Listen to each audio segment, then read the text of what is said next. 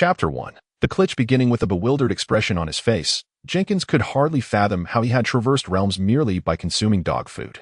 "Kid, it's time to gamble on fate," a middle-aged man, his face adorned with stubble, growled softly while pinning the drenched Jenkins Williams against a dilapidated red brick wall. Beneath their feet lay a dark, copper-hued steam pipe, hissing ominously, leaving one to wonder who might be paying for the steam's passage.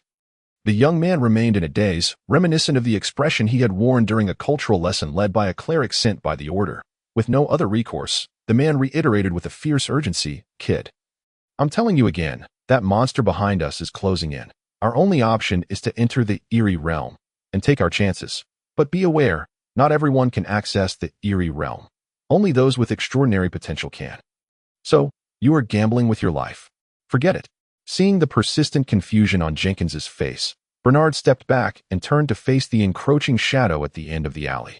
"Remember, kid, if you die, the Church of Night and Secrets will provide some compensation to your family. If you survive and are fortunate enough to join us, congratulations, you will truly encounter the world as reality.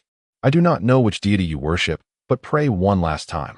He is from the Church of Night and Secrets, worshipping the righteous deity, Moon of No Light." These fragments of information inexplicably flashed through Jenkins's mind. Meanwhile, the middle-aged man abruptly seized Jenkins's arm and hurled him towards the wall. In the last fleeting moment, Jenkins, no, according to the inherited memories, he ought to be called Jenkins, caught sight of a towering two-story octopus with a mass of suction cup tentacles attempting to squeeze itself into the alley's corner. The creature, adorned with filthy green suckers, appeared to lack eyes, its tentacles tainted by the alley's grime and refuse. Merely glancing at that grotesque form made Jenkins feel as though his head might burst. What in the world is this? An interdimensional version of Cthulhu? As if passing through a thin membrane of water.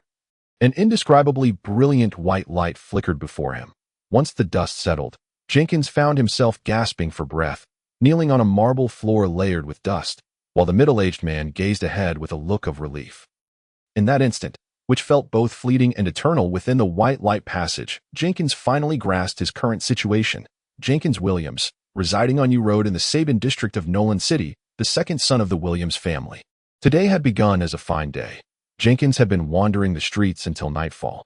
Just as he was preparing to return home and face reprimands, he was suddenly attacked by a monster emerging from the ground. Praying fervently for this sage of heritage to protect him, he had stumbled upon Mr. Bernard. Although the latter had managed to momentarily halt the creature with a strange beam, they found themselves trapped in a narrow alley. According to Jenkins's recollections, the true cause of Jenkins's demise was witnessing a pair of pitch-black eyes hidden among the creature's tentacles. As Jenkins recollected the scant images left in his memory, his soul seemed to ache faintly. The memories ceased, and Jenkins's attention was drawn to 3 glowing points and 3 bubbles that suddenly appeared before him. "Do you see them? Those glowing points?" the middle-aged man inquired hesitantly. And Jenkins nodded. "That's good. Congratulations, kid. The truth of the world is about to be revealed to you. Rest assured, this is not some frightful sorcery. It is a supernatural power recognized by the church. But you must report it." As he spoke, Bernard helped Jenkins, still seated on the dusty marble floor, to his feet. Jenkins then realized that upon drilling into the wall, they seemed to have entered another dimension, currently found in a shabby, filthy room. This appeared to be the dining area of an ordinary residence. A dim candle barely illuminated the circular table within. Jenkins could see the door and windows boarded up with short wooden planks behind them, as well as a chipped cupboard facing the entrance. It seemed that no one had visited in ages, as even a slight movement stirred up a considerable amount of dust. The black leather boots Jenkins wore and Bernard's shoes had instantaneously changed color due to the dust. The space was not particularly large, but the most captivating aspect was a figure clad in a black robe seated beside the round table. "We don't have much time. Let me briefly introduce you. And please refrain from interrupting." Bernard anxiously eyed the shadowy figure, gulped, and spoke rapidly, disregarding whether Jenkins was comprehending his words. "This world truly harbors the supernatural forces found in stories, like those bedtime tales your mother may have told you. You need not doubt this any longer. Every fortunate individual capable of awakening powers can initially see 2 gifts of the world. Yes, the 2 glowing points before you. 1, 2, 3. Perhaps the number 3 did not exist in this world. Jenkins mused, employing this childish thought to alleviate his tension that it was by no means an illusion. The unmoving figure at the table seemed to be observing him. These two glowing points mark the inception of your extraordinary journey. Now tell me, what colors do they possess? Before Jenkins lay 3 glowing points, each the size of a soybean, motionless, one white, one green, and one purple. He was unsure what this signified, but conventionally, purple indicated something of greater value. White and green, he stated. Meeting Bernard's gaze with candor, for he had not lied. Those were indeed the colors of the 2 glowing points before him. Fortunate indeed. Bernard nodded, turning his gaze back to the shadowy figure with heightened anxiety. Speaking even faster, concentrate and touch those 2 glowing points. You will acquire 2 abilities. Point 1 is a crystallization of the deepest traits of your soul.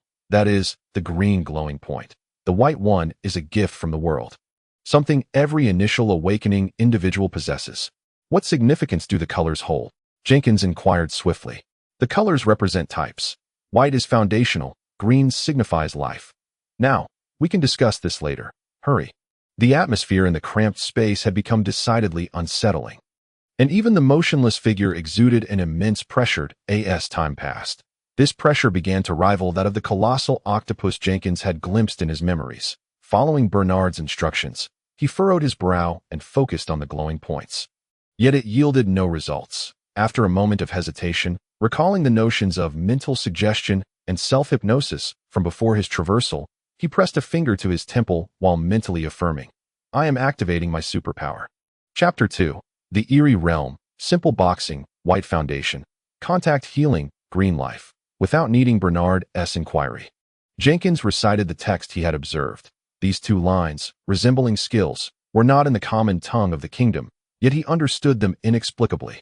All right, healing abilities have always been the rarest.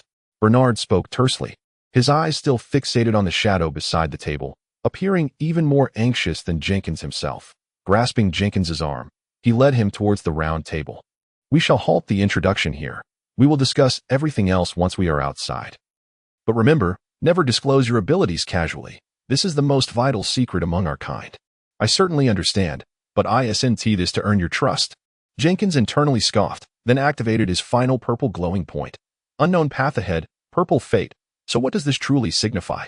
As he walked towards the table, the thick layer of dust on the floor billowed with each step, coating both men in a layer of grime. However, Jenkins noticed that when they reached the table, the figure in the black robe remained untouched by the dust. Jenkins began to question whether this being was truly alive. It had never moved or uttered a sound, merely sitting there, exerting an eerie pressure on the newly adjusted traveler. Sit. A raspy voice emanated from across the table, sounding less like a human voice and more akin to a mechanical synthesis.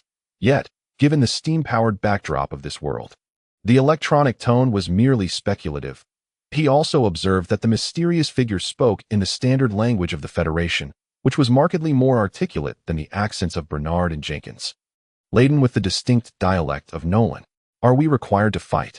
Bernard asked nervously as he guided Jenkins to sit upon 2 incongruous wooden stumps at the table, then inquired anxiously. No, the peculiar voice responded once more. That's a relief. Bernard's demeanor reminded Jenkins of his older brother sneaking out on a date, convinced he had evaded their parents' notice. Yet, in reality, the entire Williams household was well aware of his escapades. My backside feels rather cold. Is there ice beneath these stumps? Jenkins could only rely on such unreliable thoughts to distract himself. For confronting the pressure from the figure in black was overwhelmingly daunting. Perhaps interpreting Jenkins's odd expression as confusion, Bernard whispered in explanation, "The Eerie Realm is a series of fragmented worlds formed for unknown reasons. And we, the extraordinary ones, must regularly cleanse them that we can discuss the specifics later. For now, just know that our luck is remarkably good to encounter a non-combat type of Eerie Realm. After all, I am not particularly adept at confronting challenges head-on, and you are merely a novice yourself." Having uttered these words, the middle-aged man gestured for Jenkins to remain silent and cautiously inquired of the enigmatic figure across from him. "Good day. May I ask what we should do now?" "Drink."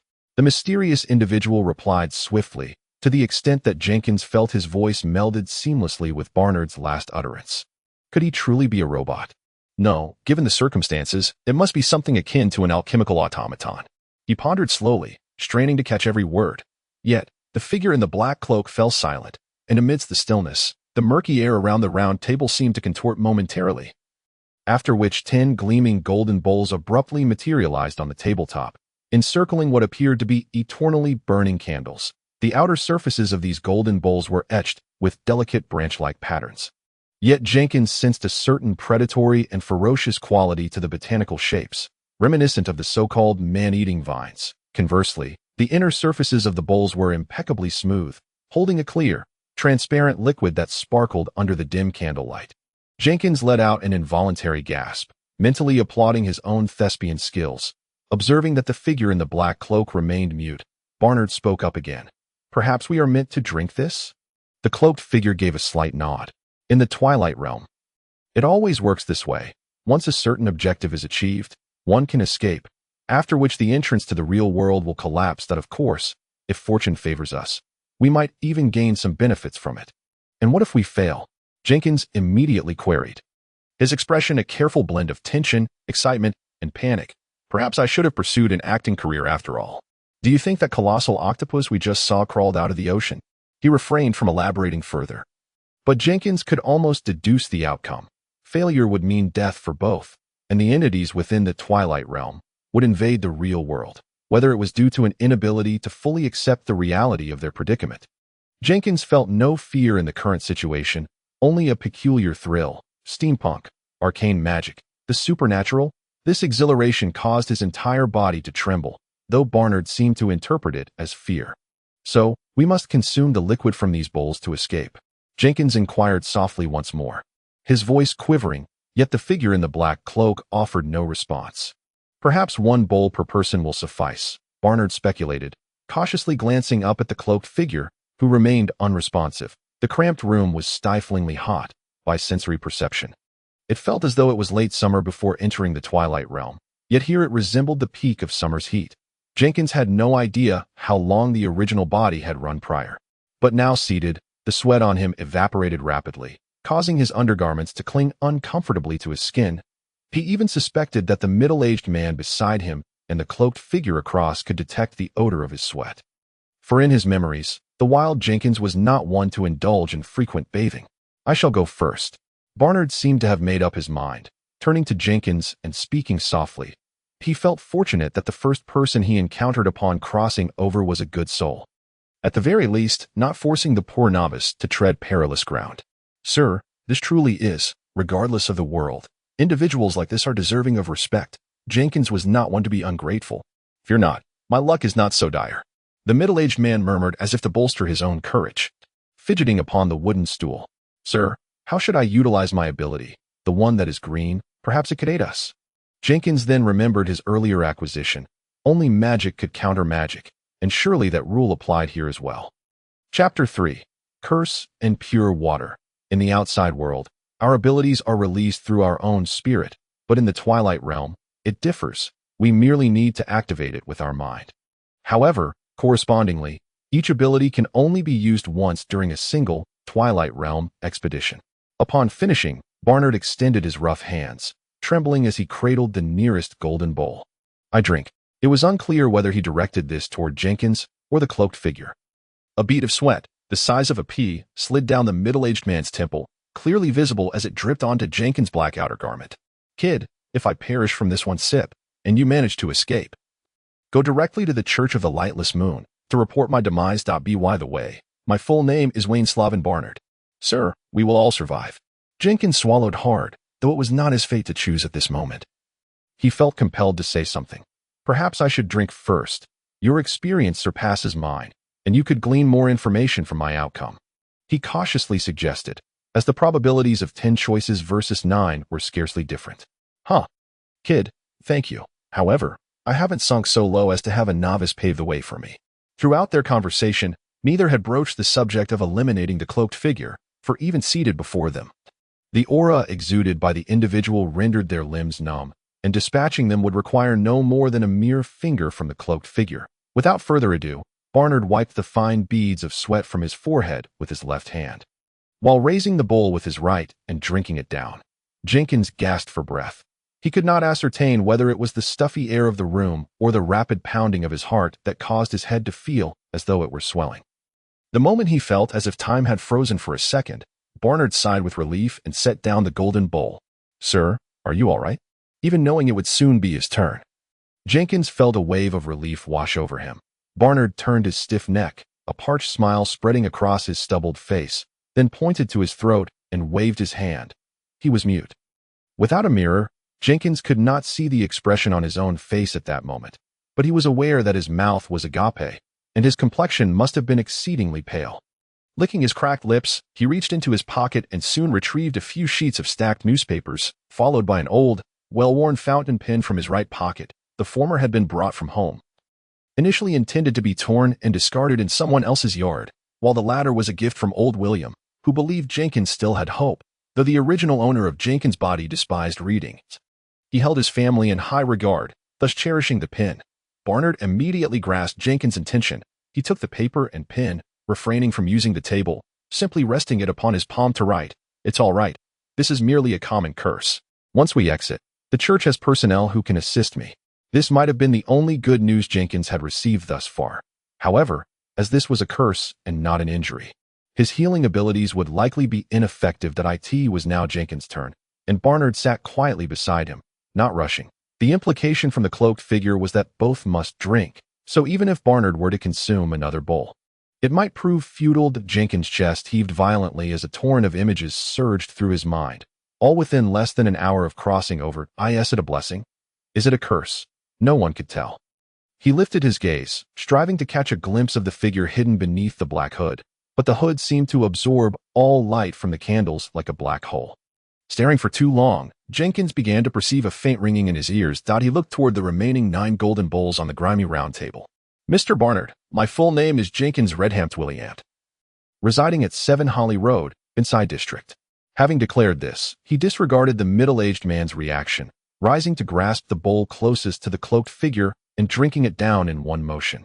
His heart raced at full throttle, blood coursing rapidly through his veins, rendering his head flushed, while his icy limbs rendered him oblivious to the peculiar sensation of the bowl in his hand. The liquid met his lips with no discernible taste. And then Jenkins felt his hand involuntarily guiding every drop into his mouth. Now he understood how Barnard had imbibed so boldly moments before, once the liquid had vanished from his mouth.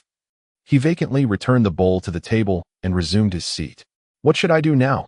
He pondered internally, only to suddenly realize he had survived. The man beside him promptly pushed the scribbled newspaper toward him. How do you feel? Not bad. It feels as if. No, I truly just drank half a bowl of clear water. To his surprise, a carousel of images danced before his eyes, culminating in this unexpected outcome. Though it felt somewhat anticlimactic, Jenkins couldn't help but express gratitude to the deities he could think of. It was then that he recalled his current belief system, which revolved around the Herald of Knowledge, a deity symbolizing the 10th month, whose divine portfolio encompassed knowledge, books, secrets, exploration, and inheritance. Although old William had merely been a small merchant, he firmly believed that knowledge could alter fate. Thus the entire William family were devotees of this deity. May the Herald of Knowledge bless us. May your radiance illuminate humanity's path forward.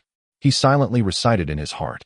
The normal prayer process should also include a corresponding set of gestures, but Jenkins, lacking conviction, held only a vague impression of such rituals. The two individuals each consumed a bowl, yet nothing altered. The figure in the black robe remained seated, inscrutable as ever. Are we allowed to leave? Jenkins refrained from taking any rash actions, instead once more querying the seasoned Mr. Barnard. The man appeared somewhat bewildered, unable to articulate his thoughts. He gestured for Jenkins to remain still, then attempted to rise. Despite Jenkins standing to retrieve the golden bowl without incident, Barnard seemed as though he were weighed down by a 100-pound anchor, crashing heavily back onto the wooden stump. A faint cracking sound echoed, and a fissure instantly appeared on one side of the stump, causing Jenkins to grow increasingly concerned for Mr. Barnard's posterior. "Are you all right?" he inquired, only to realize the foolishness of his question. Barnard, his face flushed with pain, shook his head through clenched teeth. Fortunately, he was unable to vocalize his distress, or Jenkins feared he might unleash a roar. Chapter 4. The Wooden Bowl. Must we consume every last drop? He tentatively asked the figure in the black robe, only to receive no response. Meanwhile, Barnard scribbled a note. Compared to his previous writings, this message, hastily scrawled in the margins between an advertisement for hiring maids and a detective, appeared significantly more disheveled. Impossible. The liquids in these bowls are clearly dubious. To drink them all would mean our demise. Past experience indicates that while the uncanny realm is bizarre and perilous, it seldom presents challenges that are fatal. After a moment's hesitation, he added, perhaps this is merely a test of our courage, requiring us to drink a certain number of bowls within a limited time frame. Is that the case? It was merely speculation. After all, the time wasted since their entrance had not been insignificant. Primarily due to Jenkins' incessant inquiries, Barnard set down Jenkins' pen, carefully capped it, and placed it on the newspaper, then silently lifted another golden bowl, tilting his head back and draining it, for the first time. A look of astonishment crossed his face. Incredible luck, he hastily wrote on the newspaper. I've acquired a new ability. Will it assist in resolving our current predicament? Jenkins immediately asked. Filled with hope, Barnard's excited expression faltered, and he withdrew the paper once more. No. Should I refrain from interrupting his enthusiasm? Jenkins pondered silently as the middle-aged man beside him resumed his tense silence, albeit reluctantly. It was Jenkins' turn again, and now 7 bowls remained from the initial 10. He attempted to discern the differences among them visually, only to regretfully discover they were identical. In an era devoid of large-scale electronic mechanization, the factories were far more akin to flesh and blood rather than the likes of Foxconn. Thus, it was theoretically impossible for 2 bowls to be exactly the same. Are they supernatural creations?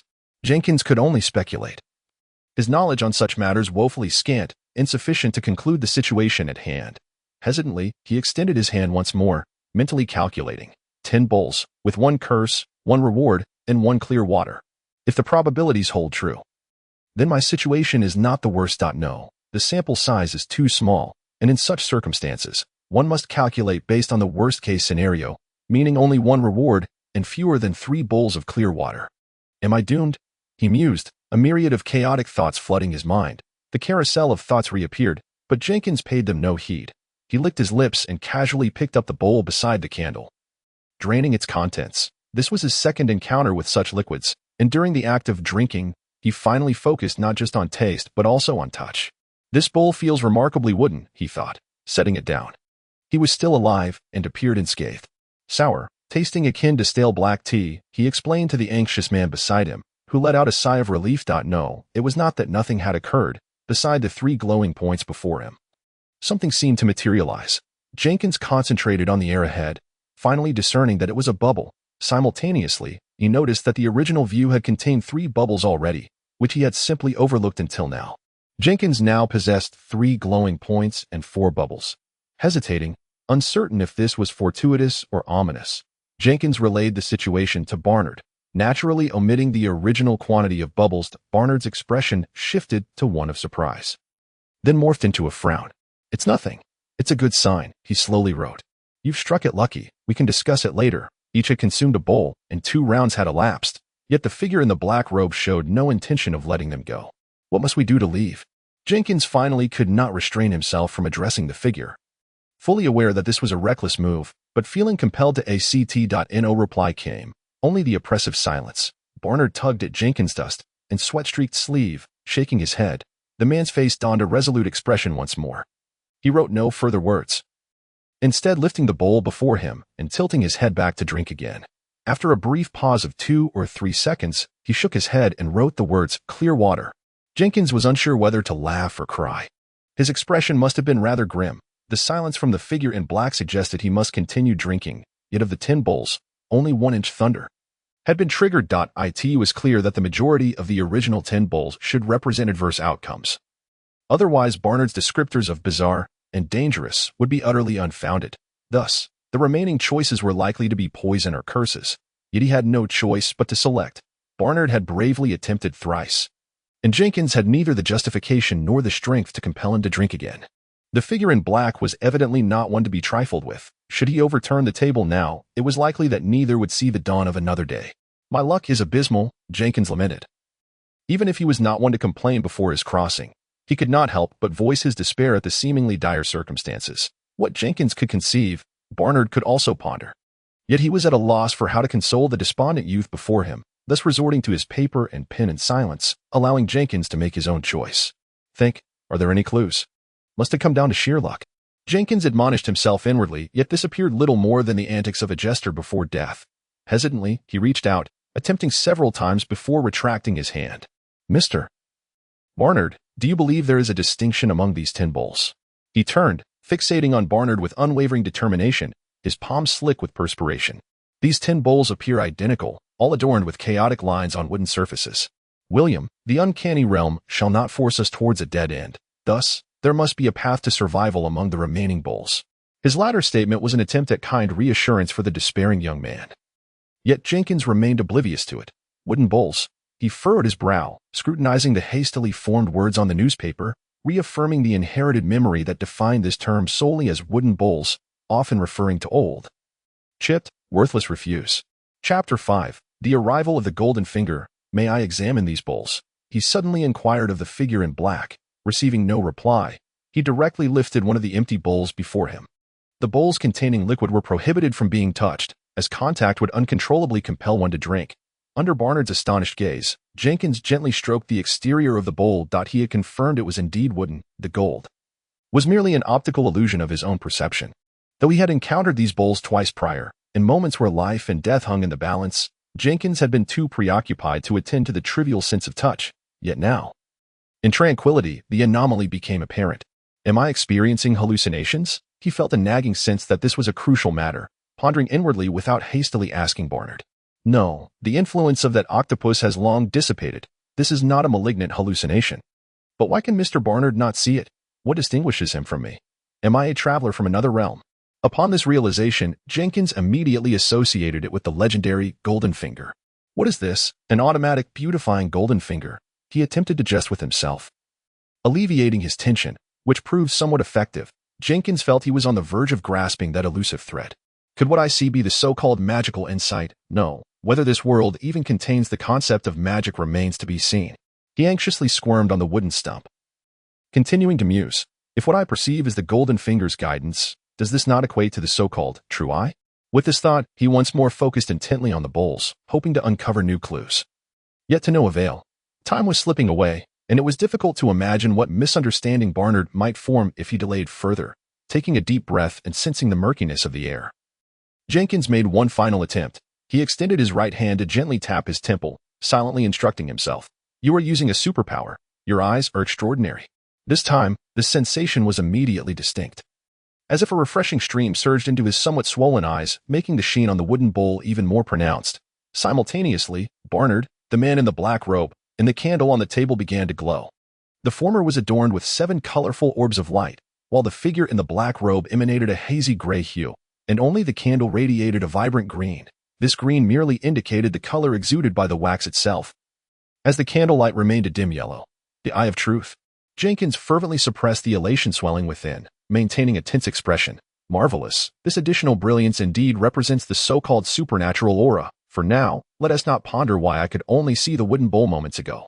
The way forward is clear. He gazed intently at the lush green candle. Recalling the earlier introduction, green signifies healing. Let us take a gamble. If we win, perhaps there will be a reward. The winning might not even lead to a reward. With a sudden motion, Jenkins surprised everyone by flicking a small, solidified piece of wax from the table directly into the adjacent bowl. Before the liquid within the bowl could splash, he gulped it down. Nothing happened. He rejoiced internally, simultaneously informing Barnard, it is pure water. At that moment, the door sealed by wooden planks unexpectedly swung open, scattering the boards across the floor. No one could discern the scenery outside, only a blinding white light reminiscent of their arrival. We can leave, Barnard exclaimed excitedly, only to remember to write a few words for Jenkins to see. Jenkins, too, stood up in exhilaration, but his smile gradually faded as he sat back down. Wait. Licking his lips, Jenkins glanced at the remaining bowls on the table. Oh. Right. As if uttering the words out loud, Barnard scribbled a few characters on paper, urging Jenkins to read them aloud. What about our reward? He murmured softly. The bowls. The black-robed figure's unpleasant and eerie voice echoed once more after a lengthy silence. Barnard promptly extended his hands in delight but could only grasp one bowl. He was already satisfied, signaling Jenkins to hurry, yet the young man seemed lost in profound contemplation, staring into the air. Wait. Finally, he made a resolute decision. Since there are rewards within these bowls, why not sample all the liquids? A look of terror crossed Barnard's face as he hastily wrote, You've lost your mind. The rest are likely toxic. How will you test them?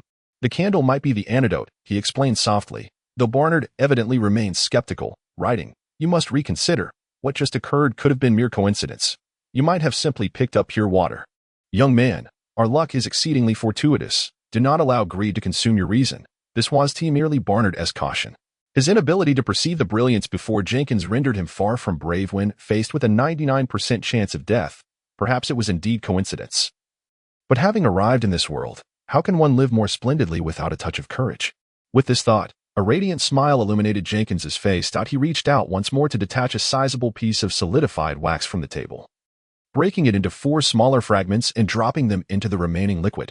Without glancing at Barnard's expression, Jenkins swiftly lifted 4 bowls in succession, the clinking sound of their collision ringing continuously. Barnard held his breath, too anxious to exhale, observing Jenkins's reckless actions. Moments later, Jenkins sighed. All 4 bowls contained pure water. Barnard fervently nodded, indicating Jenkins to take 1 bowl and make haste. How greedy. With 2 of us making 10 choices, how could there possibly be 3 rewards? He mused regretfully, reaching for 1 bowl, only to find it seemingly glued to the table's surface. Before he could voice his inquiry, the black-robed figure moved. He stood, pointing at the candle amidst the frozen poses of the 2 men. "Take it." This marked the first time he uttered 2 words. Jenkins momentarily failed to react until Barnard, filled with exuberance, nudged him, prompting him to finally grasp the candle that had burned down halfway.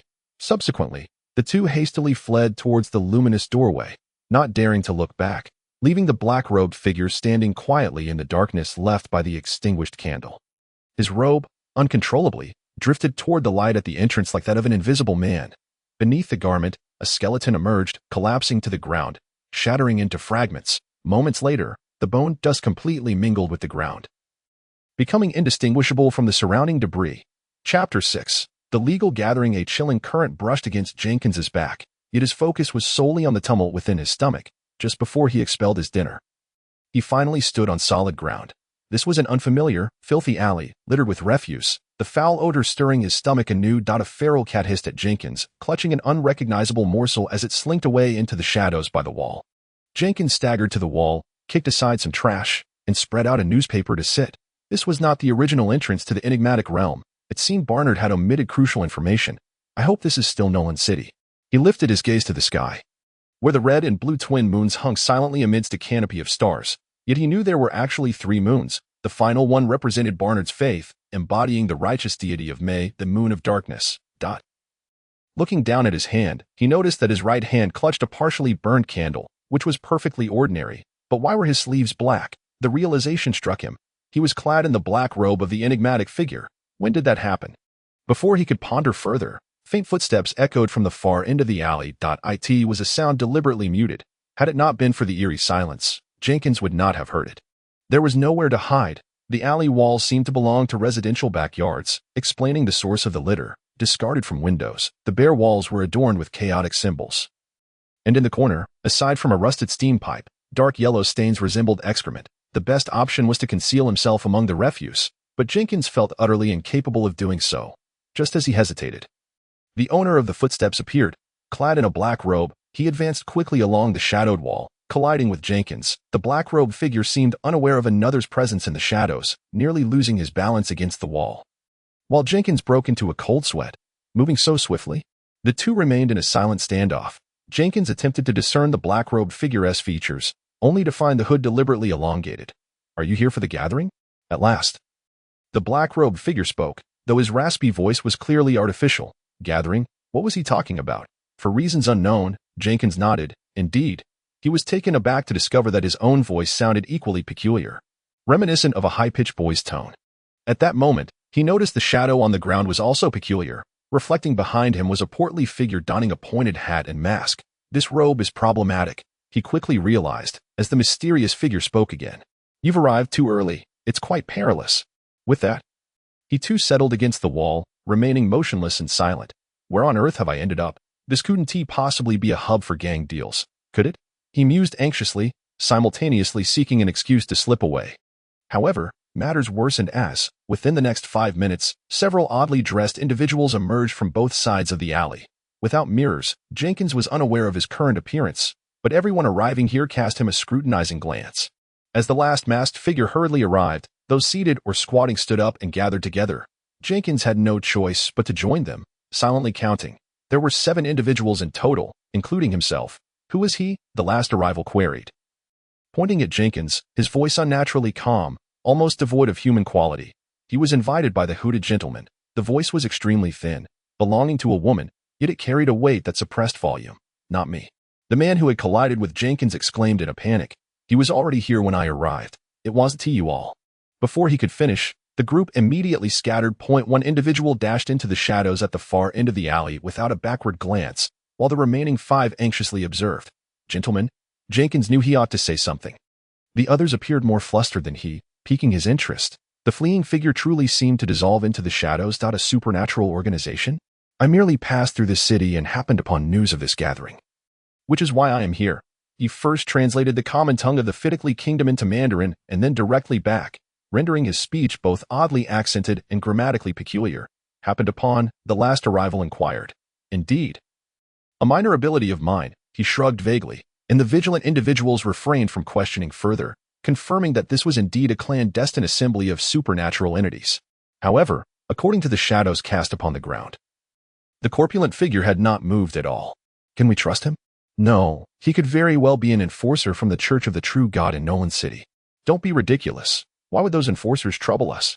We merely opted not to register our abilities, which is not a crime. He could also be a cultist hunting gifted individuals. I've heard. If you're afraid of danger, why not leave? Humph. The one who just departed clearly has something to hide. We should alter our approach for the next gathering. Those who leave are the ones with issues. The 5 individuals whispered hastily among themselves, ultimately concluding that we have committed no crime. Private assemblies are not illegal. Finally, the man who had confronted Jenkins stepped forward, previously referred to as Mr. Hood. Sir, we welcome new members to our gathering, but you must prove yourself to be a gifted individual of unblemished background. Gifted, that appears to be the term used in this world for those who wield supernatural powers. Jenkins responded with peculiar syntax. How to prove? Upon hearing this, the individual opposite him seemed to breathe a sigh of relief, gesturing to the 4 behind him not to panic. Release your spiritual insignia, he instructed. Jenkins fell silent. This was yet another term he had never encountered. Misinterpreting Jenkins' silence, Mr. Hood elaborated. We have no intention of prying into your true identity, but we must ensure you are not a criminal fleeing from another city. Although we gather in secret due to our disdain for the Registration Act and our disbelief in the Church of the True God, we are certainly not a criminal organization. Chapter 7. Information Exchange Part 1. This is not what I expected. This group is merely a club? Jenkins nodded, raising his hand to his temple to activate the Eye of Truth, a motion that startled the 5 into a synchronized retreat. I need to confirm your spiritual insignia first. Very well. Mr. Hood nodded, in Jenkins' field of vision. 5 luminous points appeared, 1 white, 2 red, and 2 yellow. In the next moment, the central red point suddenly blazed brightly, revealing an image of a red-winged bird before Mr. Hood. This was merely an illusion. The image no larger than a palm. The other 4 stepped forward, mimicking Mr. Hood, and each of their central light points flared with intensity. Subsequently, red clouds, a yellow pan flute, a yellow regular hexagon, and a green arm pattern materialized in the air. All right, Jenkins said, glancing at his own light point. The situation was dire. The position designated as central was simultaneously occupied by green and purple. Could this be due to my consumption of the original host's soul fragment? He recalled Barnard mentioning the soul characteristic ability, and it seemed his speculation was correct. After a moment's contemplation, he decided to attempt the purple light point, reasoning that Barnard was aware of his green ability and he wished to conceal his identity. Focusing on the light point, he envisioned some invisible substance flowing within him. A cool breeze effortlessly emerged, streaming directly into the light point before him. A purple pentagram flickered in the air before finally stabilizing. Purple, a high-pitched female voice inquired. Perplexed. White is the foundation, red is martial prowess, yellow is spellcraft, gold is divine arts. What type is purple? Do not pry into others' privacy.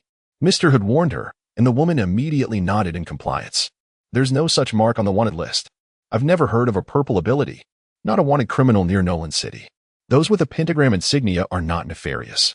The group simultaneously turned to the individual who spoke the last sentence. She was the one with the sharp voice. Your words betray your allegiance to the Lady of Mystery and Ritual, Mr. Hood cautioned. Jenkins had not heard of the Lady of Mystery and Ritual, but it must be a false deity in this world. Only deities corresponding to the 12 months of the year may be referred to as true gods. All others are considered false. However, his memory hinted that the Church of the True God held an ambiguous stance towards false deities. They neither expel, arrest, nor harm their followers, nor do they openly oppose their beliefs, yet they categorically refrain from associating with them, disallowing false deities from publicly promoting their religions or establishing their own churches. In other words, as long as followers of false deities refrain from engaging in malevolent religious rituals, do not propagate doctrines contrary to mainstream societal thoughts, and avoid subversive activities, the Church of the True God treats them as if they were invisible. Strangely enough, even the followers of false deities refer to their own gods as false deities. The waters of this world appear to be quite deep. My belief in the lady has already been revealed, but that is insufficient for you to discern my identity. Now, we have a stranger. The five again turned their gazes to Jenkins. Can I be trusted? He inquired. Yes, but only temporarily, should you exhibit any unusual behavior. We will promptly report you to the Church of the True God. How ironic that they, conducting a secret assembly, threatened to alert the authorities. The group retracted their insignias and clustered together once more. Mr. Hood introduced Jenkins. Let me reiterate, our gathering is not illegal. It is solely to safeguard our secrets. Such assemblies abound in Nolan City. Thus, even if you report to the government or the church, it would be futile. The number of gifted individuals is already scarce, and those who believe in false deities are even fewer. We gather merely to exchange information or conduct small transactions. It is not a violation of law or morality. His insistence on their legality was repeated multiple times. Yet in the depths of night, in such a secluded location, 5 individuals concealing their identities convened. Was this not criminal? I understand. No need for explanation. Followers of false deities are inherently marginalized by mainstream society. We are simply resisting authority in silence. He interjected, interrupting Mr. Hood. Indeed, a quiet rebellion against authority. I appreciate your description. Now, please assign yourselves names for ease of address. He gestured to the other 4. I am Mr. Hood. The one with the sharp voice is Mr. Magic. To your right is Mr. Black Cat. The one beside him is Mr. Birch. And this is Mr. White Spirit. By the way, the one who fled is Mr. Dagger. Damn it. I should have known someone with such a name is not a good person. Although 2 of them had distinctly feminine voices, they all bore the title of Mr. Candle, Jenkins stated, simply because he held a candle in his hand. Excellent, Mr. Candle. Welcome to our midst. You have temporarily earned our trust. Let the gathering commence. Jenkins remained silent, intending to observe what this legal secret assembly was truly about. The group treaded carefully over refuse, moving into the shadows cast by the moonlight, wary of being detected by those wielding the powers of night and secrecy. Through the moon's illumination, according to our custom, each person shares a recent piece of information. I shall begin. The Church of Death and End has sacrificed a level 4 gifted individual at Nolan's 5th public hospital. If you have no business there, do not approach. No one inquired about the reason behind this. Jenkins noted the level 4, and the next to speak, Mr. Magic with the sharp voice, stated, there has been a significant issue on a small island off the coast of Nolan City. A suspected aberration has gone out of control, and at least 3 combat squads from the Church of the Storm Sovereign have been dispatched. Is this information accurate? At this moment, Mr. White Spirit, the one with the feminine voice, inquired. Isn't the rule here that we can only speak of matters that are 100% certain? Mr. White Spirit, wearing a hood, nodded slightly and continued, at midnight tomorrow, a shipment of antiques smuggled from the sea will arrive in Nolan. I do not know the exact landing point, but included in that shipment are both aberrations and extraordinaries. The following statement is uncertain. There may also be gifts. If you have sufficient connections and courage, you might find some valuable items in the black market. Gifts. Chapter 8, Information Exchange, Part 2. This time, it was Mr. Magic who interrupted the others, gasping in shock. The Church of the True God categorizes supernatural items into series aberrations, series extraordinaries, and series gifts. Could there actually be gifts this time? Indeed. I heard this information from another gathering, hence my uncertainty. For the love of the lady, gifts are items that can enhance the abilities of gifted individuals while immersed in their own spirituality, aside from acquiring them through aberrations. The only other way is to purify aberrations. Jenkins gleaned new information as he listened. silently thanking Mr. Magic for articulating things so clearly. Remembering the sticky candle clasped in his hand, he had a sudden inspiration and began to mobilize the icy current from earlier. Directing it into his hand, the sensation of the candle vanished, yet it felt as though something had been added to his body. Meanwhile, beside the glowing point and bubble, a simple candle illustration slowly materialized. Now it's my turn. The next speaker was Mr. Black Cat. The Nolan city government intends to upgrade the infrastructure in the Eighteenth district in the near future, with a focus on extending steam pipelines to every household. Oh, this piece of information had a different tone. As long as the information is valuable and discreet, it is acceptable, Mr. Hood explained in a hushed tone, to which Jenkins nodded in agreement. Meanwhile, the shadows on the ground remained still. Finally, Mr. Birchwood spoke up.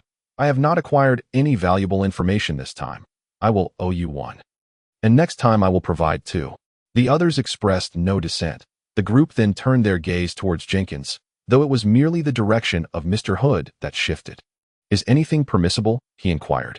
Indeed. Anything of value is acceptable if it pertains to the benefactor. We may allow for some leniency. Jenkins nodded thoughtfully and then spoke.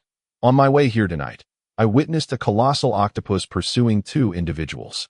This piece of information was surprisingly acceptable. The wizard voiced his concerns in a high-pitched tone. It has appeared again. Our gatherings have been rather infrequent lately. Who knows who might encounter it? Agreed. Agreed. Agreed. Agreed. The four responded in turn, and Jenkins understood that this was not the first appearance of the octopus.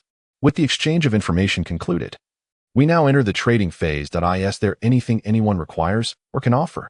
Mr. Hood stated, seemingly the host of this assembly. I wish to know the nature of the purple power. The wizard exclaimed impatiently, prompting Mr. Hood to direct his attention towards Jenkins. What can you offer? He countered, hoping to receive a supernatural item in return. Standing for so long had also left his feet feeling somewhat numb. The original body was indeed lacking. I lack monetary resources. And your information is not worth an item in exchange. Ask me for another piece of information, Jenkins conceded, feeling a twinge of regret. The two moved aside, ensuring that the other four could not overhear. And Jenkins finally asked, I have just arrived in Nolan and am unaware of the events unfolding here. I wish to know about that large octopus. No problem. To show my sincerity, I shall go first. That octopus is currently a significant trouble faced by the Church of the True Gods. It has appeared every night at precisely 10 o'clock in the Nolan City Center since 2 months ago. But only those within 10 meters of its appearance can perceive it. An illusion? Jenkins queried. Not quite. That would be an incomplete assessment. For ordinary citizens, if they do not see it, it will have no effect. However, for the unfortunate souls who find themselves within that 10-meter radius, the monstrous entity is very much real. Did you not witness it wreaking havoc on the city? Indeed, Jenkins promptly affirmed, recalling a scene reminiscent of a tokusatsu film, albeit devoid of the hero. If you were to stroll around Nolan now, you would discover that nothing has transpired. But I saw the unfortunate souls actually injured by the debris. And I am one of those unfortunate souls. Yes, this is what is termed as seeing is believing. While not seeing renders it an illusion, in recent months, the number of missing persons at night has surged, prompting the church to finally take notice. Though individuals in our gatherings had long mentioned this issue, all 5 churches of the True Gods in Nolan have dispatched personnel to intensify patrols. The scribes, the watchers, the navigators, the keepers, and the astrologers are all mobilized. Ultimately, it was a careless newcomer from the Church of Cosmic Stars who first encountered the octopus during a patrol after taking a wrong turn. From the names, the scribes, watchers, navigators, keepers, and astrologers should belong to Legacy Sage, Moon of Darkness, Master of Storms, End of Death, and Cosmic Stars.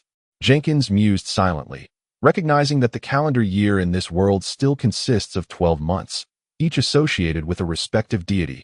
Currently, it is July, belonging to the Seer of Fate. Thus, July is also referred to as Month of the Seer and Thunder, with thunder signifying summer. But why does that octopus appear? Surely, it cannot merely be a natural phenomenon. Jenkins inquired further. Its emergence is related to mysterious realms.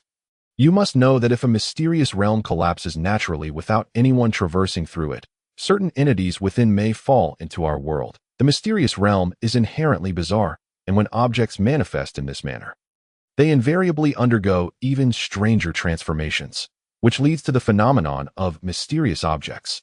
Jenkins internally concluded, lacking concrete evidence but believing this to be the case. This encompassed all that the wizard was aware of. And Jenkins shared his own insight. Purple, the color of fate. Fate. Indeed, so that is the case. Returning to the group, the subsequent trades held little novelty, primarily consisting of plants, minerals, or parts of creatures with names he had never heard before. For instance, the wizard was seeking the third segment of a human blood centipede, while Mr. Hood hoped to procure some pure silver blessed by the Church of all things in nature. The latter was no simple task.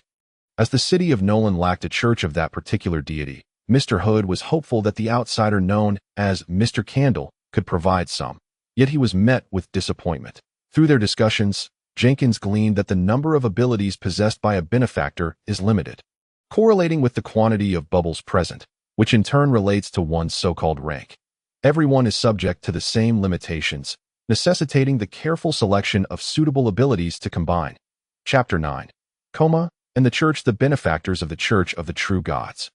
With the support of the Church, find it relatively easy to fill their bubbles, but as official personnel, they struggle to access certain esoteric arts that circulate privately, benefactors of false deities or those unwilling to register, while lacking the Church's support, can engage more freely with benefactors from other sects and regions.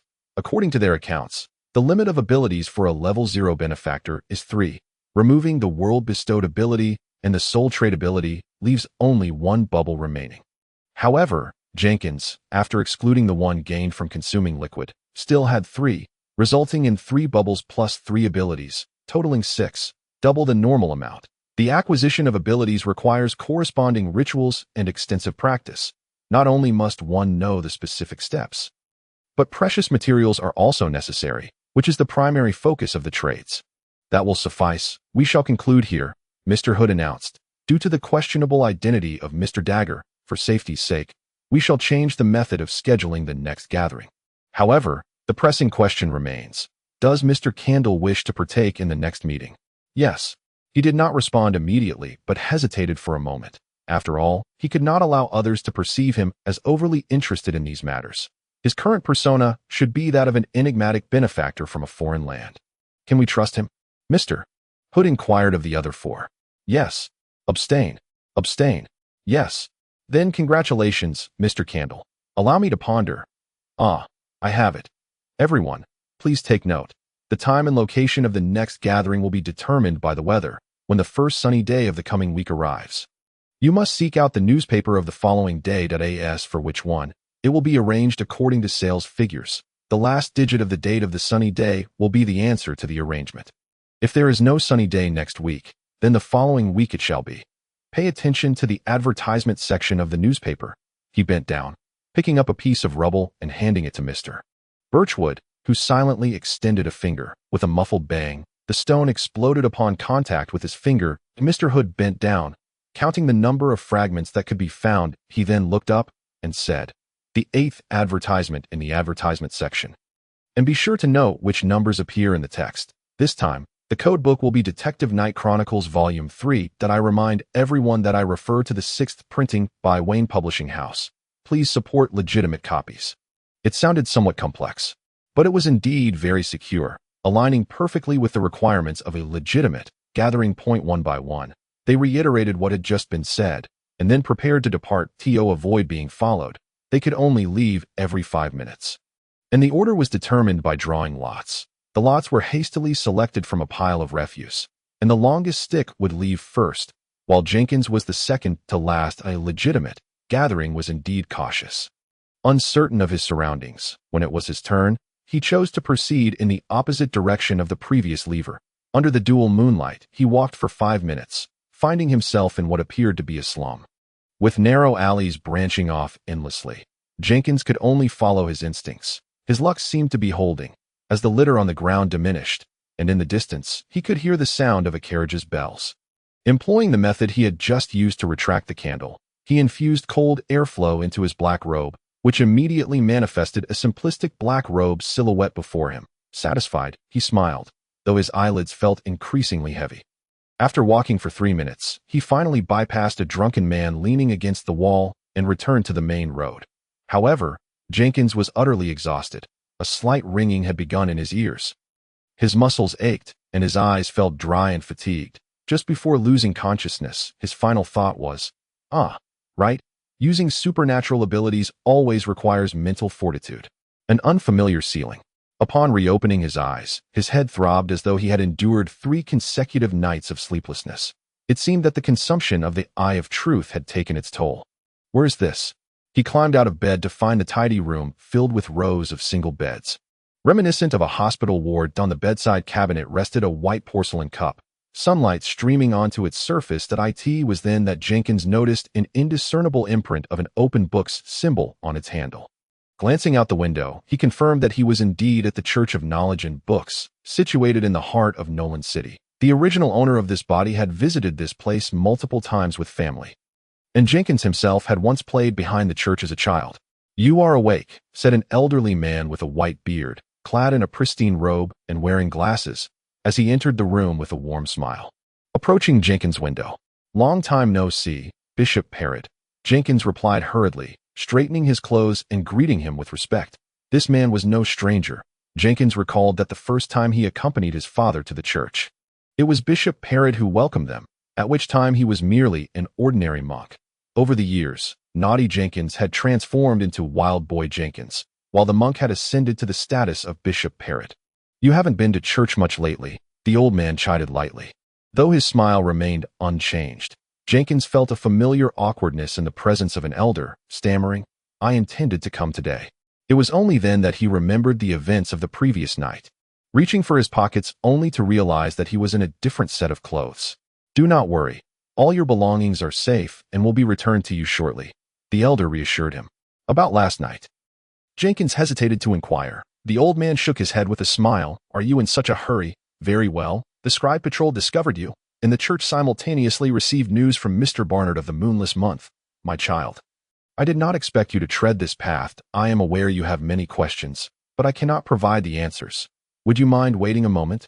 Trusting the bishop, Jenkins nodded slowly, realizing that despite having attended a legitimate gathering the night prior, his identity had swiftly been revealed to the very church he revered. He reminded himself that the test of his acting prowess was only just beginning, yearning to find his footing in this unfamiliar world. Unwilling to relinquish the identity of Jenkins, before long, the door opened once more, revealing a middle-aged man in stark contrast to Barnard, with whom he had shared a life-and-death bond. This man's expression was notably grave, his attire impeccably arranged, and his chin devoid of any facial hair. Chapter 10. Sweet words and lie detection. The man did not approach the bed, but merely nodded at Jenkins from the doorway. "Come with me," he instructed. Jenkins immediately swung his legs over the side of the bed, donned his shoes, and followed, his heart racing with unease. They traversed the cloister of the church's rear courtyard, exchanging greetings with numerous acquaintances, until they arrived at a 3-story building Jenkins had never entered before. This inconspicuous structure seemed to have escaped the original owner's notice altogether. The middle-aged man remained silent as he led Jenkins inside. At the entrance sat a young man sipping tea. "Good morning, Captain Bincy. Is this the newcomer?" he greeted warmly, rising to his feet. Yet, the middle-aged man's pace did not falter. He merely nodded, guiding Jenkins into the adjacent corridor. Jenkins could hear the shout behind him. "Hey, with a newcomer, can we adjust the duty roster? I'm tired of standing guard here." What a delightful work atmosphere, Jenkins mused inwardly. The two proceeded down the corridor, its walls severely peeling, but fortunately devoid of any hanging cobwebs. They eventually halted before a door marked 034. The middle-aged man produced a large keyring and, after a moment of contemplation, selected a key and ushered Jenkins through the entrance. Inside appeared to be a study, clean and orderly yet lacking in warmth, and dim due to the absence of windows. With the faint light seeping through the crack of the door, Jenkins noticed the man reaching for a book on the shelf. Suddenly, a faint whirring sound echoed, and the floor began to retract, revealing a downward passage. "Quite traditional, isn't it?" the man intoned, his voice heavy. It took Jenkins a few moments to realize he was being addressed. "Oh, yes, sir, just as described in those legendary tales. Though traditional, it is quite necessary," the man stated, turning his back to Jenkins as he descended the staircase, with Jenkins closely following. The passage's stone walls were hollowed out with small alcoves, And as Jenkins heard the floor seal behind them, he noticed the candles within the alcoves igniting one by one. There are no steam pipes here, for safety and confidentiality, the middle-aged man explained. Jenkins nodded in understanding. It made perfect sense. Such a place, clearly a secret hideout, would not attract a throng of workers for construction. The staircase spiraled downward for about 2 turns before arriving at the bottom. The staircase opened into an expansive corridor, more accurately, a tunnel. Its floor and ceiling constructed from sturdy stone blocks. One side of the tunnel was merely a wall, while the other housed a row of rooms. The tunnel stretched far into the distance, and the underground lighting was insufficient for Jenkins to discern its end. He casually opened the first room adjacent to the staircase, and both he and the middle-aged man stepped inside. The door closed automatically behind them, and a row of oil lamps affixed to the walls illuminated the room, revealing only 3 items, 2 folding chairs and a wooden table. The middle-aged man gestured for Jenkins to sit in the chair facing the door, while he took a seat opposite him. If a sign saying confess for leniency, resist for severity were to be put up here, it would truly resemble a police station. Has the legitimate gathering been compromised? Jenkins thought to himself, yet obediently settled into his seat. Let me introduce myself. My name is Stephen Binsey. You may address me directly as Mr. Binsey. Hello, Mr. Binsey. I am Jenkins William, just turned 20, residing in the Sabin district of Nolan City. That is sufficient. Binsey interrupted Jenkins, who felt a sense of pride in his earlier performance. He believed he had vividly portrayed the image of a young man filled with excitement, confusion, anxiety, and a hint of fear. All typical of the Jenkins he remembered. I will ask the questions, and you will provide the answers. What you sow is what you reap. This question is no challenge for me. Jenkins silently chanted in his mind, while outwardly he nodded vigorously. What is your name? Did I not already mention it? He questioned internally, but suddenly grew alert. Could this be the legendary trial of the traveler, the lie detection test, pretending to adjust his hair? He tapped his temple, striving to summon the sensation of awakening, the eye of truth. The process unfolded smoothly, and Jenkins immediately discerned 9 colorful light points hovering before the man across from him, while 3 clusters of light appeared on the wall to his left. A one-way mirror? Is there someone behind it? He realized. But these were evidently not the answers he sought. Attempting to delay, he feigned a light laugh and finally caught sight of the golden glow emanating from Binsey's left hand. Indeed, a supernatural artifact akin to a lie detector. Were all those authors who wrote about traversing truly able to return with such knowledge? He mused, smiling as he replied. My name is Jenkins. The S was pronounced very softly, as Jenkins internally recalled his previous name, Jien. Prior to last night, had you encountered any supernatural phenomena? The impassive man inquired once more. This question poses no challenge. Jenkins reiterated in his mind. I swear, my experiences last night were my first encounter with the supernatural. Oh, divine being, it was utterly astonishing. Indeed, last night marked the moment of his crossing over, thus making it his first encounter. Very well, the final question, what is your belief?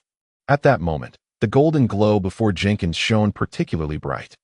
He discarded his smile, adopting a serious demeanor, as he recalled everything that defined Jenkins. Completely unaware of the principles behind the ongoing lie detection, he found himself at a loss. Jenkins longed to declare the goddess, the inheritor sage, as his lifelong faith, yet was astonished to discover how difficult it was to deceive oneself. Given a little time to acclimate to this world and embrace a new identity, Jenkins felt confident in accepting a true deity as his faith, albeit as a mere novice. However, in this hurried moment, persuading himself proved far from easy. Another gamble it is, he resignedly thought to himself, striving to maintain an unchanged expression. I believe in knowledge, respect teachers, and recognize books as humanity's greatest creation and a necessity for our legacy. I hold that virtuous scholars and educators are among the greatest individuals, and I revere the existence that places knowledge and heritage above all. Chapter 11. The registration law. He endeavored to articulate his words with elegance, yet tragically discovered that the grammatical knowledge he had inherited only allowed him to express himself to this degree. Were he able to respond in his native tongue, he would have conveyed a flood of thoughts exceeding 200 words. The teachings of the inheritors of wisdom bear a striking resemblance to those articulated by Jenkins. In fact, an amalgamation of the two could yield even greater efficacy. Yet the original Jenkins possessed only a vague recollection of that lengthy discourse and that impressive rhetoric, accompanied by a mere handful of keywords. He awaited Mr. Beanshee's pronouncement with bated breath, while Beanshee regarded Jenkins with earnestness. As Bishop Parrod aptly stated, "You are indeed quite cunning to at this juncture. Merely professing your faith in the goddess suffices. There is no need for ostentatious displays of loyalty. By the way, your grammar leaves much to be desired." "He has misunderstood. He has misunderstood." Jenkins exulted inwardly, nodding vigorously in a pretense of repentance. "This is splendid, Jenkins Williamter. Your entire family are devotees of the goddess. And your father has made indelible contributions to the church.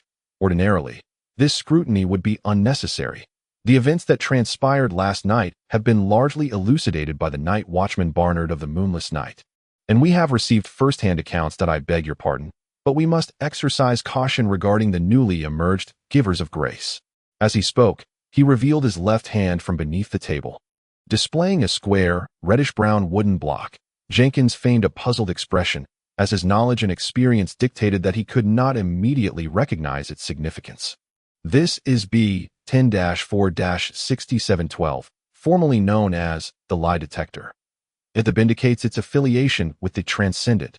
10 denotes that this item was initially recorded by the Church of Knowledge in books, for it indicates that it can be utilized post-application. And 6712 is a random identification number." Jenkins slightly parted his lips in feigned confusion, as certain details from the legitimate gathering were corroborated. "Very well, since you have passed the scrutiny, it signifies that you can be completely trusted. We shall deliberate on these matters at our leisure." "Sir," Jenkins interjected for the first time, "what does that scrutiny entail?" A smile graced Beanshee's face for the first time. "Mr. Williamter, this world indeed harbors the extraordinary beings and phenomena of myth and legend, and you, my dear fellow, have now become one of them. I trust you have not forgotten the events of last night. However, you must understand that those with abilities are now commonly referred to as givers of grace. We possess formidable powers, yet this also signifies greater peril, hence the enactment of the Giver of Grace Registration Act 3 centuries ago. So, I need to register? Indeed. Upon registration, not only will you receive a monthly stipend from the church, but you will also gain further opportunities for self-improvement. Naturally, you will bear certain corresponding obligations, though they are not mandatory." Jenkins silently contemplated Beanshee's words, realizing that what he had heard regarding the Registration Act last night was indeed this. "Very well, I consent to register." One must bow their head beneath the eaves, and given the favorable relationship between the inheritors of wisdom and his own family, they had not exhibited extreme restrictions on conduct or customs. "No, Mr. Williamter, you have misunderstood. The so-called registration merely entails reporting your identity to the corresponding church. There is no need to fill out any forms or undergo peculiar rituals." "So, have I already registered?" Jenkins inquired hesitantly, suddenly cognizant that not only had his clothing been changed, but it seemed even the impurities on his body had vanished. "Who bathed me, for the goddess's sake? May it not be this man before me? He was gradually acclimating to this world. Yes, now you are faced with a choice. Are you willing to join the inheritors of wisdom and become a qualified scribe?" Scribe. This was the third time Jenkins had encountered this term. Indeed, all givers of grace affiliated with the inheritors of wisdom are designated as scribes. We transcribe and preserve knowledge for the goddess in the mortal realm. Barnard, who experienced the bizarre circumstances alongside you last night, belongs to the moonless night church, where the givers of grace are known as night watchmen. These snippets of knowledge were most intriguing, and Jenkins committed them to memory. He did not hastily acquiesce or agree, but instead exhibited the trepidation befitting his age. "If, and I emphasize if, I choose not to join, what then?" "Do not be anxious. Nothing will happen, Mr. Williamter." Beanshee tapped his fingers on the table, explaining amiably. "However, without guidance, you will find it exceedingly difficult to continue along the path of the transcendent. Furthermore, all major churches are wary of unregistered givers of grace. Your future will likely entail reporting your actions and words to the church each month." "Oh, a form of constrained confinement. Thus, the devotees of the false gods, reluctant to register with the true divine church, must resort to clandestine gatherings to enhance themselves. Yet, it appears I have no grounds for refusal, as I am not a follower of a false god. Jenkins concluded in his mind, then nodded emphatically. I wish to become a scribe, to proclaim the glory of the goddess. The middle-aged man chuckled. Very well. Sir, you need not employ such ornate language, though I personally appreciate it. In every world, those with sweet tongues seldom suffer. Jenkins keenly understood. Excellent. Then congratulations. Beanchy nodded gently at him. To be a scribe is a most sacred calling, and you will come to understand its unique status within the church in due time. The specific tasks assigned to you will be determined post-assessment. For now, allow me to clarify some of your uncertainties regarding last night's events, which I suspect still perplex you. Indeed, Jenkins eagerly nodded. What became of Mr. Barnard? I awoke to find myself in the church. He is unharmed and has been retrieved by his fellow night watchman, though I did not witness it firsthand. The curse afflicting that night watchman was not particularly troublesome. He should be fine now. Beanchy appeared to appreciate Jenkins's initial inquiry. That is a relief. Mr. Barnard saved my life, and I must express my gratitude to him. This was no mere platitude. Had Barnard not intervened to slow the giant octopus, Jenkins would likely have never had the opportunity to assume a complete corporeal form. That octopus. Chapter 12. 3 categories of items. He had yet to finish his thought when Beanchy interrupted him. Regarding this matter, your clearance is insufficient for me to disclose further details. However, you may now understand that it pertains to bizarre objects. Supernatural items are categorized into 3 classes. Class A: bizarre objects, which refer to peculiar items that have emerged from bizarre realms due to prolonged absence of human interaction. Typically, they inflict significant harm and are not to be touched. They may not merely be items, but could also be living beings, events, or even fragments of information. Class B: transcendent, which are permanently effective supernatural items extracted from bizarre realms, some of which can be crafted, though they are exceedingly rare. Class C: gifts of grace, which are the most precious items, attainable only by meeting certain conditions within the bizarre realms, or by purifying bizarre objects. Very well, the primary objective of today is to aid you in understanding givers of grace, but prior to that, you will need to undergo an assessment. Wait a moment, sir, but I still do not comprehend those light points and abilities. Jenkins hesitated to voice his concerns. Those matters require specialists to elucidate. I am merely a combatant. Beanchy waved his hand dismissively, swiftly shifting to the next topic, then regarded Jenkins with earnestness. There are myriad tasks that require the church's transcendent beings to undertake, including but not limited to frontline combat, logistical support, and intelligence gathering. Based on our differing abilities, each individual will be assigned to distinct roles. For instance, the gatekeeper we encountered earlier possesses abilities derived from the unique attributes of his soul, enabling him to discern whether the humans he observes are masquerading. That is indeed a fitting ability for a gatekeeper, Jenkins remarked dryly. Beanchy chuckled, shaking his head, and continued. You should have noticed that since the emergence of the bizarre realm, the light points before you have vanished. This is entirely normal, as maintaining the appearance of light points also requires our spirit. Regarding matters of spirit, do not inquire with me. Await your guide. Within the bizarre realm, an ability can only be utilized once, and it incurs no cost in spirit. Thus, sustaining the appearance of light points does not require spirit, allowing you to perceive them continuously. In the real world, however, it is different. Now, follow my lead. Close your eyes, envision a flow of air coursing through your entire being, and then open your eyes. This had been the very reason Jenkins had fainted the previous night, as a fledgling who had just awakened. His spirit reserves were limited, and upon emerging from the bizarre realm, he was unaware of how to cease the appearance of light points. Having repeatedly employed the abilities of his eyes, Jenkins promptly complied, though it proved quite challenging, as the phrase flow of air itself was rather nebulous, making it difficult for him to discern the sensation Beanchy described. After multiple attempts, he saw nothing. Perhaps I should attempt my own method. As he pondered, he closed his eyes once more, inhaling deeply. Focus your energy in the dantian, circulating it throughout your body. The familiar phrasing soon allowed Jenkins to vaguely sense something, and when he opened his eyes, he beheld not only the middle-aged man before him, but also 3 light points, white, green, and purple, along with 4 bubbles. You are currently at level 0, thus you may possess only 3 abilities.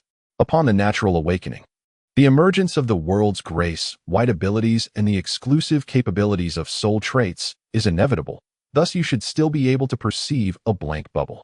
Just one. Jenkins blinked, indeed echoing what he had heard at the gathering the previous night. However, Vincey's explanation was rather vague, indicating that attending legitimate gatherings was still necessary. Compared to the doubled quantity of abilities, last night's events seemed trivial. Perhaps to gain the trust of the church, I should mention the additional bubble. And Barnard is aware of this matter. I am uncertain whether he will keep it confidential. Sir, I possess 2 blank bubbles. During last night's bizarre occurrence, I ingested a liquid, which resulted in the creation of an extra one. Vincey, seemingly unfazed, remarked. The information relayed from the lightless moon indicated this.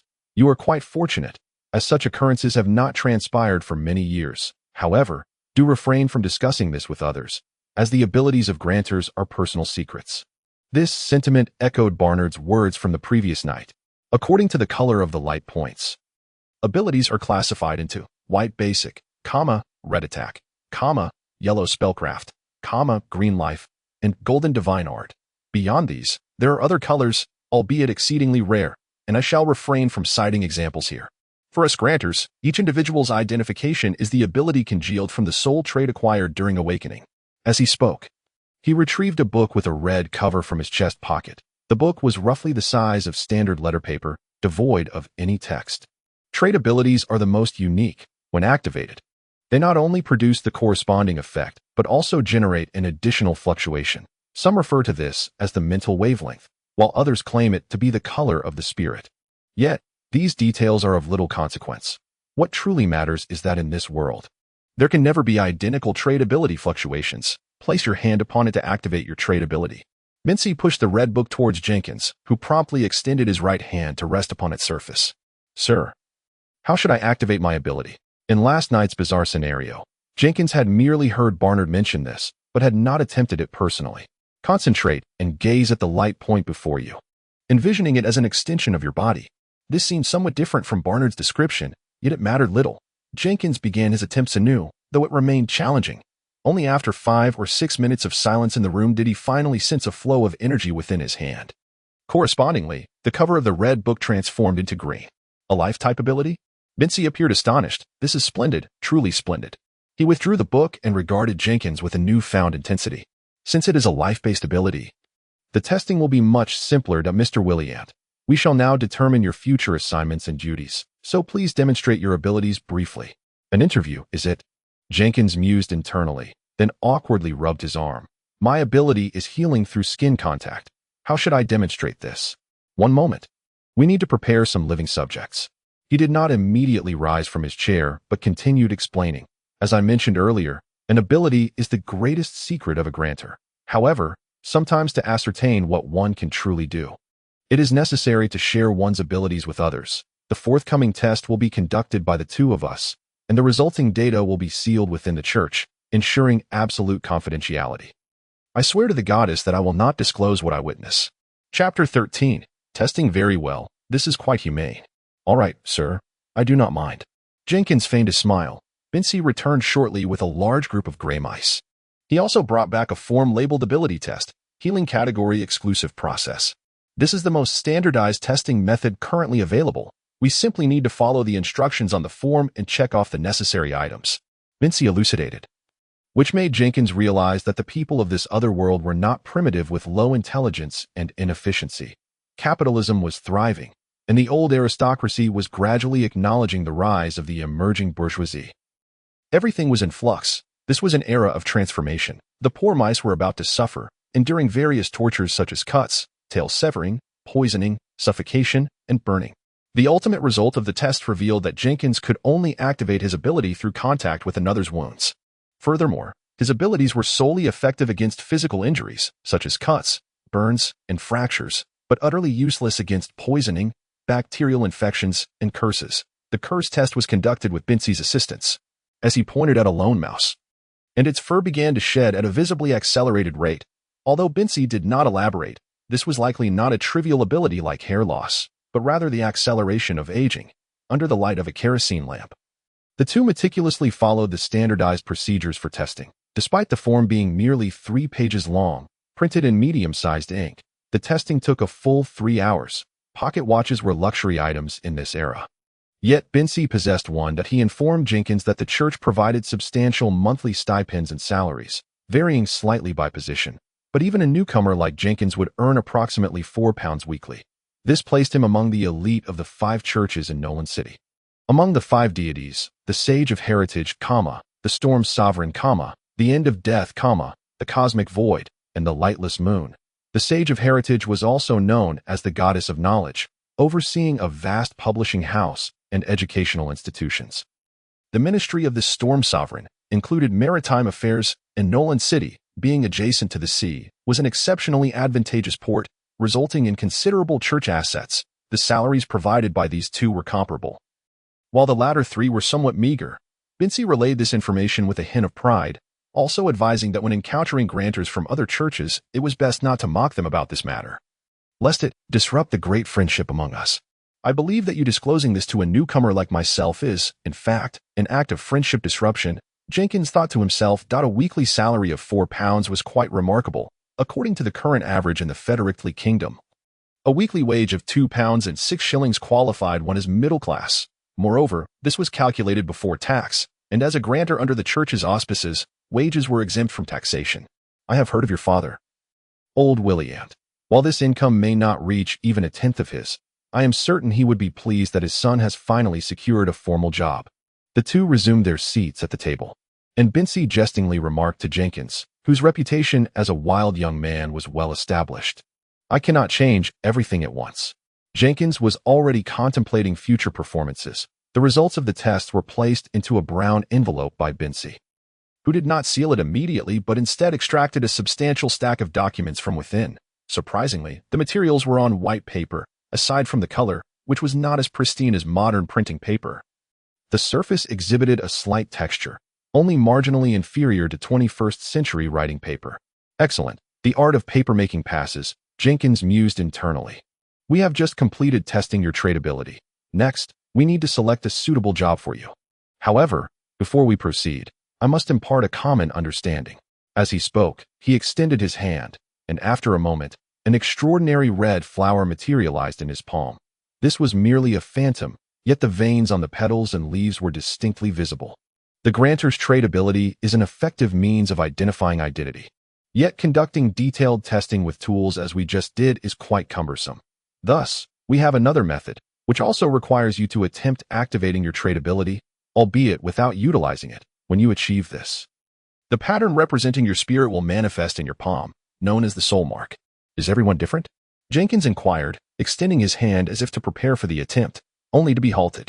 Indeed, it is akin to a citizen identification number, unique to each individual. Mr. Williant, you need not begin learning this here. Releasing the spiritual pattern is a challenging endeavor.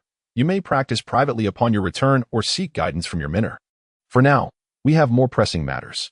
Fortunately, he had been slow in his actions.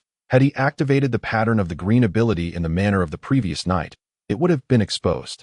A chill ran down Jenkins' spine. As Bincy spoke, he meticulously laid out the stack of papers on the table, each facing Jenkins' direction. The number of grantors has consistently fallen short of our demands. In fact, it is already July this year, yet you are the only newcomer to the church. Sir, is this the case for other churches as well? Pretty much. Among the 5 deities churches in Nolan City, the Church of Death and End has no newcomers this year. The Storm Sovereign has 2, while the others are similar to us. However, this year's intake is below average. In previous years, approximately 2 new individuals would be added annually. It seems that the number of extraordinary individuals in this world is somewhat fewer than I had anticipated. Although Nolan City is not the most politically or economically developed city within the kingdom, its unique geographical position makes it home to the largest resident population in the Kingdom of Fidecatelli.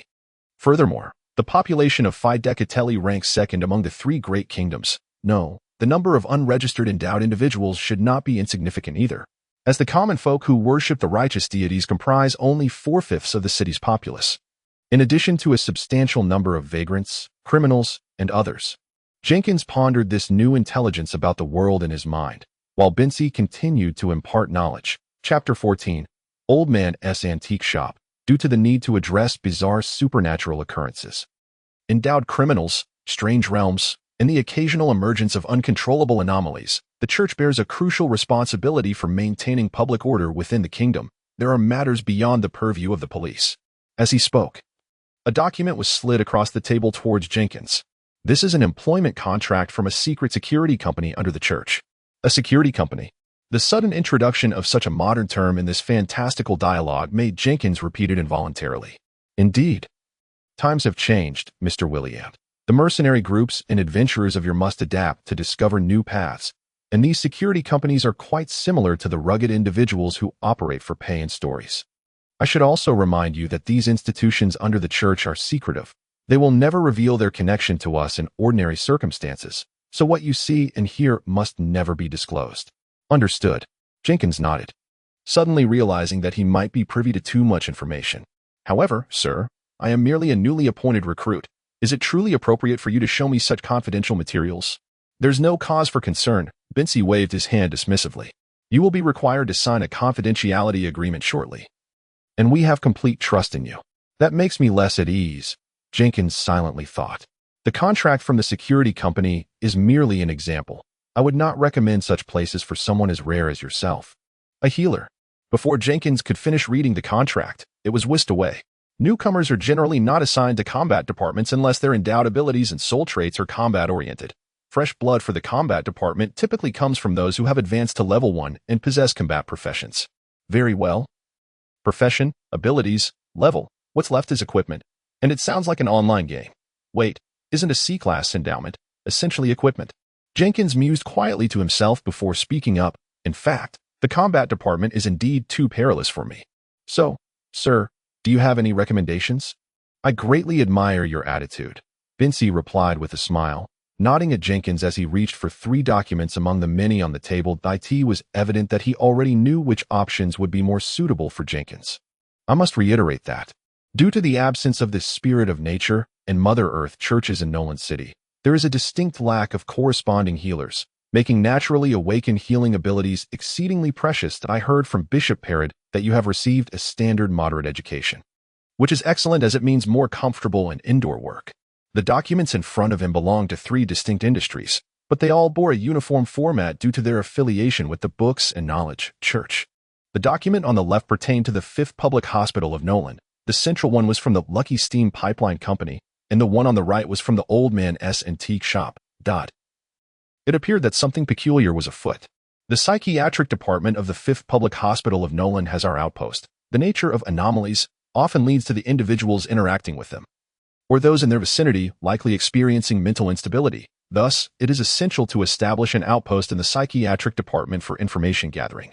However, I hope you will not choose this option, as the 5th Psychiatric Hospital has recently been plagued by hauntings. Yes, sir, ghosts do exist. Do not be so surprised. This matter remains unresolved, and the Grey Keeper squad has already suffered casualties, although the psychiatric waiting room is quite distant from the affected children's ward. It is indeed a time of troubles. I understand. Jenkins immediately pushed the contract back, recalling that he had a phobia of ghosts in his previous life, even though he was no longer an ordinary person. Years of habit could not be changed so swiftly. Moreover, someone had already warned him about avoiding that place after last night's gathering. Very well. Knowing when to retreat is an essential trait of a competent endowed individual, Bincy remarked, gesturing to the second document. The Lucky Steam Pipeline Company, the second largest steam pipeline company in Nolan City. We have an outpost in the after-sales service department, and your job would involve accompanying seniors to take readings and collect payments. The significance of this role lies in your ability to navigate situations where direct action from combat units would be unsuitable. I see. Akin to community outreach, providing warmth, taking meter readings similar to the mission of Dongfeng Express, and ensuring timely delivery, Jenkins thought expressionlessly. As for the Old Man's Antique Shop, Old Man Oliver is seeking apprentices. You can imagine that the responsibilities there involve reclaiming anomalies, extraordinaries, and endowments that have fallen into the hands of the public and on the market. Not only does our church have such subordinate departments, but the other 4 churches also have them hidden in Nolan City. However, I must caution you that they genuinely deal in antiques. Thus, should you choose to apprentice under Old Man Oliver, you must commit to learning about antique appraisal and shop management. Having said this, Bincy collected the remaining documents, neatly stacking them on the table before Jenkins' empty left side. Bishop Parrot instructed me to recommend a few safe and easy jobs for you, which is why I specifically selected these options. If none are to your liking, you may choose from the others, but I still advise against selecting the combat department. The kind visage of Bishop Herod reappeared in Jenkins's mind. He had not expected the elder to have appeared before Bincy to ensure this matter was addressed. A warmth filled his heart. Though the bishop's kindness was directed at the original owner, Jenkins still relished the feeling of concern. I choose the old man's antique shop. He pondered for only a moment before pushing back the contract for the pipeline company. The antique shop job complemented the Eye of Truth remarkably well. Jenkins was intent on leveraging his unique abilities, and the pipeline company's role required constant movement, while the antique shop apprenticeship was an indoor position. Comparatively, the latter was far more appealing. More importantly, the name Old Man's Antique Shop felt particularly endearing to Jenkins, naturally inclining his preference. Mr. Williant, are you certain? It is only 4 in the afternoon. We have ample time for you to explore the remaining options. Captain Bincy appeared surprised by Jenkins's decisiveness. I have made up my mind. The antique shop offers a relaxed work environment, allows for contributions to the church, and provides opportunities to acquire new knowledge and skills, all of which are excellent. Chapter 15. The contract. Jenkins's words caused the man across from him to beam with delight.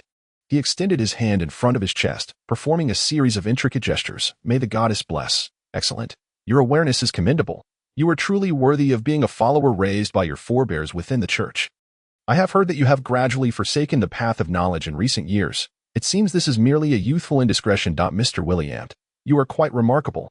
Jenkins smiled modestly, internally reminding himself to remain low-key.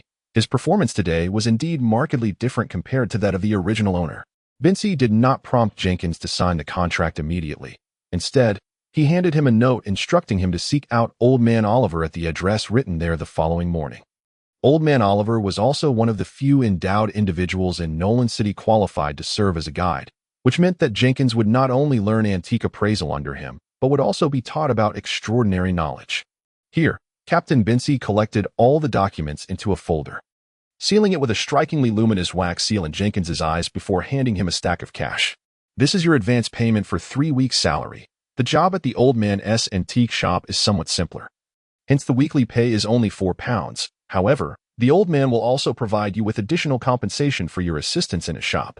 Jenkins nodded, somewhat bewildered as he gazed at the 12 neatly stacked green notes before him. In the kingdom's currency system, there existed notes valued at £10, though they were typically only used for large transactions. Some impoverished individuals might never have used a £10 note in their lifetime. Thus, Bincy had thoughtfully exchanged Jenkins's salary for smaller denominations. He cautiously picked up the bills, instinctively wanting to count them, but suddenly recalling that it would be quite impolite. Bincy chuckled at his actions, shaking his head and patting Jenkins on the shoulder. You need not concern yourself so much with matters of money. Remember, Old Man Oliver's place is, well, let's not speak of it. He then produced a rolled parchment, indicating for Jenkins to sign it.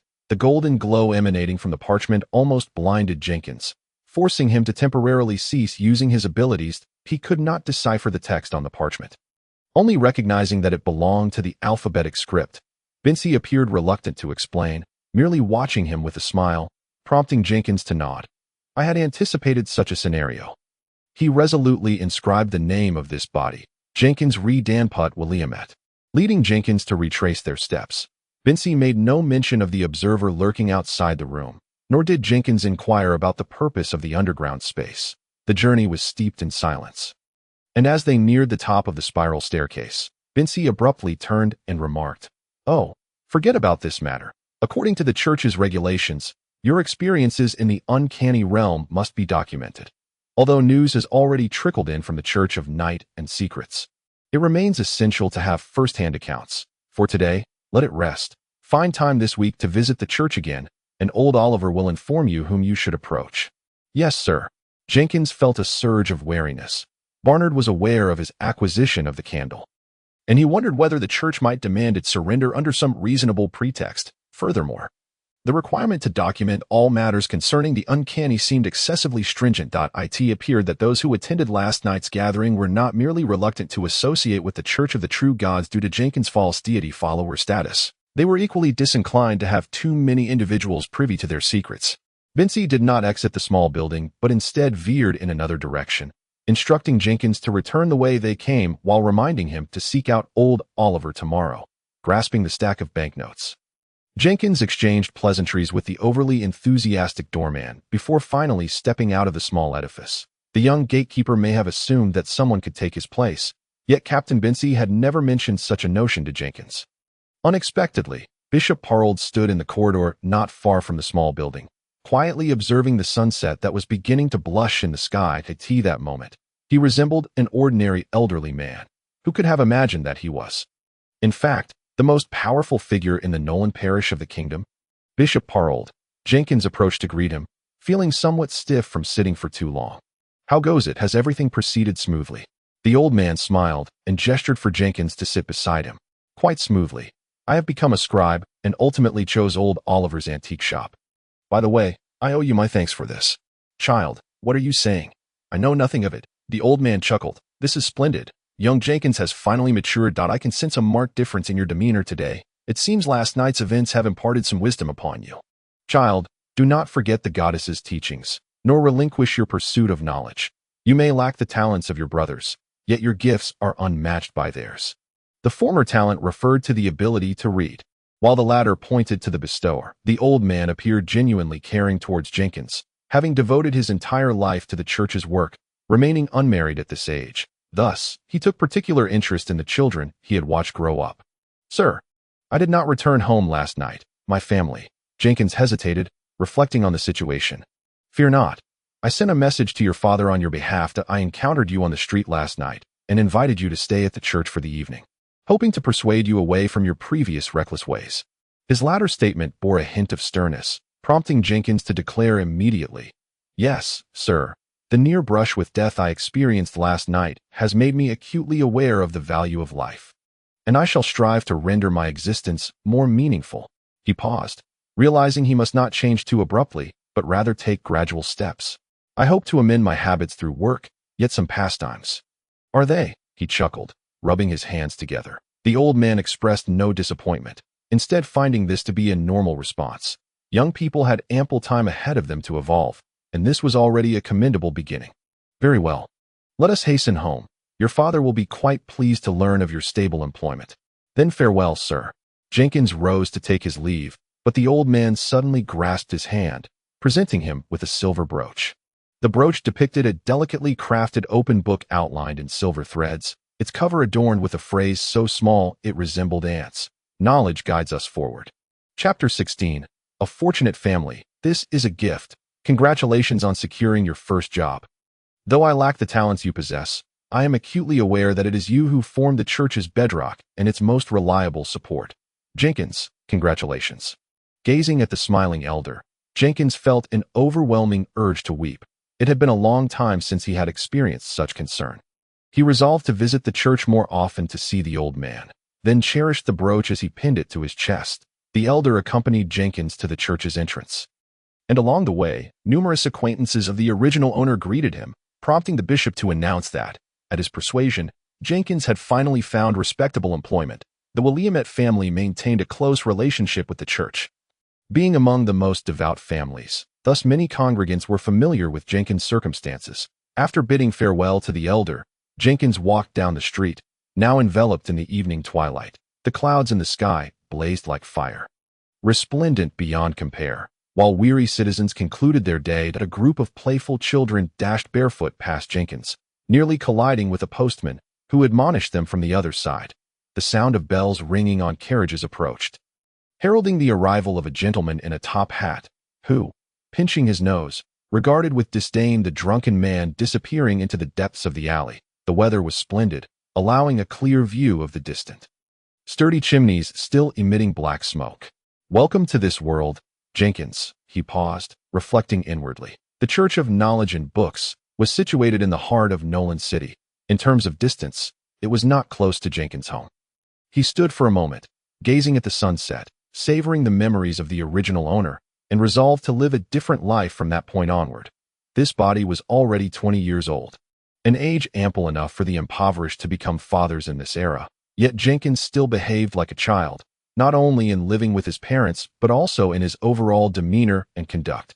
He lingered for a while, then decided to take a carriage home. The original owner did not frequently visit this area, leaving his memories of the return route rather hazy. And besides, was he not wealthier now? After walking along the main road for a while, he found an empty carriage at the next intersection. The coachman, clad in a dark hat, scrutinized Jenkins with suspicion for a moment until he caught sight of the silver brooch on his chest. "It seems I've been looked down upon," Jenkins mused inwardly. Nolan City was the most developed among the coastal cities of the Kingdom of Fettikteli, serving as the estuary for several rivers and an exceptional deep-water port, although it could not remain ice-free year-round. The city always bustled with activity, even during the coldest winters. Due to the city's multifaceted responsibilities, its area had expanded significantly in recent years. The influx of bankrupt farmers and speculators had led to the growth of slums in the lower districts, while capitalists and nobles, having reaped substantial profits, sought to establish more shops and entertainment venues for their enjoyment. "It is the best of times, and it is the worst of times," Jenkins reflected inwardly. The coachman here lacked the chatter of taxi drivers from his past life. After 30 minutes of silence, the carriage came to a steady halt at the intersection of U Road. During the journey, Jenkins tested his newfound abilities, discovering that his green power could indeed activate the badge, which resembled a small sapling. Once the carriage stopped, he peered out, relieved to find no familiar neighbors in sight. Extracting a green banknote worth £1 from his pocket, the coachman examined it carefully, then rummaged in his pocket for a moment, returning 2 blue 10-shilling notes featuring the Queen's likeness and 1 silver coin worth a shilling. Naturally, it was not pure silver. 12 pennies equaled 1 shilling, and 24 shillings equaled £1, with the complexities of mathematics erecting barriers that kept the impoverished from ascending to higher social classes. Number 7. U Road was Jenkins' home, a 3-story building featuring an independent small garden. Do not be nervous, perform according to memory. Jenkins Williamette, the second son of the Williamette family, had an elder brother and a younger brother. The Williamette family was now genuinely middle class. The head of the household, Robert Williamette, had once operated a grocery store at the docks, earning money from sailors to send Jenkins' elder brother to university 2 years ago. Mr. Williamette, envious of the fortunate ones who had struck it rich overnight through precise investments, disregarded his family's objections and chased after the frenzied trends of the era, investing most of his savings into a potentially existing oceanic mineral deposit off the coast of Nolan City. The luck of the nouveau riche was merely a fluke, and Robert's fate was naturally one of total loss. However, Mr. Williamette's fortune lay in the fact that among the players in the oceanic mineral investment, he was not the only small shopkeeper. For some unknown reason, the wealthy investor Mr. Smith from the capital, Bewildered, recognized Williamette's talents and decided to hire him for his company. After a year, the former grocery store owner had indeed managed to reach management level at the Nolan branch of Smith United Mining Company. In the eyes of Jenkins, the situation now seems peculiarly strange, yet he struggles to articulate what others might covet from his family, despite merely being a minor sales department leader. He is acutely aware of the lucrative nature of the sales division within the mining company. A year later, the Williamette family, who amassed considerable wealth due to a series of coincidences, not only relocated from the modest Eidolon district to the affluent Sabin district, but also successfully enrolled their youngest son in the prestigious Nolan Private Third Preparatory Academy. The Eidolon district is merely a notch above the slums in Nolan City, whereas Sabin is home to genuine middle-class gentlemen. What particularly endeared Mrs. Williamette was the fact that all residences in Sabin are connected to steam pipelines. In contrast to the elder and youngest sons, the second son, Jenkins Williamette, caused his father great distress. His academic prowess was lackluster, and he showed no inclination to follow in his elder brother's footsteps, preferring instead to associate with a dubious crowd. After numerous failed attempts to advise him, Mr. Williamette resigned himself to letting Jenkins squander his days on the streets, contemplating sending him off to learn a trade eventually, which might at least provide him with a means of subsistence, and if fortune favored him, he could marry a reasonably attractive common girl. Chapter 17. The Williamette family. Naturally, Jenkins was opposed to this notion. But old Mr. Williamette threatened to exclude his name from the will, compelling Jenkins to reluctantly embark on this final holiday. Thus, Jenkins transformed into Jenkins. He hesitated as he approached the front door, first pushing open the garden gate, then ascending the steps to knock on the door beneath the awning. It was not that he lacked a key. Rather, the original occupant was disinclined to open the door, always opting to knock regardless of the hour.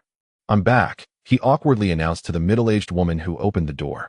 It was a weekday, and Jenkins's father had yet to return from the mining company, while his younger brother was still attending classes, The eldest brother had already moved into the school.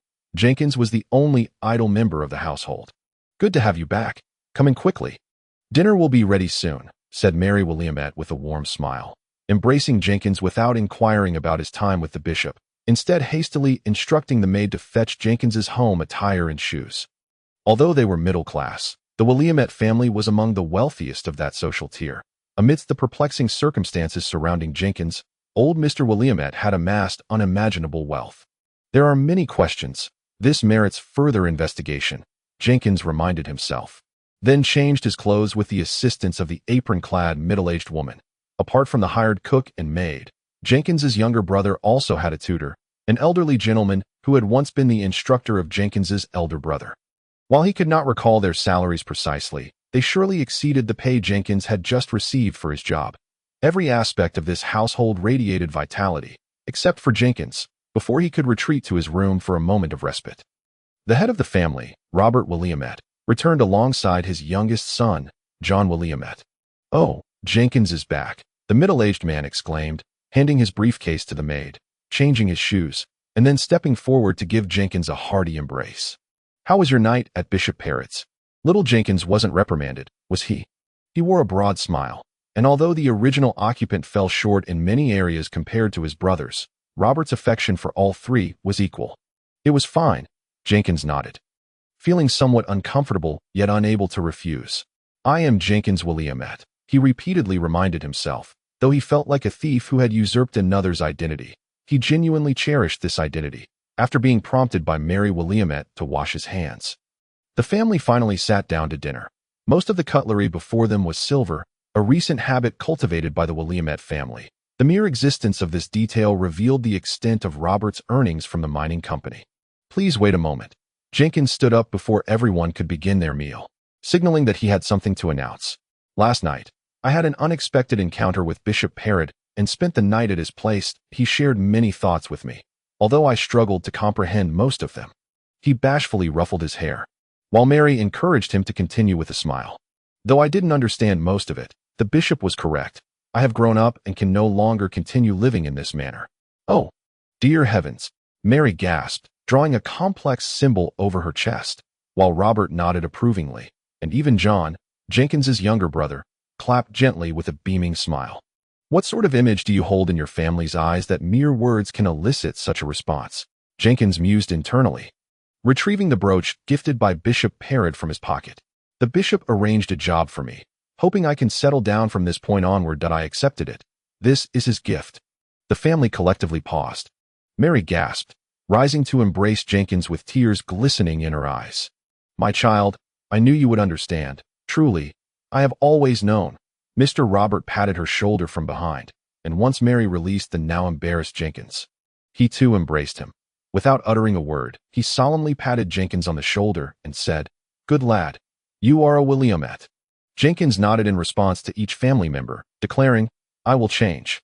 His statement was laden with double meaning, prompting Mrs. Mary to genuinely burst into tears.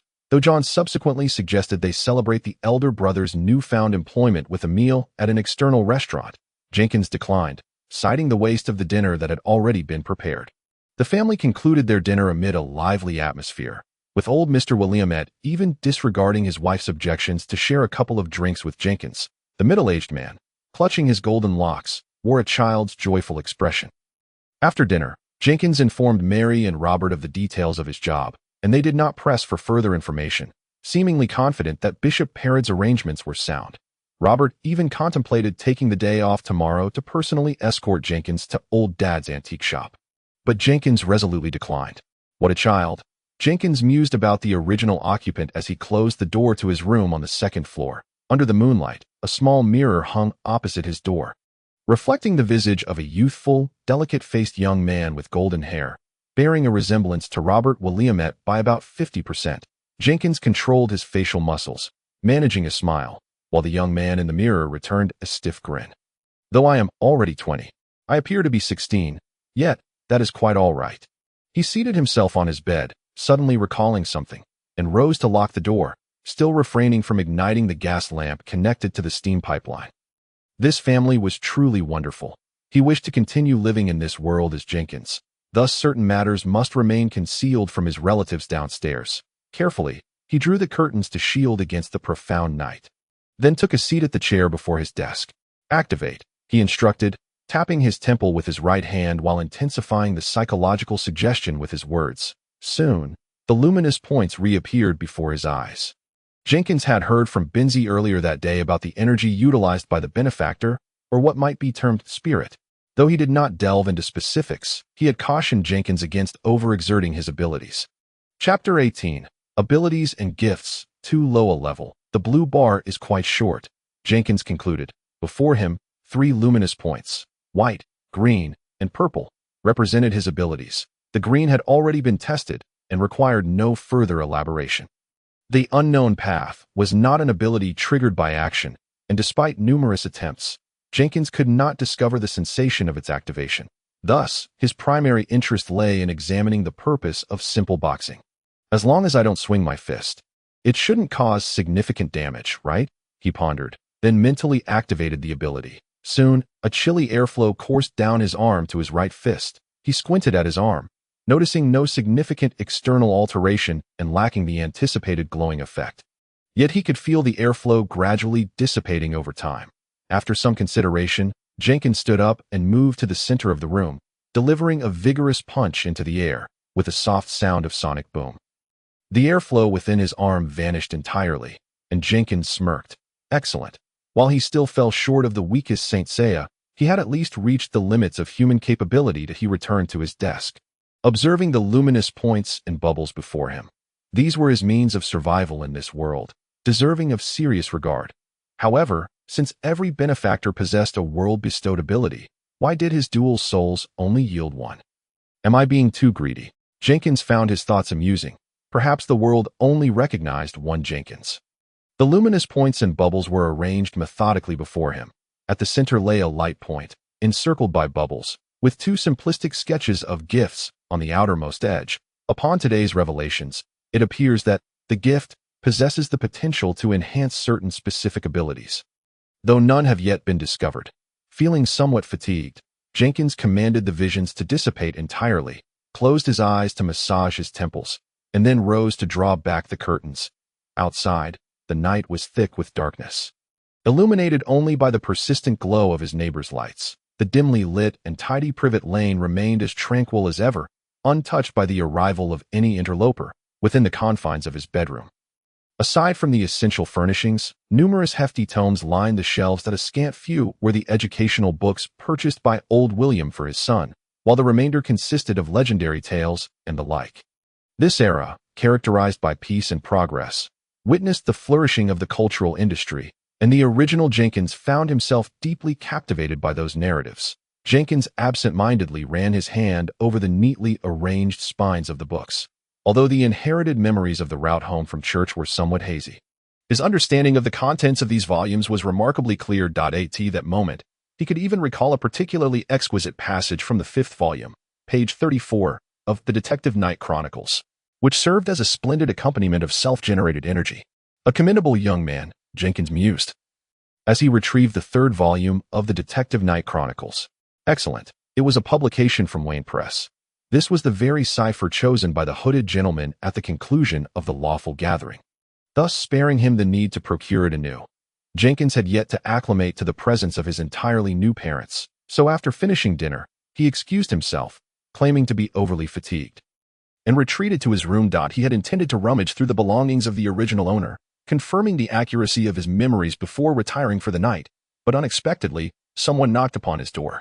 Setting aside the carefully preserved novel, he opened the door. Standing outside was John William, clad in slippers, holding a box adorned with colorful ribbons. "Is there something you need?" Jenkins inquired, ushering his brother into the room. John nodded, placing the box upon the desk, before noticing the novel. "You shouldn't read such books too often. They're detrimental to your health." It seemed he had misunderstood something, prompting Jenkins to display a look of exasperation. "Wait a moment. How did he know what was inside?" "Jenkins, congratulations on securing your employment. Although you lack the scholarly prowess of me and Big Brother, I believe you possess your own unique talents." Such talk could easily lead to trouble, Jenkins thought to himself, while his expression conveyed a mix of bashfulness and irritation. "John, Please mind your tone when addressing your elder brother." The boy across from him immediately donned an expression of, "You're still like this," and pushed the box toward Jenkins. "This is a gift. When Big Brother found a job with his professor at university, everyone presented gifts, and this is what I have chosen for you. May I open it?" Jenkins asked, already tugging at the ribbons. "Please." I went to great lengths to wrap it. Inside the box lay a red velvet-covered case. Upon pressing the protruding button at the front, the case snapped open with a satisfying click, revealing a silver pocket watch adorned with intricate foliage patterns. "Oh!" Jenkins exclaimed in admiration, taking the watch and flicking open the cover. "This must have cost a fortune, did it not?" "Indeed, it was originally meant for my own use that I saved my pocket money for half a year, but since you happened to..." He left his sentence unfinished, merely shrugging. Jenkins returned the watch to its case, feeling a surge of emotion. After bidding John farewell, Jenkins found himself lost in contemplation over the watch, before finally rising to tuck it into the pocket of his outer garment. After hastily tidying up, he prepared for sleep. Just before settling beneath the covers, an idea struck him. Sitting up in bed, he tapped his temples. However, aside from the bishop's brooch and his brother's pocket watch, nothing in the room emitted an unusual glow. "I thought so. How could my home possess a discovered artifact like those protagonists in novels?" He chuckled at his own folly, closed his eyes, and welcomed his first natural slumber since arriving in this world. The following morning, the William household was abuzz with excitement, for it marked the first day of the second son's reformation in the workforce. Mary William had been weeping and praying fervently to the Sage of Heritage since dawn, while John only departed for work after ensuring Jenkins was safely aboard the carriage. Privet Lane lay to the east of Nolan City, while Old Father's antique shop was situated near the western dock area. If traversed by foot, Jenkins would likely require 2 hours to reach his destination. "Are you off to work?" the driver inquired, his tone somewhat muted as they left Privet Lane. "Indeed, sir, my first day on the job." "Taking a carriage to work," the driver murmured quietly, prompting Jenkins to offer an awkward smile. That it was Mary's insistence that led him to agree to this. Otherwise, he would have departed at 6:30 as he sat in the carriage, watching the awakening Nolan City. Even the morning air was thick with the scent of coal smoke. For the people of this world, it signified development and progress. For Jenkins, it was the scent of carcinogens. The antique shop was located on the renowned shopping street of Nolan City, 5th Queen Avenue, a main thoroughfare that led eastward toward the True Dock area in just 10 minutes. This prime location generally ensured thriving commerce. Yet the same could not be said for Old Father's antique shop. Positioned on the eastern side of the shopping street, the shop bore only an old sign displaying its name, with a smaller inscription below, "Selling antiques since 1821, guaranteed by Old Father Oliver." This year is 1865 in the Common Era and 763 in the Kingdom's Golden Chestnut Kite calendar, making this an establishment of 44 years. A brown paper sign reading, "Open," hung on the wooden door, and after a brief hesitation, Jenkins knocked. Receiving no response, he pushed the door open. With a cheerful chime of the bell, Jenkins beheld the somewhat chaotic interior of the shop. Perhaps the proprietor had intended to display rows of shelves, but now the entire space was cluttered with haphazard piles. Fortunately, there remained pathways to walk. "Are you Jenkins William?" a tall, thin elder with small spectacles inquired from behind a wooden counter directly facing the door. His visage appeared remarkably healthy, and his voice boasted a robust timbre, though he appeared to be at least 60 years of age. "Yes, sir, I am Jenkins William. Might you be Old Father Oliver?" The elder nodded in affirmation. "Indeed. You appear younger than in your photograph. Now, please turn the sign outside to read, 'Closed.' Then close the door and approach me. Understood?" "Certainly, sir." He complied, rotating the sign from "Open" to "Closed," and closed the door. Making his way along the narrow aisle of antiquities toward Old Father Oliver, the elder waved his hand, opened the counter's fold, and emerged, brandishing a large ring of keys strung together with black wire. Before heading toward a dark wooden door at the side of the room, Jenkins promptly followed. Behind the door lay a small courtyard, which, aside from a pile of flattened corrugated cardboard boxes, also housed a low brick building. "I reside there." He indicated to the upper floor of the shop they had just exited, with 2 rusty red-brown steam pipes snaking upward along the wall. "This is the antique shop storage." He then gestured toward the brick building. "I am Clara Oliver, the proprietor of this establishment and your employer." Your guide. Do you have any questions? He regarded Jenkins calmly. None. Excellent, a wise young man. Old Father nodded. Leading Jenkins back into the shop, he returned to the counter, rummaging through the contents for a moment, until with a click, a section of the floor revealed a descending passageway that appeared to have been converted from an existing cellar. Why are there so many mechanisms like this?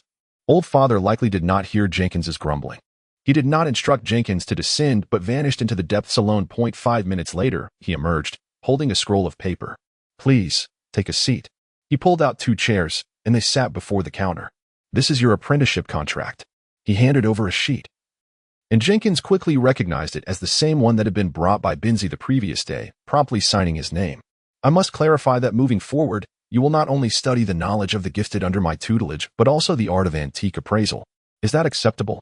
Yes. Jenkins nodded eagerly. A smile spread across the elder's face. Very well. In ancient times, the transmission of the gift was bound by the ties of master and apprentice. Apprentices were obliged to undertake numerous duties, including but not limited to servitude, companionship, and protection. However, times have changed. The Church of the True Gods generously shares knowledge with its followers. That I merely provide you with a learning environment and guide you along the right path. Correspondingly, as your guide, I am not obliged to share my unique abilities with you. Sir, regarding the matter of abilities, I am not well versed. What precisely do you mean by unique abilities? Jenkins promptly inquired. Young man, how much do you understand about supernatural abilities? Old Father countered. Not in the slightest. Jenkins replied honestly. Old Oliver adjusted his spectacles and nodded. Very well, I shall begin anew. So listen attentively. In this world, only the gifted can harness supernatural abilities. For we possess the power to summon our own spirit. As for what spirit truly is, each individual must discover their own answer. Correspondingly, through self-awareness and understanding of the world, we can augment our spirit, thus elevating our rank as gifted individuals. A rank 0 gifted can only wield 3 abilities. Upon leveling up, they gain 1 ability at odd ranks and 2 at even ranks. For instance, I am currently a rank 4 gifted, capable of possessing 9 abilities. Yet, in truth, I have only chosen to learn 7 thus far. He lied. After Jenkins discreetly activated the Eye of Truth, 8 luminous points were discernible before the old man. Abilities are not solely accessed through those luminous points. Any gifted individual can employ a corresponding method to utilize abilities they have yet to master through rituals. However, rituals demand precious materials and specific locations. Not to mention the efficiency of converting spirit to abilities is significantly lower than direct use. Allow me to illustrate. The Church has conveyed that your innate ability is of the healing kind. Indeed, Jenkins affirmed, the Church possesses numerous rituals pertaining to healing. The simplest among them requires silverleaf and the 3-legged slug, arranged under the light of the full moon, which can expedite the healing of lacerations within 3 days for those within the ritual's radius. However, conducting such a ritual requires the spirit of at least 2 rank 1 gifted. Thus, healing abilities are so rare, Jenkins realized with a dawning comprehension. The luminous point abilities of the gifted can be acquired through study. Yet, this also necessitates corresponding rituals and extensive practice to truly coalesce the luminous points. The abilities of a gifted are their greatest secret. Aside from those obtained from the Church, each person has their own means. These unique abilities are known only to you, just like the legal gatherings. Chapter 20. The Life of an Apprentice. Through Oliver's exposition, Jenkins understood that the gifted have 2 pathways for self-improvement. The first is to expand their spirit reservoir's limit, allowing for upgrades once a certain threshold is reached. Spirit resembles a fusion of health and experience bars. Rituals, abilities, and even the use of extraordinary items consume spirit, making advancement quite arduous. The second pathway is to learn new abilities. Now that Jenkins has become a scribe, he is entitled to select 1 foundational ability from the Church's collection. Should he accomplish a significant task, attain special honors, or make substantial contributions, he may earn additional opportunities. There are myriad methods to accumulate spirit. Even the 12 Orthodox churches employ different techniques. The knowledge and books church utilizes the transcription of a peculiar text. This method is effective at levels below 3. Beyond that, Oliver did not elaborate. And Jenkins understood he was not yet qualified to hear. Spirit, this term, aligns more closely with the Church's declaration of world consciousness in the context of spirit of all things, accumulating spirit, in essence. involves drawing oneself closer to the world or bringing the world closer to oneself. In ancient times, the gifted would contemplate nature or traverse the world through their own means. However, this primitive approach is exceedingly inefficient, albeit entirely safe. In this modern era, the Orthodox churches offer the most expedient methods for believers, as long as one adheres to the requirements. The risks are minimal. One can bring the world closer to oneself through strange realms, preventing the formation of bizarre entities. The church has already informed me of your situation, so you should recall that upon leaving the strange realm, you seem to have gained something. Indeed, a chill had penetrated his back. It was spirit. Old Oliver nodded, then suddenly recalled something. Remember, do not engage in methods of spirit accumulation that are of dubious origin. They may prove effective, yet they could also be linked to false gods, whose methods are invariably flawed. Upon finishing, he handed Jenkins a black and white photograph and a stack of blank paper. The photograph appeared to depict a fragment of a broken stone tablet, inscribed with tadpole-like characters that made Jenkins' temples throb. This is the text. From now on, you shall transcribe it 100 times each day, no more, lest it inflict irreversible harm upon your body. The photograph and your completed pages must not leave this premises, for the church enforces severe penalties for such transgressions.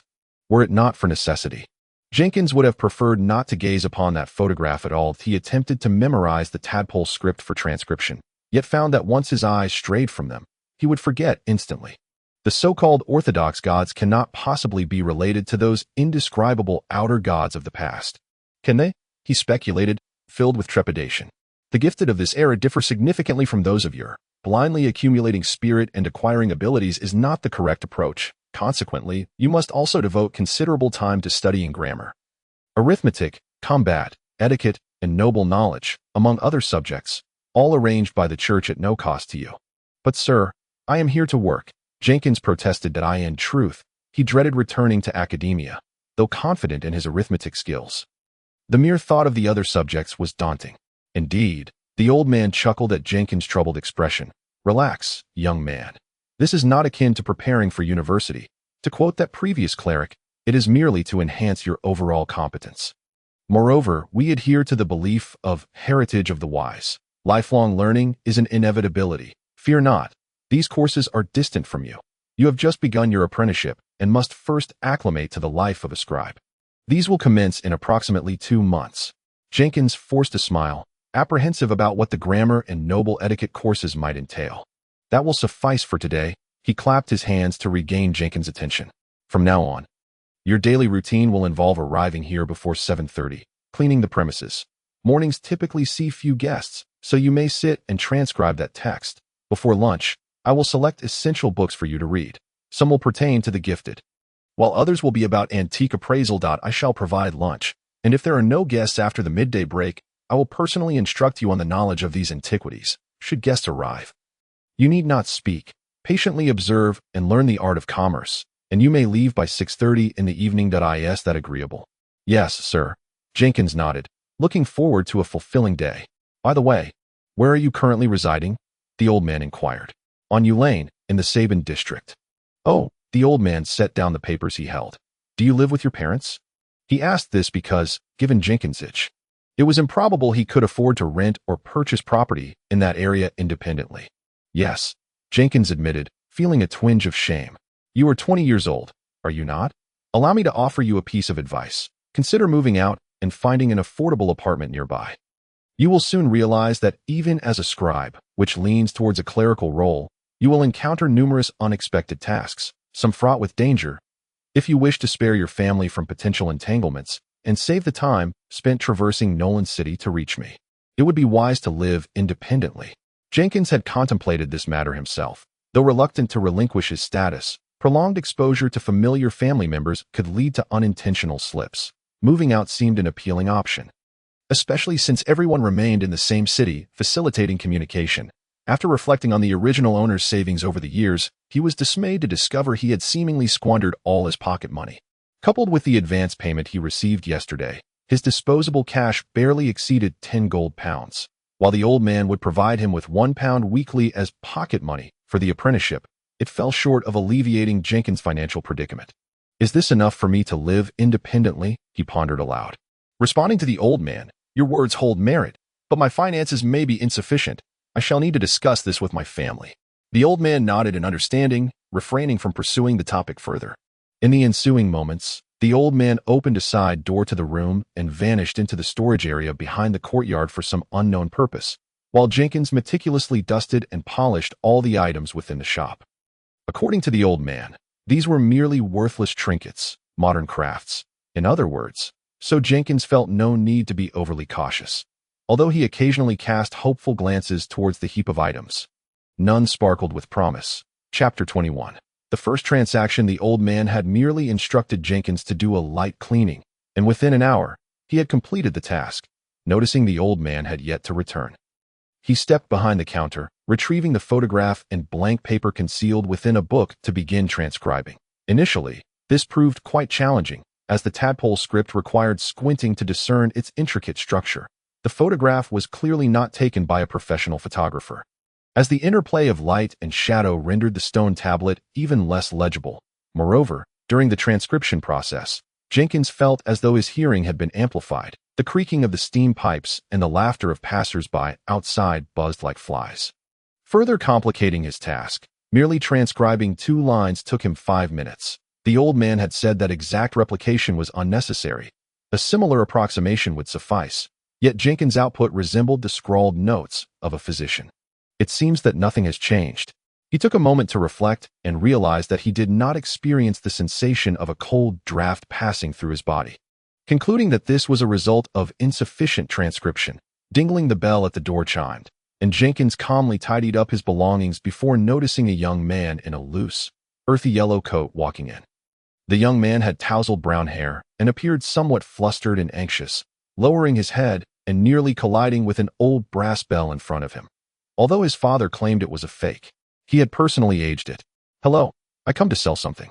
The young man hesitantly approached the counter, his right hand, which had been hidden inside his coat, seemingly poised to extract something. It wouldn't be a gun, would it? Jenkins maliciously speculated.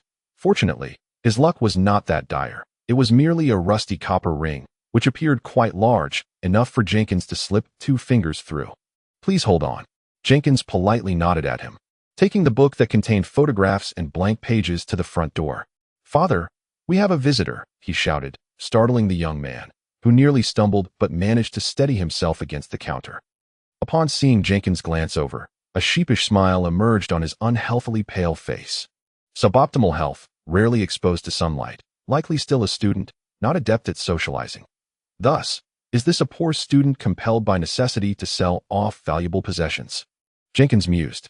Soon, his father emerged from the storeroom, nodding at Jenkins and pulling out a pair of white gloves from his pocket to put on, then maneuvering around the counter.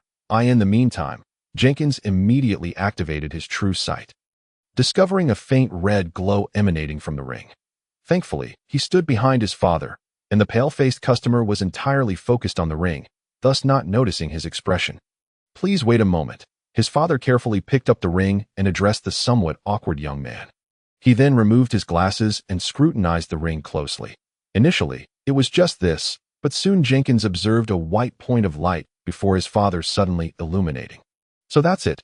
Old Oliver can manage this place because of this." It remains uncertain whether this is a foundational ability provided by the church or a skill acquired from elsewhere.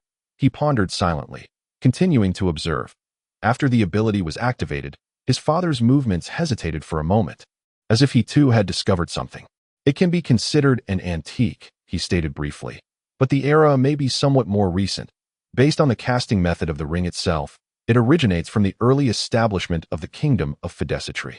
This ring appears oversized. A regular person's finger could not accommodate such girth, indicating it was specially crafted for a particular individual. Regrettably, there are no identifying marks on the ring, so I can only deduce that its first owner was some blacksmith or butcher from a century ago. To be frank, if you can prove it belonged to some noble, I could offer you over 10 pounds. "Yes, sir." The young man smiled feebly. "This is a relic from my ancestor, who was indeed a blacksmith.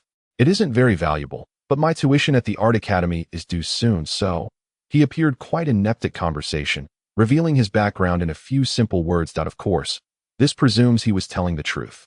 1 pound. His father considered for a moment before placing the ring back on the wooden table. Sir, could you possibly add a bit more? I am a follower of the Sage of Heritage, and it is only because of your status as a student that I am offering you this price. His father's gaze sharpened somewhat, causing the young man to step back, his expression awkward.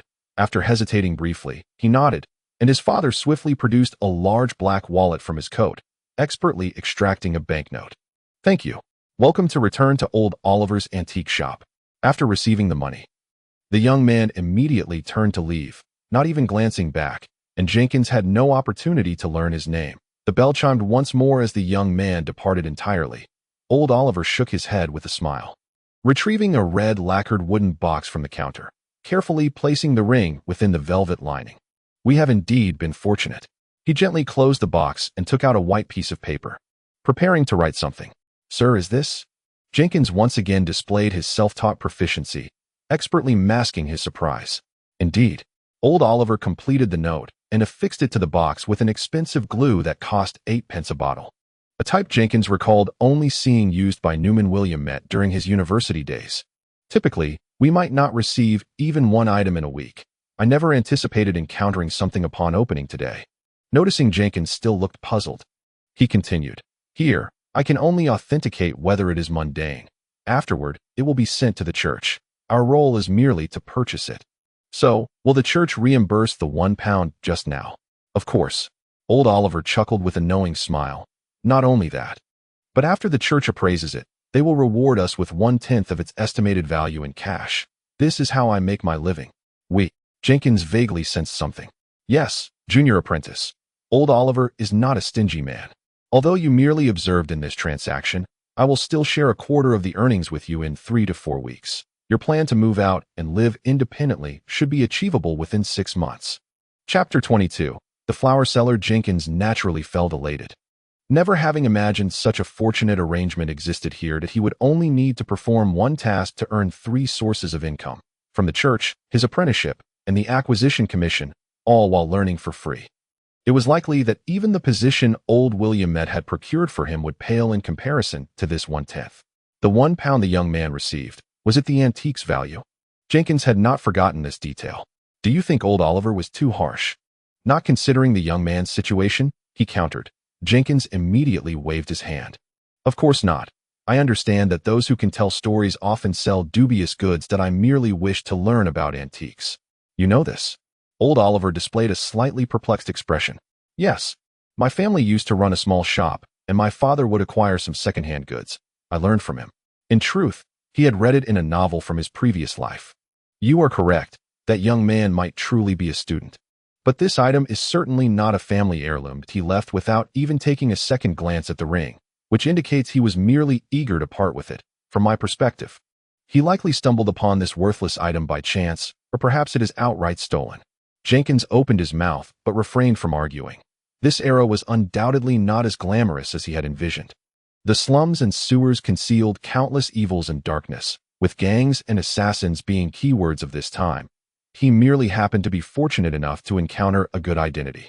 As for the antique's value, if I were to appraise it, it would only be worth £2. What I mentioned earlier was entirely accurate. Old Oliver chuckled. Thus, you still earned £1. Jenkins silently scoffed, but did not find anything wrong with this arrangement. Old Oliver's antique shop was ostensibly a legitimate establishment. If it did not operate according to the rules, its true nature would have been discovered long ago. The remainder of the morning indeed passed, as old Oliver had stated. With no customers, Jenkins diligently copied the tadpole script 100 times, feeling increasingly dizzy, even experiencing a few dry heaves. Old Oliver remarked that this was a normal occurrence, mocking the Church of Death's End for their peculiar methods of accumulating spiritual energy by approaching corpses to comprehend death, which he deemed true suffering. Jenkins did not perceive any utility in this approach, as he lacked sensitivity to the spirit. After a few months of frequent ability use and becoming accustomed to the flow of spirit within his body, even transcribing a single character would allow him to sense subtle currents. After lunch, there was a half-hour break. Old Oliver first assessed Jenkins' historical knowledge, and upon discovering his utter confusion, he merely instructed him to read until he grasped the concepts and terminology before attempting practical application. At least you can read, old Oliver muttered quietly from behind the counter, leaving Jenkins feeling awkward and unsure of what to say. It's all the original owner's fault. The day passed peacefully, and old Oliver did not involve Jenkins in the handling of the ring. But as he was leaving, he tossed him a few history books to read at home. You know about that giant octopus incident, so hurry home. Just as Jenkins was about to step out of the shop, old Oliver reminded him from behind, causing him to remember that mattered in late July. In Nolan City, night fell later. Jenkins' home was to the west, while the chaotic dock area lay to the east. Both his family and old Oliver had advised him not to venture there unless necessary, as the security in Nolan City was worse than that of the slums, particularly in the dock area. Fearing he might encounter that octopus again if he returned home late, Jenkins decided to take a carriage home. In order to avoid being looked down upon by the cab drivers this time, he adjusted his attire to appear more mature, striving to present himself as a middle-class gentleman who had just finished work. With a book tucked under his arm, he strolled to the intersection of 5th Queens Avenue, where several carriages were halted and the drivers were preparing to hang out their kerosene lamps. "Sir, would you care to purchase a bouquet of flowers?"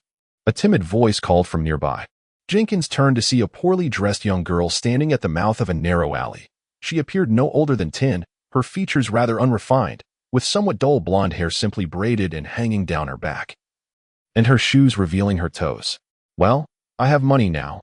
I might as well buy a bouquet to take home as a celebration," Jenkins thought to himself as he approached with a smile. Of course, without stepping into the alley in this era, as long as one walked on the main road, ordinary gangsters and thugs would dare not cause trouble. However, those densely packed alleys, harboring filth and vice, were beyond the reach of the police. "All right then, what flowers do you have, and how much for a bouquet?" Jenkins inquired cheerfully. The girl immediately broke into a smile, then lowered her head to retrieve a 3-inch-long white flower from her small basket. It seemed to be a subspecies of aster, yet still rather lovely. "Sir, 2 pence for 3. I would prefer a red one, but this will do," Jenkins mused, not wishing to disappoint the girl, as he reached into his pocket for money. In Nolan, a day's wage for a laborer is approximately 8 pence, and the girl's small basket could hardly hold more than 20 flowers at a time. Considering freshness, the price was not exorbitant. He had prepared some coins in advance, carefully counting out 2 copper coins to hand to the girl. Just as he was about to place them in her outstretched palm, a chilling gust of air surged forth, abruptly piercing his eyes. Instantly, the girl before him, along with the flowers and the basket, emanated a shadowy glow. Black signifies the uncanny, Jenkins thought inexplicably, feeling his expression freeze. "What is happening? I merely wish to buy a flower." He stood frozen, too terrified to move, while the summer evening breeze swept through the city, yet he felt his face burning with heat. "Sir, are you not going to buy?" The little girl, noticing his stillness, displayed a hint of confusion, which quickly transformed into disappointment. A gentleman passing by, leaning on a civilized cane and wearing a black hat, cast a glance at the two before sneering and continuing on his way. "Bye, Jenkins stammered. The most distinguishing feature of the uncanny is its eeriness. Upon encountering it, one should flee without looking back. Oliver, this was the longevity secret that Jenkins' father had shared with him today. At this moment, Jenkins had yet to fully comprehend the nature of his encounter, that he dared not provoke the little girl, but purchasing the flower would mean engaging with the uncanny, weighing his options. The potential danger posed by the girl should outweigh that of the flower. After all, the former was a living being. Chapter 23. The first encounter with the uncanny here. Jenkins did not extend the coins, but instead withdrew a 10-shilling blue note from his pocket. A gift. He forced a smile onto his face. The girl gazed at Jenkins, then at the bill, appearing like a startled young creature, stepping back a few paces into the shadow of the alley while clutching her small basket, her expression turning wary. Jenkins maintained his smile, shrugged, and bent down to place the note on the ground, then stiffly turned and hastily ran towards his father's antique shop. He truly did not dare to look back. "Dinkling, did you forget something?" His father, who was scribbling at the counter, looked up in confusion. Jenkins, too scared to speak, closed the door and strode down the narrow path strewn with antiques to the counter. "Is there something behind me?" he whispered, fearful that the answer would reveal a little girl lurking behind him. His father furrowed his brow, setting aside his pen, removing his glasses, and leaning over the table to glance behind Jenkins. Nothing there. Jenkins exhaled a sigh of relief, cautiously turning his head to reveal a joyful smile. "I believe I encountered something unclean just now," he explained. "I see. Wait a moment. I remember I have a few soul-binding charms here, though you might want to visit the church." His father nodded calmly, but before he could finish his sentence, Jenkins interrupted. No, it's not a ghost or anything of that nature, he hesitated, intending to buy time to concoct a plausible excuse for his discovery of the uncanny. I was walking on the main road when a flower-selling girl approached me with the bouquet.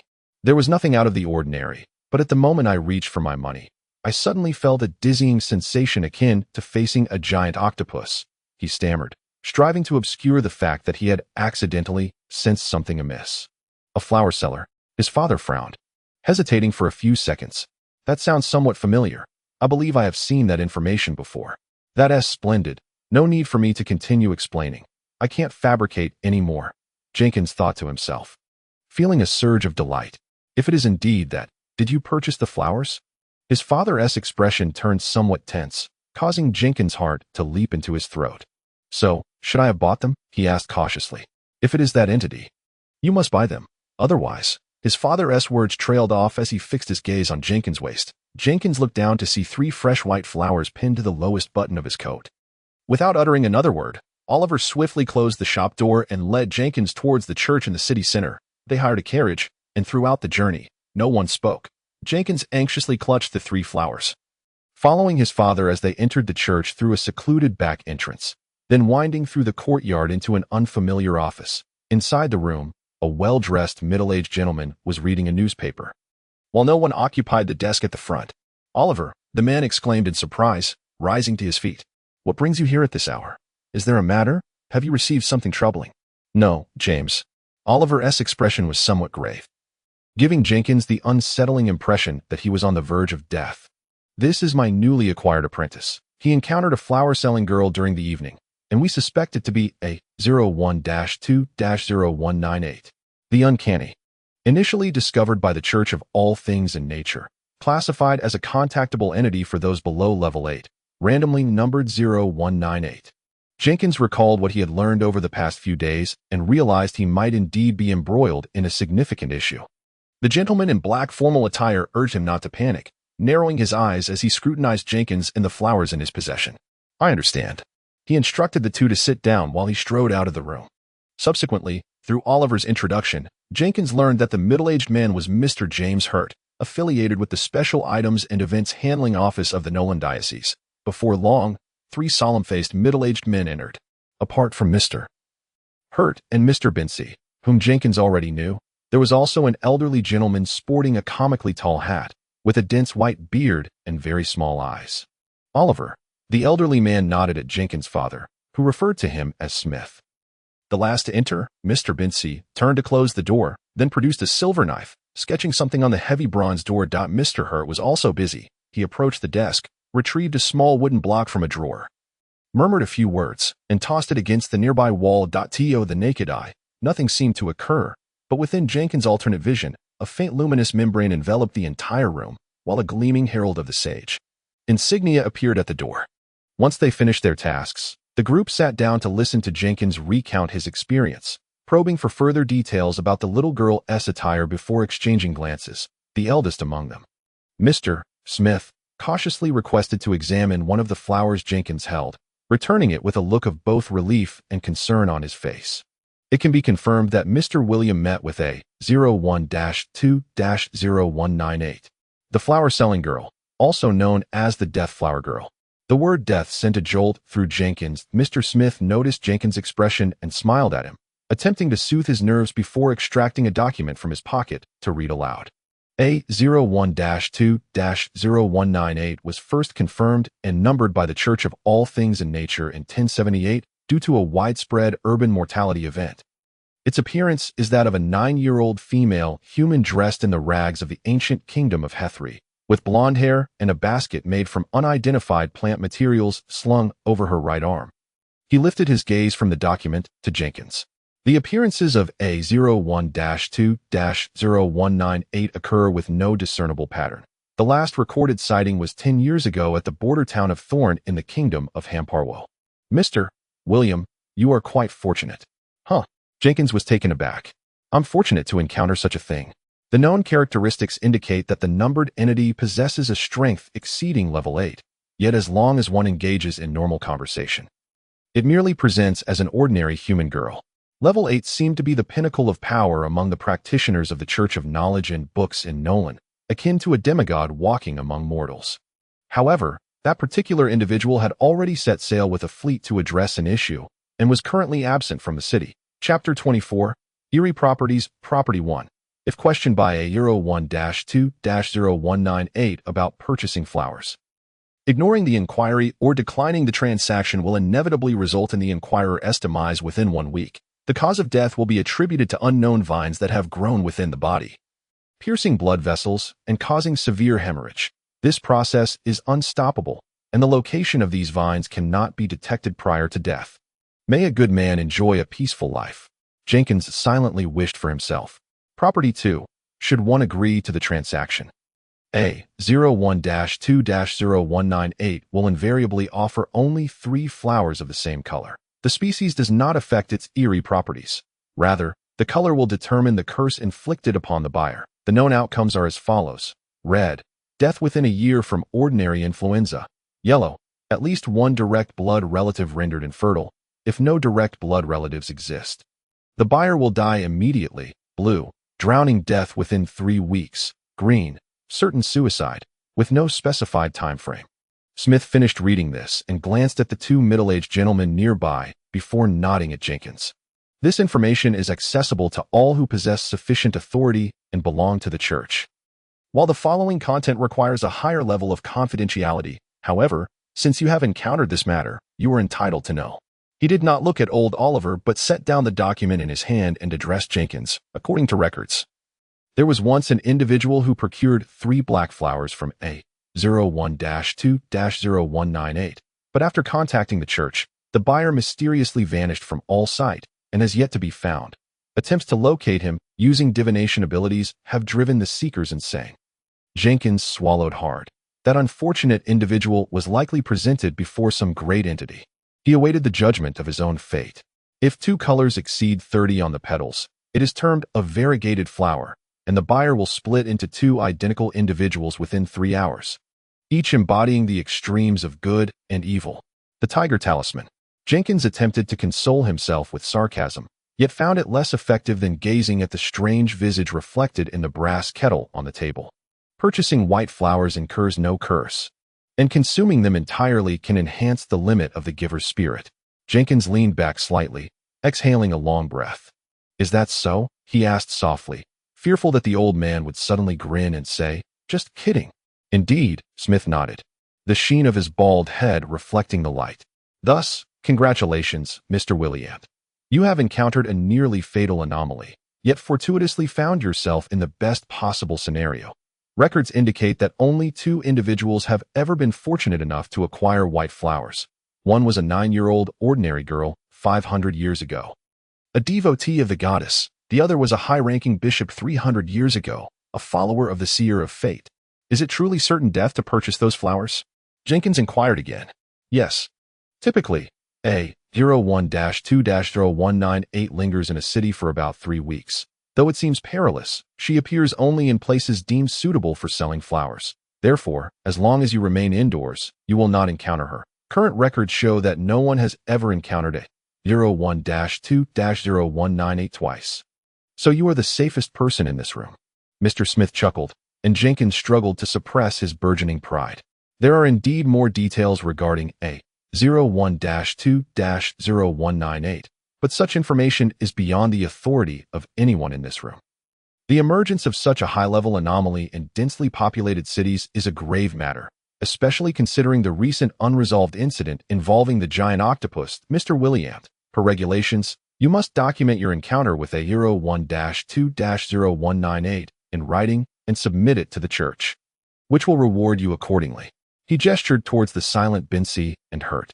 These 2 individuals, one affiliated with the combat unit and the other with the Special Items Handling Office, must be present whenever anomaly or anomaly realm records are made.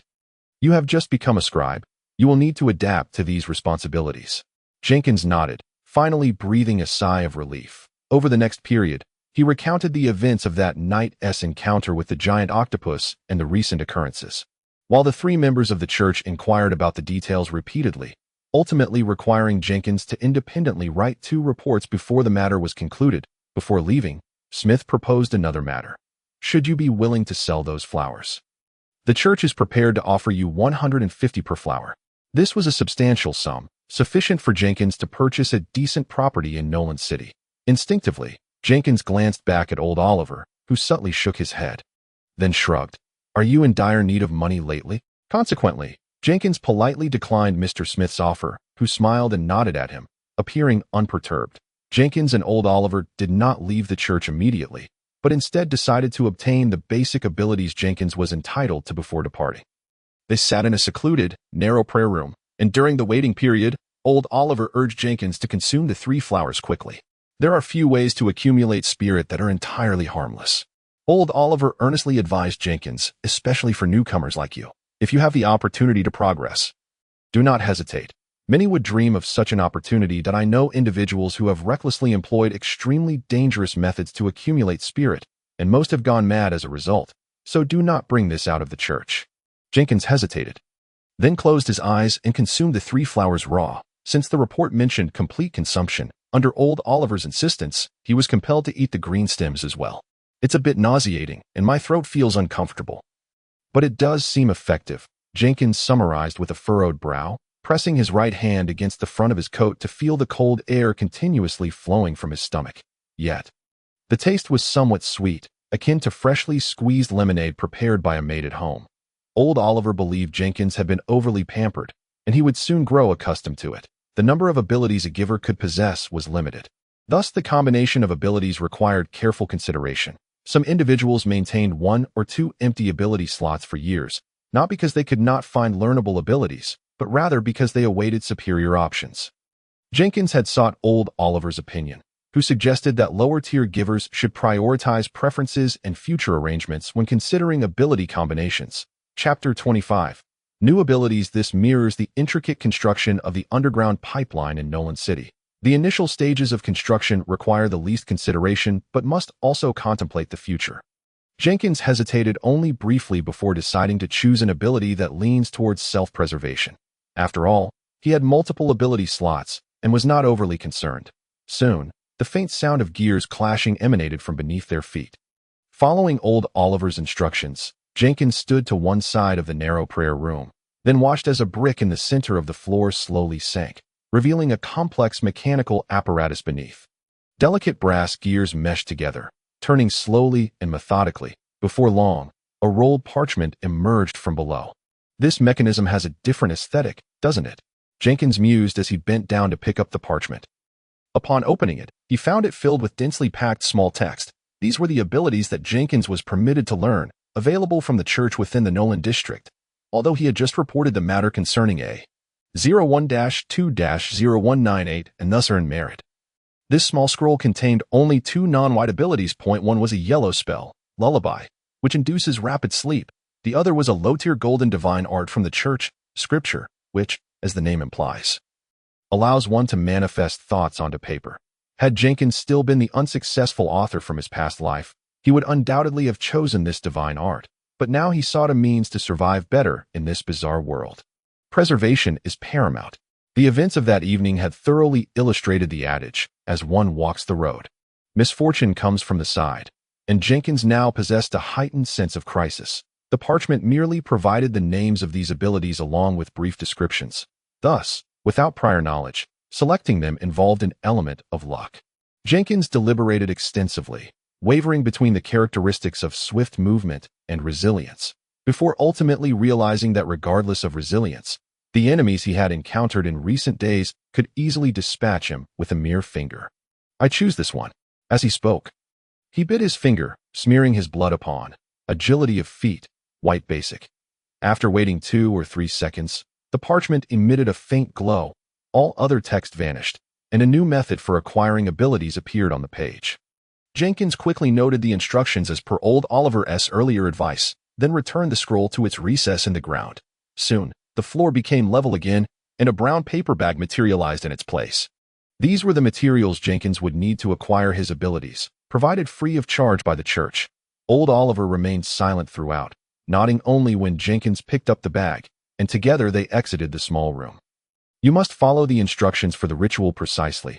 If anything seems amiss, Halt immediately and report to the church, old Oliver advised quietly, without inquiring further.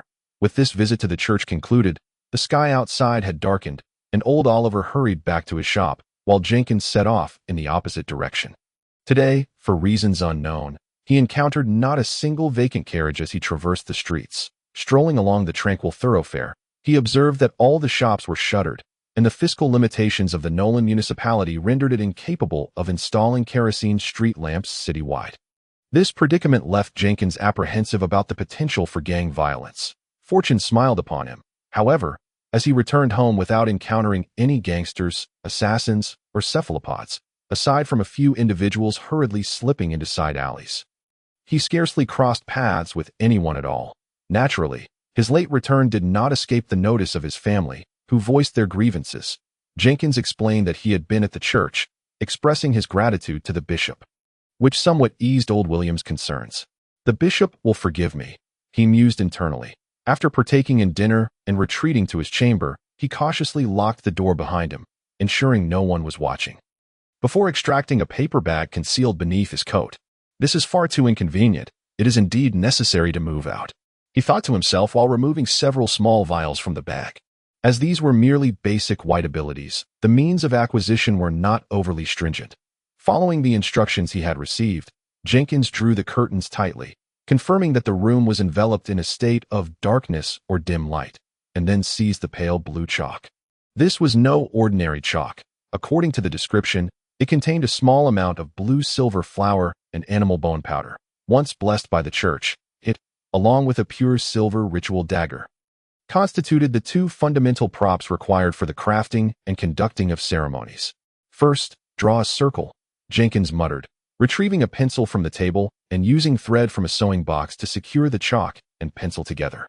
Anchoring the pencil's position with a weight, before gently sketching a circle on the floor.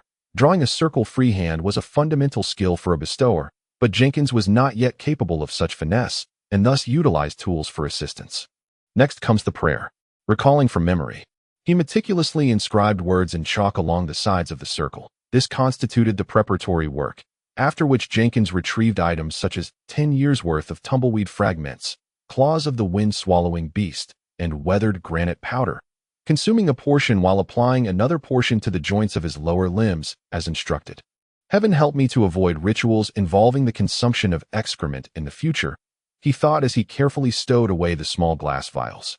Drawing forth the silver dagger gifted by his father, its blade glimmering like moonlight, he gently sliced open the skin on one side of his leg, allowing blood to trickle into a nearby glass cup.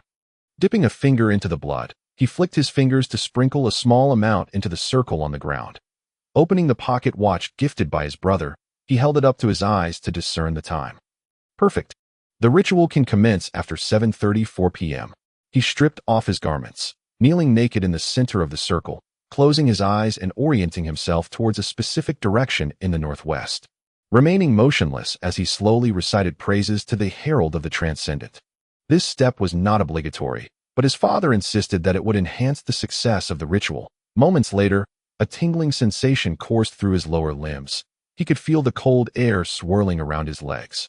In addition to the petals within his stomach still working their magic, 892,891, he mentally counted as instructed, not opening his eyes until he reached 0, at which point, a brand new point of light appeared before him. The young man, now unclothed, crouched in the dim room. A childlike smile of joy gracing his face, thought he immediately realized that if his family were to witness this scene, he would likely find himself confined to a haunted hospital. Chapter 26, Means of Livelihood. As he joyfully donned his clothing, he meticulously erased any traces left on the floor, concealing all the vials and jars. The church must have meticulously calculated the materials needed, for nothing remained aside from the fragment of chalk. The nudity during the ritual was not a peculiar preference of Jenkins. Rather, it was a means to better attune himself to the world. A necessity dictated by the essence of the spirit. The good news was that only the acquisition of abilities and certain special rituals required such exposure. Otherwise, Jenkins would truly need to reconsider the prospects of his role as a bestower. After securely hiding the ritual chalk and silver dagger, he lit the lamp and drew back the curtains, restoring his bedroom to its original state. Leaning against the door, he listened intently for a moment. Only the faint sounds of water flowing within the walls and the peculiar noises caused by unstable steam pressure reached his ears. "This is splendid," Jenkins thought. Settling back onto his bed, the ability of agile limbs was similarly triggered. During its use, his legs could respond more swiftly, boasting enhanced muscle and nerve structure, along with a speed potential that surpassed human limits. Given the confined space, he deemed it unsuitable for experimentation and resolved to test his abilities in his father's backyard the following day. Perhaps it truly is time to move out, he contemplated, not solely due to the necessity of crossing Nolan City twice daily, but also because his nighttime hours were constrained within these walls. Were he to live alone, he could venture out now to seek a secluded alleyway for testing his abilities. The thought of alleyways reminded Jenkins of the legal gathering. How should I manage to go out that day? He pondered, somewhat troubled. Should he wish to relocate, he could find accommodation directly through the newspapers or consult a housing agent. Yet his funds remained insufficient. Mr. Binzi prepaid 3 weeks' salary of 12. Jenkins' savings amounted to 7 and 13 shillings. The wages from my father are paid weekly, and with the expenses of these past few days, I currently have less than 20 to my name. Jenkins arranged the banknotes and coins by denomination on the table, the former queen's visage smiling under the glow of the gas lamp. Yet Jenkins found no joy in it. I do not require an entire house. A modest studio apartment akin to Holmes would suffice. It should be presentable and hygienic, and I would need at least half a year's rent as a deposit. Still impoverished, poor before the crossing, and poor after, he resignedly accepted this reality and began to search for legitimate means of earning money. I am a traveler, he reassured himself, only to suddenly realize that in this era of burgeoning steam power, a recently graduated impoverished student like himself was unlikely to concoct any inventions. Moreover, he lacked the time, energy, reason, and opportunity to explore the hazy memories of civilization's creations. I believe in the herald of the transcendent, and the Church supports its followers in publishing socially beneficial literature. Thus, perhaps a literary hack, he mused as he returned to his writing desk. Serious literature was beyond his capability, given his inadequate foundation in grammar. However, less demanding knightly tales and legendary adventures could be within his reach. As the original owner of his body had an affinity for such narratives, making the sudden emergence of a book less peculiar. Yet after considerable reflection, he ultimately abandoned the notion. Adventures in this era still remained in a rather rudimentary phase, filled with classic tropes of quests, princesses, treasures, and dragons, interspersed with lavish but ultimately pointless verses. Jenkins found himself incapable of crafting such works, and if he adhered to the familiar patterns from his previous life, he feared his uniquely distinctive writing style might expose the truth of his crossing. Short stories, with slightly lower grammatical demands. Jenkins nodded, jotting down these 2 requirements on paper before appending. Capable of normal publication. This edition was essential, as the market was rife with unhealthy novels catering to restless youths and solitary dockworkers, purposely simplified in language to accommodate widespread illiteracy, often featuring large illustrations. Jenkins had a few such tomes tucked beneath his bed. No, while this could be quite lucrative, if discovered, it would spell disaster. He emphatically crossed out the last of his scribbled thoughts and fell into deep contemplation once more, reflecting on his experiences since crossing over. The image of the flower-selling girl unconsciously surfaced in his mind this day. He could not fathom why he had been so unfortunate, why the eye of truth had suddenly activated, nor why he had recognized that it was a mysterious object, but such matters were of little importance for now. The poor flower-selling girl. The little match girl, fairy tales? He pinned this phrase, furrowing his brow in thought for a moment. Fairy tales are predominantly short stories. Although Jenkins is not a particularly whimsical person, writing a few would not raise any suspicions. I can still refine my grammar, and with some effort, I should manage. The Church's affiliated publishing house seems to engage in such work. The more he contemplated, the more he felt this path suited him perfectly. Although the timeline for earning money through writing was longer, it offered a steady income and could also help him cultivate a certain social standing, which would be advantageous for the future. Very well. I shall labor daily to craft a fairy tale, and once I have amassed 20, I will present them to the bishop for his review. However, I must discreetly inform familiar acquaintances to avoid any abruptness. Resolute in his decision, he seized his pen, adjusted the knob of the wall-mounted gas lamp to brighten the light, and then bent over the desk, beginning to conceive a new tale of the little match girl. infused with the unique characteristics of the kingdom of Fidictrally. The following day, Jenkins awoke early once more. Since his crossing, his spirits had been remarkably high, perhaps due to his newfound extraordinary abilities. The cook was preparing breakfast, and after a brief wash, Jenkins shared jovial conversation with his family over the morning meal. Before taking a copy of Old William's newspaper and boarding a carriage once more, Old William was pleased that his second son had developed an interest in reading the news, while Jenkins felt a pang of regret over the cost of the carriage fare, his largest expense of the day. Newspapers in this era were still oil-printed. While the scent was not overpowering, it lingered nonetheless that he procured a copy of the Nolan Daily, the official newspaper of Nolan, which the gentlemen of the middle class ordered each morning as a symbol of their status.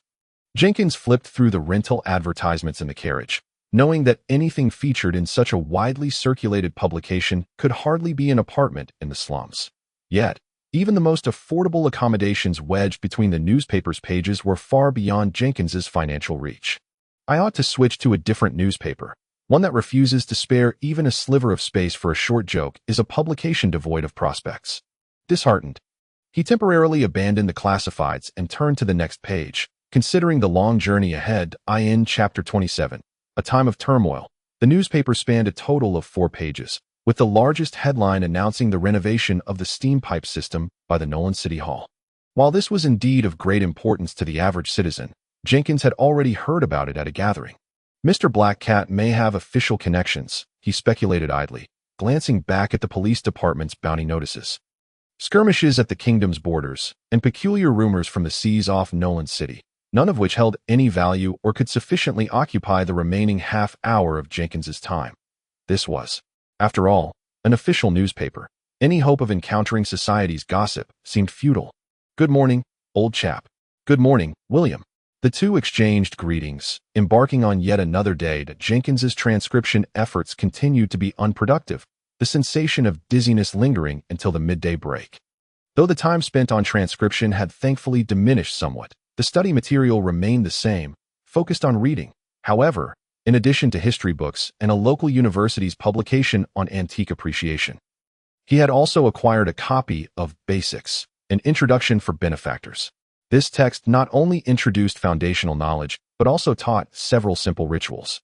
This is internally compiled by the church, yet it circulates among benefactors from other Orthodox churches and unregistered individuals, Old Oliver explained, which indeed aligned with the doctrines of the Church of Knowledge and Books. However, the circulation of such material was rather peculiar. Did it not indirectly encourage the proliferation of unregistered benefactors? Was the church in opposition to the registration law? Or was there some hidden agenda? Jenkins refrained from voicing these inquiries, knowing that even if he did, Old Oliver would likely have no answers.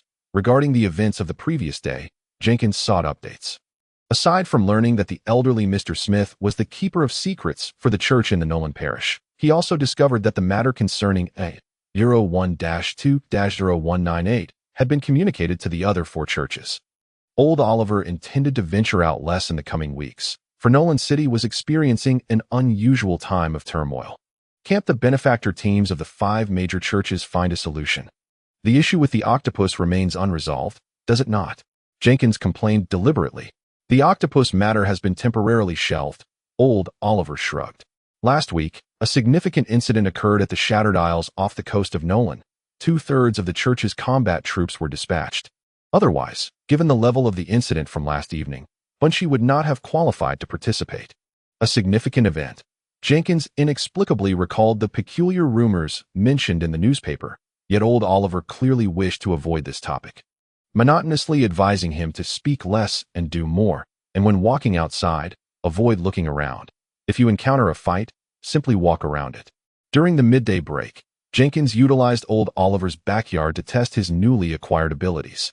Yielding promising results, as he infused his legs with spiritual energy, he could unleash a speed that surpassed even the finest athletes of his former life. Simultaneously, this ability enhanced his balance, serving as a passive effect that improved his foundational qualities.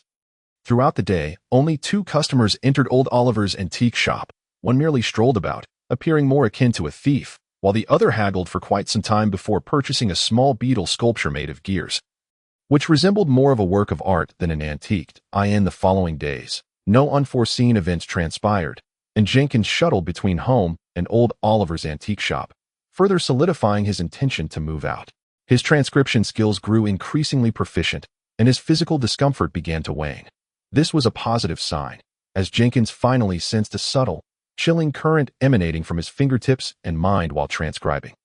He believed this was related to the spiritual flowers still radiating in his stomach, which heightened his sensitivity to the spiritual realm. However, this accumulation was somewhat slow when combining the flowers and transcription efforts. It still paled in comparison to the spiritual energy he had acquired during the bizarre realm. But the bizarre realm was not a frequent occurrence and came with perilous risks. After mocking Jenkins's thoughts, old Oliver urged him to remain grounded and continue accumulating knowledge, for that was the true path. Jenkins had also unlocked a new venue in Nolan City, the Ink Mr. Club located in the Dock District. This establishment ostensibly hosted regular reading salons, but beneath the surface, it served as a firearms training ground in Nolan City. Possessing a firearm required a permit, and this place was clearly operating outside the law. Old Oliver recommended Jenkins visit this club due to the simplistic offensive techniques of lower-tier benefactors. With firearms being the most common method of engagement, he reassured Jenkins that, despite its illegality, the owner had connections with the municipal authorities. And while the police were aware of the situation, they never intervened. TSK, this is the norm of this era.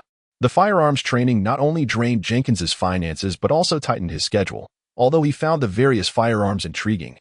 With the smell of gunpowder and the sounds of triggers and firing pins effectively igniting a man's adrenaline, he always needed an excuse for returning home late. More vexingly, after sunset, even the coachmen raised their fares by 20%. Jenkins hastened his progress in adapting the fairy tales, while simultaneously searching for a suitable relocation site. He refrained from disclosing his intentions to move until he had finalized the fairy tale project. Planning to inform the bishop and his family afterward, the week quickly drew to a close. On the weekend, Jenkins not only enjoyed an entire afternoon off, but also received his wages, 1 full pound, from old Oliver. This was quite a sum, considering most apprentices worked without pay. Making Jenkins's fortune rather exceptional, he withdrew a small portion of his savings to purchase gifts for his family and Bishop Parrott, celebrating his first week of work. Naturally, this also served to subtly indicate to those familiar with him that Jenkins is gradually changing, making it a twofold expenditure. July belonged to the Hermit of Fate, while August belonged to the Master Craftsman. On the night that bridged July to August, after painstakingly crafting his fairy tale, Jenkins encountered an unexpected occurrence. Leaning over his desk, he anxiously struck through the freshly penned words. "No, this is too childish. I wish for the fairy tale to appeal to a broader audience." Slightly tilting his head, he glanced at the silver pocket watch on the desk, its 3 hands moving ever closer to the 12 o'clock position. So be it. Time for bed. Jenkins stretched, twisted his neck, and set down his pen. Carefully hiding the manuscript, he tiptoed to the upstairs washroom to freshen up, preparing to retire for the night. Suddenly, whispers drifted into his ears. In Chapter 28, The Whispers of Month's End, Jenkins froze, scanning the dark bedroom, illuminated by the red and blue hues of the moonlight. His furrowed brow reflected in the mirror. The content of the whispers was indistinguishable. Yet they grew louder and more dense, as if an unseen presence was leaning close to his ear. To make matters worse, a sudden wave of headache and nausea washed over him. To avoid waking his family, Jenkins bit down on his pillow, writhing on the bed. The whispers persisted for half an hour before finally fading away. Blood streaming from his orifices, Jenkins hurriedly cleaned his face before collapsing into an exhausted sleep. This incident occurred only once. Fearing it might be misconstrued as related to dark deities, Jenkins dared not share it with anyone. His body suffered no lasting effects, merely a lingering headache the following morning. It was only the next day that he realized the peculiar whispers had coincided precisely with the transition of the 2 months. Could there be a connection? He had no way to prove it and could only wait until the end of the month to observe the situation. The following week began with incessant rain from Monday, finally giving way to sunlight on Thursday. That day marked the 3rd of August, and Jenkins, following the method suggested by the Cape gentleman at the conclusion of the last gathering, meticulously examined the densely populated advertisement section of the Penny Gazette. Using his novel as a cipher to decode the information, he discovered that the next gathering was scheduled for Friday night, with the good news being that the location was in the Sabin district. While perusing the newspaper, Jenkins suddenly recognized that the Cape gentleman had utilized the newspaper sales ranking as a means to probe into Jenkins's identity. After all, being an outsider, it was not simple to glean such information.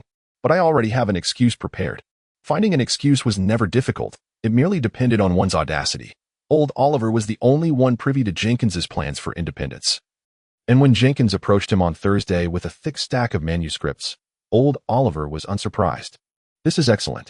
Old Oliver accepted the pile of papers, nodding at the somewhat bashful Jenkins, who felt uneasy about having become a mere copyist. Yet, the money to be earned was still to be earned. As a devotee of the goddess, your ability to conceive of earning money through literature is commendable. Of course, I can only take a look. If you wish to pursue this further, it would be best to enroll in a writing course that I have heard that the higher education institutions offer night classes to assist workers or exam candidates eager for knowledge.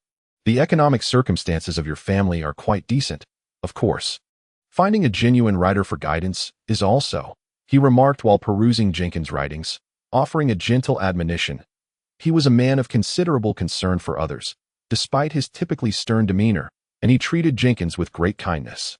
His intention was merely to encourage Jenkins not to be too disheartened, for, from the old man's perspective, Jenkins did not appear to be particularly adept at the craft of writing. Oh, as he spoke, he suddenly fell silent, his eyes betraying a look of surprise. Fairy tales. Jenkins nodded, having placed the more complete and captivating stories such as Snow White and the Tinderbox at the forefront to garner the old man's support for his plans. Crafting these tales was no simple task. He had to delve deep into his imagination to extract the narratives while ensuring they conformed to the peculiarities of this world. He even entertained the thought, if only I had chosen the ability of divine art, writing, from the beginning, as most of his nights were consumed by this endeavor. Confined within his bedroom, the old man sat quietly at the counter, meticulously reviewing Jenkins' manuscript. He examined some stories in detail while skimming through others hastily. Not bad. At the very least, the prose flows smoothly. Although some adjectives seem rather peculiar, I particularly enjoyed the little match girl. You drew inspiration from that flower girl from a few days ago, didn't you? He offered succinctly, removing his glasses and returning the manuscript to Jenkins. Do you intend to earn your living through this? He inquired. Yes, sir. Moreover, I have heard that the expenses of the benefactor are quite substantial. Practicing abilities and preparing rituals require a plethora of precious materials, so it is wise to prepare in advance. The old man nodded thoughtfully. Are you planning to publish it as a collection of fairy tales? Or do you aspire to have each tale featured individually in newspapers? I prefer direct publication, as I doubt many would seek fairy tales in newspapers. However, I intend to add a few more stories, ideally accompanied by illustrations to make the book appear more substantial. Jenkins articulated his intentions. Very well, select 3 of your finest stories, and when I submit the report tomorrow, I shall also reach out to a publisher on your behalf. A report? Jenkins asked, taken aback. Did you think we were merely in the business of acquiring antiques? There is much more to it. In a few months, once you are familiar with the workings here, the responsibility of writing reports will fall upon you, the old man said, patting Jenkins on the shoulder, satisfied to see the look of astonishment on Jenkins' face. This task was simpler than Jenkins had anticipated, requiring no further entanglement with Bishop Parrott. Matters were nearly settled.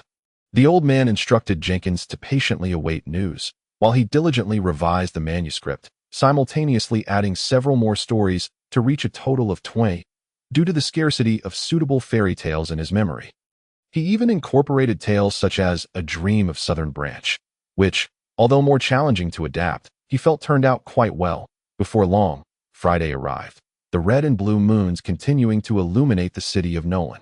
The Williamp household typically fell silent after 9 o'clock, as the era boasted few entertainment options, and nighttime only increased the consumption of gas lamps and candles. After locking the door, Jenkins cautiously opened his bedroom window, ensuring no patrolling officers or idle passers-by wandered along Privet Road, before leaping onto the large tree in the yard and carefully climbing down. Thanks to the ability of agile feet, he could accomplish feats he had only previously dared to imagine. In the shadow of the house, Jenkins summoned forth the black robe that enveloped him in his spirit. Judging by the shadow cast in the corner, this time his guise appeared as a tall, slender figure, resembling a mere stick. Does each disguise differ?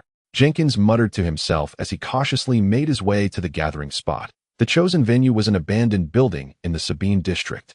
not due to any haunting, but rather because the former owner, a reclusive widow, had met with an unfortunate accident, leaving no heirs to claim the property. While searching for a place, Jenkins had seen the municipal hall's announcement of an auction. But regrettably, the price was exorbitant, and it was quite distant from the old man's antique shop. Chapter 29. Gathering and transactions. Jenkins was not the first to arrive. The hooded man had already been standing in the shadow of the wall. Upon seeing Jenkins, he immediately pushed him toward the window, alert. "I am the candle man." His voice bore a somewhat neutral tone, a result of the black robe he wore. Jenkins summoned forth the violet spark and displayed his purple five-pointed star insignia. Only then did the hooded man nod and retreat back into the corner. "Excellent disguise." "Thank you," Jenkins replied, choosing to stand in the shadow of the wall as well. The two exchanged no further words before the gathering commenced. Naturally, the hooded man needed to clarify to the arriving participants that Jenkins was not a newcomer, but the candle man. The attendees remained the same 5 individuals from the previous gathering. Only those deemed trustworthy are permitted to extend invitations. The arrival of the candle man is an exception, the sorceress with the enchanting voice explained, having previously inquired about the meaning of the violet ability. "Let us commence this gathering. It is a pleasure to see everyone again," the hooded man declared, turning to Birchwood Man. "You owe a piece of information from the last gathering. It is your turn to begin." "Very well.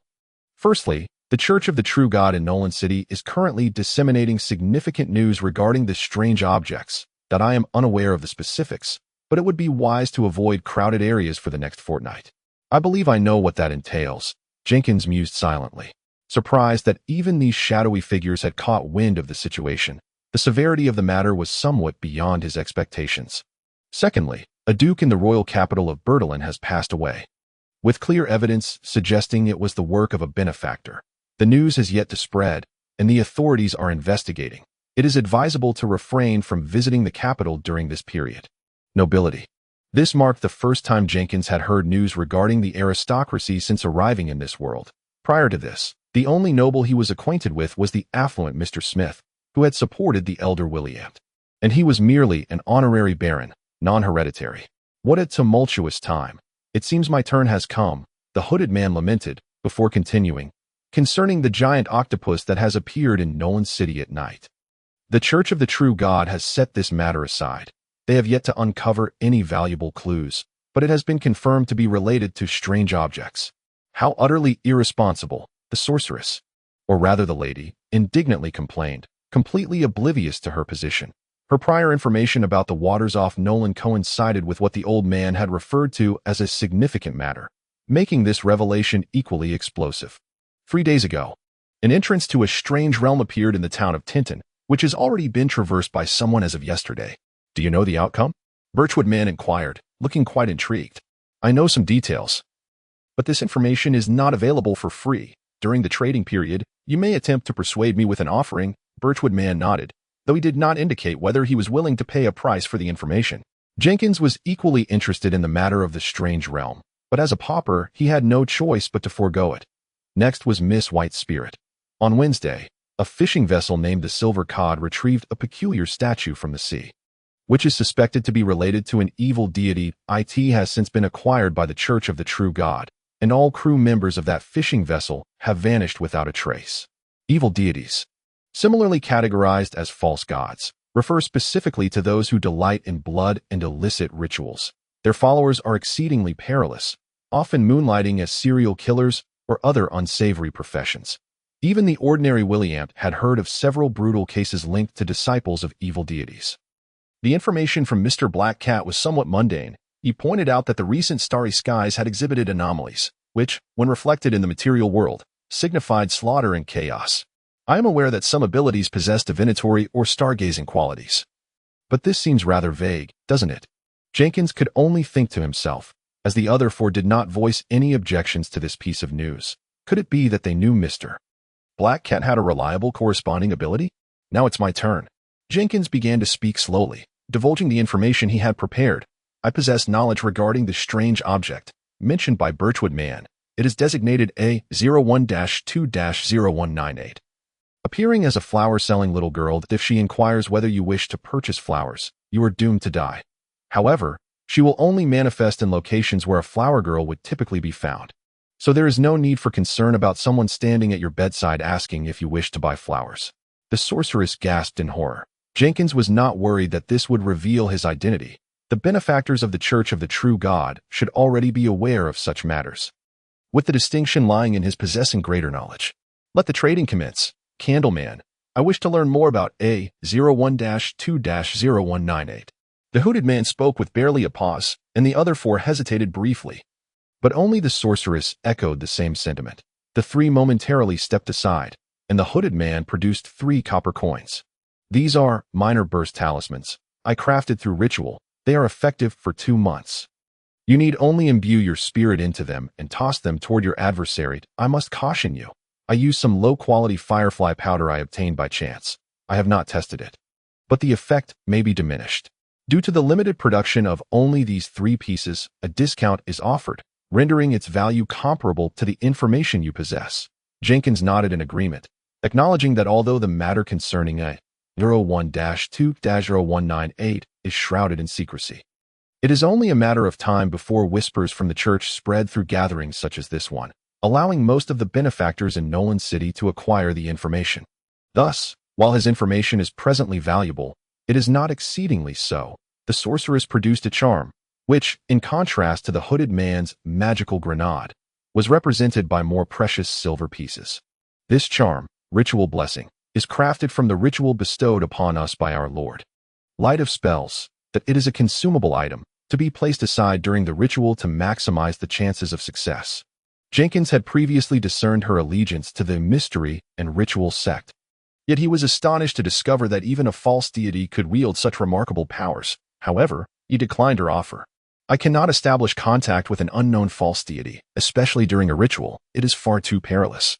His father had warned him never to engage recklessly with anything associated with the god, particularly an unfamiliar false deity, for one could never foresee the consequences. Chapter 30. Seeking Your Gaze, Part 1. Mr. Candle is quite right. Dear sorcerer, please refrain from presenting such items, as this may erode the participants' trust in our gathering. The hooded man supported Jenkins' stance, while the sorceress displayed no signs of anger or dissent. Very well, I concede that I was thoughtless. As she spoke, she retrieved a palm-sized blue feather. I am uncertain of its nature, but it undeniably contains spirit, suggesting it is some form of special material. In Jenkins' eyes, the feather emitted a faint white glow, though it was not particularly intense. That will suffice. He had no better options, as long as it did not radiate golden light. Jenkins proceeded to recount the history and characteristics of A01-2-0198 that he had gathered, omitting any mention of the black and white flowers, as that information belonged to the church's secrets. Not only had Jenkins signed a parchment prohibiting him from divulging such matters upon his induction, but revealing it could also jeopardize his identity. Following this transaction, they exchanged various special materials, while the hooded man continued to express his desire to procure silver blessed by the spirit of nature. I have here an extraordinary item. Just as Jenkins thought the gathering was nearing its conclusion, Mr. Birchwood cleared his throat and unexpectedly announced in a deep voice, "Curious, object, gift, extraordinary." The primary distinction between items crafted through ritual and these lies in their permanent efficacy, as their spirits do not dissipate. These 3 items can only be obtained through divine bestowal, acquisition from strange realms, or natural formation, which is why they are meticulously catalogued. I doubt anyone here can afford it, the sorceress remarked with a light laugh. Though it sounded akin to a predatory witch, its effects are rather unremarkable, and its origins are dubious. While I am in need of liquid funds, this is a legitimate gathering. We cannot sell contraband. The hooded man interjected immediately. No, please hear me out. This is not contraband, merely of unclear origin. The True God Church has recorded it. B01-5-92939. If I recall correctly, the 5 signifies that it can be used normally under any circumstances and poses no danger. Jenkins interjected, and Mr. Birchwood nodded in agreement. Indeed, its name is Mr. Hunter's Fruit Bowl. With a minimal infusion of spirit, it can yield 3 different fruits daily. Of course, these are ordinary fruits. The other 5 individuals fell silent. It can be purchased with cash, after all. It is still an extraordinary item. As he trailed off, He found himself at a loss for words. In Jenkins' perception, this item appeared in a novel blue hue, an entirely new color he had never encountered before. Piquing his curiosity, though he feared his savings might fall short. 10 pounds. Its origin is unclear, stated the sorceress. Could you possibly increase the price? Mr. Birchwood inquired tentatively, to which the sorceress shrugged. 11 pounds. Jenkins interjected, and although this price seemed to target the sorceress, she appeared indifferent, saying nothing further. Ultimately, Jenkins spent half of his savings to acquire an extraordinary item, despite its dubious origins and lackluster utility, due to the nocturnal presence of the colossal octopus in Nolan City, as well as matters pertaining to a 01-2-0198. The next gathering was postponed for 2 weeks, with the password designated as newspaper. Following the order of departure, Jenkins was the second to leave. He initially intended to inquire with the hooded man whether he was aware of other gatherings. Yet he deemed such an action too imprudent and chose to refrain. After wandering through the alleys of the Sabin district for half an hour, Jenkins finally felt secure enough to return to his bedroom along the path lined with trees. Fortunately, the door remained securely locked. The evening's gathering granted him the opportunity to uncover more clandestine information, which, although seemingly useless at present, was an insight he, hailing from the 21st century, recognized as invaluable. Moreover, it was rather intriguing. Was it not? Rather than succumbing to slumber, he retrieved the somewhat soiled wooden plate from his pocket, adorned with common decorative patterns, by infusing a modicum of spirit, under the moonlight, an underripe green apple, a hazelnut, and an enticing red cherry materialized upon the plate. Is a hazelnut considered a fruit? He pondered with a furrowed brow, before placing the cherry in his mouth, which tasted rather pleasant.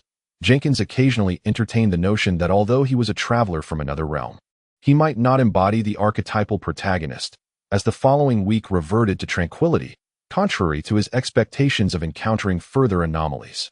Yet, this is not without merit, he remarked suddenly while transcribing the tadpole script from the photograph, startling his father, who nearly dropped the porcelain piece he held. Concerning the publisher, his father was still in contact, initially believing they could resolve matters through their connection to the church. However, they soon realized that publishing a legitimate book required a so-called book approval number, a credential issued by the kingdom's authorities, which the church had regrettably exhausted.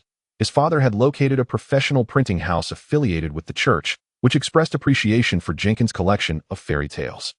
If Jenkins were willing to wait until the last quarter of the year, the next batch of approval numbers would be distributed, and that gentleman would be willing to publish Jenkins' book first. However, his father deemed it unnecessary to wait so long.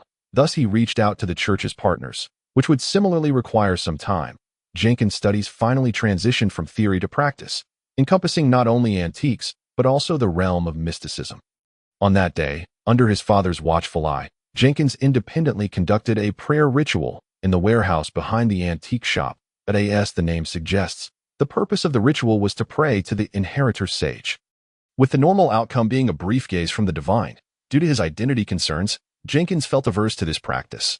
Yet, he could not find a reasonable way to refuse. So he steeled himself and used the ritual chalk left over from his previous attempt to inscribe the sage's holy emblem upon the ground.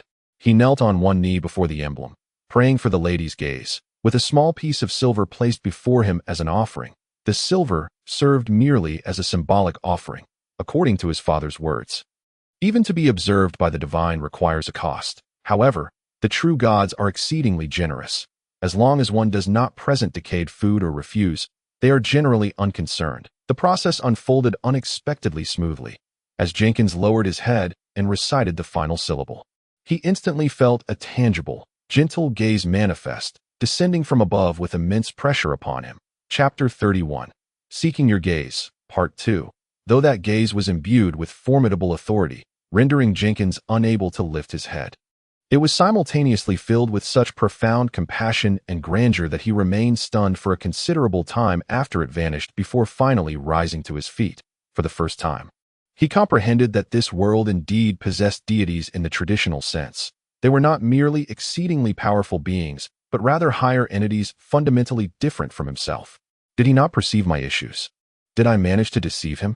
To pray to one's own deity constitutes the simplest form of ritual, yet for the true believers, it holds profound significance. On one hand, they can offer sacrifices to the divine in this manner, Just as with the small piece of silver that vanished post-ritual, should one succeed in winning the favor of the deity through sacrifice, the elevation of secular power is merely the most basic benefit in certain exceptional circumstances.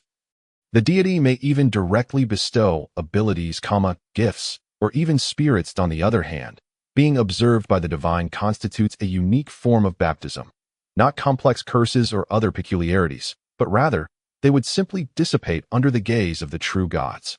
Of course, if one seeks this latter purpose, it is advisable to prepare sufficiently weighty offerings, while not mandatory. Attempting to procure assistance from a magnificent existence with merely a small piece of metal can, in a sense, be construed as sacrilege. True believers would not act in such a manner.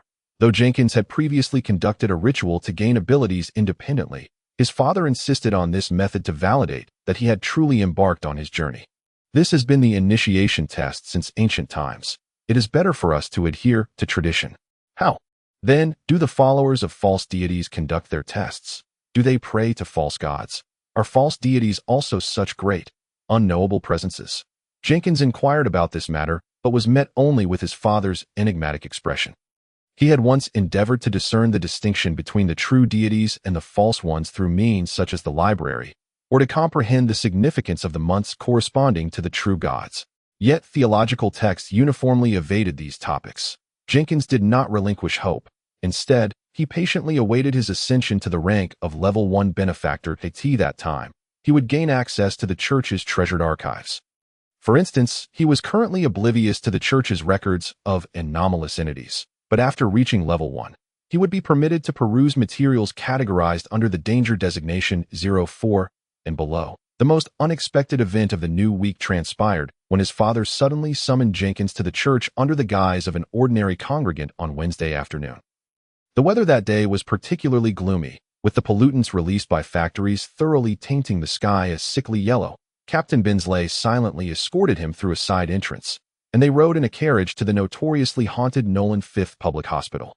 Although the name contained public, in reality, those who sought treatment there surely possessed far more gold pounds than Jenkins. The inpatient ward resembled an opulent villa rather than a hospital, with even the steam pipes embedded directly within the walls. The two soon entered a room at the corner of the first floor, where a man in leather shoes feigned interest in a newspaper, nodding to grant them entry. Upon entering, a nauseating stench assailed Jenkins, nearly overwhelming him. Surely old Oliver has mentioned the occurrences here. Captain Bensley inquired softly, seemingly concerned about disturbing the man in the bed. He mentioned a few things. Jenkins replied cautiously. That's good to hear. In truth, the events that transpired here remain shrouded in mystery. Matters from overseas, nocturnal cephalopods, the anomalous entities you encountered, and the malevolent spirits here. Nolan City has been anything but tranquil lately. Now, enough of that. Try to see if you can treat this wound, Captain Bensley said, gently lifting the curtain of the bed closest to the door, revealing the individual lying within. The patient was a young man of no great age. His eyes tightly shut, his complexion pallid. Beside his bedside, amidst some fruit, rested a small badge radiating a metallic sheen, supported by a wooden stand, inscribed with the sacred emblem of the legacy sage. To Jenkins's eyes, the badge emanated a golden and green glow, an item of divine craft, possessing healing properties. Jenkins speculated, furrowing his brow as he turned his gaze to the source of the foul odor. The right arm swathed in white bandages. Standing in the room, a doctor clad in white garments and mask began to unwrap the bandages, revealing a wound roughly the width of a finger. The flesh exposed was a ghastly green, yet peculiarly. No blood seeped from it. It was evident that the greenish tissue was subtly expanding outward. The wound cannot heal through any natural or unnatural means. Until then, we can only periodically excise the necrotic tissue. The doctor's muffled voice emerged from behind the mask, causing Jenkins's mouth to twitch involuntarily. Although his abilities were ineffectual against curses and toxins, they were precisely suited to address lacerations. He nodded to Bensley and gently touched the healthy skin near the man's wound. Moments later, as a chilling current flowed from his fingertips, the wound visibly began to mend. However, this healing lasted but a second. The green flesh seemed to writhe, and the wound ruptured anew. Jenkins intensified the output of his spiritual energy. But the rate of healing consistently lagged behind the rate of the wound's reopening. That will suffice. Observing the wound's relentless cycles of tearing and healing, Captain Binsley could not help but halt Jenkins's efforts. Yet, just as Jenkins was about to abandon his endeavor, his finger trembled, inadvertently brushing against the edge of the green flesh. The candle, steeped in spiritual energy, suddenly quivered, and Jenkins watched in astonishment as a dim yellow flame erupted from his fingertip. Before anyone could intervene, the flame engulfed the entirety of the patient's right arm. Jenkins staggered back, nearly losing his footing, as the flames gradually subsided. The bed and sleeve showed no signs of damage. But the wound remained intact, albeit restored to its normal hue. The commotion attracted the attention of the attendant, who entered to investigate. Bearing good news, N01 attributed the incident to Jenkins's potential blessing. They seemed to believe it was a hidden function of his abilities. "You've been quite busy these past few days," Captain Binsley remarked, stroking the injured man's arm, turning to Jenkins with a beaming smile. What had initially been a mere experiment unexpectedly proved fruitful. Overjoyed, Binsley promptly reported the incident to the church, resulting in Jenkins receiving 2 days off from his father to treat patients afflicted with similar bizarre wounds at the hospital. Due to the limitations of his spiritual capacity, he spent most of his time resting. Chapter 32. The correspondent The individuals he treated were not solely members of his own church. All 5 True God churches were involved in the hospital's affairs. Jenkins merely followed the directives of Captain Binsley and an elderly gentleman in administering care. Although the relationships between the True God churches were presumably cordial, such services were certainly not rendered free of charge. He still held in mind Mr. Barnard, who had saved his life. Having been preoccupied with work as a scribe, he had yet to express his gratitude. Thus, he made inquiries among the injured from the Night and Secrets Church, only to learn with disappointment that Mr. Barnard had not participated in the hospital's activities. As daily life resumed, Jenkins not only received a bonus of £20, but was also granted permission to study numerous rituals that were temporarily beyond his access.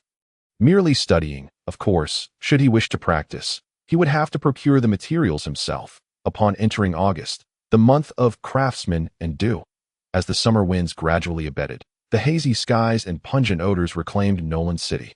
This phenomenon was termed a mark of development by factory owners and nobility, signifying that Nolan City was destined for improvement, while Jenkins feared for his own longevity.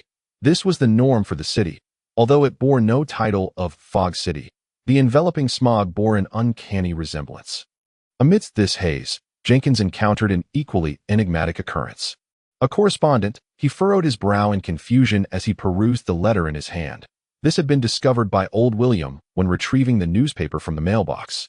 Devoid of a recipient, merely bearing an address, the family had initially assumed the sender had carelessly neglected to include a name, but upon opening it, they realized it had been misaddressed, as the letter contained only greetings to a pen pal. And none among the 4 family members had a correspondent. Since Jenkins's route to work conveniently passed by the post office, old William had requested he return the letter, bored during the journey. Jenkins hesitated and began to examine the letter. "Dear Porter, I am delighted to receive your letter once more. Your poem was truly beautiful. I sincerely hope the weather in Rouen is as spring-like as described in your verses. Regarding the matter from last time, I regret to inform you that I have yet to locate the book you require, but I have entrusted a friend to search for it in the Tower's library. And I believe results will soon materialize. Mrs. Tiffany's etiquette classes have grown increasingly tedious, and I cannot grasp the counting lessons at all. Only the equestrian class allows for some outdoor activity. And my little Jujube eagerly anticipates galloping alongside me. Porter, do you understand counting? I have attached some homework assigned by Mr. Warren at the back of this letter, and I hope you can assist me. P.S. May the spirit of nature bless you, if you truly comprehend this. Please respond at your earliest convenience, or else I fear Mr. Warren will surely have my head for my foolishness. Yours faithfully, Mary." The letter was penned on high-quality snow paper, the edges delicately outlined with golden thread, evoking the appearance of curled parchment. T.O. Jenkins's knowledge, such paper was sold by the sheet in Nolan City, and the cost might well exceed his weekly wages. The handwriting was elegant and poised, suggesting that the writer, Mary, was a well-bred lady of high society. The carriage he was riding in lacked a canopy. Jenkins refrained from engaging in any olfactory pursuits that would betray gentlemanly decorum. The back of the letter was filled with a slow 2 pages of mathematical problems written on the same fine paper. Quite simple classical probability problems. Calculus isn't even necessary. Jenkins analyzed all the problems with a hint of interest. He was uncertain of the academic standards in this world, but since a private tutor was able to teach such complex probability concepts, the rudiments of calculus must surely have emerged in the top universities. Despite such topics being mere high school material in his previous life, for reasons he himself could not articulate, Jenkins chose not to disembark at the post office, but instead proceeded directly to his father's antique shop. During the lunch break, he borrowed paper and a pen from his father. First, he candidly expressed his apologies for having opened the envelope to ascertain the letter's origin, and then he meticulously solved each problem, enclosing them back within the original letter, preparing to mail it later that evening. Your mathematical prowess is impressive, but your handwriting leaves much to be desired, his father remarked, offering no opinion on Jenkins's actions, but taking the opportunity to critique his penmanship. Perhaps that young lady, Miss Mary, perceives me as a mathematical madman, akin to some eccentric scientific figure. Yet I am merely trying to do a good deed, is ruin not the capital of the kingdom of Hampaw? If I do not assist her, she may find herself unable to send another letter in time. Jenkins shrugged, using straightforward language to explain the mathematical symbols from his past life in the letter, while his father wore a look of resigned understanding, as if to say, youth is always like this. After the letter was returned, Jenkins felt a faint hope within him that he might receive a reply again. However, the capital of the Hampaw kingdom lay in the far northern reaches of this continent, and he had resorted to using the ordinary postal service to save money, if the letter were truly to arrive safely. Even if the lady who penned herself as Mary were to respond immediately, it would likely be a matter of next month. The mathematical genius, Jenkins soon cast this matter from his mind. He lowered his gaze to the dark flintlock pistol before him. Father, what does this mean? Gather your things and come with me. I've received word that a fine shipment has arrived at the dock warehouse. We may stumble upon something worthwhile. His father spoke swiftly, tossing Jenkins the coat he had donned. But why must we bring a pistol? Is this some sort of gang transaction? Jenkins was still puzzled, especially as his father casually retrieved a gun loaded with bullets from the counter. Don't speak nonsense. It's merely for self-defense. As he spoke, he stowed away a similar pistol and counted out several brass bullets to place in the inner pocket of his coat. Young man, relax. It's just for protection. By the way, I sent you to Mr. Ink's club to practice shooting. You've been consistent in attending, haven't you? A smile spread across his father's face. With trepidation, Jenkins followed his father along the main road toward the dock district, and as expected, they veered into a narrow alley. 10 minutes later, the pair arrived at a dilapidated bungalow. A young man, dressed in a short shirt and appearing somewhat disheveled, squatted at the door, gazing absently at the ants. Glancing up at the two, "Old Oliver, you've come a bit late this time. Haven't you?" The apprentice took some time. His father greeted him with practiced ease, while the doorkeeper carefully memorized Jenkins's face. "Go on in. Many old customers have already made their rounds." Chapter 33, Gangland Shootout. His father pulled Jenkins inside and quietly explained, "The kingdom of Fittic Tetley imposes exorbitant taxes on antiques at the entrances and exits, so some fishermen or ship owners engage in smuggling. These items typically do not circulate directly in the market, but are first handled by folks like us in the industry." He cautioned in a hushed tone, "These individuals are not gangsters. They are merely a fixed smuggling team, calling themselves the Sea Serpent Syndicate, but in reality, they are a collection of dock workers, fishing boat owners, and local antique dealers. That doorkeeper we just saw is a notorious pickpocket known as Little Jimmy from the slums. Keep silent and stay behind me. This is merely an opportunity for you to broaden your horizons." "But isn't this illegal?" Jenkins hesitated. "Of course, but where there is light, there are shadows. You're 20 now. Surely you don't still believe everything is black and white." "I certainly understand that." Jenkins feigned enlightenment. But internally, he mused, he had previously been a frivolous wastrel.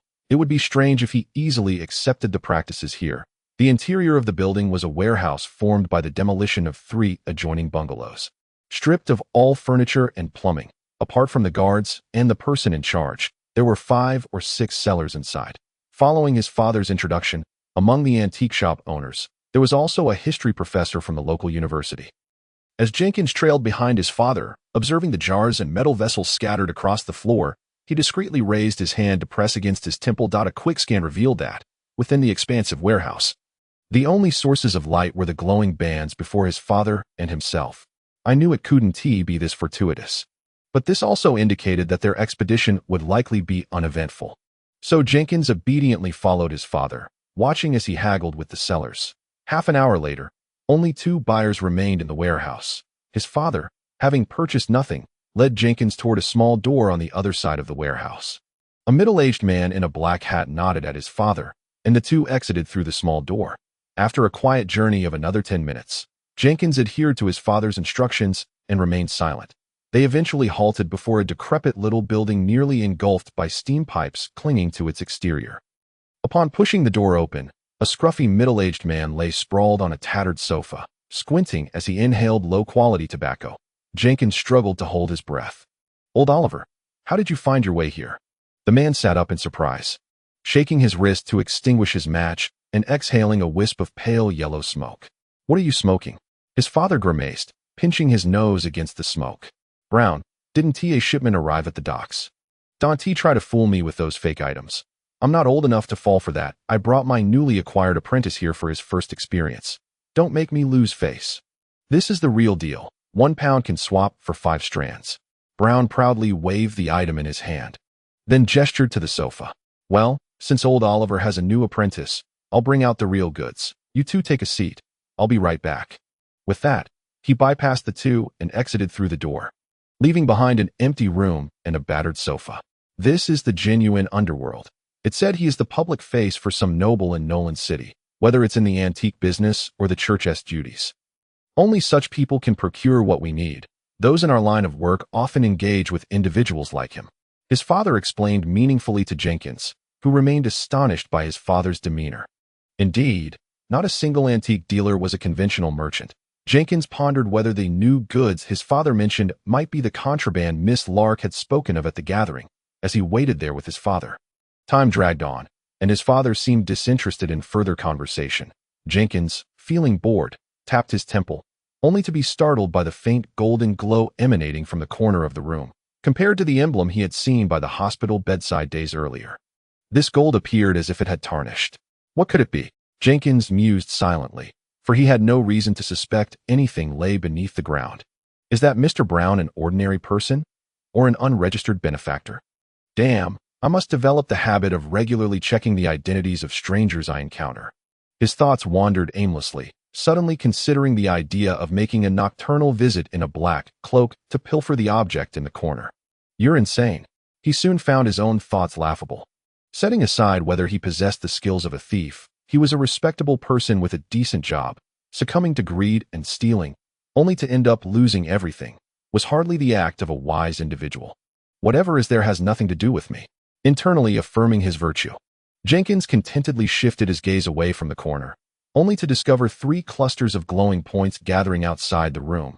In the state of true eye, he could perceive the spiritual glow, a fact he had discovered during his first encounter with Bincy when being scrutinized. He had tested this in his daily life and found that the range of perception correlated with the intensity of the spiritual glow and the thickness of the intervening materials. Unfortunately, he could not quantify the strength of the glow. Otherwise, he would have been able to derive a specific relationship. Regrettably, all he could see through the perception was the spiritual light. Benefactors. Jenkins was taken aback, then noticed that the 3 clusters of light were growing larger. They were rapidly approaching. Be careful.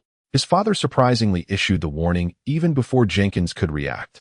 He had been in a state of repose with his eyes closed, but suddenly opened them, drawing out his pistol from his waist with a swift motion. Something feels off. He stood, gun raised, facing the door, warning in a hushed tone. Jenkins also rose to his feet, hearing faint crackling sounds from outside. And in his vision, the 3 clusters of light entangled. Occasionally one would burst forth with brilliance. His father silently tossed him a bullet from his pocket. "Stay here and don't move. Load this into your gun. It's sanctified ammunition, effective against non-true believers." With that, he dashed out the door, and Jenkins barely caught sight of the shadow beneath Mr. Brown's feet as a swarm of black insects surged toward the 2 unfamiliar men. Chapter 34. His body exploded. Is my luck this terrible? Jenkins stood pressed against the wall, perceiving that the light representing his father had joined the fray. The continuous gunfire echoed, but it seemed there was more than one weapon involved. The true eye's perception was weak against 3 types of permanent extraordinary objects. Through the wall of his own bedroom, Jenkins could not see Mr. Hunter's fruit bowl, and as for the blue feather, wrapping it in a towel completely obstructed the spiritual glow. Yet at this moment, he could clearly see beneath the light representing Mr. Brown, a dim golden statue of a glowing object moving along with him. I think I can guess what is happening. But if that's the case, how unfortunate. Soon, even more unfortunate events unfolded. Jenkins had thought merely hiding would suffice, fully trusting his father. His father's light was the most numerous, but after another explosive-like sound, a man crashed through the door, tumbling onto the floor and rolling a few times before coming to a halt against the wall. Raising his head, their eyes met. With a resounding bang, the muzzle of the gun exhaled a plume of white smoke. As Jenkins, his heart racing violently, exhaled and lowered his firearm. "I apologize," he murmured to the lifeless body before him, which bore an expression of astonishment, a small hole in its forehead oozing a mixture of red and white. "At least my marksmanship remains commendable." Jenkins endeavored to suppress the terror that surged within him at the grim reality of taking a life. He glanced back at the corpse, noting how the luminous dots representing capability gradually dimmed, while a faint yellow glow flickered from the pocket of the deceased's coat. Such a weak hue. Is it a temporary item enhanced through ritual? A charm? Or a weapon? He speculated, but he did not linger to search the body. After confirming that the man's luminous points had extinguished completely, Jenkins swallowed hard and dashed out, gun in hand. Outside, Mr. Brown lay on the ground like a tattered sack, his own light fading, while Old Man was ensnared by the remaining stranger, his movements resembling those of a marionette. This was precisely why Jenkins felt compelled to rush to his aid. Bang! Jenkins squeezed the trigger once more, this time unleashing the power of a special bullet. The stranger, caught off guard, was struck in the right arm, yet the wound healed at an astonishing rate. "Be cautious, he is a member of the Light Chaser Club." The Light Chaser Club was a genuine, illegal society, of which Jenkins had heard Old Man speak. They were a group who believed that humans must become light to evade the impending cataclysm of the end world. Their illegality stemmed not only from the fact that all members were unregistered bestowers, but also due to their worship of a cruel, malevolent deity. "Where is Ronnie?" The stranger grinned, revealing a horrific smile to Jenkins. "Dead," Jenkins replied flatly, continuing his actions to reload and fire once more. Initially aiming for the heart, he instead struck the head. The man remained alive, turning his head with interest to face Jenkins. "That worthless fool is dead? Excellent." His tendrils ensnared Old Man, yet Old Man equally restricted his movements. Jenkins was unconcerned about being dealt a fatal blow. "May the Legacy Sage bestow protection. Your brilliance illuminates the path for humanity." Pressing the ceremonial silver dagger to his lips, he whispered a prayer, activating his ability of agility as he charged toward Old Man, the dagger slicing through the dark strands with ease. He swiftly retreated, witnessing Old Man once again entangled with the stranger. Without the binding shadows, it was evident that the stranger was no match for Old Man. "Watch out," Jenkins suddenly warned, noticing the yellow object in the stranger's pocket beginning to glow. No sooner had he spoken than an eerie melody echoed in his ears. The singer appeared to be a young woman, her voice low, ethereal, and strange, yet possessing an alluring quality akin to that of a poppy flower. Old Man collapsed in response, and a dazed Jenkins found himself compelled to charge once more, launching a double-fisted strike. Simple punch. He had not intended to easily slay the stranger, merely hoping to force him back and create an opportunity to rescue Old Man. However, as their fists collided, an immense force surged from the opposite side, sending Jenkins crashing back into Old Man's body. "My right arm is broken." The song continued, yet the excruciating pain jolted Jenkins into clarity. The stranger paid him no heed, instead advancing toward Mr. Brown's corpse, granting Jenkins a chance to extract a small metal piece from the crevice of his shirt with his left hand.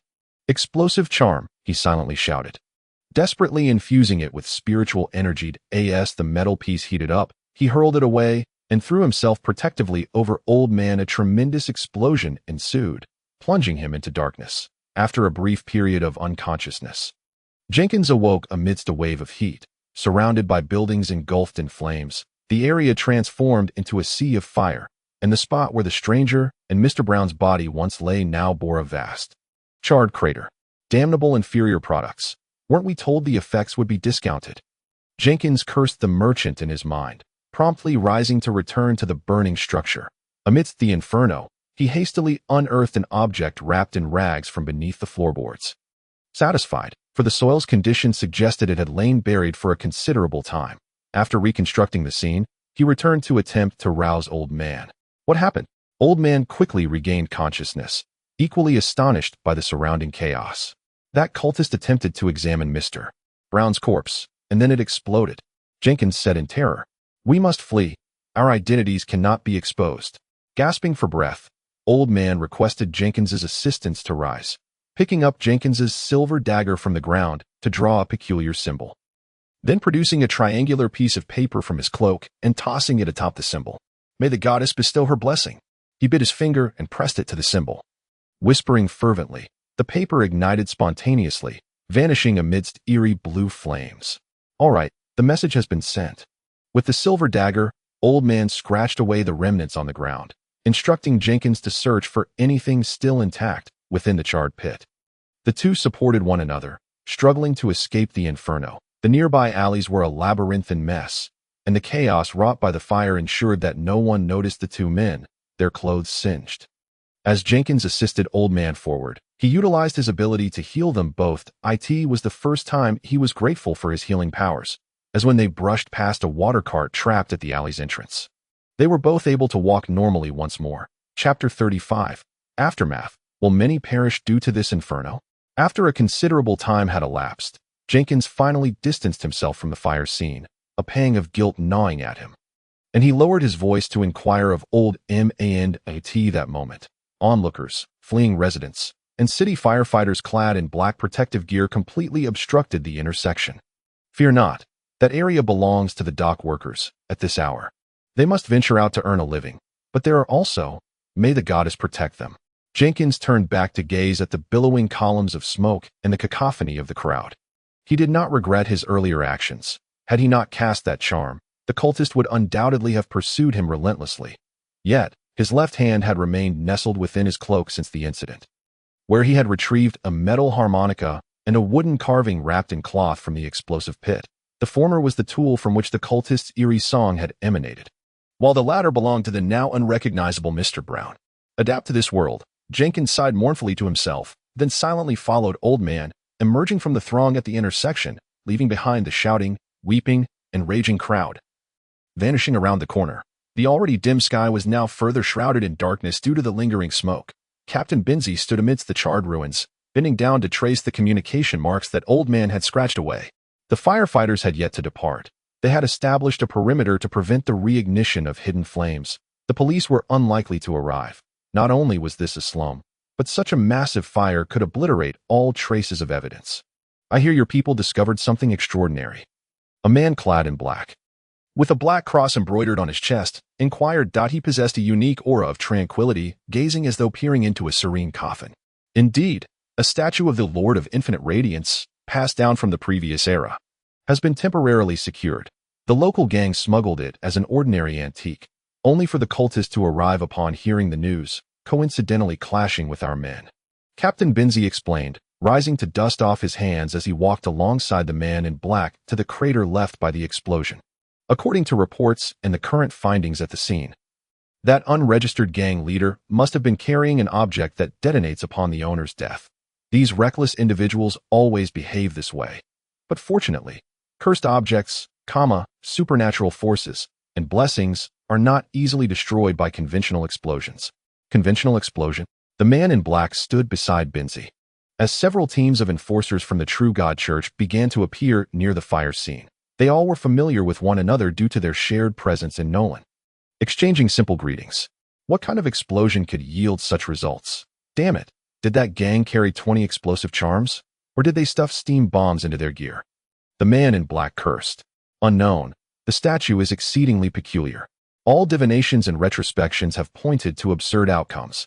Benzie surveyed the area around the fire, where impoverished individuals, bereft of homes or loved ones, were being held back, their expressions numb as they witnessed the chaos. The statue of the malevolent deity has been recovered by our men, and the cultist, Flesh Puppet, who was on the wanted list with a bounty of 1,000 pounds, has also been killed. That we even managed to trace the whereabouts of the Light Chaser Club in this city. It is a favorable outcome. Humph. Over 30 individuals have perished or gone missing due to this inferno, and at least 200 people have lost their homes. The financial burden on the municipal government for post-disaster management is unfathomable. A mocking expression crossed the man's face. Indeed, Binzi nodded, turning expressionlessly to the soul reapers from the Church of Death and End. Are you mocking me? This is not our fault. Moreover, the two heroes who intercepted the statue and eliminated the cultist donated the majority of the bounty to the church to aid the victims of this tragedy. Although it cannot guarantee the compensation for everyone's losses, it can at least ensure that they endure this winter in tranquility. A moment of silence ensued. Summer always arrives in such a manner. The unexpected raindrops fell upon the face of the soul guide, who calmly shook his head and murmured softly, "May the departed find peace and behold the end in death. May the wise bestow their protection, illuminating the path of humanity with your brilliance." For Jenkins, the entire affair felt akin to a dream. He had witnessed the first battle among the bestowers, his inaugural act of killing, and the first instance of igniting a great fire in a densely populated area. Yet, the outcome merely entailed the submission of two acquired items, and subsequent events bore no relation to him. It was only later that he learned the stranger who could withstand bullets was referred to as Flesh Puppet, a member of the Light-Bearer Club that worshipped the malevolent deity, Lord of a Million Radiances. Through an ancient and sinister ritual, he had transformed his own body into a puppet, his soul manipulating it as one would a machine. This method had condemned him to remain trapped at level 4, unable to ascend. However, despite his relatively low power, his near-immortal nature and ruthless methods, marked by a penchant for bloodshed, had placed him on the wanted list of the True God Church 3 years prior. This time, it was thanks to Brown's bomb that he was finally slain. This conclusion was reached by old Oliver and the others, due to the interference of divination results and the fire that obliterated many clues. They could not fathom the truth of the matter, attributing it merely to a substandard explosive talisman. Although Flesh Puppet was not personally killed by Jenkins and old Oliver, the bounty was nonetheless credited to their names. Old Oliver felt he had merely delayed the cultist for a while Jenkins, burdened by guilt, suggested they donate the majority of the bounty. The church would handle the donation, so there was no concern about the funds being misallocated. The True God Church had offered a bounty of £1,000 for the cultist, along with an additional £300 from the police for the murderer. Old Oliver kept £20 for his recovery expenses, while Jenkins took not a single copper penny. When he returned home that evening, he was unscathed. The fracture in his right arm had been healed shortly after their return to old Oliver's antique shop. The procedure involved old Oliver realigning Jenkins's broken bone, after which he utilized his abilities to heal it, marking this as the best news of the day.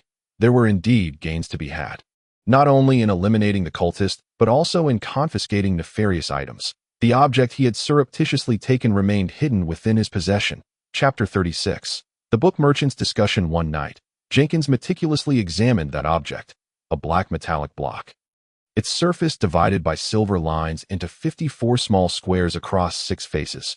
Had it been capable of rotation, Jenkins might have mistaken it for a Rubik's Cube. He was disheartened to discover that he could not comprehend the purpose of such a standard cubic metallic object. It was difficult to fathom encountering such a perfectly shaped cube in this era. Jenkins even mused that it could be considered laboratory-grade auxiliary equipment. He could only conceal the cube alongside Mr. Hunter's fruit bowl and an unknown blue feather beneath his bed, hoping to uncover clues from the church's archives in the future. As for the remaining 2 minor explosive talismans, he still carried them with utmost caution. May the goddess protect me. May these shoddy devices not explode on their own. No one noticed that a particular item had gone missing from the scorched earth. The fire and explosion had obliterated many clues, including the traces left hurriedly by Jenkins. He remained oblivious to the true purpose of the contested statue. But 3 days later, old Oliver informed him that the confiscated harmonica had been identified in the records as B05-3-0123, the final lament of the suicidal. Furthermore, a portion of the church's vast library would be accessible to him, and once he advanced a level as a bestower, he could immediately select a church-exclusive divine ability. This revelation led Jenkins to suspect the statue's significance, yet the object that had incited disaster was no longer his concern. Life settled back into a semblance of normalcy as a secret non-combat staff member under the church. Matters involving cultists and illegal organizations no longer implicated Jenkins that he and old Oliver were merely the instigators of this incident, and subsequent events held no relation to them. The issues off the coast of Nolan remained unresolved, and the combatants of the local True God Church had yet to return. The malevolent spirit at Nolan Fifth Public Hospital was temporarily contained, with reinforcements from the capital still en route. The giant octopus that appeared at night had incited panic among the citizens. Though they were unaware of the truth, the nighttime population disappearance rate in Nolan City was soaring, a fact that was patently evident. Jenkins had recently been troubled by the persistent dreary weather, rendering gatherings impossible. Thus, he devoted himself to his studies, meticulously transcribing tadpole script while experiencing an indescribable, peculiar sensation that facilitated his accumulation of spiritual energy. Concurrently, he accompanied old Oliver in learning about antiques and mysticism, both of which were intricate fields of study. A week had elapsed since the conflagration in the slums by the docks, yet this incident had not sparked considerable turmoil in the city. The deaths of dozens of impoverished souls were insufficient to shock the populace. On that day, Jenkins arrived at old Oliver's antique shop by carriage, as was his custom, where old Oliver presented him with two pieces of good news. Firstly, following the leads uncovered from the previous week's incident, the church had utterly dismantled the Lightbearer Club's local stronghold, and the identity of the man Jenkins had shot was finally clarified, allowing him to receive an additional bounty of £100, though the man's corpse had been burned to a crisp, resembling a matchstick, leaving no one the wiser as to his identity. On the other hand, the bookseller old Oliver had contacted finally bore fruit. Although their identities could not be exposed, the surrounding neighbors were well aware that Oliver from the antique shop was a follower of the inheritor sage. So even if they utilized their connections to find the bookseller, it would not raise suspicion. "This is Mr. Bro of Robin Publishing." Old Oliver introduced Jenkins, as the impeccably dressed publisher extended his hand for a polite handshake, and the two ascended to the second-floor lounge of the shop to discuss specific details. "Mr. William T., I hold a great appreciation for talented young individuals such as yourself." Mr. Bro initiated the conversation, his dazzling white teeth outshining his impeccably groomed hair. With the church as a guarantor, their negotiations did not linger long. After a few pleasantries, they swiftly delved into the crux of the matter. Mr. Bro candidly expressed that he found Jenkins's fairy tale quite fascinating and was willing to initially print 300 copies for distribution in Nolan City. As a publisher, he not only owned his printing factory but also had connections with local bookstores. Even a novice writer like Jenkins could garner some recommendations. Aware of his status as a newcomer, Jenkins recognized the opportunity for publication as a positive development. Thus, after some bargaining, he agreed to invest £30 as initial funding for the publication, but insisted on increasing the first print run to 500 copies, along with the inclusion of illustrations. That Mr. Bro found this demand unreasonable, noting that the cost of producing illustrated engravings could potentially surpass that of the movable type printing plates. This was not akin to the unhealthy literature hidden beneath Jenkins's bed, which could be printed in 4-digit quantities, allowing for high-quality engravings. Jenkins's order was a mere trifle, given the necessity for illustrations. Jenkins also had high standards for paper quality, ensuring that the final price of the published book would not be low. Consequently, the potential readership for the storybook would likely be restricted to middle-class families with spare funds and children. No one could predict whether Jenkins's book would capture their affection. Yet, Jenkins believed that a fairy tale book devoid of illustrations was destined for failure. With newfound funds, he ultimately proposed to cover the engraving costs himself, while the book's copyright fees would be compensated through profit sharing. Agreed. This significantly reduces my risk." Mr. Bro conceded with a nod that he swiftly contacted several professional illustrators, and Jenkins even took a half-day off from old Oliver to meet with them. Among them was a young man who had sold rings on Jenkins's first day of work. "He truly is an art academy student." Old Oliver was mistaken, Jenkins mused, though he opted not to select him. His artwork leaned towards abstract quirkiness, the kind that could necessitate a mental evaluation after prolonged viewing, and his pricing was somewhat steep, failing to meet Jenkins's requirements in any regard. Should there come a day when Jenkins was unafraid of being hunted by the church, he might consider writing a Cthulhu-themed storybook. Ultimately, he partnered with an older artist named Grant, who was a drawing instructor for noble young ladies, having ventured into side work to support his family due to his unambitious offspring's gambling troubles. He took a great liking to Jenkins's fairy tales and easily grasped Jenkins's descriptions of warmth, innocence, childishness, and a non-realistic approach. Most crucially, his fees were reasonable. They devoted several days to finalize the decision to pair each story with a corresponding illustration. In Mr. Bro's eyes, this was a reckless endeavor, yet Jenkins's willingness to finance the project rendered it feasible. Chapter 37. The underground market. This decision significantly elevated the book's production costs, but the older artist, Grant, believed this was the essence of a true fairy tale book. He and Jenkins connected remarkably well, even suggesting that Jenkins possessed the qualities of a great artist. He promised Jenkins that once the book was published, he would promote it among his students, ensuring that the collection of fairy tales would not languish in obscurity. Thus, the publication matter was resolved. Jenkins received not a penny and ultimately invested an additional £50. However, this still left him in remarkably good spirits, as it marked his first achievement in this world. The title of the fairy tale collection had troubled him for quite some time, although he had become a ghostwriter. It would be rather presumptuous to name it Jenkins' Fairy Tales or William's Fairy Tales. He could not casually propose titles like Andersen's Fairy Tales or Grimm's Fairy Tales, as he could not justify their origins. Ultimately, he settled on the name Tales of the Stranger, which Jenkins believed represented the story's origins. Mr. Burrow and the elderly painter both felt that modern children would be drawn to such a name imbued with mystery. The printing of the book and the illustration took time, so the prospect of earning money and relocating was still far off. "I hope someone will appreciate my book," Jenkins prayed daily to the sage. Akin to a true believer, though it did carry a hint of last-minute desperation, due to Jenkins' bravery and loyalty exhibited during last week's incident, Old Man's fondness for him had significantly increased. During a casual conversation one day, he accidentally mentioned the existence of a black market for benefactors in the area. The black market, of course, operated outside the law, but as Old Man said, where there is light, there are shadows. The church was well aware of the black market's existence but had maintained a willful ignorance. While the black market merchants were careful to avoid causing any disturbances, there were numerous entrances to the black market. An Old Man spoke of one located in the secluded Pig's Head Tavern. Jenkins decided to utilize his weekly day off to investigate. He prudently acquired a loose robe and a wide-brimmed sun hat, and upon entering the empty tavern, he ordered a flame whiskey from the bartender, producing 9 copper pennies. "Mr. 349 sent me," he murmured. The bartender nodded, retrieving a comical rabbit mask from beneath the bar and handing it to Jenkins. The two then made their way to the tavern's backyard, and Jenkins descended through the cellar's entrance. The black market was situated underground in Nolan City. It had originally been a section of abandoned sewer, which, for reasons unknown, had first been repurposed as a trading venue, gradually evolving into its current scale.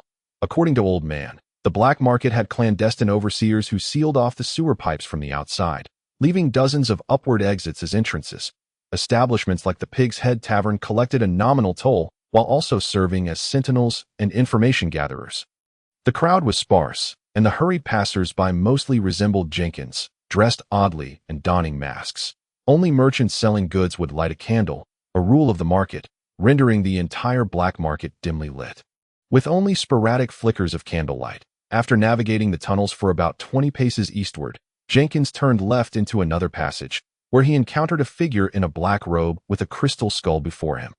3 skins of the skull snake, properly cured, 1 ounce of bone powder from a forest wolf's right leg, he whispered to the untrained eye.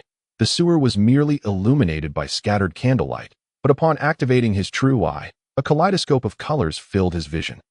After completing his errand for Old Man, Jenkins felt fortunate lately. Perhaps he might stumble upon some valuable items. However, he soon discovered that anything of color in his sight bore a minimum price exceeding £500. And most were only willing to trade goods. With time still on his side, Jenkins continued his search through the murky sewer with a hint of disappointment. As he passed a particularly deep shadow, he summoned forth the black robe steeped in spirituality.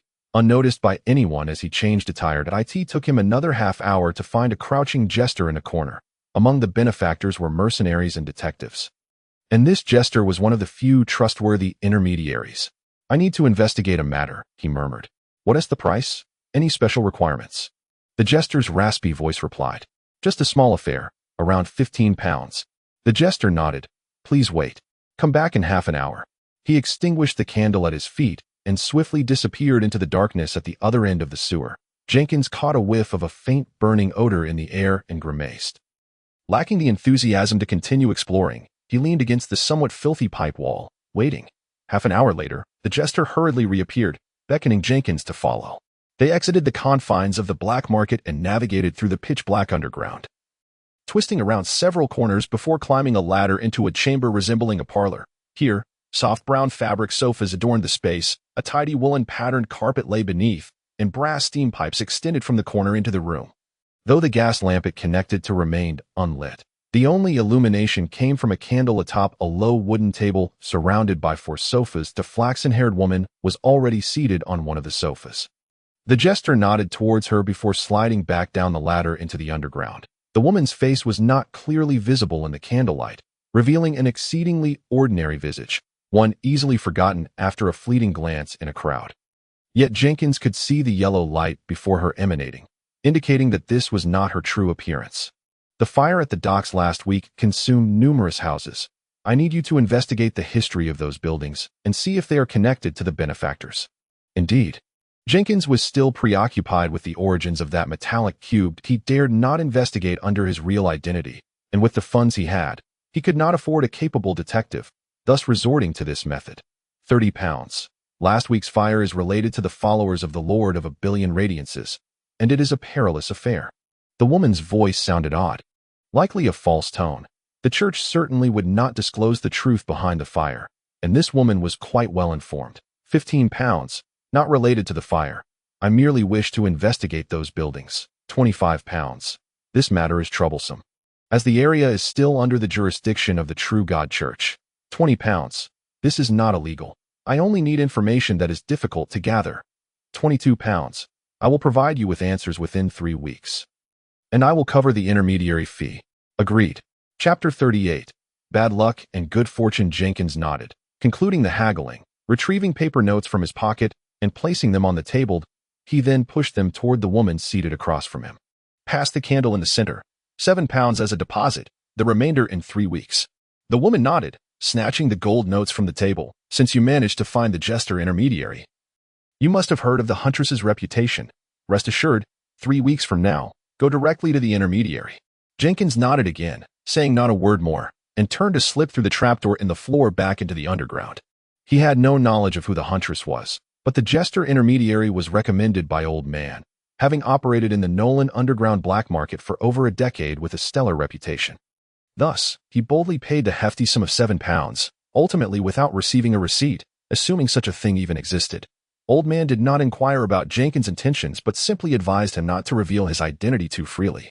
Jenkins was acutely aware of this, and after bidding farewell to the intermediary, he wandered the black market a few more times, purchasing some commonly used ritual materials, before changing back into his original attire amidst the shadows and returning to the surface from the tavern cellar. While fortune did not favor him in the black market, he found luck at the antique shop. The very next day, as Jenkins arrived at Old Man's place, preparing to tidy up, a plump woman clad in a bulky sweater hurried through the door at the sound of the bell. It was still August, the month of craftsmen and gentle rain, making such attire wholly unsuitable for the season. Is the boss in? The hefty woman asked in a gravelly voice, directing her question at Jenkins, who hesitated before nodding and opening the side door to call Old Man from the backyard. Good morning, dear customer. How may I assist you? Old Man greeted her with his standard business smile. Yes, the woman nodded briskly, producing a small cloth bag from her bosom and placing it on the counter, unfolding it to reveal an assortment of small badges. Oh, Jenkins marveled inwardly as he activated his true eye among the badges. 2 were glowing. How much are they worth? The woman asked hurriedly, her words tumbling out rapidly. Please wait. I need to appraise them. These badges appear to belong to different. Just give me a price. I'm in a hurry, she rudely interrupted Old Man. Frowning, he glanced at her. I apologize, madam, but we are a professional antique shop, not a second-hand goods purchasing station that I must appraise them before quoting a price. Otherwise, my peers will accuse me of being unprofessional. Then forget it. The plump woman snatched the cloth bag and turned to leave. Jenkins hesitated for a moment and called out to her. Please wait. The woman regarded Jenkins with suspicion, as he now appeared as merely a janitor. 3 pounds. I would like to buy them as a gift for my brother, who is finally returning home. 10 pounds. The woman showed no concern for Jenkins' reasoning. £2. I'm just interested, he replied. £5. I want cash. £1 and 12 pence. If you agree, I can pay you now. The woman's face revealed a dangerous expression, as if she were about to grab a nearby porcelain vase and crack Jenkins' skull open. Yet, she pressed her lips together, narrowed her eyes, and nodded, stepping forward to snatch the cash Jenkins counted, stuffing the cloth bag into his arms before turning and leaving the shop. What happened? How much cash is there? The old man merely smiled as he observed their conversation, waiting until the woman had departed before he inquired. I didn't count it all, but after paying the coachman this morning, the remainder certainly won't exceed £1 and 10 pence. I had intended to count it properly and retrieve the money from my coat pocket, he replied. The old man chuckled heartily. I doubt she'll return to ask you for money. Such individuals are either desperate thieves eager to dispose of their stolen goods or unscrupulous practitioners who take what does not belong to them. Will this cause any trouble? Jenkins suddenly expressed concern. Fear not. Fear not. When I opened my shop on this street, the steam pipes hadn't yet been laid, yet no one has ever managed to take advantage of me. The old man reassured him. Very well. Quite imposing, Jenkins thought to himself. He approached the counter with a small cloth bag, extracting all the badges and placing them on the surface. Would you kindly take a look for me? I genuinely feel drawn to these items. The old man nodded, retrieving a pair of small spectacles from his coat pocket, activating his ability as he meticulously examined each of the dozens of badges. After a moment, he selected one and set it aside. I somewhat regret passing this business on to you. This one is extraordinary. Did the old man not notice the one glowing blue? Jenkins was taken aback, his surprise evident on his face. Is it true? How fortunate. You little rascal, causing such a stir so early in the morning. The old man chided with a laugh. Wait, let me take a closer look at what they can do. You should have some belongings of your own by now. Had it not been for Brown carrying explosives, we both would have been in dire straits last time. Is there no need to report to the church? Jenkins hesitantly asked. Our primary duty is to monitor the dangerous items circulating in the marketplace. Do you understand? The old man replied with a knowing look. I understand. I understand. This implied that anything deemed not dangerous could be kept for oneself. As long as the church remained unaware, it was indeed reasonable to think that after all these years, the old man had amassed quite a fortune, and the supernatural items in his possession likely surpassed those I had ever encountered. Now, let's test the effectiveness of your recent studies. Separating one badge. The old man gestured to the remaining ones, saying, Now tell me, to which periods do they belong, and what is their value? Jenkins nodded and extended his hand, first selecting 3 relatively new pieces. These are modern crafts. Likely commemorative badges, utterly worthless. The old man nodded slightly. This one should be from the founding of the Kingdom of Cheslin, awarded to lesser noble warriors. I have seen it referenced in books. With an approximate value of £10. The old man nodded again. These 3 wooden badges possess unique designs and peculiar patterns. They must be relics from the last age. Most documentation regarding that era vanished during the Great Cataclysm, so I cannot pinpoint the exact period. The old man scoffed and shook his head, causing Jenkins to grow anxious. This one appears to be made of pure iron. Its weight corroborates this that I do not recognize the inscriptions, but the decorative style aligns with that of the ancient kingdom of Heikel. He evaluated each badge on the table, while the old man remained silent. Once Jenkins finished, the old man offered his commentary in the order Jenkins had provided. These 3 are indeed modern crafts. However, this one adorned with wheat patterns was a gift from the Church of Earth and Harvest to its core followers during the last harvest feast. With a little effort, nobles would still be willing to pay £100 for it. This badge did reflect the style from the founding of the Kingdom of Cheslin, but regrettably, the material was incorrect. Otherwise, it would have been an exceptionally exquisite imitation. The 3 wooden badges were indeed modern crafts, available for 3 shillings at Aunt Sally's shop just around the corner. By the way, this pure iron piece is also, in short, Jenkins had misjudged everything, and thus, upon his departure that evening, he left with 3 hefty tomes that the old man insisted he read within 2 weeks. The evaluation of that badge would require some time, and all Jenkins took with him were those crafts. The valuable pieces were entrusted to the old man to sell in the shop. Of course, considering Jenkins had been preoccupied with moving recently, the old man only requested 1/20th of the commission, which was quite a reasonable price. The badge that the old man had misjudged was one among the 3 wooden badges. It was merely slightly larger than the brooch Bishop Parrott had given to Jenkins, shaped like a common circle, and soldered to a somewhat rusty pin on the back, while the front featured an upright sword. The pin did not emit light, indicating it had been added later. That night, after the family had fallen asleep, Jenkins once again hid in his bedroom to experiment with his newly acquired items. Compared to the metallic cube that had proven ineffective for infusing spirit, this badge immediately radiated light. Jenkins held his breath, waiting for the glow to dissipate, but the luminous orbs swiftly split apart, spiraling like sprites and gradually filling the entire room. Once everything settled, twinkling silver lights adorned the interior, undulating like tides and captivating like stars. So this is a decorative item for indoors. Jenkins mused, entranced by the scene. Silently lamenting. The last blue glowing item he encountered had been that fruit bowl, and the similarity between them was that they were both utterly useless trinkets. Thus, the four items, now hidden beneath Jenkins's bed along with the unhealthy printed materials, accumulated. The following day, the old man brought Jenkins some news. The plump woman from yesterday morning is the owner of an apartment on Hamster Street in the slums that a solitary tenant residing there has mysteriously disappeared, and she has taken it upon herself to sell all of that person's belongings. Did the old man investigate her? Jenkins suddenly realized this. Indeed, while the items could be kept for ourselves, the work must still be done.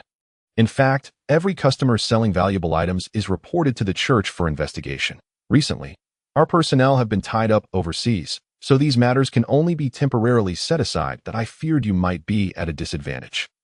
Which is why I used my connections to look into yesterday's woman. Jenkins scratched his head. Expressing gratitude felt somewhat disingenuous, so he resolved to offer the old man some gifts during the next holiday. Oh. By the way, the missing tenant was an avid collector of badges, possessing many pieces, but all of them have been sold off in batches by that plump woman to various places. The only unique item we've tracked down thus far is that one we have here. So we were quite fortunate. The old man's words did not end there. He adjusted his glasses, his expression turning serious. That badge collector went missing 3 nights ago. He had no vices and made his living doing accounts at the docks. It is highly probable that he encountered that octopus. In this context, the octopus undoubtedly referred to the creature responsible for Jenkins's original demise. Hasn't the church sought assistance from other parishes? Jenkins felt a pang of worry, especially since he, too, ventured out at night. Yes, due to the events occurring offshore and the concurrent appearance of the anomaly A01-2-0198, the on-duty cardinal is taking this matter seriously, having dispatched 3 formidable scribe teams from the royal capital to support us. However, while passing through New Truman City, they became embroiled in a large-scale cult sacrificial ceremony, where those cultists treated the convoy of grantors as sacrificial lambs. That IT has turned into quite a mess over there, had it not been for our own troubles. Captain Beansheet might have had to lead a team to provide assistance. I've even heard rumors that an evil deity has birthed a son in our world. The old man lowered his voice to utter the last sentence. But since he had spoken it, there must have been a credible source for such information. Compared to the situation there, our alert level here is still relatively manageable, so it seems these days of anxiety will persist for some time. An evil deity's son. Jenkins involuntarily halted his cleaning of the table. That is merely hearsay. Moreover, New Truman City is quite distant from Nolan, and even if someone were to meet misfortune, it certainly wouldn't be us. The old man raised an eyebrow, attempting to ease Jenkins's worries, but Jenkins felt that the matter was far from simple. 3 days later, the badge the old man had taken for evaluation returned to Jenkins's hands. Coincidentally, the church's records had previously documented it. The old man placed the transcribed information alongside the badge in front of Jenkins. B. 10-5-9820. Wisdom Medal. Enhances the wearer's cognitive abilities and fortifies resistance against abnormal mental states. Jenkins read aloud. Indeed, this is the official documentation. However, the untranscribable portion records that it was initially discovered in an underground palace from the remnants of the 7th Age. Due to its safety rating being classified as 5, it was requested for removal by an unnamed powerful individual from the royal capital that a century ago. That individual mysteriously vanished, and this item subsequently disappeared. May I possess it? Of course. There are plenty of items lost over the years from the Church of the True God. Just refrain from raising your voice within the church. Chapter 40. The relocation plan, since it must be worn on the chest to be utilized. Jenkins requested his father to assist him in securely fastening the brooch to the badge with heated wire. From that moment on, this item became an essential companion for his outings. Upon returning home in the evening, the sky continued to drizzle with a fine mist. Jenkins changed his shoes, stowed away his umbrella, and handed it to the maid. Upon lifting his gaze, he was unexpectedly greeted by his elder brother. Newman William. He had long since moved out and established his independence, having recently returned to Nolan after accompanying a professor from the school on a study trip. Thus, this marked Jenkins' first encounter with him. The man before him, beaming with a smile, was a tall figure with a resolute appearance. He inherited half of his father William's striking features, while the other half resembled their mother, Mary William, an ordinary-looking middle-aged woman. She had once been a girl from the impoverished district of Nolan City, who unexpectedly met Robert William, a refugee from afar. That in contrast to his commoner status, the young Robert William was remarkably handsome. Yet he was immediately captivated by this ordinary girl from Nolan. Among the three sons, Jenkins bore the closest resemblance to the elder William, perhaps explaining the father's enduring favoritism towards this unstudious son. My dear Jenkins, I hear you have found employment with the assistance of Bishop Perrott. Congratulations, that is splendid. I wish to bestow upon you a gift. Do tell me, what would you like? The man warmly embraced Jenkins, who had adapted to the familial interactions over the past few days, joyfully recounting his work experiences to Robert. To celebrate the family's reunion, the William household prepared an extraordinarily lavish dinner that evening. Jenkins felt this was an opportune moment. Thus he stood with a glass of juice in hand. I have an announcement to make. The family turned their attention towards him. You see, I have been working at Old Oliver's for 2 weeks now, and given the current trend, I fear I may spend several years there. However, it is quite far from home, and commuting by horse-drawn carriage daily is not very practical, so his voice trailed off, while Mary William's sobs grew louder. Please do not weep, Mother. Jenkins felt a twinge of awkwardness. I have long anticipated this day, as my sons grow up and gradually move away from this home. Over time, you all seem reluctant to return, every year during the reading festival. It is just your father and me sitting alone by the fireplace, reading the fairy tales from your childhood to one another. This sentiment cast a pall over the entire family. The sentimental Mrs. William, comforted by the head of the household, finally ceased her weeping, though she appeared to be on the brink of collapse. Jenkins, I am genuinely pleased that you wish to become independent. Robert raised his glass in acknowledgement. But do you have sufficient savings to rent a respectable apartment? Or are you willing to share a washroom with those filthy commoners? I hope you will consider this matter for a while longer, so you can accumulate some savings. He emphasized this while repeatedly blinking at Jenkins, suggesting he should take Mary's thoughts into account. Newman William attempted to interject, but was immediately restrained by John William. What do you intend to do? The youngest son whispered to his elder brother. I am a teaching assistant at the university and have managed to save a little. I could lend Jenkins some money temporarily. Brother, this is not the time for such discussions. Do you understand? A silence enveloped the dining table, as Jenkins resolutely decided to resolve this matter. Moving out would not only be beneficial for him, but would also prevent any troubles he might attract from affecting his family. In fact, I recently conceived a book. Old Oliver helped me connect with a publisher, and the publication process is nearly finalized, plus I have a portion of the advance in hand. This was a fabrication. Jenkins had not received a single penny for the publication and had even incurred additional expenses. The funds he possessed were merely remnants of a bounty. Publication, a book. Newman, suppressed until now, exclaimed in astonishment. Robert ultimately found no suitable justification to thwart Jenkins' relocation plans, but fortunately, he was still searching for an appropriate apartment.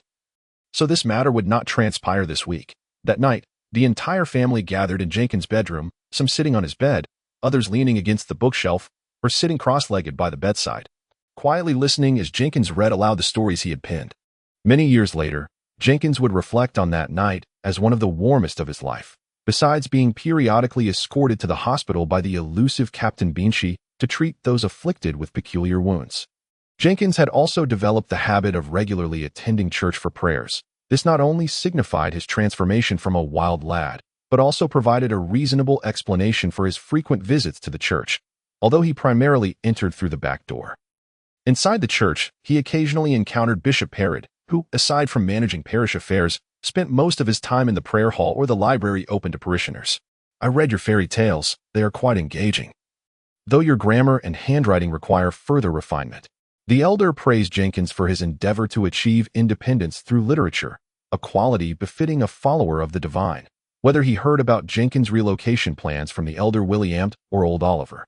He even offered to lend Jenkins some pounds, which Jenkins politely declined with a wry smile. When I can no longer afford the steam costs of living alone, I shall seek your assistance. The matter of the malevolent spirit at the hospital was entirely shelved. Although Jenkins' presence allowed the injured benefactors to heal swiftly, the church had yet to find a method to combat that malevolent entity despite their considerable efforts. Jenkins had once suspected it was an unrecorded anomaly. But Captain Beanshy dismissed this notion. It possesses all the characteristics of a malevolent spirit, and we already have an octopus, a flower-selling girl. Surely, Nolan City could not be unfortunate enough to host 3 uncontrollable anomalies simultaneously. Jenkins expressed his skepticism. Yet he could only pray to the divine, hoping that the benefactor squad at sea would return swiftly or that support from the capital would arrive promptly to resolve their troubles. Chapter 41. The Ice Messenger. The month of August, aptly dubbed the month of craftsmen and rain, indeed earned its name, as the incessant rain began this week without pause. It marked the rainy season in Nolan City, with moist air from the sea ushering in a spell of dampness for the entire city. However, the air quality in the city did not improve due to the rain. Rather, the scent of wet earth and acrid smoke hurried passers-by along the streets, unwilling to linger outdoors. I heard the kingdom is set to introduce the Air Quality Monitoring and Protection Act. With few morning patrons, old Oliver settled into the antique rocking chair beside Jenkins as he transcribed tadpole script. Casually picking up a newspaper to peruse, the rocking chair was a counterfeit, as Jenkins had witnessed old Oliver acquire it for 3 shillings. It should have been enacted long ago, but I believe the factory owners and the aristocrats with shares will not easily concede. Jenkins replied without looking up. I share your sentiment. Those wretches only care for money.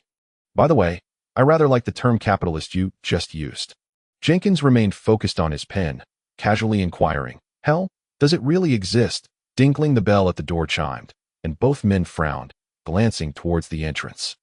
In such ghastly weather, who would visit the antique shop at this early hour?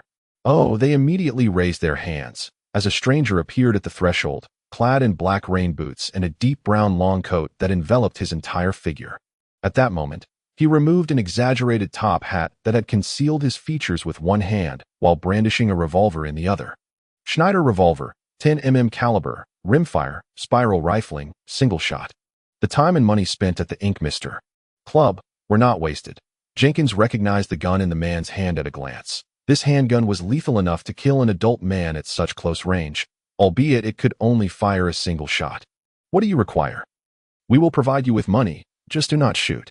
Old Oliver asked, somewhat flustered. Of course, this was merely an act. Jenkins knew that old Oliver had a habit of carrying a gun since the last incident. Moreover, compared to Jenkins, he was a true marksman and quick-draw artist. Jenkins shrank behind the counter, cautiously transferring his writing to beneath it, while the armed man appeared oblivious to this motion. On the day of the great fire at the dock. Were you the last ones to see Brown? Upon his inquiry, both old Oliver and Jenkins froze in place. Fortunately, the church had thoroughly handled the events of that day. I cannot be certain, but when we saw him, he was still alive. That damned fire broke out only after we had left Doe. Sir, please do not point that gun at me. My age is too advanced, and my heart feels rather uneasy. Did he mention anything to you?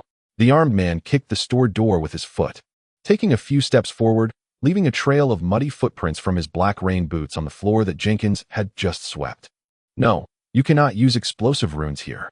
Jenkins fervently dismissed his audacious thoughts, while the old man continued to play his role. I beg your pardon, but what do you mean? The man licked his lips. Has he mentioned any new shipments recently? Jenkins silently activated his second sight, and before the gunman appeared a staggering 15 light points, signifying he was at least an 8th level bestowed, the most formidable individual Jenkins had ever encountered. Even Captain Binsey possessed only 9 light points. According to the old man's account, an 8th level bestowed could be regarded as a demigod. Is he from the Illuminators Guild, here to seek that statue of the malevolent deity? Jenkins speculated silently, suppressing the urge to launch a surprise attack. Such an adversary was beyond his capabilities. Indeed, he mentioned a shipment that arrived from the docks a few weeks ago. He showed us 2 porcelain vases from ancient kingdoms and a piece of gold ornamentation. Did he speak of a statue or anything of the sort?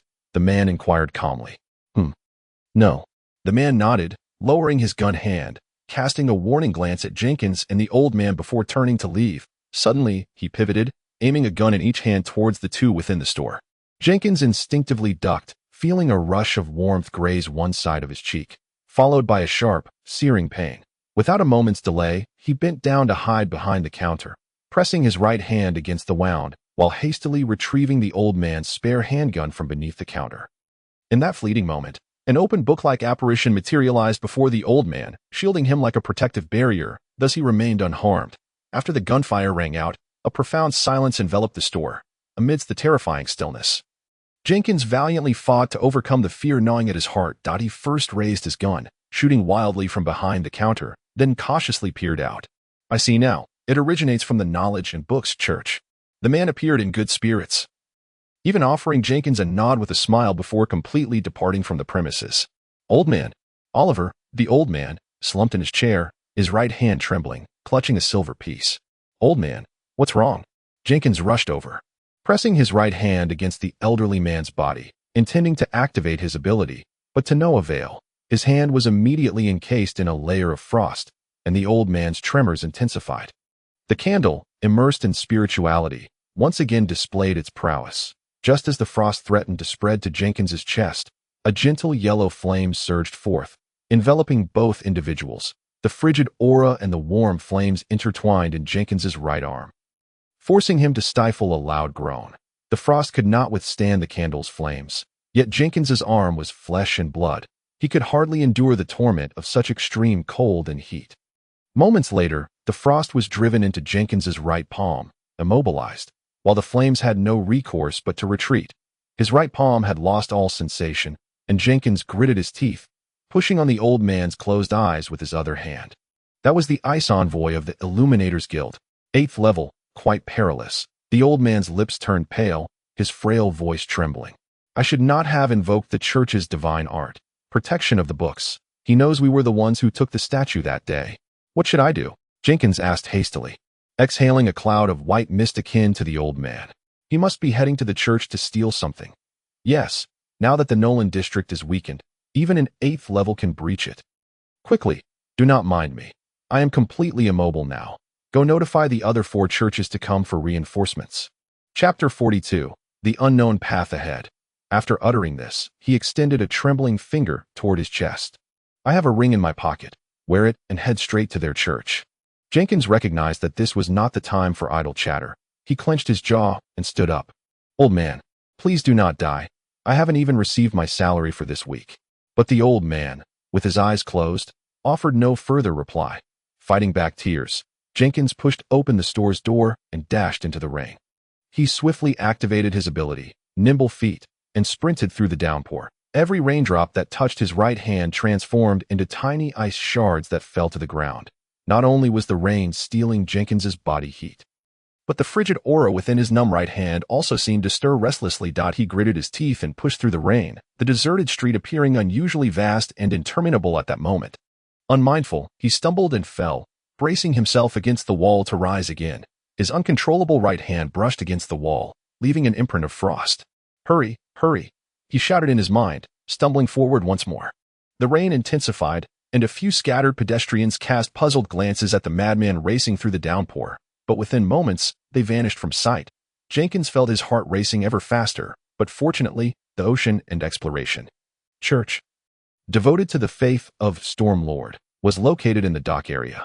Ignoring the astonished expressions of the early morning worshippers, he burst through the church doors. I have an urgent matter, he shouted at the first clergy member he encountered. A young man who, taken aback, quickly guided Jenkins to the back upon seeing the ring resting in the palm of his raised left hand. To Jenkins's surprise, the one startled by the commotion was a familiar face. He had seen this man while treating patients at Nolan's 5th public hospital, where Captain Bincy referred to him as Grand Priest Grand. The ice envoy of the Illuminators Guild intends to steal the statue. Jenkins spoke rapidly. Grand furrowed his brow, momentarily perplexed, before his eyes widened in realization. You mean last week's? Yes. He did not mind being interrupted by Jenkins. Instead, he seized Jenkins's right hand and dashed towards the courtyard. Oh, he released Jenkins's hand, astonished to find his own right hand covered in frost. Fortunately, the candle's flames partially suppressed the frost's power. Grand was merely affected by the extreme cold. It truly appears to be the ability of the ice envoy. There was no longer a need for Jenkins to personally seek help from the other 3 churches. Grand instructed Jenkins to rest in a designated area of the church before leading a hasty group of cloaked clergy into the rain. They were to inform the scattered combat forces throughout the city. The ocean and exploration church was also severely weakened. "Sir, please rest here for the time being," a small nun in a black robe softly suggested. Jenkins, aware of his deteriorating physical condition, sat on the sofa, gazing out at the torrential rain. "I hope the old man is safe. I hope that cultist does not succeed." He glanced at his pale right palm, its skin color starkly contrasting with that of his arm. "I need a basin of hot water," he called out to the flustered nun, who nodded and quickly departed the room. Soon, she returned with an elderly man clad in a white linen robe, adorned with blue lightning and a trident embroidered on his chest. Jenkins immediately plunged his right hand into the steaming basin the old man held, the hot water visibly beginning to freeze. "Damn it," Jenkins cursed, while the nun stood by, unsure how to console him.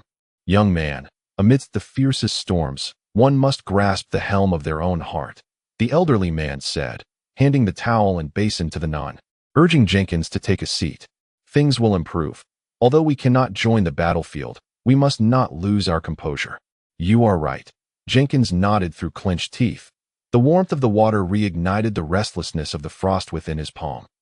He curled up in the chair, feeling his eyelids grow heavier. He wished to speak, yet all he saw were the 2 rushing towards him in alarm. Upon awakening again, he found himself submerged in a warm pool, his naked form surrounded by a massive whale pattern swimming across the mist-covered walls. This whale motif was a common decorative emblem of the ocean and exploration church. Thus he remained within the church, though he was uncertain who had brought him here. "What time is it?" he groggily called out, only to feel a throbbing pain in his head. Although the hot water had ceased freezing, his right hand remained numb. "No one answered him."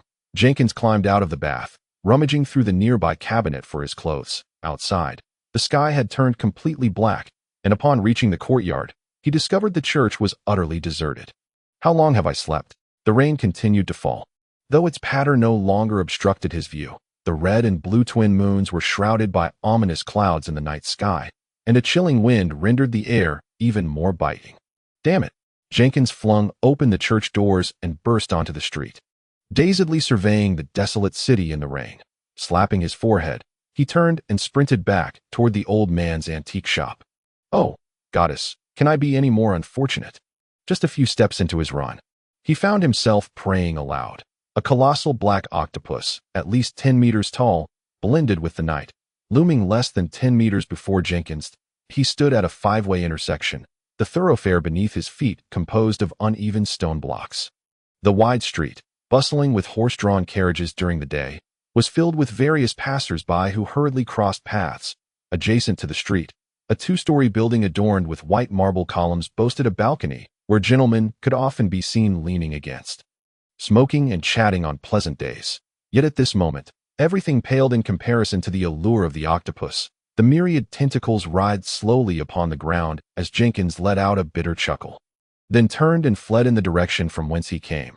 The octopus did not pursue him. It was not until Jenkins had sprinted through 2 blocks that he dared to glance back. Finding the colossal creature still rooted in place, he leaned against the stone wall of a shop, rainwater dampening his once-neat attire. Where should I go now? He pondered inwardly. Perhaps the church where a battle might ensue. The deserted ocean church, old man's antique shop, the William the residence? Or should he simply escape the city altogether? Jenkins gazed up at the starless, moonless sky with a wry smile, feeling the frigid aura in his right hand stir restlessly. Perhaps death awaited him in the next moment. What an uncertain path lies ahead, he murmured, pinching his arm, the pain momentarily clearing his foggy mind. Chapter 43. The guiding hand of fate. A sense of intuition stirred within him, calling forth his inner light, his gaze honing in on a resplendent shade of purple. Uncharted path, he whispered softly. Then, as he had attempted every day before, he focused his scattered thoughts into that luminous point. In the next instant, something extraordinary transpired. The purple light before him radiated fiercely, akin to the sun, casting brilliant rays. A straight line of violet emerged beneath Jenkins' feet, stretching into the encroaching darkness. Whether it was an illusion or not, in that moment, The breath of his palm nearly vanished, and the falling raindrops and howling winds seemed to pause for an instant. Without a hint of hesitation, Jenkins dashed along the purple line. Traversing the street, he braved the rain-soaked alleys, vaulted over crumbling low walls, and was even compelled to wade through a stinking refuse-laden street. Pursued by feral cats, Jenkins had lost all sense of his whereabouts, blindly following the guidance beneath his feet, until at last, the violet line led him into a storefront. Gasping for breath, Jenkins halted, shaking his head in confusion. And beneath the eaves, conjured a candle steeped in spirit, raising it to illuminate the shop's sign, Old Man's Antique Shop. I've run a great circle around Nolan City, only to end up here. Jenkins stood momentarily stunned. Yet with no better options, he pushed open the shop door. Ding-dong, the familiar chime echoed through the darkness. Yet within the silent shop, it felt eerily unsettling. Antique vases and the grandfather clock against the wall cast long shadows in the candlelight, creating an atmosphere of chilling eeriness. The purple line did not vanish but extended directly toward the staircase leading to the second floor. Temporarily disregarding it, Jenkins, using the flickering candlelight, trembled his way to the rocking chair where Old Man usually sat. The space was empty. At least it's not the worst scenario, Jenkins reassured himself. He continued to follow the purple line to the second floor of the shop, hesitating for a few seconds before pushing open the door to Old Man's bedroom. The bedding was neatly folded on the bed, and due to the window being ajar, one side of the sheets had become soaked. Jenkins fixed the candle on the desk, observing the guide he was following as it delved directly into the wooden floorboards. He crouched down, shivering violently, then began to feel around the floor. Thanks to the purple line's indication, he soon pried up a loose floorboard, revealing a rusty iron box, scattered bullets, and a pistol. A bundle of letters, and the set of keys that Old Man frequently used, bound together by black wire. May the goddess bless. I hope Old Man forgives me. Jenkins skillfully traced the emblem of Heritage Sage across his chest. Then, using his uninjured left hand, retrieved the topmost piece of paper indicated by the purple line. The opulent hue representing fate instantly faded away, leaving Jenkins momentarily dazed, realizing he could not reactivate it. He then unfolded the letter in his hand. Dear Old Man Oliver, the identity of the plump woman who came to sell badges in your shop yesterday morning has been ascertained. Specific details and the report Billy handed to me are attached at the end of this letter. The impoverished student Blake Wilt from the Art Academy you asked me to investigate last week shows no abnormalities, yet I still have not discovered how he acquired that ring. Additionally, the origin of the ring has been identified. Its previous owner was the guard of Baron Morton, who went missing 3 weeks ago, last seen at the Flame Tavern at 11 o'clock at night. Moreover, the payment has been received. Yours faithfully, Fat Jack. What does this mean? Jenkins had expected to find some marvelous ritual recorded here, one that could aid him in turning the tide of this peculiar predicament, or perhaps that the letter was a powerful weapon, sufficient to vanquish that demigod. Yet, it was merely a letter. Judging by its contents, due to the church's current manpower shortage, Old Man had utilized his connections to investigate the patrons selling extraordinary items in the antique shop. The plump woman mentioned must refer to the landlady selling her tenants' possessions, a matter Jenkins was already aware of. What significance did it hold? No, the plump woman may not be the key. Jenkins contemplated the impoverished student from the Art Academy mentioned in the letter. I've seen him twice. The first time he nervously came to sell something, and the second time Mr. Broff helped me find an artist, Jenkins murmured, furrowing his brow as his breathing grew heavy. The original owner of the ring went missing on that night 3 weeks ago, which means Wilt must have stumbled upon the ring by chance. No, if it were that simple, there would be no need for the ability to lead me here. So let us assume that the guard's death conceals a tremendous secret. No. At night, 3 weeks ago, there shouldn't be any secrets. The only thing that comes to mind is that octopus. What if that octopus killed the guard? But that doesn't make sense. The octopus is only real to those who have seen it. Thus those killed by it would leave no corpse or relics. Otherwise, the uproar wouldn't be a series of missing persons, but rather a series of murders. Therefore, when the guard was killed by the octopus, Blake Wilt must have been present. Jenkins spoke faster, lost in thought. But that doesn't add up. If memory serves, Mr. Broff introduced him as a believer of the righteous deity, the moon of no light. So shouldn't he report such occurrences directly to the police or the church? Could it be that he concealed the matter of the octopus just for the sake of coveting a deceased's belongings? This also doesn't add up. since he has encountered the octopus. How could he not have gone mad? At the very least, he should not appear so normal. The only conclusion emerged, a maniacal expression crossing his face. That octopus, under Blake Wilt's control. He panted, placing the letter back in its place. Retrieving the pistol from the hidden compartment, securing it to his waist, and then carrying the candle out of the room. If this is true, why would I be guided to know this? Do I possess the strength to confront one who can control such a creature? He muttered like a madman. Standing on the staircase, where the first floor bore only the muddy footprints he had left behind, shaking his head like a drenched wild dog, he attempted to rid himself of the rainwater or sweat trickling down his cheeks. Immersing the candle once more in his spirit, he locked the shop door behind him and turned to rush toward the police station 3 blocks away. But as he ran, he paused in the rain. Turning to gaze at the entrance of the nearby street-facing apartment, marked for 31B. For 31B, Queen Avenue, left partition of the loft. If sending mail, it must be addressed to Mrs. John. This was the communication address Blake Wilt provided me when we met that day. Chapter 44. Murder and Theft. Jenkins reached into his overcoat, where the pistol, temporarily shielded from the rain, awaited. So, Blake chose to sell items at Old Man's simply because it was nearby? Such haste, confident in his own abilities? Jenkins turned to glance at the horse-drawn carriage gathered at the street corner, lanterns hanging, then back to the door marked for 31B. You'll be the architect of your own demise, he muttered, brandishing the pistol as he ascended the steps and knocked on the door. My heavens, who is it at such a late hour? If it's a robber, you should know the patrolmen pass by every 10 minutes. A gruff, middle-aged woman's voice echoed from within, interspersed with incomprehensible dialect and expletives. Good evening. I am a classmate of Blake Wilt. Here to visit him. Spirit of all things, it is 11 o'clock, sir. What exactly do you want? She did not open the door. I truly am his classmate, merely seeking shelter from the rain. This wretched weather transformed into this just as I left that bar at the corner. Madam, please believe me. Jenkins spoke as he bit the pistol with his teeth, using his free left hand to extract a 10-pound note from his pocket. No, he admonished himself, placing it back, opting instead to slide a 1-pound note through the door gap. Please. I beg you, this is all the money I have left. I swear I won't cause any trouble. Silence ensued. Only the sound of the rain persisted. Then, the door opened a crack. First, the dark muzzle of a shotgun emerged, followed by a withered woman's face, pale and weathered. She scrutinized the trembling Jenkins, perhaps convinced by his youthful visage, and nodded, allowing him entry. He resides in the left partition of the loft, correct? Jenkins inquired without waiting for her to respond. Then proceeded up the staircase, his left hand still clutching the pistol. The woman, pursing her thin lips, stood on the carpet at the doorway. Be quiet. Do not wake the other tenants. Jenkins paid no heed to the words uttered by the person behind him. He spiraled up the staircase and came to a halt on the 4th floor, where the attic resided. His heart raced violently, yet retreat was no longer an option. May the legacy of the sage protect me, your brilliance illuminating the path for mankind, he gasped, gently rapping on the door leading to the attic. Who is it? Oh, dear heavens, I pray the rain does not return.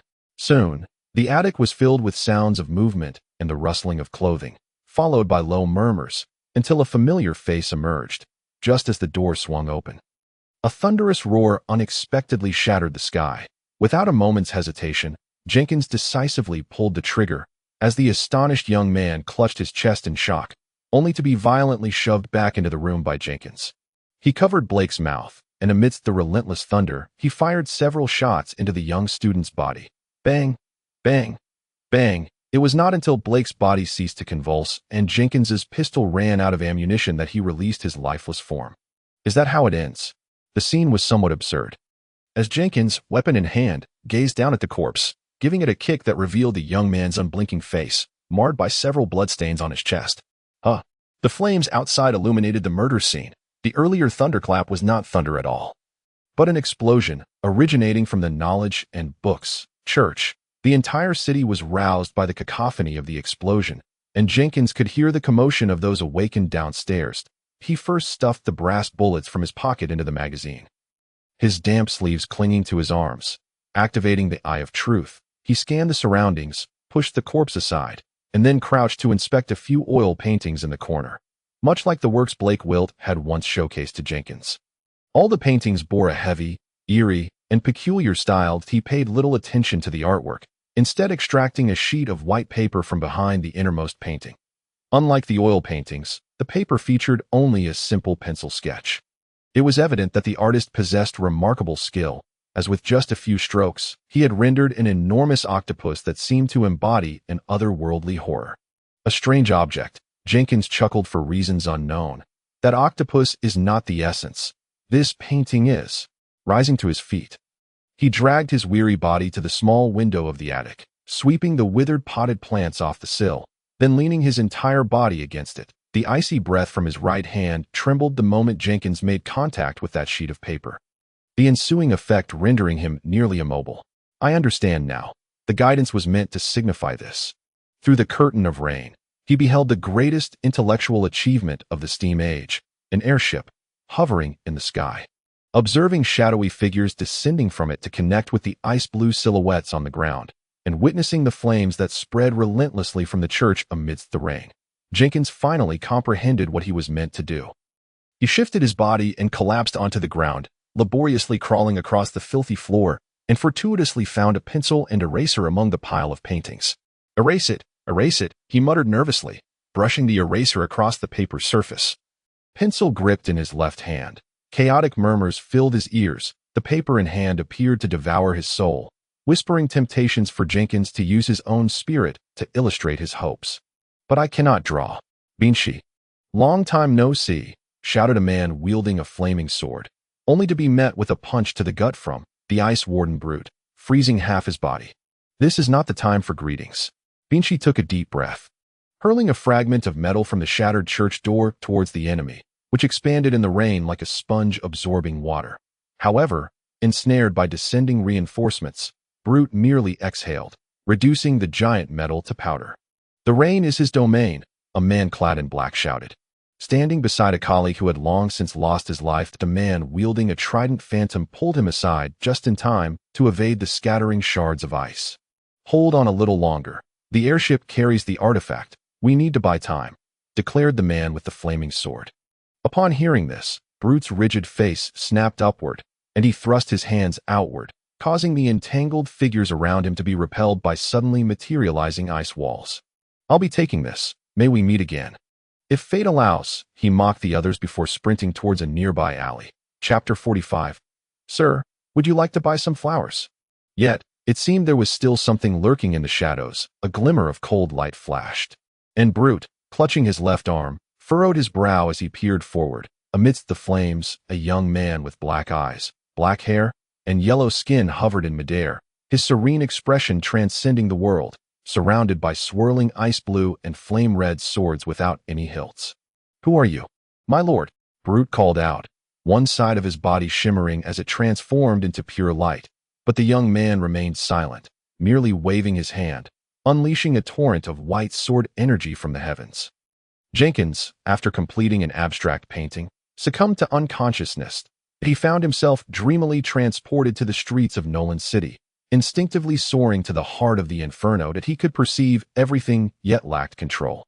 As if his subconscious instincts dictated his movements, the face of a familiar stranger appeared before him, and with a mere gesture, a strand of sword energy pierced his right arm, followed by the utterance of long unspoken Mandarin, thousand shadows lingering sword.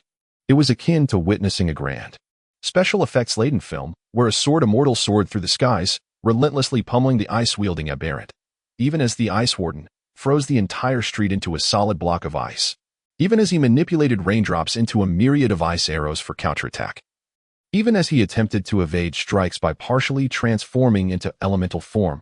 All were effortlessly countered by the sword immortal.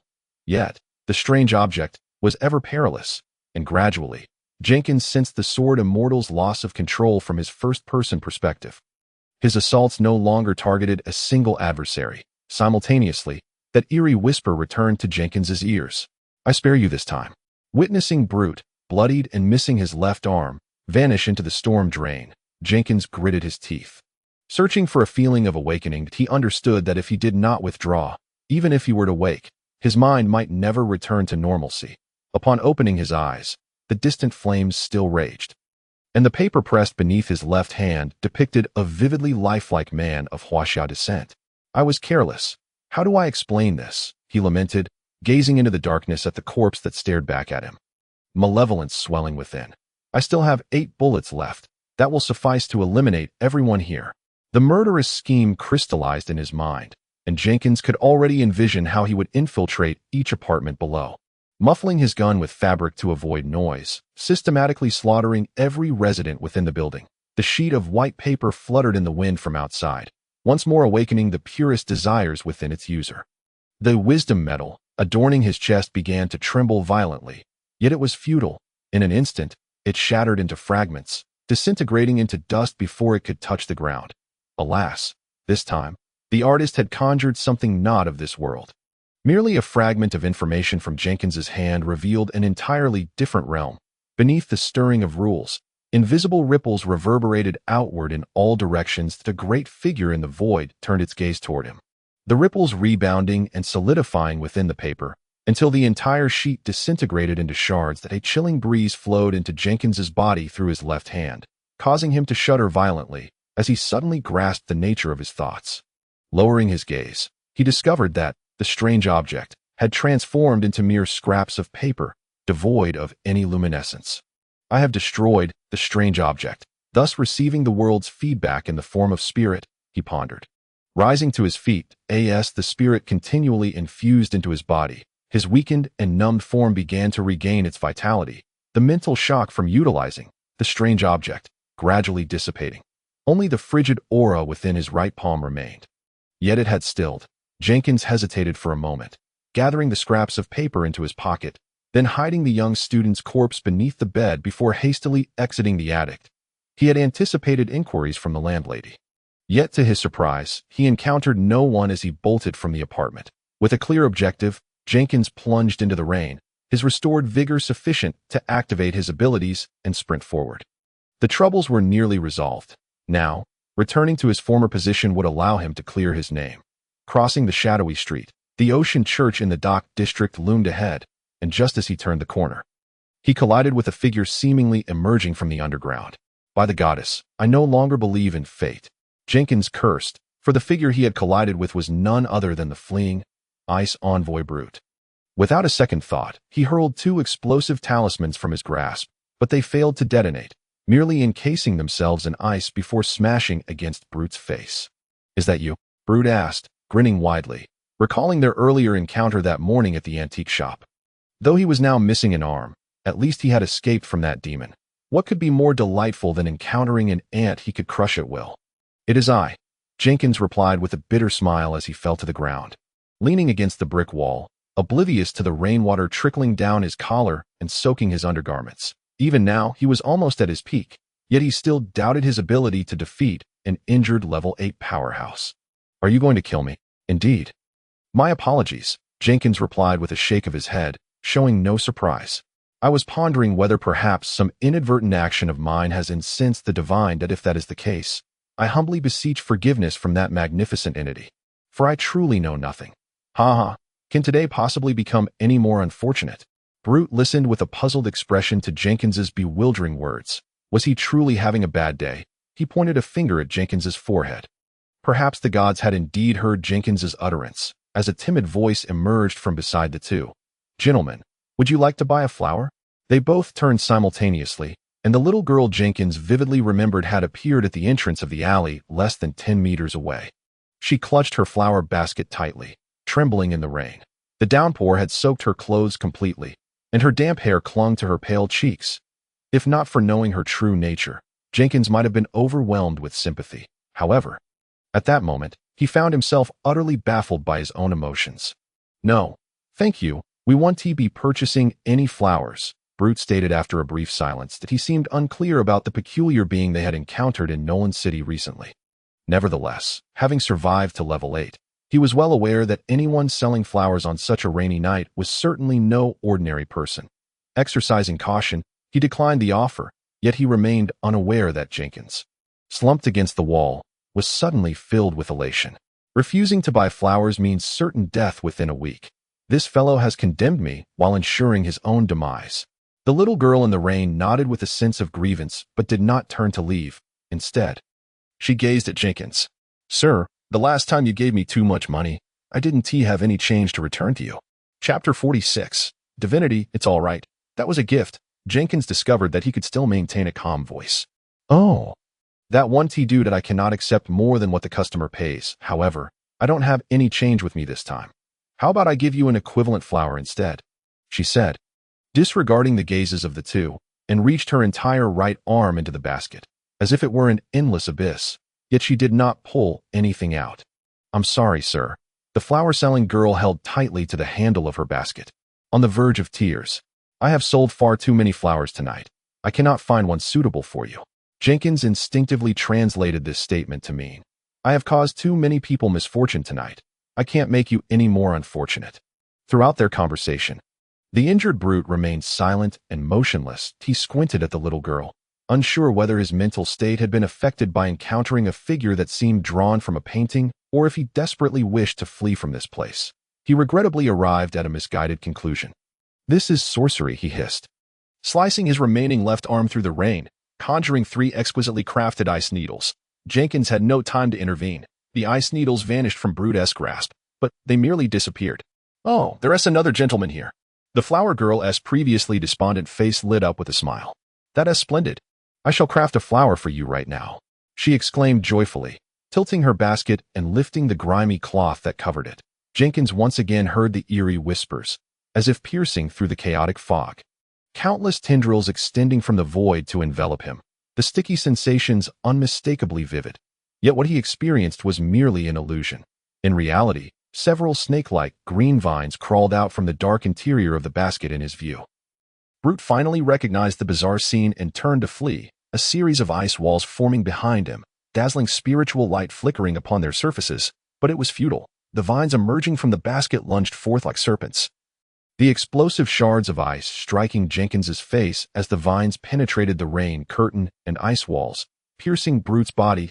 He let out a piercing scream, and at that moment, a familiar figure finally appeared in the distance, coming to their aid. What is happening here? An astonished Jenkins watched as the 15 luminous points within Brute's body shattered, transforming into green energy that flowed along the vines back to the girl's basket. Brute's cries grew increasingly anguished as he writhed in the filthy water, his left arm pointing toward Jenkins, only to immediately curl up again in response to the soul-wrenching pain.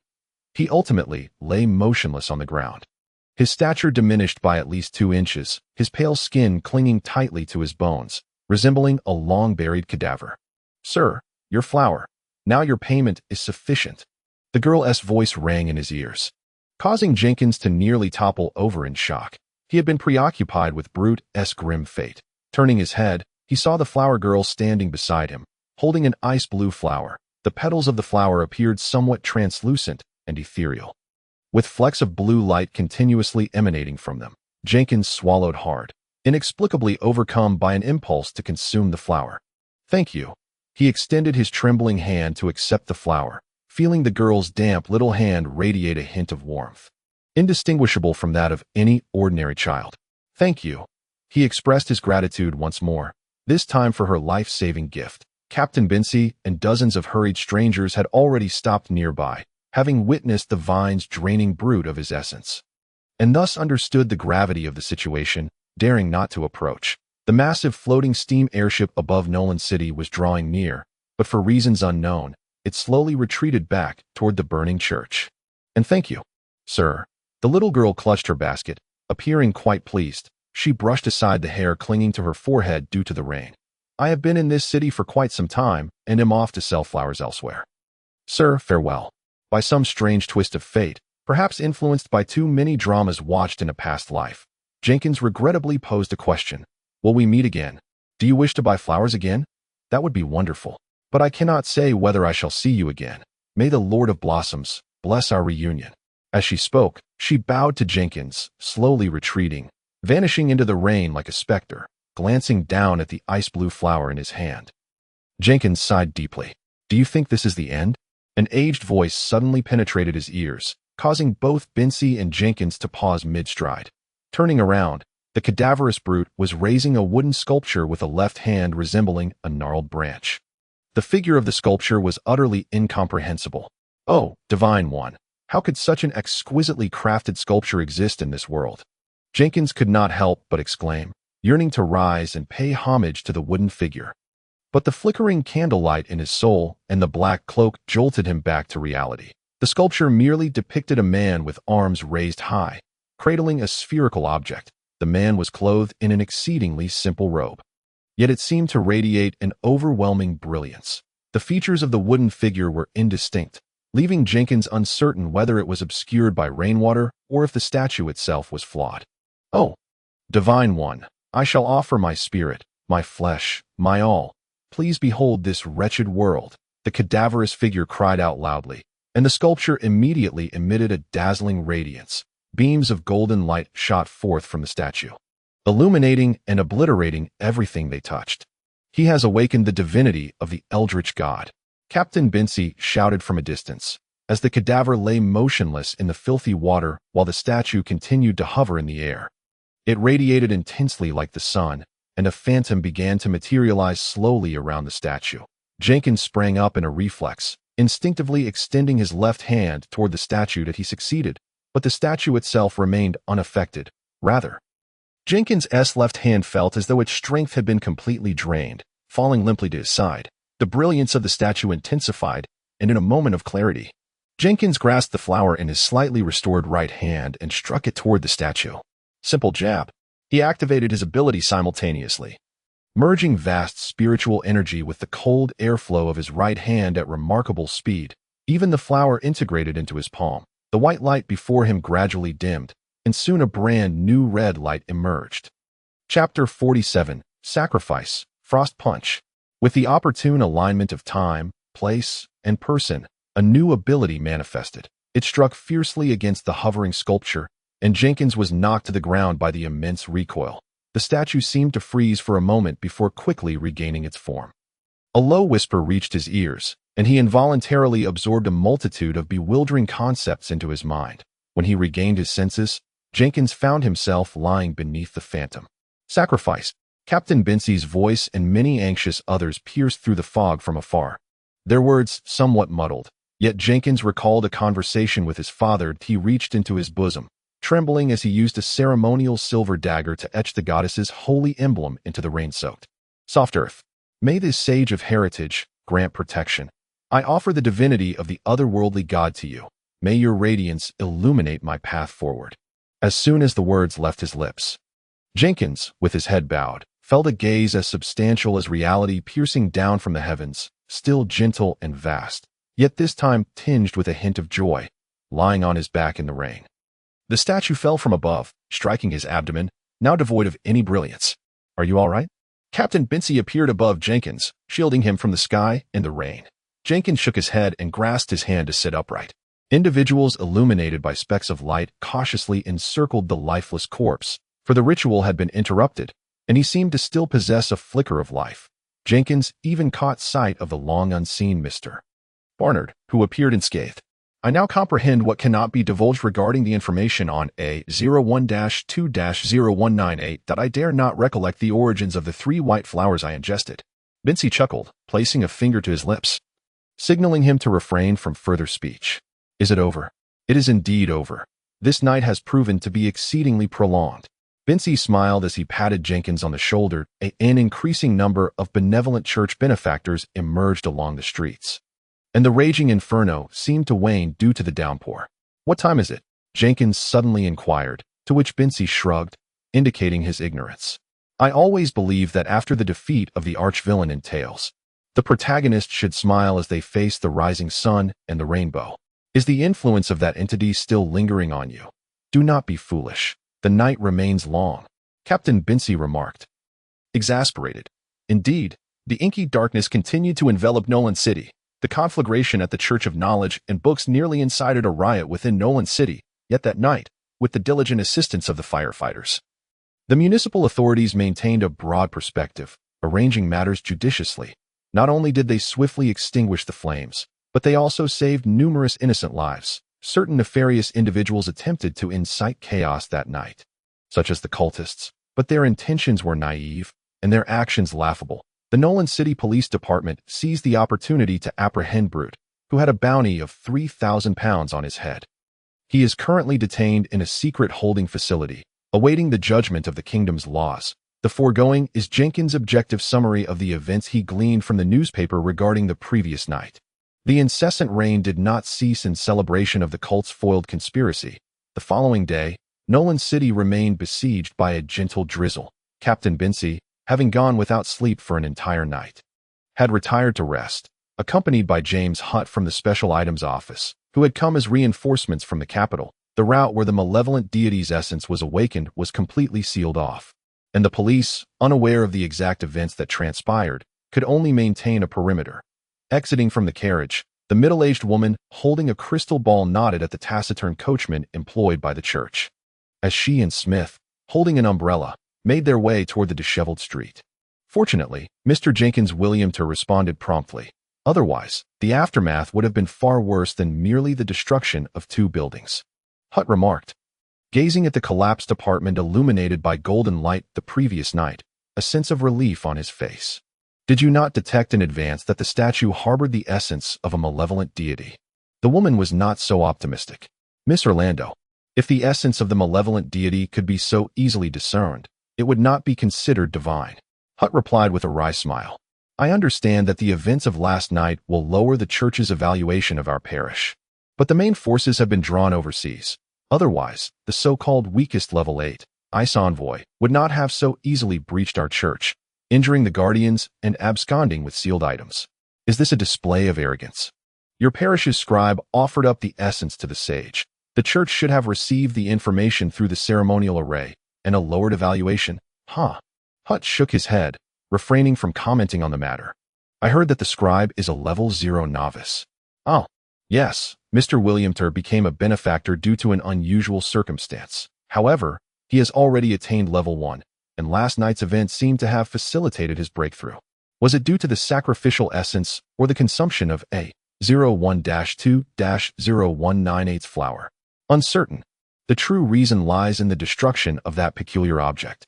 The two conversed as they approached the site where Jenkins had offered the sacrificial essence. Despite the continuous downpour, the sacred emblem on the ground remained clear, as if it had withstood the passage of time. Resilient in its existence that a young woman veiled in white stood there, while a nervous and excited nun held an umbrella to shield her from the rain. She did not gaze upon the emblem of the inheriting sage, but instead looked toward the collapsed apartment at 431B Queens Avenue. This is Miss Evgarden from the local Starlight and Equilibrium Church, Hutt introduced. The two women nodded to one another, and Miss Orlando, holding the crystal ball, was well aware of the formidable abilities of the woman known as the Diviner under the stars, in the current state of weakened church influence in Nolan City. Excluding the reinforcements from the capital, Evgarden should be regarded as the strongest local figure and the most potent benefactor in divination. Would you like to go first? Miss Orlando offered politely. No, I have already seen. However, the influence of the malevolent deity's essence upon this area is profound, shrouded in mist. Even with the aid of our Lord, I cannot discern the truth hidden beneath the fog. Evgarden shook her head, her voice ethereal, unlike that of a mortal. Orlando nodded, temporarily handing the umbrella to Hutt. She bit her finger, allowing her blood to drip onto the crystal ball, murmuring incantations in an unknown tongue. I too have seen. And it turns out that the octopus wreaking havoc here originated from a painting. She laughed. The recent report sent to the capital did not mention this. Hutt's face flushed with embarrassment. The Special Items Handling Office was precisely established to address such issues, and this incident could be deemed a failure on their part. Chapter 48 What does it have to do with me? Miss Orlando, do you know what transpired last night regarding the black-haired, black-eyed demon wielding a peculiar sword? He could only shift the topic. I witnessed a mysterious figure in a black robe infiltrate that apartment and slay the original holder of the peculiar object. She lowered her gaze toward the crystal ball. That black robe is not of this world. I cannot ascertain his identity. Evgarden beside her nodded in agreement. So, simultaneously with the battle at the church last night, the black-robed figure killed Blake Vilt, who was identified by the police, and summoned the demon to aid us. Hutt inquired in astonishment. Not necessarily to assist us. He may have merely wished to experiment with that paper. And the demon he conjured could have appeared by mere chance. Hutt nodded. That makes sense. After all, he committed murder on a rainy night without reporting it to any church. Shall we tentatively classify him as a wanted criminal upon our return? After all, that peculiar object remains in his possession. The three, along with the umbrella-holding nun, slowly strolled toward the ruins of the apartment. Suddenly, Miss Orlando asked, "The black-robed figure appeared here to take the peculiar object. And our church's scribe encountered the ice envoy, less than 100 meters away. Isn't that a rather curious coincidence? Yet it has been confirmed through various means, including contracts. The black-robed figure is not Mr. William Ter. He is innocent." Hutt replied helplessly. "Merely a coincidence, I suppose." Orlando squinted, nodding, which elicited a smile from Evgarden. "What? Are you doubting your church's scribe? I heard he accomplished a significant feat last night. It has been ages since I've heard anything related to divine essence. Divination is always shrouded in mystery, especially when it involves malevolent deities, peculiar objects, and the gaze of the great sages that I find it quite normal to question the results of divination. Nolanites never doubt their friends. Miss Orlando, it seems you have yet to acclimate to this city." Orlando tightly gripped her crystal ball, turning away in silence to inspect the goddess's sacred emblem, leaving Hutt awkwardly standing in place. "Miss Evgarden, did you see anything else?" The woman elegantly nodded, gazing through the rain veil into the distance. "Indeed. I also glimpsed an unknown path ahead. Even though Jenkins was in good health, he was compelled to be hospitalized, given his role as a healer and the number of injured due to last night's skirmish.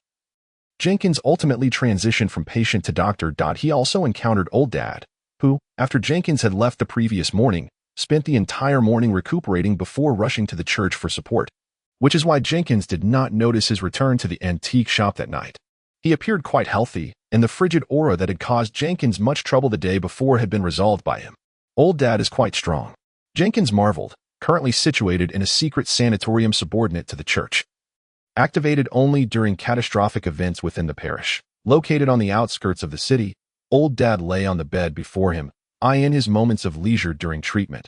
He reflected on the gains and losses of the previous day and was astonished to discover that even after resolving the peculiar object behind the octopus, apprehending the ice envoy, and destroying the essence of the malevolent deity, his greatest achievement was merely a promotion to level 1 and an evolution of abilities. The term ability evolution was one that Old Dad had shared with him, indicating that certain abilities could undergo transformation through further rituals. Fortunate individuals might evolve ordinary boxing into solar fist simply by witnessing the sun rise with the essence of the ice envoy.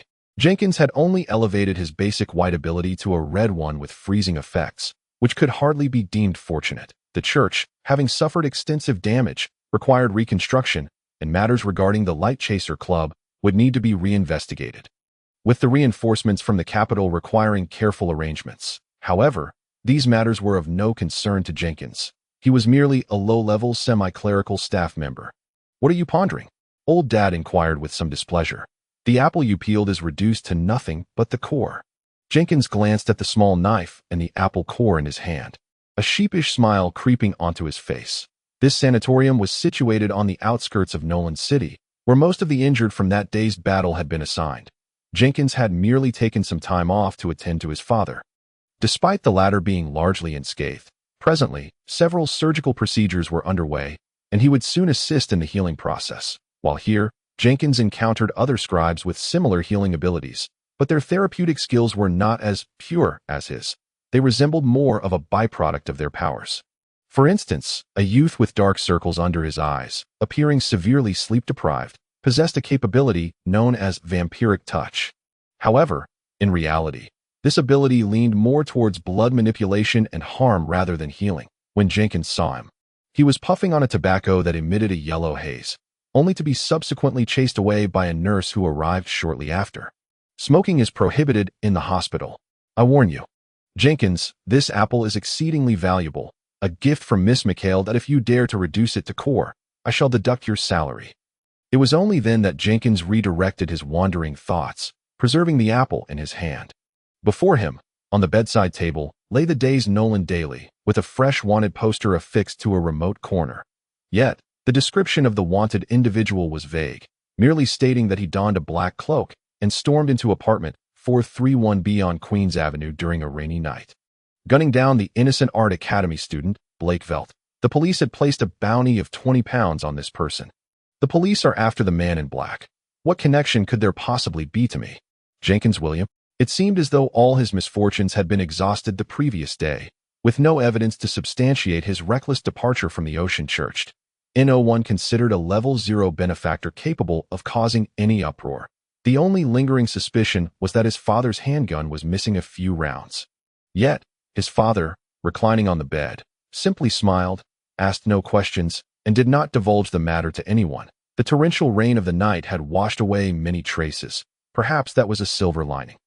The incessant drizzle had yet to cease, and Jenkins also found time to visit the Ocean and Exploration Church to express his gratitude. It was then that he learned the elderly gentleman who had brought him warm water that day was the bishop of the parish. After he had lost consciousness, the congregation had placed him in warm water to maintain his core temperature. Utilizing the blessed church bath, the water therein had all been blessed by the storm sovereign, who held oceanic priesthood. Otherwise, Jenkins would have frozen to death long ago. Chapter 49. Return from the funeral. Due to the dire situation of the Knowledge and Books Church, members of the Ocean Church soon received an emergency relocation order. Jenkins' body could not leave the blessed bath, lest it immediately freeze, so he had to remain behind. That evening, had he searched his pockets, he would have discovered a note explaining the situation. The little nun, Natasha, was also found by Jenkins, who sincerely expressed his gratitude. She was somewhat bashful, but seemed to be aware that Jenkins had thwarted the cultist's sinister plot that day, thus altering her address for him from Sir to my lord. This could perhaps blossom into a long-lasting romance. But Jenkins was not in the mood for such thoughts at the moment. Why did the battle rage from morning until night? Jenkins remained perplexed by this matter until Captain Binsey introduced Mr. Gilbert, who had come from the capital, into his father's hospital room. Mr. Gilbert was the man who wielded the flaming longsword that night. Beneath the church lies a secret chamber for the storage of special items. Given the unique position of the Nolan parish, the sealing array used in the chamber is particularly complex. The icebound servant was ensnared by the ritual array, allowing us to arrive directly by airship from the capital to provide reinforcements. He claimed that he would not linger in the city for long, but intended to head straight to aid another team of capital scribes ensnared by the evil god's descendant incident. After both men left the hospital room, Jenkins picked up the knife and continued to torment the apple in his hand. He engaged in aimless conversation with his father, glancing at the bouquet of flowers brought in by Captain Binsey. Shivering involuntarily, Jenkins had recently developed a fear of flowers. Anything related to them would send him into a tremor. His father believed this to be a psychological issue, one that time would surely mend. He had not forgotten the mention of the Lord of Flowers by the little flower girl upon her departure. For this reason, he inquired of Captain Binsey, his father, and others, even consulting the church's treasured theological tomes. But no one had any knowledge of whether this was the title of some false god. Even Bishop Parrott, who was the most knowledgeable about theology among Jenkins' acquaintances, had no recollection of this name. Leaving Jenkins with no choice but to bury the matter within his heart. At last, a complete apple was peeled, and Jenkins handed it to his father, who took a bite, allowing the juice to saturate his mouth. Is this how it all ends? Jenkins pondered. His head bowed, as he sat in the chair before the hospital bed. For us, it is over. The cleanup will be left to them, his father quipped, mocking the logistical personnel who were also scribes. It just feels off. We encountered so many events in a single day. I even nearly glimpsed the shadow of a malevolent great being. And yet in a few days, I must return to the antique shop to scrub the floors. His father chuckled as he held the apple. Young man, the sages teach us to watch our own feet as we walk. Moreover, we are both alive, and that is what matters most. As he spoke, he instructed Jenkins to retrieve a brown box from the bedside cabinet, within which lay a mundane button. I had a friend from the Fate and Order Church in Souville perform a blessing ritual. Within a month, it may slightly improve our luck, though fortune is fickle. It generally tends to lead towards a more favorable trend. Have you noticed? Ever since you became a scribe, troubles have come one after another. Jenkins understood the truth in his father's words. It seemed that since his crossing, there had been no respite. Coincidence? Or were there unseen hands manipulating fate? This button is worth £100, quite a bargain. Do not ask me for your salary for 2 years. Father, 2 years is approximately 104 weeks. You still owe me £4, Jenkins replied with a smile.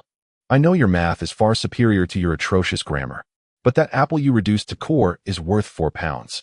Many lives were sacrificed in that battle. The funeral for the Knowledge and Books Church was held collectively, due to their inability to reveal their identities.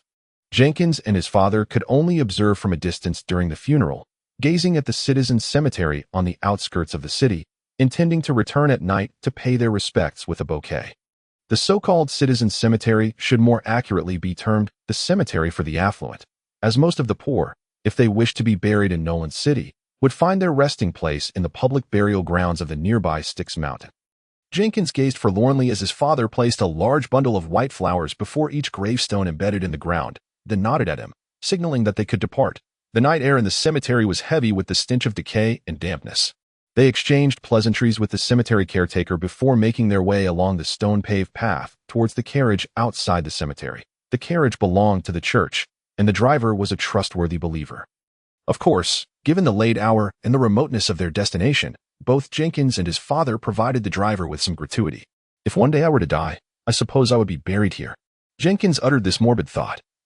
Like a child kicking a stone aside into the grass that it was already late August, and the nighttime temperature dropped rapidly, coupled with the cemetery's unique, eerie atmosphere, even clad in a wool sweater beneath his black suit. Jenkins could not help but shiver. I shall be buried here, but you will not. His father did not mind that this topic was rather inauspicious at the moment. Why not?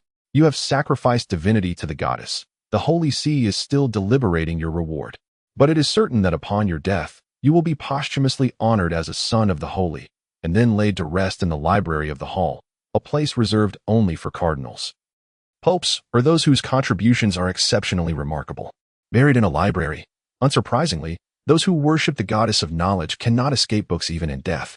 Jenkins mused these blasphemous thoughts inwardly, then turned his gaze towards the shadowy cemetery. A reward. You say? I had thought the goddess might grant me a few graces or formidable divine arts on the spot. Do not presume to speculate on the sage's intentions, his father admonished. Jenkins, aware of his misstep, sheepishly smiled as he ran his fingers through his hair. Choosing not to pursue the topic further, although the rewards from the Holy See were still under discussion, the Nolan parish had already prepared something for Jenkins. As luck would have it, he had just been promoted a level, allowing him to acquire an additional ability. Thus, the church had specifically brought forth several treasured abilities for him to choose from. Such a generous offering of free materials was only available to newly minted benefactors. So this selection required careful consideration not only of ability synergy, but also of the thickness of his purse. Chapter 50. New Abilities and Rituals. It is worth noting that upon his promotion, Jenkins did not receive the normal single bubble of abilities, but rather two. This indicated that he could now possess a total of 729 abilities, nearly catching up to a level 4 benefactor.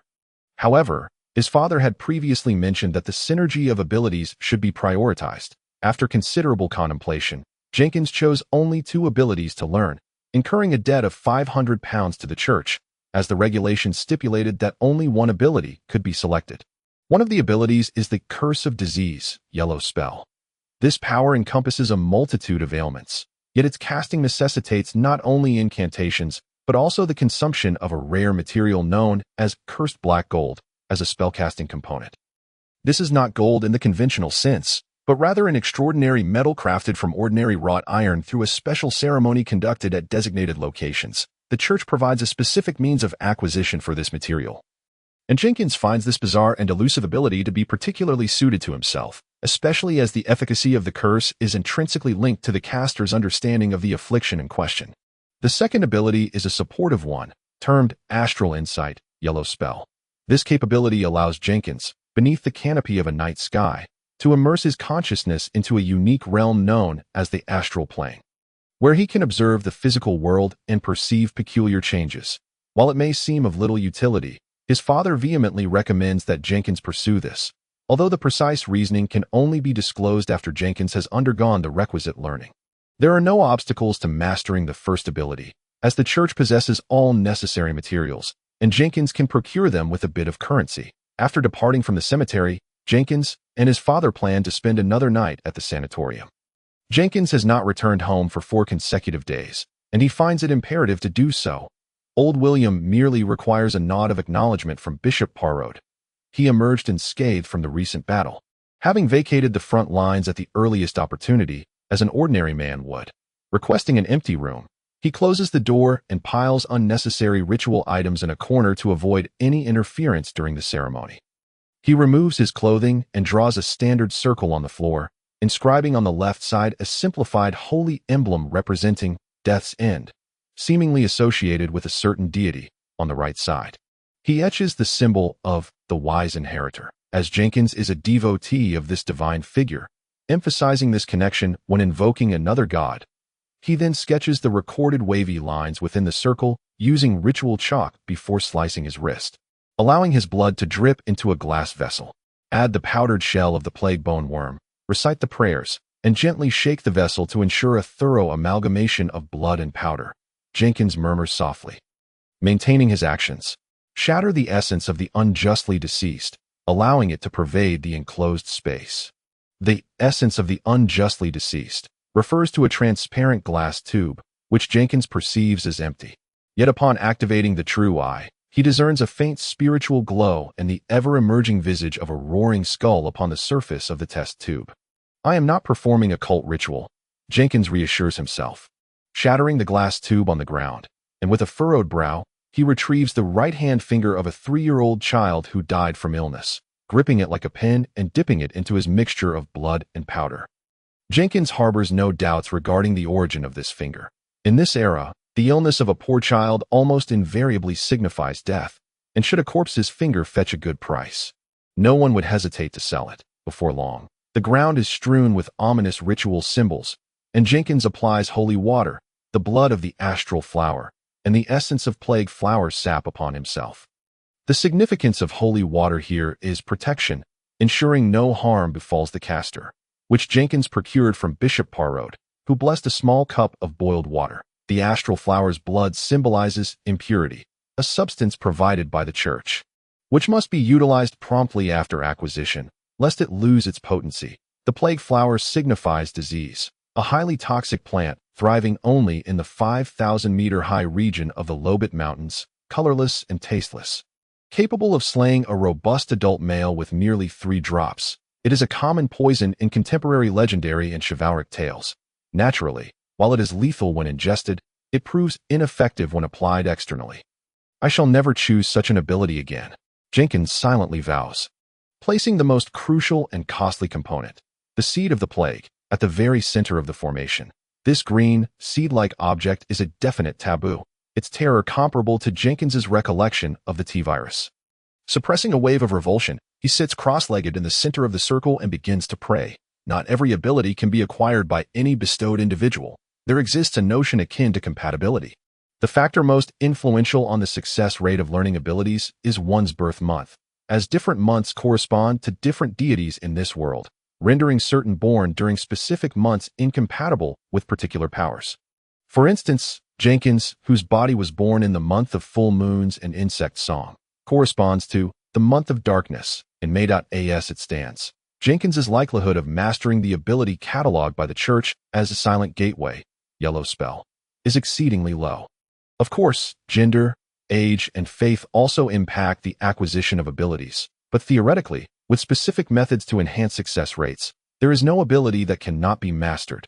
The plague curse was successfully grasped, yet that night. The sanatorium staff donned raven-like black beak masks and thoroughly cleansed both Jenkins and the room. He had utilized an excessive amount of materials that could potentially incite disease and plague. Acquiring astral insight necessitates the consumption of exceedingly expensive materials. Although the church provides them free of charge, the core of the ritual, a crystal known as stellar fragments, is currently unavailable and will not be restocked until June of the following year. After bathing, Jenkins intended to greet his father before retiring, only to be unceremoniously shooed away.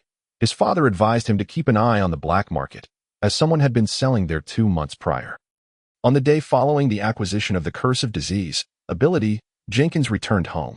Mary William wept as she embraced him. "Oh, Jenkins, are you truly moving away now?" He indeed harbored such intentions, yet the Tales of Foreigners had just completed printing, and it would take some time to receive the first payment. He hoped his family could adjust to his absence. "I am Jenkins William," he repeated internally, striving to embody this role, yet deep down, he understood he was merely a stranger in this land. Chapter 51.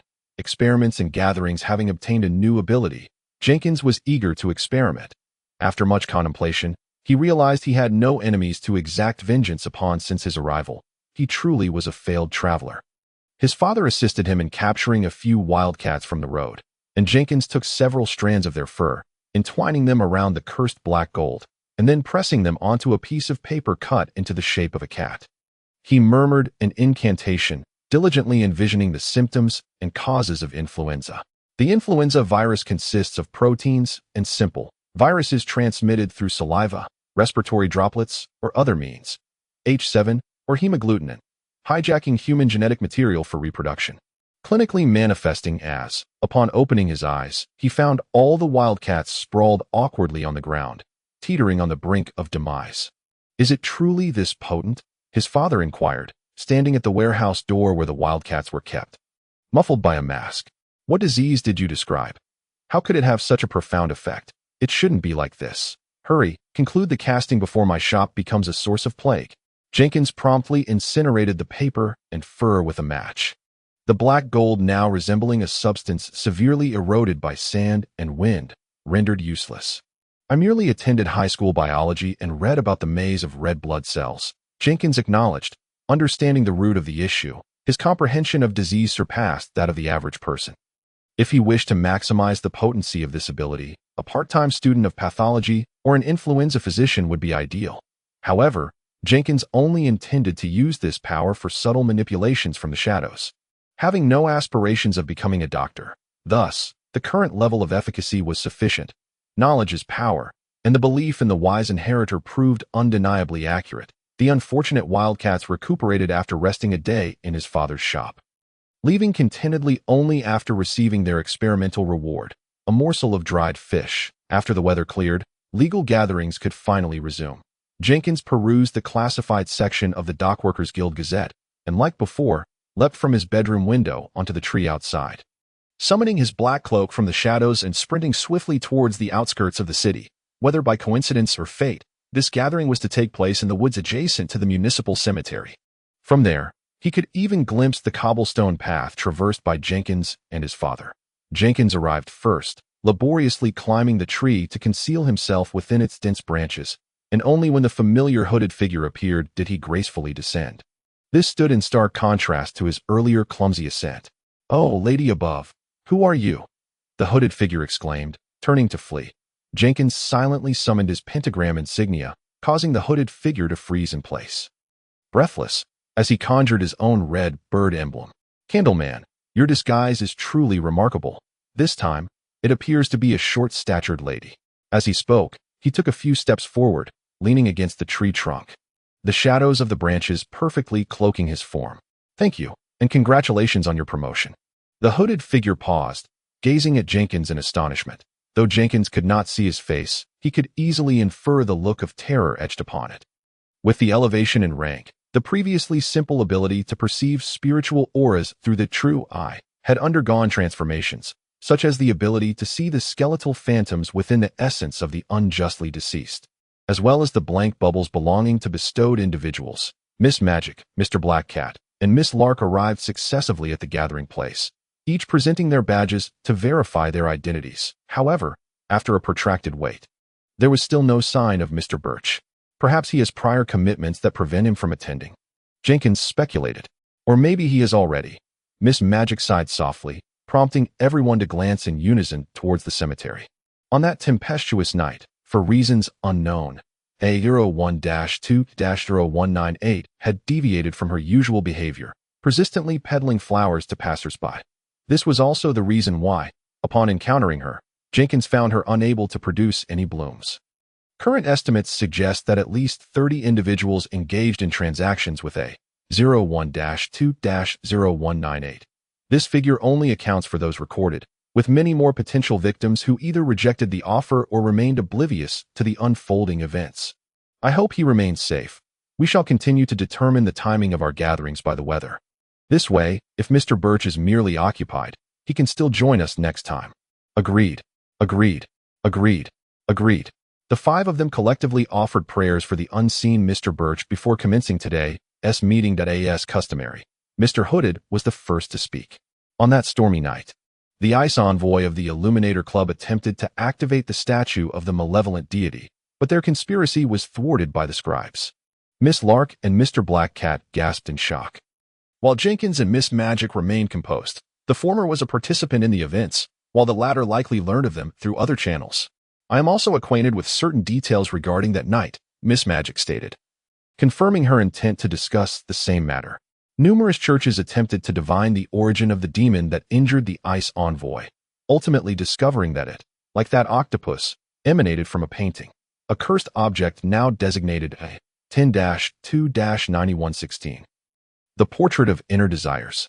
Jenkins furrowed his brow in concern. A demon? He quietly inquired. Miss Magic, deeming this information of little value, explained. Indeed, at least 10 benefactors from the churches of the true gods have witnessed it. As chronicled in myth and history, it possesses black hair and eyes, an appearance never seen in this epoch. Jenkins was aware that the church was pursuing the man in black, yet he was unaware that the swordmaster he had depicted was considered a demon. Do demons truly exist? I shall ask Father when I return. Jenkins pondered, nodding at Miss Magic, who signaled for him to proceed. What I wish to discuss is also related to that night.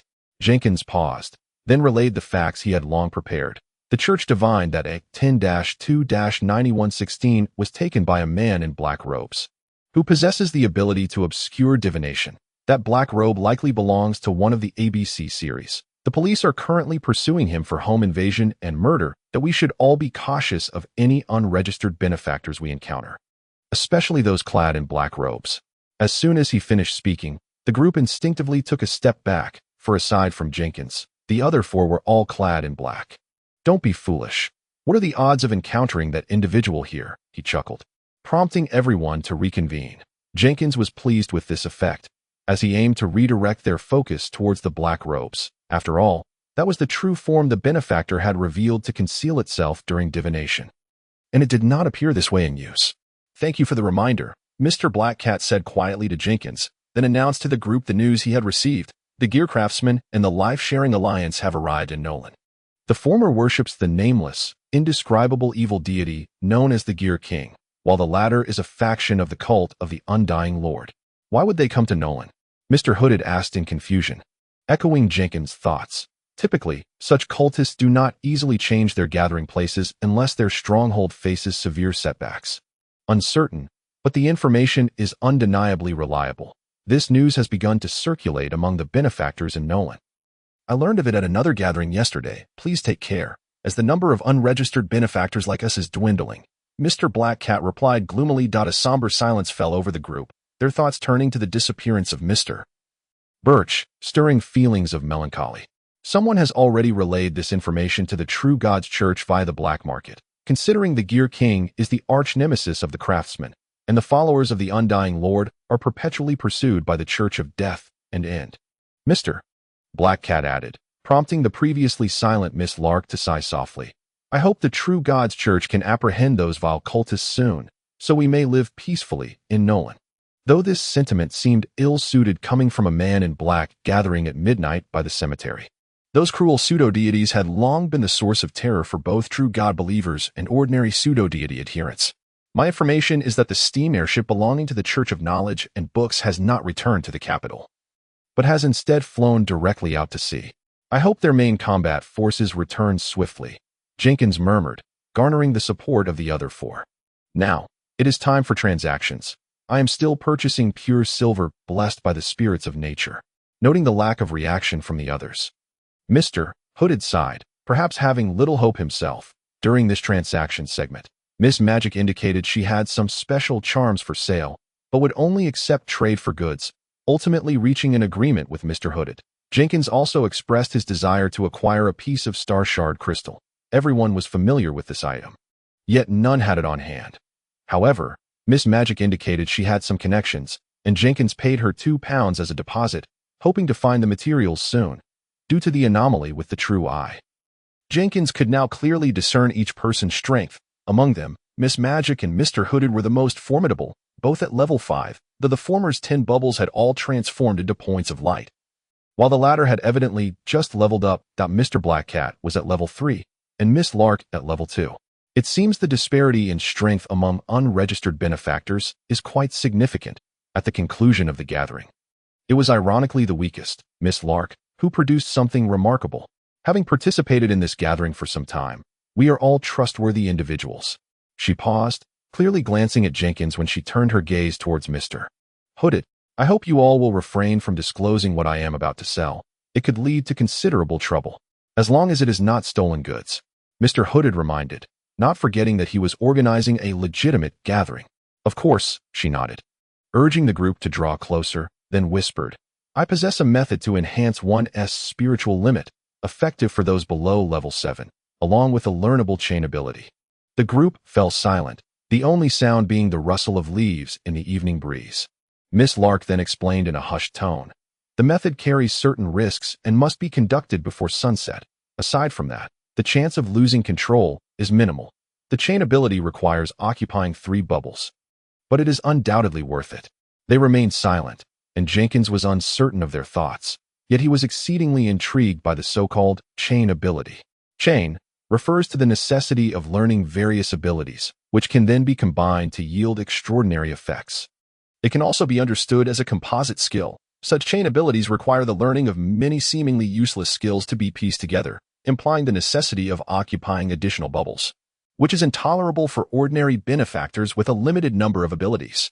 More critically, the value of chain abilities is exceedingly high. Even within the Nolan district, only 2 exist. Jenkins' reward had yet to be established, rendering him unable to learn it, thus making him particularly interested. As he still had 4 bubbles remaining. As for the method to enhance spiritual limits, Jenkins lacked the courage to attempt it. His current rate of advancement was already rapid.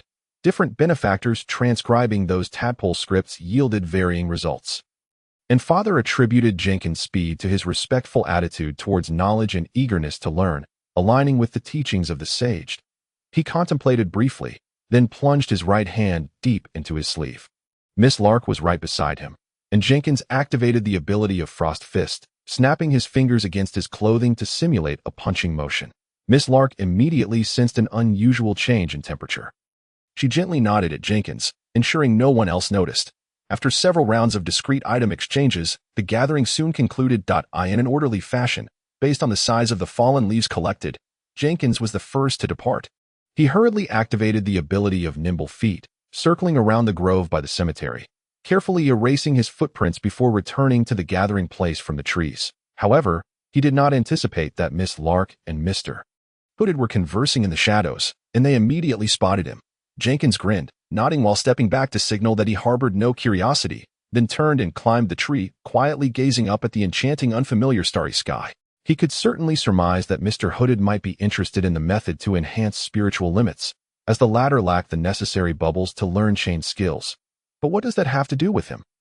He shows little interest in the matter. Mr. Hood quickly departed in a hasty manner, deliberately amplifying his footsteps to signal to Jenkins that he could descend. Chapter 53. The Ancient Castle. Jenkins leaped from the tree, nodding at the cloaked figure who brushed past him, before making his way towards Miss Skylark. I am quite intrigued by that linked ability, he stated directly. I only accept items. I am not in need of money. Miss Skylark appeared unfazed and did not inquire whether Jenkins possessed an abundance of empty bubbles. That complicates matters, she replied. Jenkins clearly had not anticipated this. He knew that most of the extraordinary items he owned were known to his father, thus making it impossible to trade them without revealing his identity.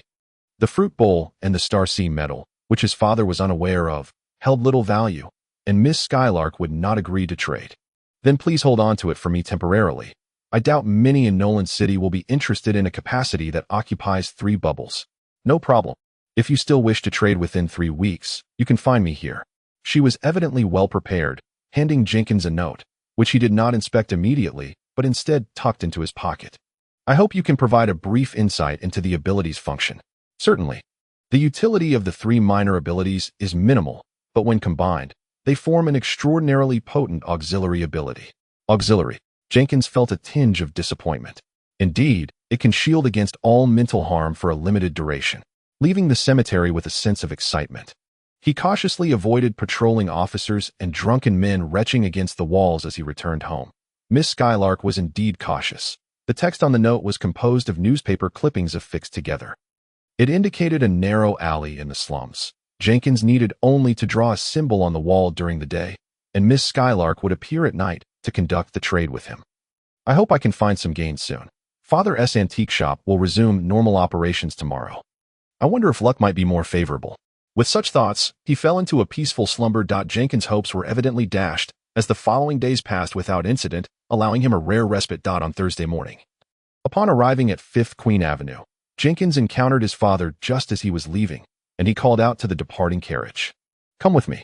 Without further ado, he pulled Jenkins along and hastily climbed aboard the carriage. "And in town," he quickly instructed the driver. "That's quite a distance," the weary-faced driver replied sluggishly.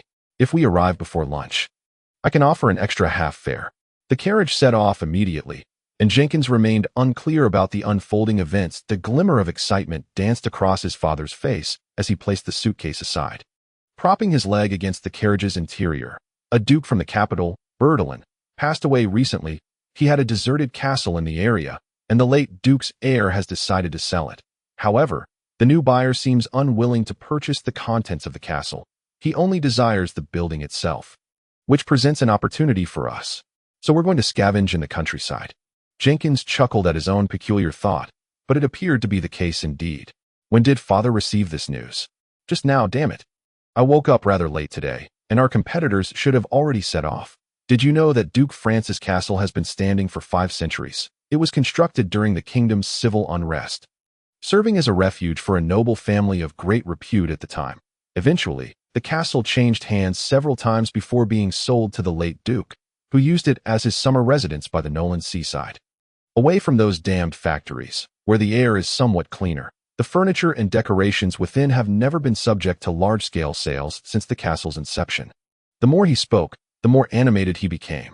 Recounting the castle's history at a rapid pace, Jenkins finally grasped the implications. So there should be exceedingly valuable antiques inside. Not merely that. His father smirked, a hint of disdain flickering across his features.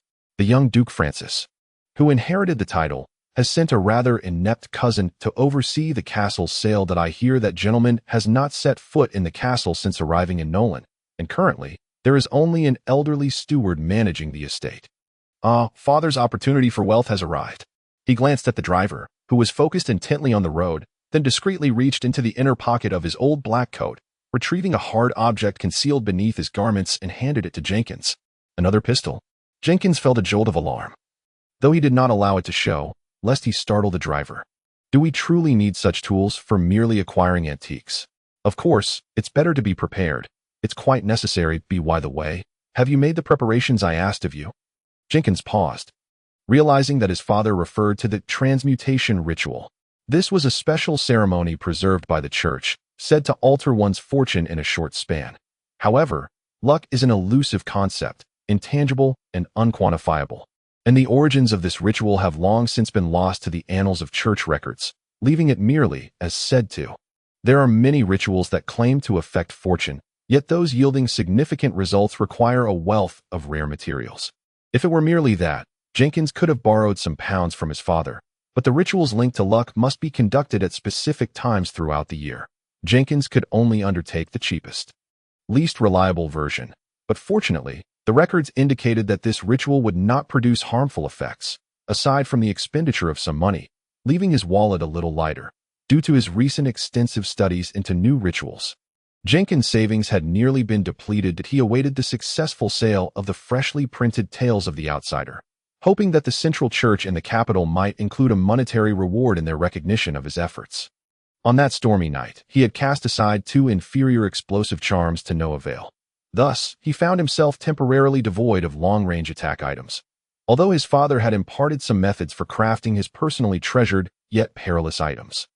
Neither the Drowned One's Bone, with a 1-day shelf life, nor the cheaper, mild frost enchantment, had yielded enough collected materials.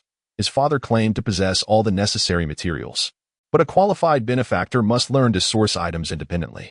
The clattering carriage departed the city's bounds, the smoke shrouding the sky dissipating somewhat, and the driver ultimately secured the additional fare from Jenkins' father. As Jenkins carried the suitcase following his father onto the rural path outside the town, the driver removed his hat and bowed to both of them. The structure known as Castle Vane stood adjacent to the small town. Within a 10-minute walk, the castle's spires became visible. Jenkins had initially assumed it was merely a larger country villa, only to discover that it was indeed a castle. Chapter 54, Haunted. Listen closely. His father recalled something and turned to Jenkins, saying, You may encounter some fellow competitors shortly. Some of them are also benefactors. Albeit unregistered, do not be alarmed. Simply follow quietly behind me. Jenkins nodded vigorously. I in this world imbued with peculiar supernatural elements, who could predict what might be unearthed from beneath the ground. Those capable of operating an antique shop must possess some degree of skill or, at the very least, an understanding of the arcane. Otherwise, they would have long since met their demise. An elderly gentleman dressed in black shoes and a tailcoat stood in the shade at the castle's entrance, offering no greeting as Jenkins and his father approached. After a brief exchange of pleasantries, during which his father identified himself, the gentleman nodded and allowed them entry. Is that the so-called steward? Jenkins inquired quietly upon entering the castle. This was his first encounter with someone of such a profession. Though the Wilhelmites had some wealth, they were not yet in a position to employ a steward. Only true nobles or industrial magnates could afford such luxury. For one must at least possess a reasonably sized estate. Otherwise, having a steward would be of no use. The steward they had just passed was not arrogant, but his demeanor towards the two men was hardly friendly. Indeed. Oh, the short fellow who just turned the corner is steward. He actually arrived before I did. His father, uninterested in matters regarding stewards, guided Jenkins through the castle as if he had previously studied its layout and the areas open to the public, knowing instinctively where to enter and which places were worth visiting. During their exploration, they encountered various competitors, including, but not limited to, illicit antique dealers, university professors, shopkeepers, and peripheral personnel from auction houses. None appeared to be younger than 40. And Jenkins surmised that most were benefactors. I have a foreboding feeling, he thought silently. Yet lacking evidence, he could not persuade his father to abandon this evidently perilous place. Father, are there any legends surrounding this area? Perhaps tales of haunted residences, dragons plummeting from the skies, or treasures belonging to valiant heroes? Never heard of any. There have been some rumors of hauntings in the city lately, but nothing here. Eden Town is so close to Nolan City. The church and police have surely inspected this place countless times. You should read fewer nightly novels and delve into the historical texts I selected for you. His father admonished, shaking his head in disappointment. Jenkins conceded defeat in his attempts. The castle indeed contained some valuable items, with several servants scattered throughout, whether hired temporarily or accompanying the wayward scion from the capital, introducing the prices of various objects to the assembled crowd. However, this valuation evidently harbors discrepancies, for upon hearing the price, the old man displayed no hesitation whatsoever, instructing his servants to affix labels bearing his name, signifying that the item was reserved by Oliver. What will happen to these items if they remain unsold? Jenkins inquired as they traversed the dimly lit corridors of the castle. First, they will be scrutinized by antique dealers, followed by furniture merchants. After all, these are possessions once owned by the nobility, and the newly affluent are always eager to acquire such items for ostentation. The old man responded, well acquainted with this reality, as those newly rich often frequented his antique shop, purchasing seemingly aged relics to adorn their homes. He assured them of the authenticity of these antiques, though he made no guarantees against price inflation. With a mindset of seeking bargains, Jenkins activated his true eye, scanning the surroundings, yet he found all publicly available items to be mere trinkets, which left him somewhat disheartened. Descending from the left tower of the castle, the duo arrived at the underground storage. Castles of this magnitude typically possess such structures. It was rumored that this area once served as a dungeon, but after the kingdom's stringent crackdown on the abuse of private punishment, it had been repurposed as a cellar. It's rather chilly, Jenkins remarked as he stepped through the double oak doors, shuddering. There may be some unsavory remnants here, the old man replied nonchalantly. What is there to fear? Such places, seldom frequented and once associated with death, carry this ambience. The oppressive aura here is relatively thin. We need only avoid lingering too long. Could there truly be ghosts? Jenkins dared not voice his thoughts aloud. Fearing ridicule from the old man, thought he placed his hand in his pocket, hoping for the pistol given by the old man, loaded with special ammunition. 3 men had already arrived in the warehouse, the recently encountered Professor Burns, Mr. Sanders from the Kimberley auction house, and the rotund antiques dealer, Chewy. His shop was located in the Sabin district, where the William family resided, making him a competitor of the old man. Utter rubbish, Chewy remarked upon hearing footsteps, shrugging at the old man before lamenting. I had hoped a noble castle would harbor fine treasures. Yet this underground storage is filled with nothing but damaged tables and chairs. Have you not ventured further inside? The area below seems quite expansive, the old man remarked. Indeed, given that it has been converted from a dungeon, it is said that many farmers, who failed to pay their taxes, were imprisoned here a century ago. I even spotted a faint stain of blood in the corner. Heaven knows what that signifies, Mr. Sanders replied, attired in a dusty yellow hunting outfit and a brown hat, resembling more of a detective than an auction house employee. As Jenkins had envisioned, the 5 men engaged in conversation for a while, greeting the servant stationed at the basement door, requesting 5 oil lamps before proceeding deeper into the cellar. It's truly vast, Jenkins, the youngest among them, remained silent, feeling his lack of authority in the matter on the way. The old man had described the excessively sprawling underground structure. The previous owner, the late Duke Francis, only utilized this area during the summer months, rendering the cellar unnecessary for US. In an effort to curtail expenses, he had refrained from installing steam pipes, thus relying solely on external light sources for illumination. As they moved forward, the 5 examined various pieces of furniture from different eras, discarded by the castle's owners. Most had lost their former luster, yet occasionally, they stumbled upon unexpected treasures. I feel as though something just tapped me, Chewie muttered in dissatisfaction, causing the others to pause, as he was surrounded by emptiness. Jenkins's eyes, unable to perceive spirits from a distance, could not discern the ephemeral presence, for the spectral essence was too faint to register. Perhaps, once his ability level increased, this situation might change. Just an illusion. Perhaps, Chewie mused, shaking his oil lamp up and down, dismissing the notion as he remained ignored.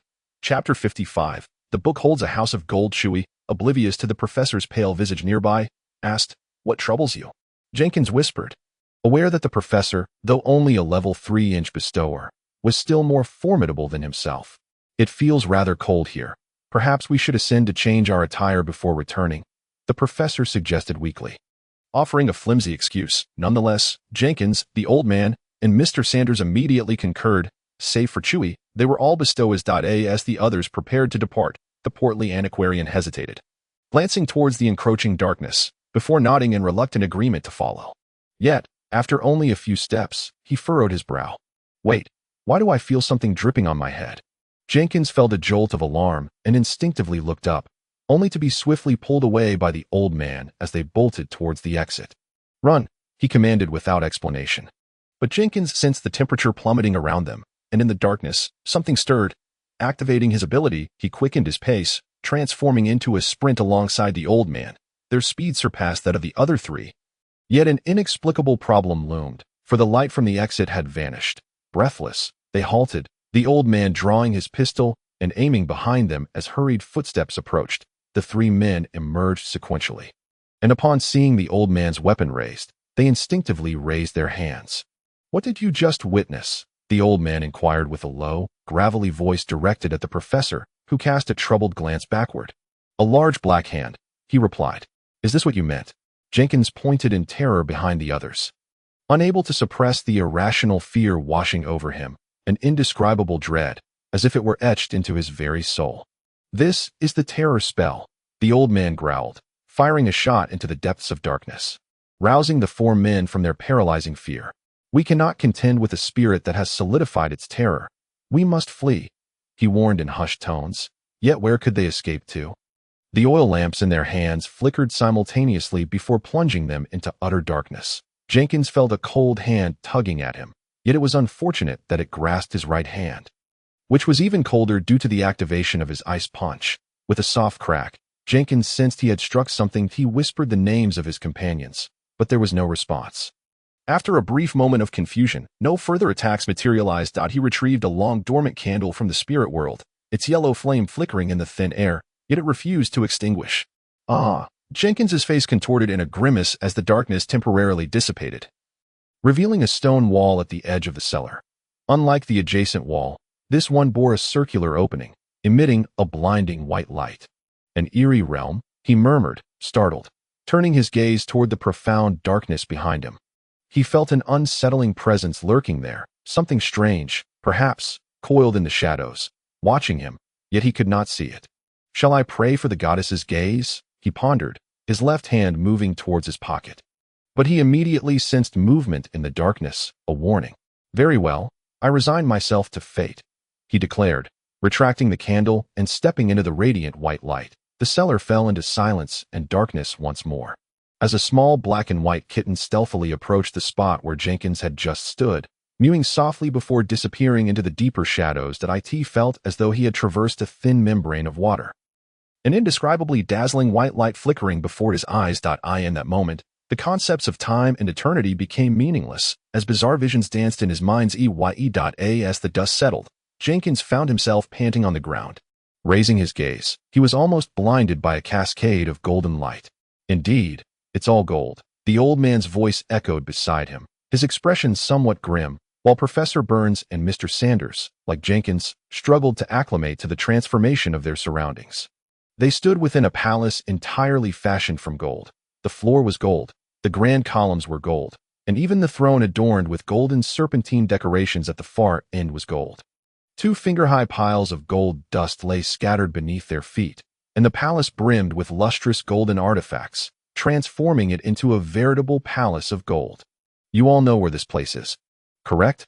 The old man questioned the 2 others, who exchanged wry smiles and nodded in acknowledgement. I never anticipated that Oliver would also be a bestower. We recognize this as an eerie realm. What of Mr. Chewy? Jenkins quietly inquired. The old man did not turn back, his voice cold. Since he did not appear after we entered here together, he must be dead. This was the fate of one lacking talent who dared to tread into an eerie realm. Barnard's earlier warning of risking one's life was no jest.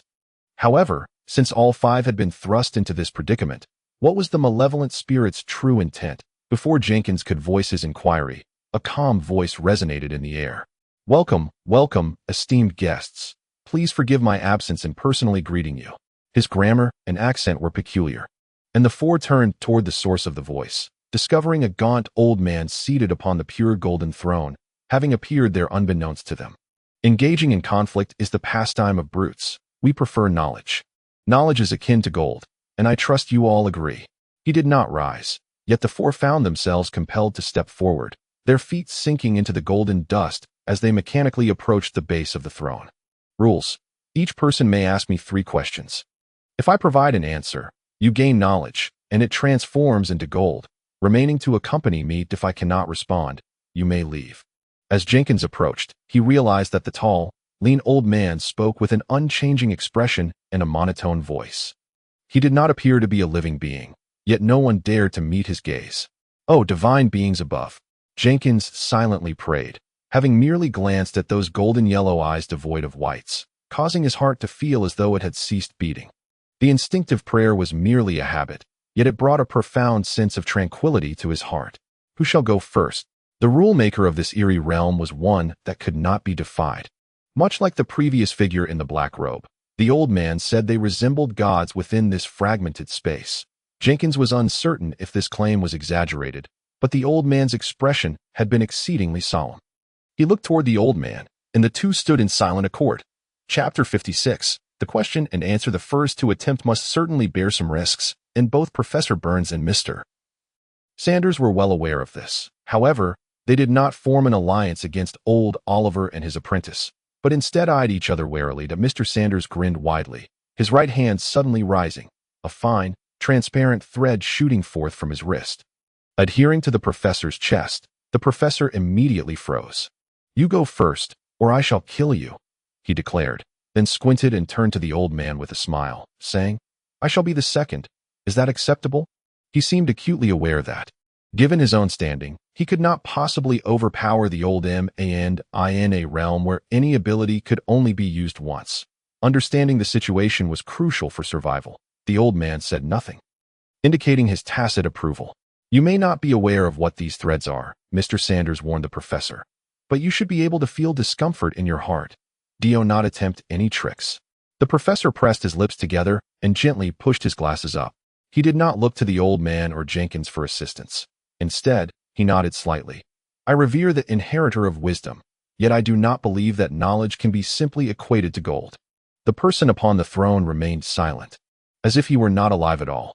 Yet those golden yellow eyes continued to move, and when they turned to Jenkins, his heart jolted. The gaze, though not as oppressive as that of a true deity, suddenly instilled in him a fleeting illusion that the other was akin to him. Ha! Have I finally lost my mind? He mused inwardly, just as the professor spoke. 3 years ago, I had a dream in which I discovered the method of accumulating spirit. This was my opportunity to become a bestower. My question is, who was it? His expression appeared grave, devoid of any trace of fear. I know, but I cannot reveal it, came the rigid response from the throne. The tall, lean old man pointing a finger at Mr. Sanders. Next. Professor Burns is an illicit bestower. The rules do not permit 3 questions to be asked in one go. Jenkins concluded in his mind. While simultaneously harboring a fearful curiosity about the entity the professor had dreamt of, Mr. Sanders appeared quite pleased with himself. He respectfully nodded toward the throne, adjusted his hat, and then loudly inquired, "How does one become a god?" "You seek death." Jenkins instinctively stepped back a few paces. Noticing that both the old man and the professor reacted similarly, the elderly figure seated upon the throne nodded, his lips moving incessantly, yet Jenkins could not discern any sound. Suddenly, Mr. Sanders erupted into laughter. "Ha ha! So it is, he exclaimed, raising his arms high, his head exploding like a watermelon. Yet what fell to the ground was not brain matter or blood, but a cascade of golden orbs. Moments later, the headless corpse collapsed to the ground, merging with the existing gold, leaving no trace of the man's existence. "Mortals," a word emanated from the throne, still spoken in a calm tone, yet laced with a peculiar mockery. It was not that man who killed him. He could not endure the answer. "The secret to becoming a god is forbidden to us." Jenkins pondered, only to suddenly feel a shove from the old man. He hastily exclaimed, "I wish to know." The old man slapped the top of his head. "What are you thinking?" "I meant for you to heal the professor." Realizing too late, Jenkins turned to see the professor collapsed on the ground, clutching his chest. "Did you think the old man would force you to ask first?" came the old man's sarcastic voice from behind. Jenkins felt his face flush as he rushed to the professor's side. Unsure of what had befallen him, he could only press his hands firmly against the professor's chest and activate his abilities. This is the spell, Heart-Blood Rupture. Similar in form to a curse, directly severing the heart's veins of the afflicted in the outside world. This requires the subject's blood and hair, along with extensive materials for the ritual. But here, merely a touch of spirit is sufficient. The old man explained from behind. Then warned, "Do not ask me any questions here. If misunderstood as a query, it will mean certain death." Jenkins felt a pang. He had indeed been about to ask, "What has happened to the professor?" The professor, saved by Jenkins, showed some improvement in his complexion, weakly nodding. "Thank you for saving me. We are all followers of the wise. It is only right." The old man replied on Jenkins' behalf, subtly shaking his head to signal not to reveal their official identities. Until now, Jenkins had thought old Oliver merely a shrewd merchant, yet it was evident that a bestower who had survived for so long was not merely fortunate. 38 years ago, during the Earth and the Moon of Blossoms, I camped with my team in the Third Republic of Sangwir, Cursed Forest, Lake of the Witch. What was the phantom that killed my 32 companions that night? Sangwir Republic was a remote nation beyond the 3 great kingdoms. Had the old man ventured there in his youth? The tall, lean old man upon the throne nodded stiffly, his lips moving rapidly, while the old man revealed a grave expression. Indeed, he turned to Jenkins and, before his body fully transformed into gold, said, "Survive." The golden hue spread to the old man's head, and in an instant, a silent golden statue of the elder was formed. Is the old man dead? This reality echoed incessantly in Jenkins' mind as he reached out to touch the old man's statue. Only to be halted by Professor Burns beside him, he shook his head, signaling Jenkins not to act foolishly, and then gestured for him to look toward the throne, where the tall, lean old man was now gazing at Jenkins. Jenkins still could not accept this reality. The old man was gone. After all this time since his crossing, it was not his family with whom he shared the deepest bond, but the old man. Jenkins could not accept this sudden occurrence. This must be a joke. He wiped his slightly damp eyes and activated Eye of Truth. The statue bore no glowing dots representing abilities, yet there was a faint black light at the waist level. Does the old man possess a mysterious object? Jenkins gasped. Then hope surged anew within him. He took a few deep breaths and turned to the figure upon the throne. It was now his turn. That if the figure on the throne knew the method to becoming a god, then the mystery surrounding his question would surely rival that of divinity. Or perhaps he could pose questions he dared not speak of, much like Professor Burns had done earlier, while some inquiries, such as whether the chicken or the egg came first, inherently lacked answers. This philosophical dilemma might have a sequence in this fantastical world. Chapter 57. Knowledge is power. Shall I inquire about the secret corresponding to the divine months? Or perhaps directly ask the secret of the deity? He contemplated internally, yet instinctively felt that the figure upon the throne might also be aware of these questions. Ask, who am I? He thought again. But this world possessed divination and prophecy abilities. The answer provided by the throne might not see earth but could likely assert, you do not belong to this realm. After careful consideration, Jenkins nodded at the equally anxious professor, then asked, who is the Lord of Blossoms? Silence enveloped the palace, with only the gold glimmering enticingly under an unknown light source. I cannot say. I have evaded a calamity. Jenkins could not help but exclaim inwardly. Lord of Blossoms was the most enigmatic figure he knew, and he had learned of it from a mysterious entity. Originally hoping that the figure on the throne was unaware, he now realized it was a matter of fear to speak. It was now the professor's turn again. He retrieved a handkerchief from his pocket, wiped the fine beads of sweat from his forehead, swallowed hard, and posed a peculiar question. The current era belongs to the 18th epoch, yet the preceding long history is largely untraceable, with only fragments and mystical texts and randomly discovered underground structures to prove the existence of the previous 17 epochs. I wish to know, what basis is there for the division of epochs? Upon finishing, without waiting for the old man's response, he turned to Jenkins and spoke rapidly. I may not survive, but if this question can be answered, my life will have been worthwhile. I am Professor Burns of the First High Academy of Nolan, and if you manage to escape, please inform the school of my demise so they may hastily find a substitute teacher. After speaking, he turned back to the throne, his face devoid of the fear one might expect before death, instead reflecting the innocent anticipation of a child awaiting candy. What is the answer, after all? He murmured to himself, his eyes wide with anticipation, yet silence remained his only reply. I cannot say. Came the same response once more, as an unusual flush crept across Professor Burns's face. I know. The end of an era and the dawn of a new one is certainly not a mere historical transition. It is knowledge more enigmatic than divine secrets. Yes, I have matters to attend to in the latter half of my life. This is truly. Jenkins could not fathom the professor's complex emotions at that moment, and before he knew it, it was his turn again. This time, an ominous feeling of doom enveloped him.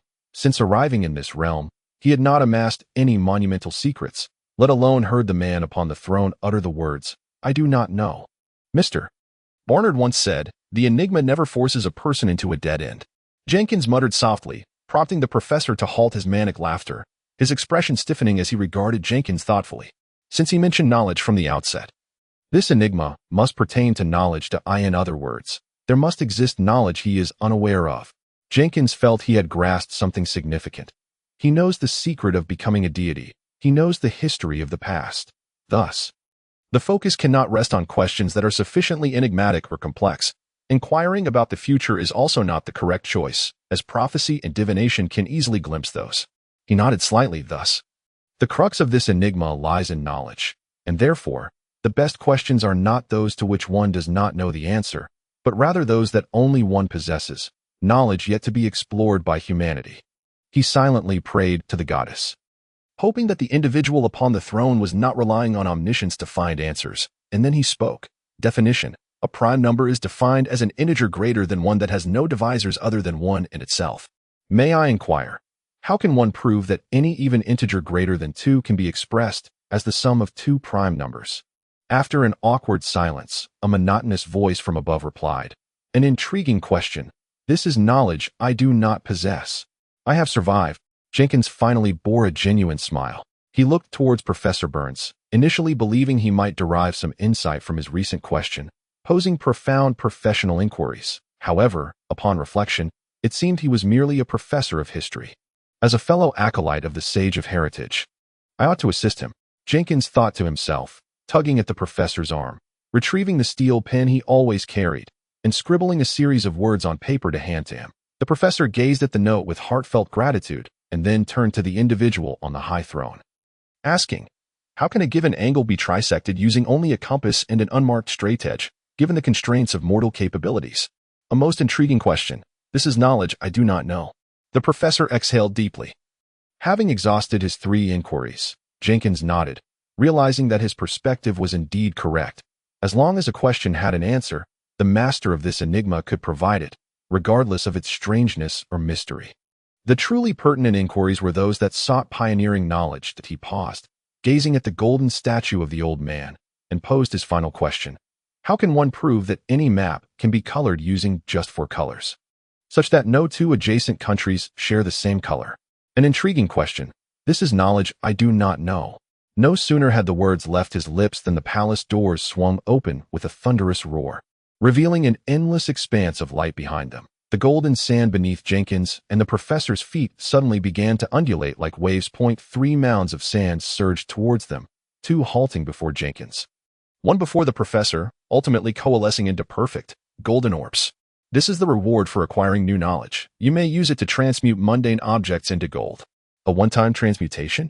Jenkins gasped, but immediately turned to the figure on the throne and inquired, "May I take one with me, so that I can bring this statue outside?" "Certainly. Thank you very much." Jenkins swiftly grabbed the golden orb before him. Yet, despite exerting all his strength, he found he could not lift the statue of pure gold. Its size was simply too great. The professor also realized this, stowing his reward in his pocket, while the red light before him flickered, and he effortlessly hoisted the old man's statue onto his shoulder. "Let us depart." He beckoned to Jenkins with grandiosity, and the 2 men fled towards the brilliance of the white light without a backward glance. After a brief moment of silence, the elderly man upon the throne descended stiffly from the dais. Approaching a corner of the palace adorned with pure gold statues, their attire bore a striking resemblance to that of the old man, and with each step, he came to a halt between 2 golden figures. His hands hung limply at his sides, and his body gradually transformed into a radiant golden hue. Chapter 58.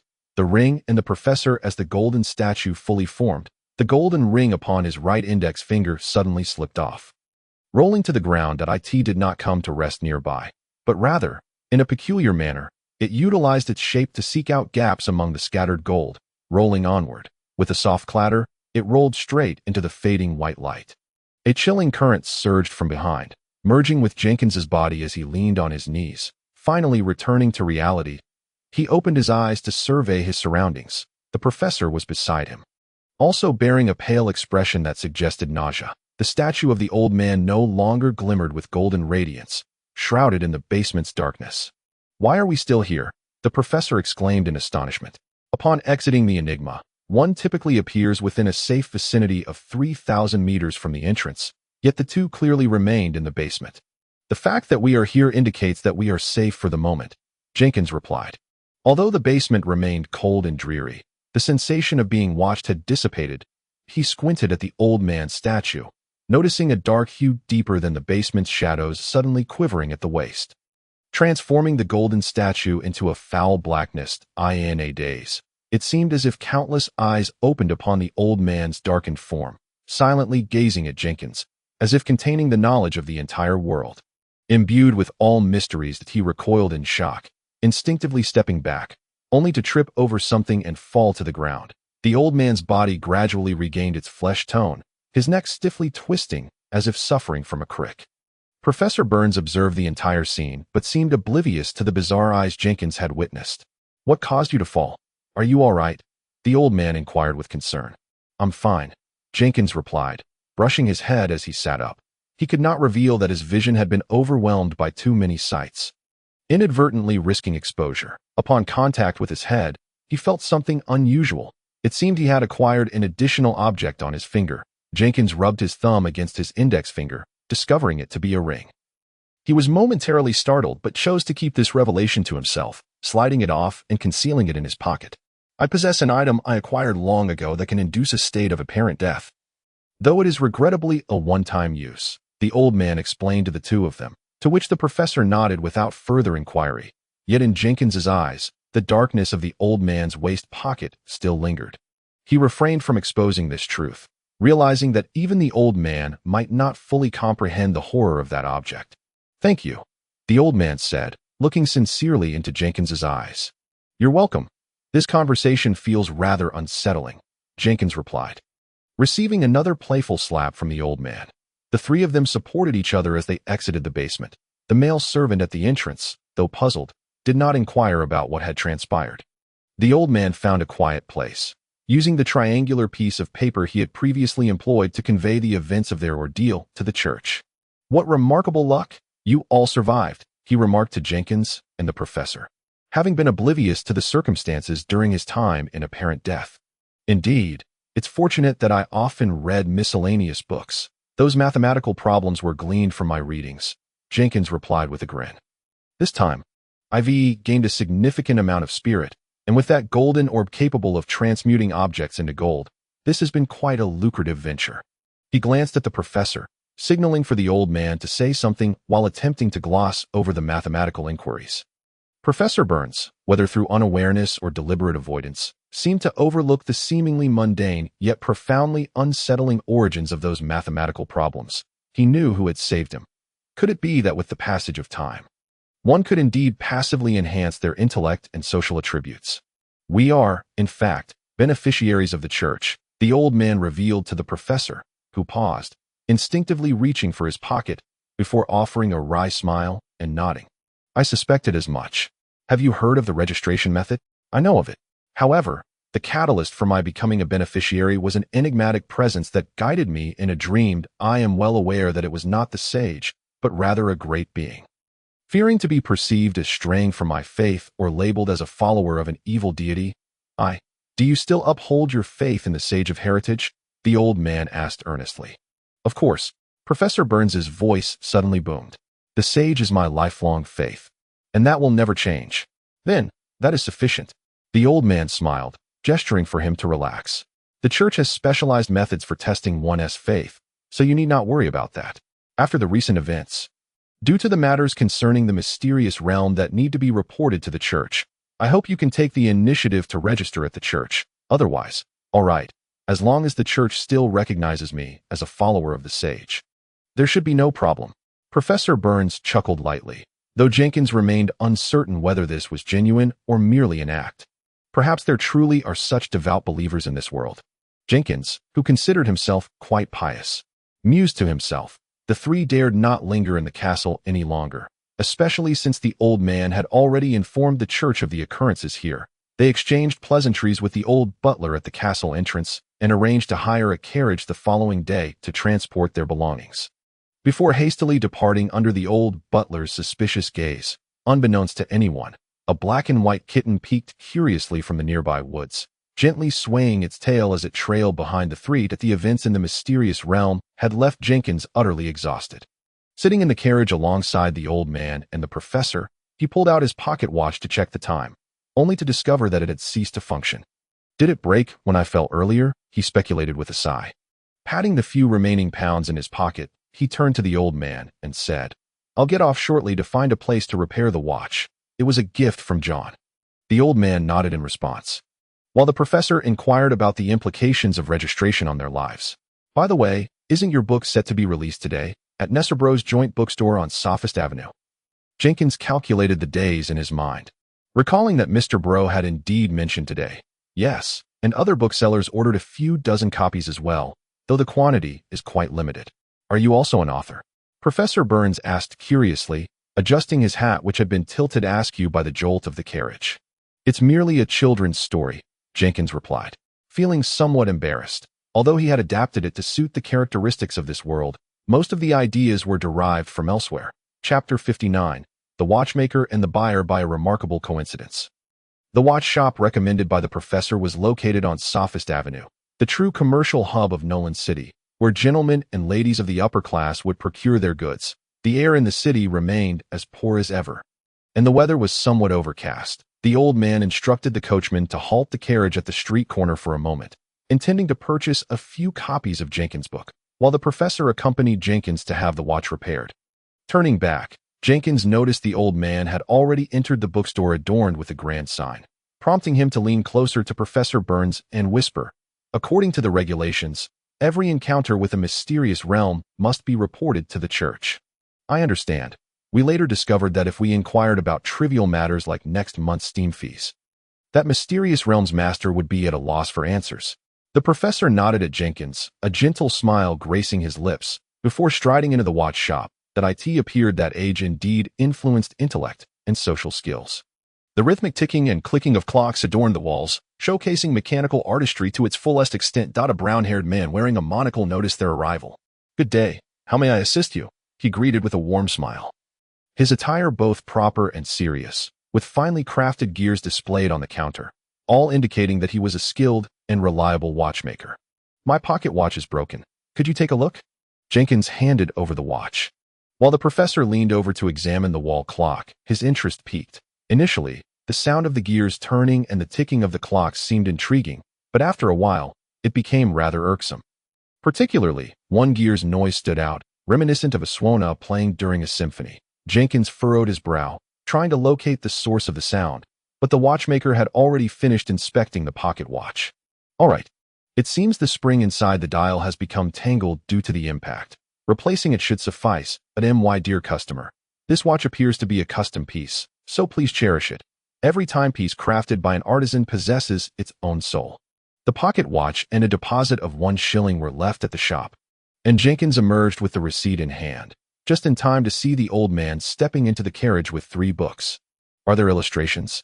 After settling into the carriage, the professor took the copy of Tales of the Stranger handed to him by the old man.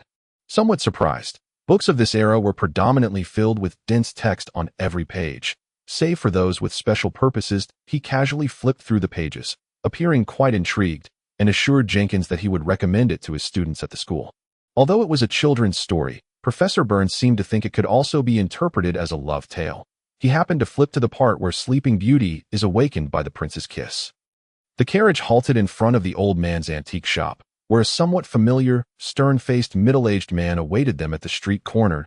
He nodded gently to both the old man and Jenkins, then glanced at the professor, signaling him to follow. The two subsequently boarded another carriage. "I feel as though I've seen him before, during my treatment at the hospital, and on that stormy night," Jenkins remarked hesitantly. "Indeed. He is here to take Professor Burns to the church. Has the shortage of manpower reached such a dire state?" The old man muttered softly as he retrieved a bronze key from his dark coat pocket to unlock the large padlock hanging at the door, casually flipping the sign from closed to open.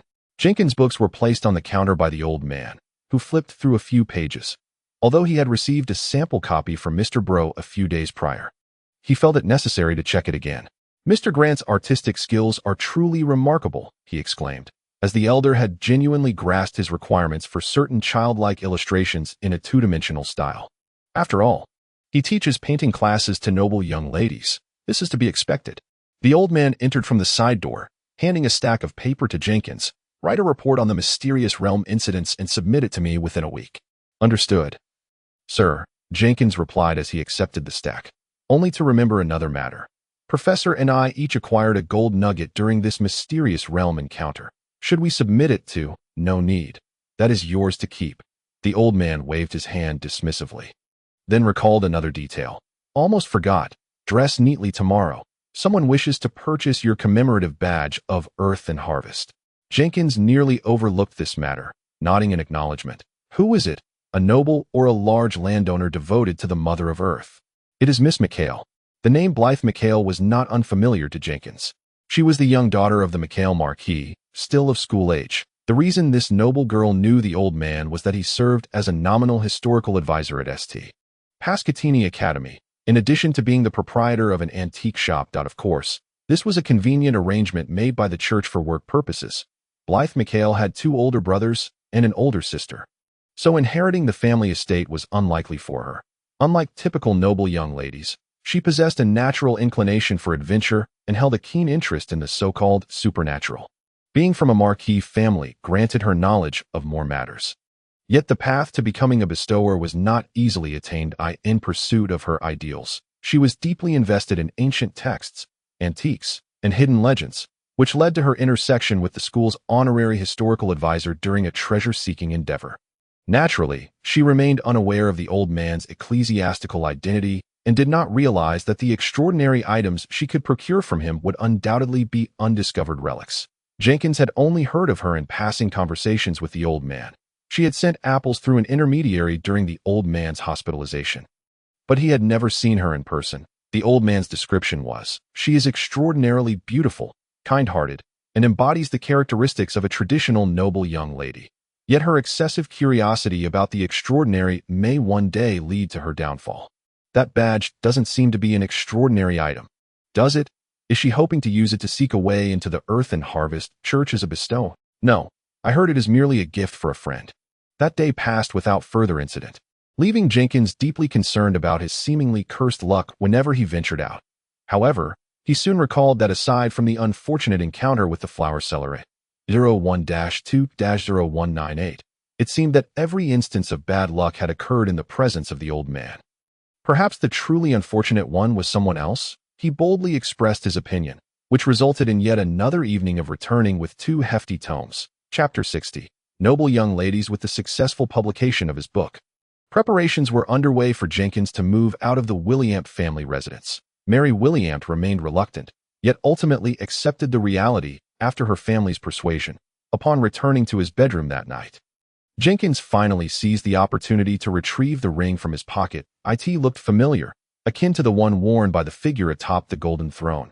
Its golden surface was intricately engraved with fine patterns, resembling a serpent gracefully unfurling its body. Jenkins cautiously infused his spirit into it, yet nothing transpired. He recalled the black robe he had encountered before and attempted to absorb the ring into his being. Sure enough, it too was a bestowed item. What is this? Is there a guaranteed drop of equipment in the mysterious realm? Jenkins murmured as he traced the intricate engravings with his fingers. Now, there are already 3 gifts bestowed upon him, among which the black robe serves to conceal one's identity and disrupt divination and prophecy, making it an essential item for his mischievous undertakings.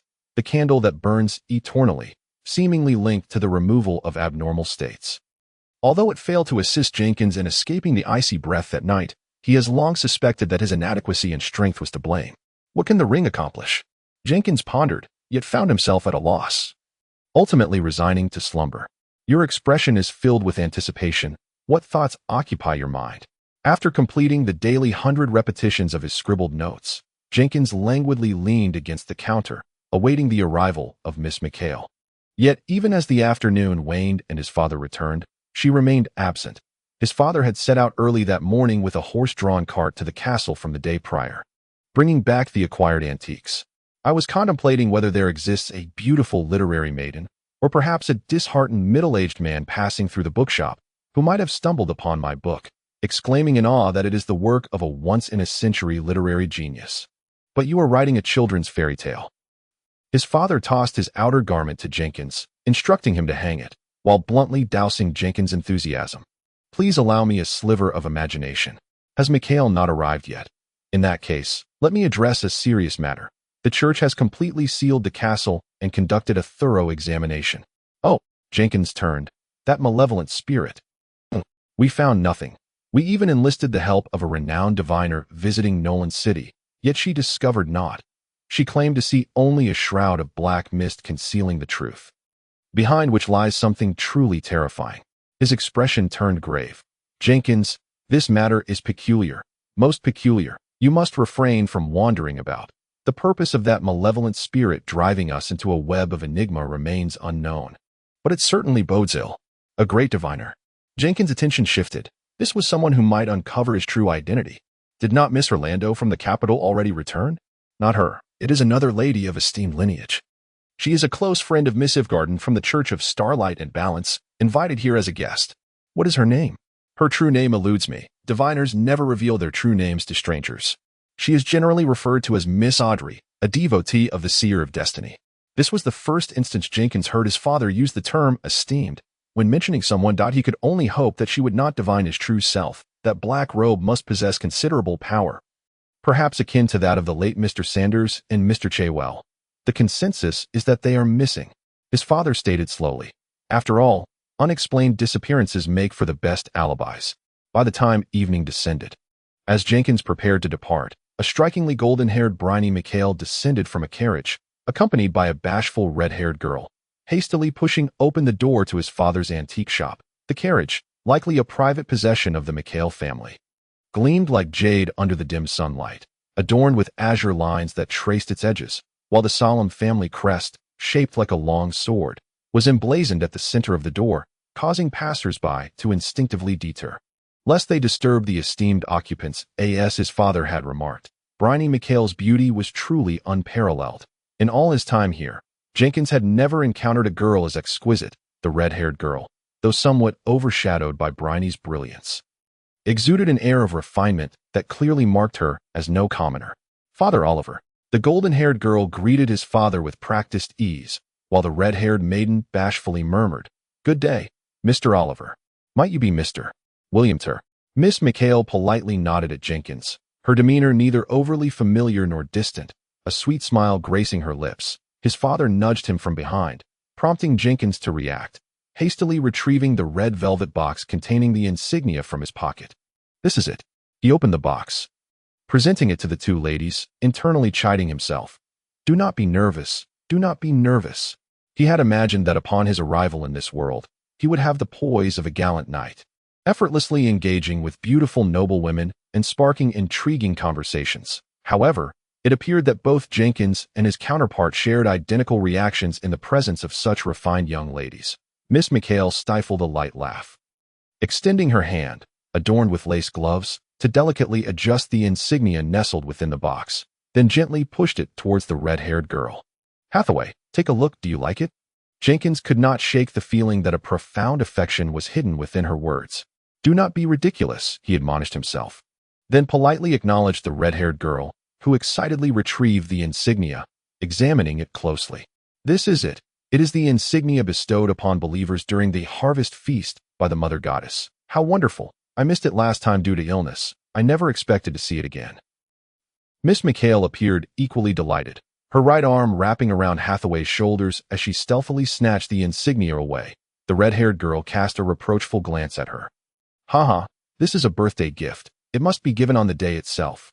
Miss McHale chuckled, then turned to Jenkins. "Little brother, how much is this worth?" "Little brother?" Jenkins was taken aback. Wait, had not his father mentioned that Miss McHale was 19, a year younger than him? His father's voice resonated from behind, barely containing laughter. "Miss McHale, my apprentice may appear youthful, but he is actually a bit older than you." Chapter 61. Lilies in the Black Market. Miss McHale's surprise was evident, yet her smile remained radiant. "That was my faux pas. I did not expect a man to maintain himself so well." As she spoke, she produced a ruby from her pocket, placing it upon the table, nodding graciously to the two individuals within the shop before leading Hathaway towards the exit. The door jingled as it closed behind them, and the red-haired girl glanced back at Jenkins, her eyes apologetic, before being pulled back to the carriage by Hathaway. "She is still somewhat bashful. Otherwise, she would not have hurried away," Jenkins remarked, somewhat taken aback. "Indeed." His father picked up the ruby from the wooden counter, appearing intrigued. "Is it merely my imagination?" Jenkins, unconcerned with the gemstone's value, gazed quizzically towards the shop's entrance. "Were those two just now?" "Indeed." "Huh." Jenkins looked at his father, who shrugged. "I too learned this only recently. Bryony McHale and Hathaway Hesha are not to inherit their respective family titles. So as long as they do not mingle with men before marriage, and do not make their little hobbies widely known, they are free to conduct themselves as they please. Nobility, after all, can be quite peculiar. I have even heard of a baron with a penchant for—" "All right, enough. I am not interested in knowing." Jenkins raised his hands in surrender. Noticing that he continued to gaze at the shop's entrance, his father lazily diverted his gaze from the ruby. "What is it? Are you interested in her? This might be a bit challenging. Surely, you have not yet experienced romance. Would you like me to introduce someone? I shall forego gifts at your wedding." No. Jenkins hastily shook his head, his face flushing slightly. "It just feels rather strange." There was a lingering thought unspoken in his mind. Miss McHale, as his father had indicated, was indeed an entirely ordinary person, yet since she was seeking a method to become a bestowed one, she would surely be unaware that her good friend was already a level 2 bestower. Moreover, the color scheme of the light she carried seemed oddly familiar. Forget it. What does it matter to me?" Jenkins shook his head. Setting the matter aside for the time being, he turned to his father. "Is this ruby valuable?" "Very pure. It could fetch about a 20 premium in exchange for your insignia. Keep it. Many rituals require such pristine gem powder, and this level of purity is not easily obtained." With a flick of his right hand, the ruby arced through the air, landing in Jenkins' grasp. Jenkins fumbled to catch it, feeling a lingering warmth from the gem. "That warmth is from my palm, not from the noble lady just now." Do not overthink it. In that moment, his father seemed to possess an uncanny ability to read Jenkins' thoughts, although he had not received the anticipated gold pounds. The ruby appeared quite exquisite. After bidding farewell to his father in the evening, Jenkins opted not to return home immediately, but instead directed the carriage toward the Nesserbro Union bookstore on Sophist Avenue. After settling the fare, Jenkins adjusted his attire and strolled leisurely into the bookstore. In this era, literacy rates were quite low, and coupled with the fact that today was a weekday, the mandated closing time set by royal law had yet to arrive, resulting in a sparse clientele. Unlike the flourishing literary scenes of Earth, the range of books available for publication here was limited, leading to the store's layout being characterized by wooden tables against the walls rather than rows of bookshelves. Drawing in a deep breath, he savored the scent of ink. Ah, the aroma of ink. Jenkins offered a silent prayer to the sage in his heart, glancing around before effortlessly spotting his own book, its cover art strikingly distinct. He strolled over to it, taking a quick appraisal. It appeared that fewer than 10 copies had been sold that day. A bitter smile crept onto Jenkins' face as he hesitated for a moment before picking one up. He retrieved a few banknotes from his pocket and summoned a server to settle the bill. Much like jesting with his father in the shop, he genuinely hoped that his collection of stories, titled Tales of the Outsider, would swiftly gain popularity. It was not a matter of financial necessity, but rather a psychological yearning for acknowledgement. Is my writing truly so poor? Or is the audience for fairy tales simply too limited? Jenkins pondered with distress as he stepped onto the street, first retrieving a repaired watch from the clockmaker and paying the final sum of 13 shillings. He then turned towards the Grand Bank, its white stone pillars engraved with the emblem of the wandering traveler. Veering onto another street cloaked in the city's pervasive fog, he contemplated the matter too seriously, completely oblivious to the increasingly ominous ticking of gears near the clockmaker's shop. Meanwhile, on the other side of this oblivion, the elderly painter, Mr. Grant, held Jenkins' book, introducing this innovative style of illustration to his students. Professor Burns, who had signed a contract with the church and undergone a rigorous inspection, strode away from the charred remains of a once grand church. Beaming as he hailed a cab, clutching the new book gifted by his father as he returned to the academy. If it weren't for the considerable salary he received weekly, Jenkins' cash reserves would have been nearly depleted. His relocation plans remained on hold, with the remittance from Mr. Broff not expected until the third week after the publication of Tales of the Outsider. Recently, Jenkins felt increasingly constrained by living with his family, as his daily routine became almost suffocatingly rigid. Although the agreed-upon time with the huntress had yet to arrive, he seized the opportunity during his half-day off to visit the black market. Jenkins hoped to procure a reasonably priced extraordinary item to fulfill his transaction with Miss Lark, driven by a desire to elevate himself amidst his deteriorating luck. As for the grain of gold he had retrieved from the uncanny realm, Jenkins hesitated for quite a while before ultimately deciding to keep it for future use. Before he paid a toll to the bartender at the pub and donned a mask as he entered the black market's sewer through the cellar entrance. The atmosphere remained dim, the air tinged with a faint odor, with only a few cellars illuminated by scattered flickers of light. Jenkins crept along the shadows, passing by the lit candles. While there was indeed a fair amount of illumination, he could merely look but not touch. "Why are soul charms so expensive?" he exclaimed, stopping in front of a gaunt figure sitting cross-legged. The seller had laid out all his materials and items on the ground, clearly marked with prices. The cost of the soul charm was 3 times what he had seen on his last visit. It's the recent haunting incidents in the city that have driven many well-connected nobles and merchants to seek out soul charms and other arcane items capable of harming spirits. Hence the price surge. The emaciated figure replied nonchalantly. Jenkins furrowed his brow. When had this occurred? He had heard nothing of it. However, the crafting of soul charms was not particularly complicated. Perhaps he could seize the opportunity for profit. "What exactly is this haunting about?" he inquired softly. The figure opposite him remained silent, merely twisting his right hand a few times. Jenkins huffed through his nose, but still produced 10 shillings and handed them over. "Just trying to rid myself of a pauper. Are we? That's all I have. If you don't want it, I can save myself a few meals," came the retort. "Humph, yet another one of you wealthy tightwads," he replied, receiving the paper note with an excessively pale hand. The seller gestured for Jenkins to step forward a few paces and then whispered, "I have connections with the Church of Death and Finality. They discovered that from early July until now, the number of reported hauntings in the city has increased by 10% compared to previous years. and the Church of the True God believes it is related to the recent bizarre celestial phenomena. The spirits are weak, easily dispelled by almost any ability. So for us gifted ones, the extra ghosts pose no threat.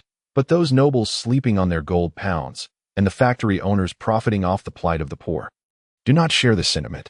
His voice dripped with mockery, whether stemming from pure class resentment or past grievances, Jenkins could not discern. Nodding in silence, he turned towards the next candlelit area, initially hoping to profit or find a connection to the events in the castle, only to discover it was merely a trivial increase in spirits. His aimless wandering in the black market that day yielded nothing but a waste of time. The items for sale were intriguing, tempting Jenkins to consider selling all his possessions, yet he accepted the harsh reality of being a pauper. The following day, Jenkins reconfirmed with his father about the increase in hauntings in the city. His father was aware of the situation but similarly attributed the phenomenon to celestial anomalies, asserting it bore little connection to their experiences in the castle's cellar. So, the stars influenced the world below. Jenkins maintained his habit of asking questions when confused. Do you recall the astral perception ability I recommended you study? The brilliant night sky above us, save for the 2 full moons, is a projection of the astral realm into the material world. Changes in the astral realm often herald shifts in the material world. Skilled astrologers can predict future trajectories by observing the celestial changes. His explanation was somewhat vague, yet he informed Jenkins that bizarre shifts in the astral realm had been frequent in recent years. The good news was, at least for now, there were no significant disasters to worry about in this world. What has become of the malevolent spirit at the 5th Public Hospital of Nolan? Jenkins had not forgotten this matter, having heard of it since his arrival, yet it remained unresolved. For the time being, the spirit has been contained. It cannot leave a certain area within the hospital. His father shrugged, seemingly unconcerned.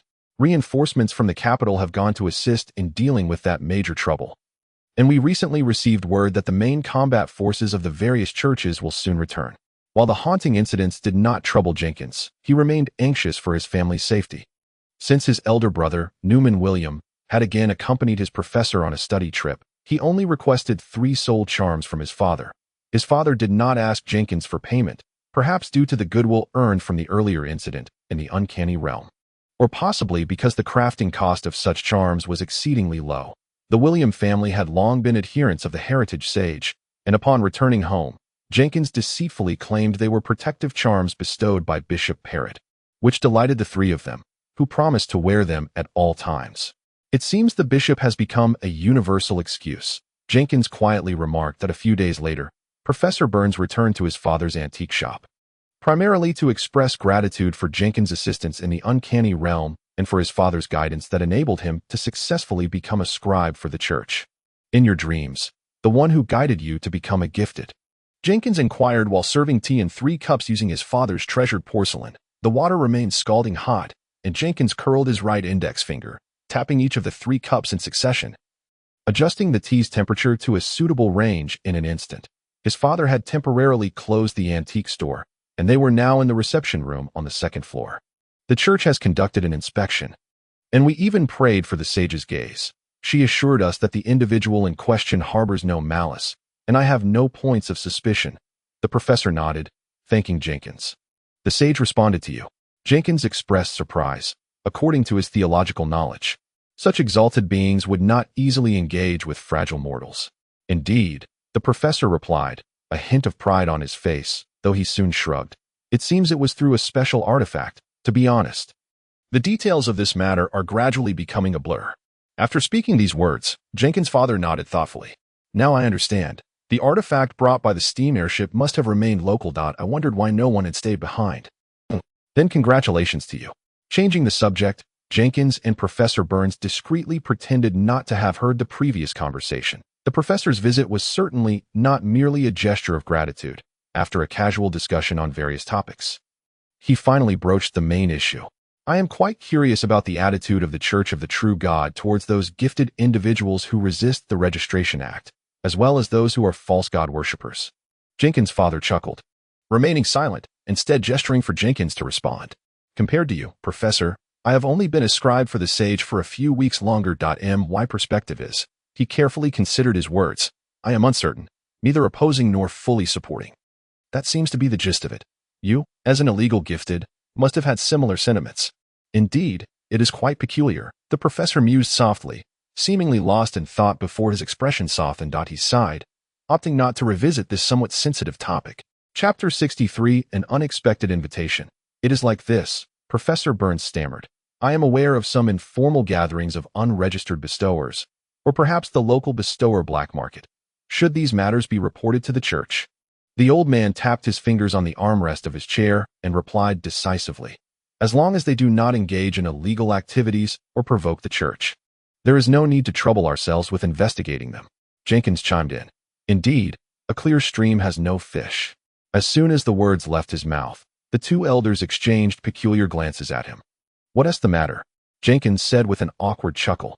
I just didn't expect you to utter such a reasonable statement all of a sudden. The old man had to keep his shop open, and the professor had classes to teach, so after exchanging a few pleasantries and jointly praising the sages, the professor took his leave. Jenkins volunteered to accompany the professor, and the old man, after casting him a couple of glances, did not object. The chime of a bell rang as Professor Burns and Jenkins stepped out of the old man's antique shop, walking along the cobblestone pavement of 5th Queen Avenue. A newsboy swiftly passed by them. Noticing the absence of pedestrians around, Jenkins quickly approached the professor, and they pressed against the wall as he quietly inquired, Do you know about some gatherings of bestowers? The professor, who was adjusting his hat, appeared somewhat surprised but soon grasped the implication. You wish to join me? Yes. Jenkins feigned a bashful demeanor. I also wish to engage more with bestowers outside the church. Not a problem. After a brief moment of hesitation, Professor Burns shielded his face with a gray top hat adorned with a silk ribbon and replied, Next Monday evening, I will come to find you at Old Oliver's. Why do you also call him old man? How old is he really? Jenkins mused inwardly while continuously expressing his gratitude. There is one more thing. Just before boarding the carriage, Professor Burns remembered something, but the massive wheels of the carriage had already begun to turn. He could only lean out and quickly tell Jenkins, My students are very interested in the fairy tales you wrote and praise you as the best fairy tale author in recent years. Congratulations in advance on your books selling well. Jenkins stood by the street corner in front of a steam pipe valve, waving goodbye to the departing professor, a smile he could not suppress gracing his lips. He chuckled softly, ruffled his hair, smoothed out the creases on his coat, and puffed out his chest as he walked towards his place of work. Jenkins was filled with anticipation at the prospect of attending another gathering of bestowers with Professor Burns the following Monday. But an unexpected event on Saturday evening disrupted his rhythm. That day had started off quite well. The old man not only acquired several stones inscribed with ancient script at an exceptionally low price, but they also received a peculiar item resembling white gauze. Originally, it was a rag that an elderly woman, who had attempted to sell a pickle jar as a relic of the long-extinct Palance Empire to the old man, had wrapped around the jar. However, the old man immediately discerned it as a special item. In good spirits, he intended to send Jenkins home early, but just as he was still analyzing the origin of the stone with the old man, an unexpected visitor entered the shop. Dingling, the door swung open, the bell jingling. The two turned to see Miss McHale. The old man straightened his back and patted himself. What brings you here? Have you found something valuable that requires my expertise and appraisal? No. I am here to see Mr. William. She had arrived by carriage again, but this time she was not accompanied by the red-haired Heather Hesha. Elegantly greeting the two, the girl offered Jenkins a poised smile. May I inquire if there is an issue with the badge from a few days ago? Jenkins felt his face flush slightly. No. Is this book yours? Upon hearing the honorific you in her question, the old man raised an eyebrow and stepped back to tidy up the shop's merchandise, allowing the two young people to converse undisturbed. The girl held the collection of stories from foreign lands, and Jenkins hesitantly nodded. Yes. Is there a problem? I never expected that the apprentice the old man took in would be a renowned author. The graceful noblewoman generously lavished her praise. In recent days, my friends and classmates have been discussing this book.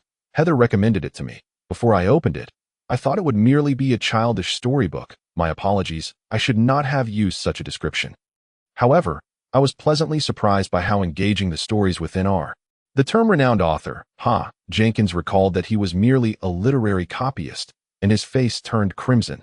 Yet the girl across from him seemed to interpret Jenkins' blush as a reaction to her charm, which was not entirely incorrect.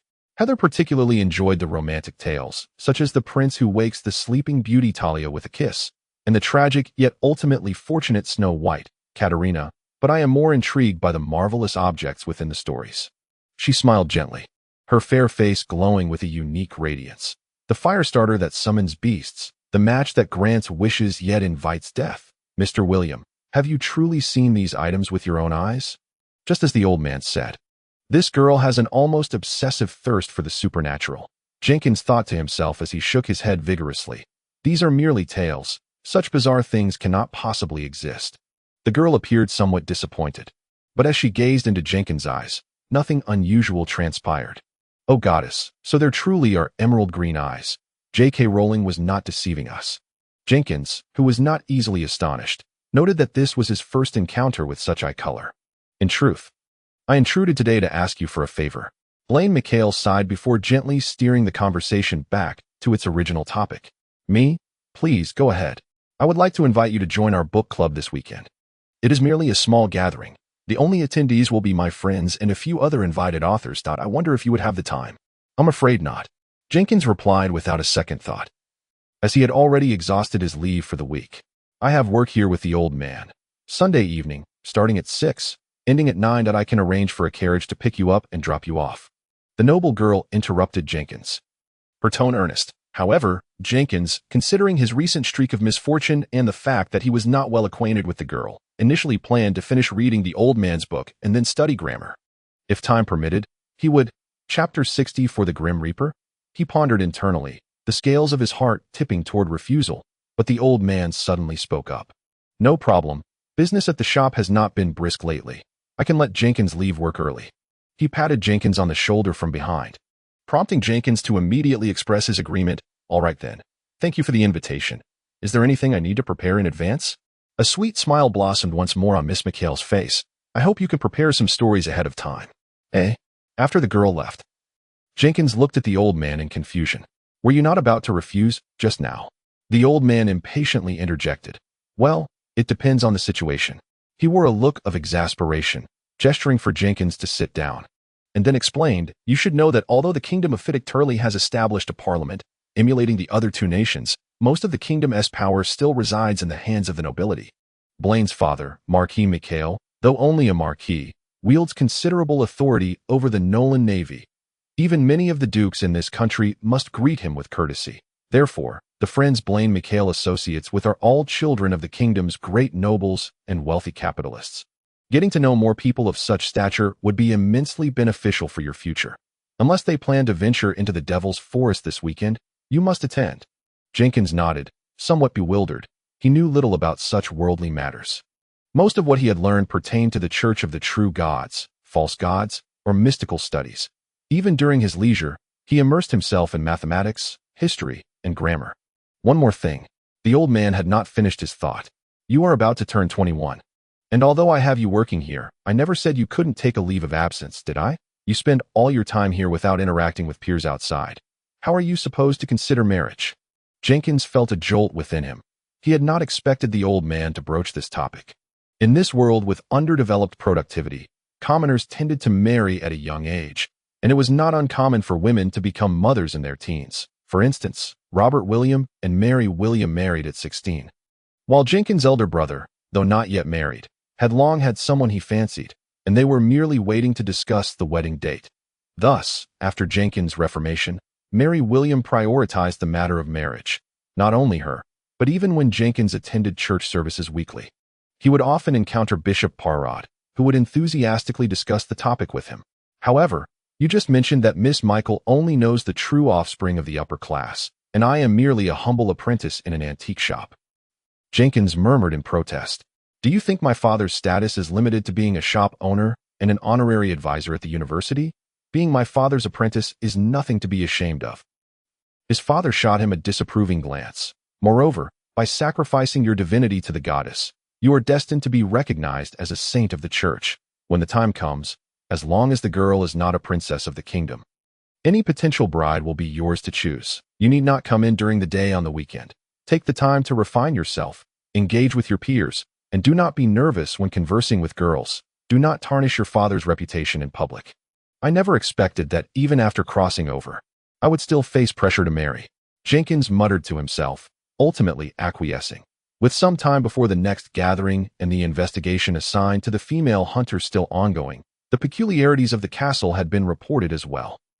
Aside from the professor agreeing to take him to another gathering, there truly was little of importance happening recently. Upon returning home, Jenkins showcased the purchased Tales of Strangers to his family and casually mentioned attending a book salon on Saturday evening. His intention was to indicate that he would be home late that night. But to his surprise, the perceptive Mary Williamter quickly seized upon the crux of the matter. Are there many girls? Thus, Jenkins found himself adorned in a brand new black formal suit, a pair of calfskin shoes worth 12 pounds, and several sets of alternative white shirts that on Sunday evening, Jenkins, somewhat fatigued, arrived at his father's shop in a carriage. With a brooch gifted by Bishop Parrott pinned to his chest, a pocket watch from his brother nestled in his pocket, a smooth silk top hat atop his head, and a solid wood cane in hand. This ensemble concealed his overly youthful visage, rendering him significantly more mature, resembling a true adult gentleman. Even the coachman's fare for today was 5 pence higher than usual. You look rather good. His father nodded. I am certain your mother helped you select this. To be honest, your taste in clothing leaves much to be desired. Before Miss Michael's arrival, his father did not merely aim to chastise Jenkins verbally. He also imparted some alarming news. A benefactor from the Church of Death and Finality was murdered while on a mission this morning, and one of the cursed objects he was carrying was taken by the assailant. What rank was the benefactor? A level 6 benefactor. Jenkins' father appeared somewhat grave. This matter will not affect us for the time being. The murderer lacks any means of resisting divination, and the Gravekeeper squad has already located his whereabouts. It is only a matter of time before he is captured. However, the stolen cursed object poses the greatest risk, although it has been rated with a security level of 4 and may be used under strict application review. The ratings for cursed objects are notoriously unreliable. Frankly speaking, as long as the sage is above, I believe no cursed object is worthy of trust. Which cursed object was it? Jenkins inquired further. Since it is not an item of our church, the Church of Death and Finality feels embarrassed and has yet to issue a report. All that is known is its identification number, A12-4-6701, and it is referred to as Fragment of the Reaper's Cloak. Reaper. Jenkins was taken aback. The church in this world is quite meticulous and stringent in its nomenclature, rarely using the term God, as doing so would be considered blasphemous. Indeed, his father closed his eyes, almost as if in a trance. I believe I heard of such an item in my youth. It is quite peculiar. Seemingly capable of killing a living being if a certain price is paid, he did not elaborate further, but Jenkins was convinced that the so-called price was far more severe than mere equivalent exchange. The term cursed object was not to be taken lightly. Chapter 65. The socialization of young people. According to the latest information, the audacious murderer had already fled Nolan City. Thus this affair did not yet implicate Jenkins. His father merely wished to inform him of the situation. Jenkins continued to ponder whether the so-called Reaper referred to death and finality, when his father retrieved a red-brown cane from behind the counter. This is for you. He handed the cane to Jenkins, who accepted it. Its design was rather ordinary, yet it felt more like a metallic substance. I already have one, and it cost me 3. This isn't extraordinary. Jenkins was momentarily taken aback. Blinking as he activated his Eye of Truth, the cane emitted a red glow. B12-5-7102. Spirit Striking Cane, which requires no special means. Merely striking will inflict damage upon spirits, and ordinary individuals may wield it. His father continued speaking to himself. I believe my birthday has already passed. Hasn't he it? Jenkins was momentarily at a loss. During the last cursed event, his father sighed. You saved me. Did you not forfeit a gold particle capable of transmuting items? Consider this a compensation. No. Jenkins hurriedly declined. Old Oliver genuinely cared for him and had imparted a great deal of knowledge, making it unnecessary to keep such accounts. Just accept it. Your father has plenty of good things. He shot Jenkins a stern look. Its effect can effortlessly disperse ordinary spirits and can also harm malevolent entities, surpassing the efficacy of standard soul-soothing charms. Reluctantly, Jenkins accepted the gift. The carriage sent by Miss Michael arrived punctually at 5-30. It was an ordinary black carriage, and the driver, clad in a gray coat, beckoned Jenkins aboard. With the cane in hand, he initially presumed that Miss Michael would await him at the venue of the salon, but upon boarding, he discovered that she and the red-haired Heather Heisha were already inside. Long time no see. Miss Heisha. Good afternoon, Miss Michael. Hello, Mr. William Tur. Good day, Mr. William Tur.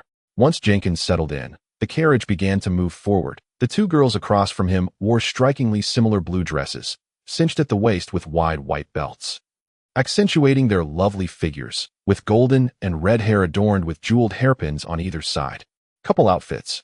Jenkins dared only to think this to himself, and sensing the atmosphere in the carriage grow somewhat silent, he took the initiative to inquire, I wonder what activities are planned for today. Will we be sharing our thoughts on reading?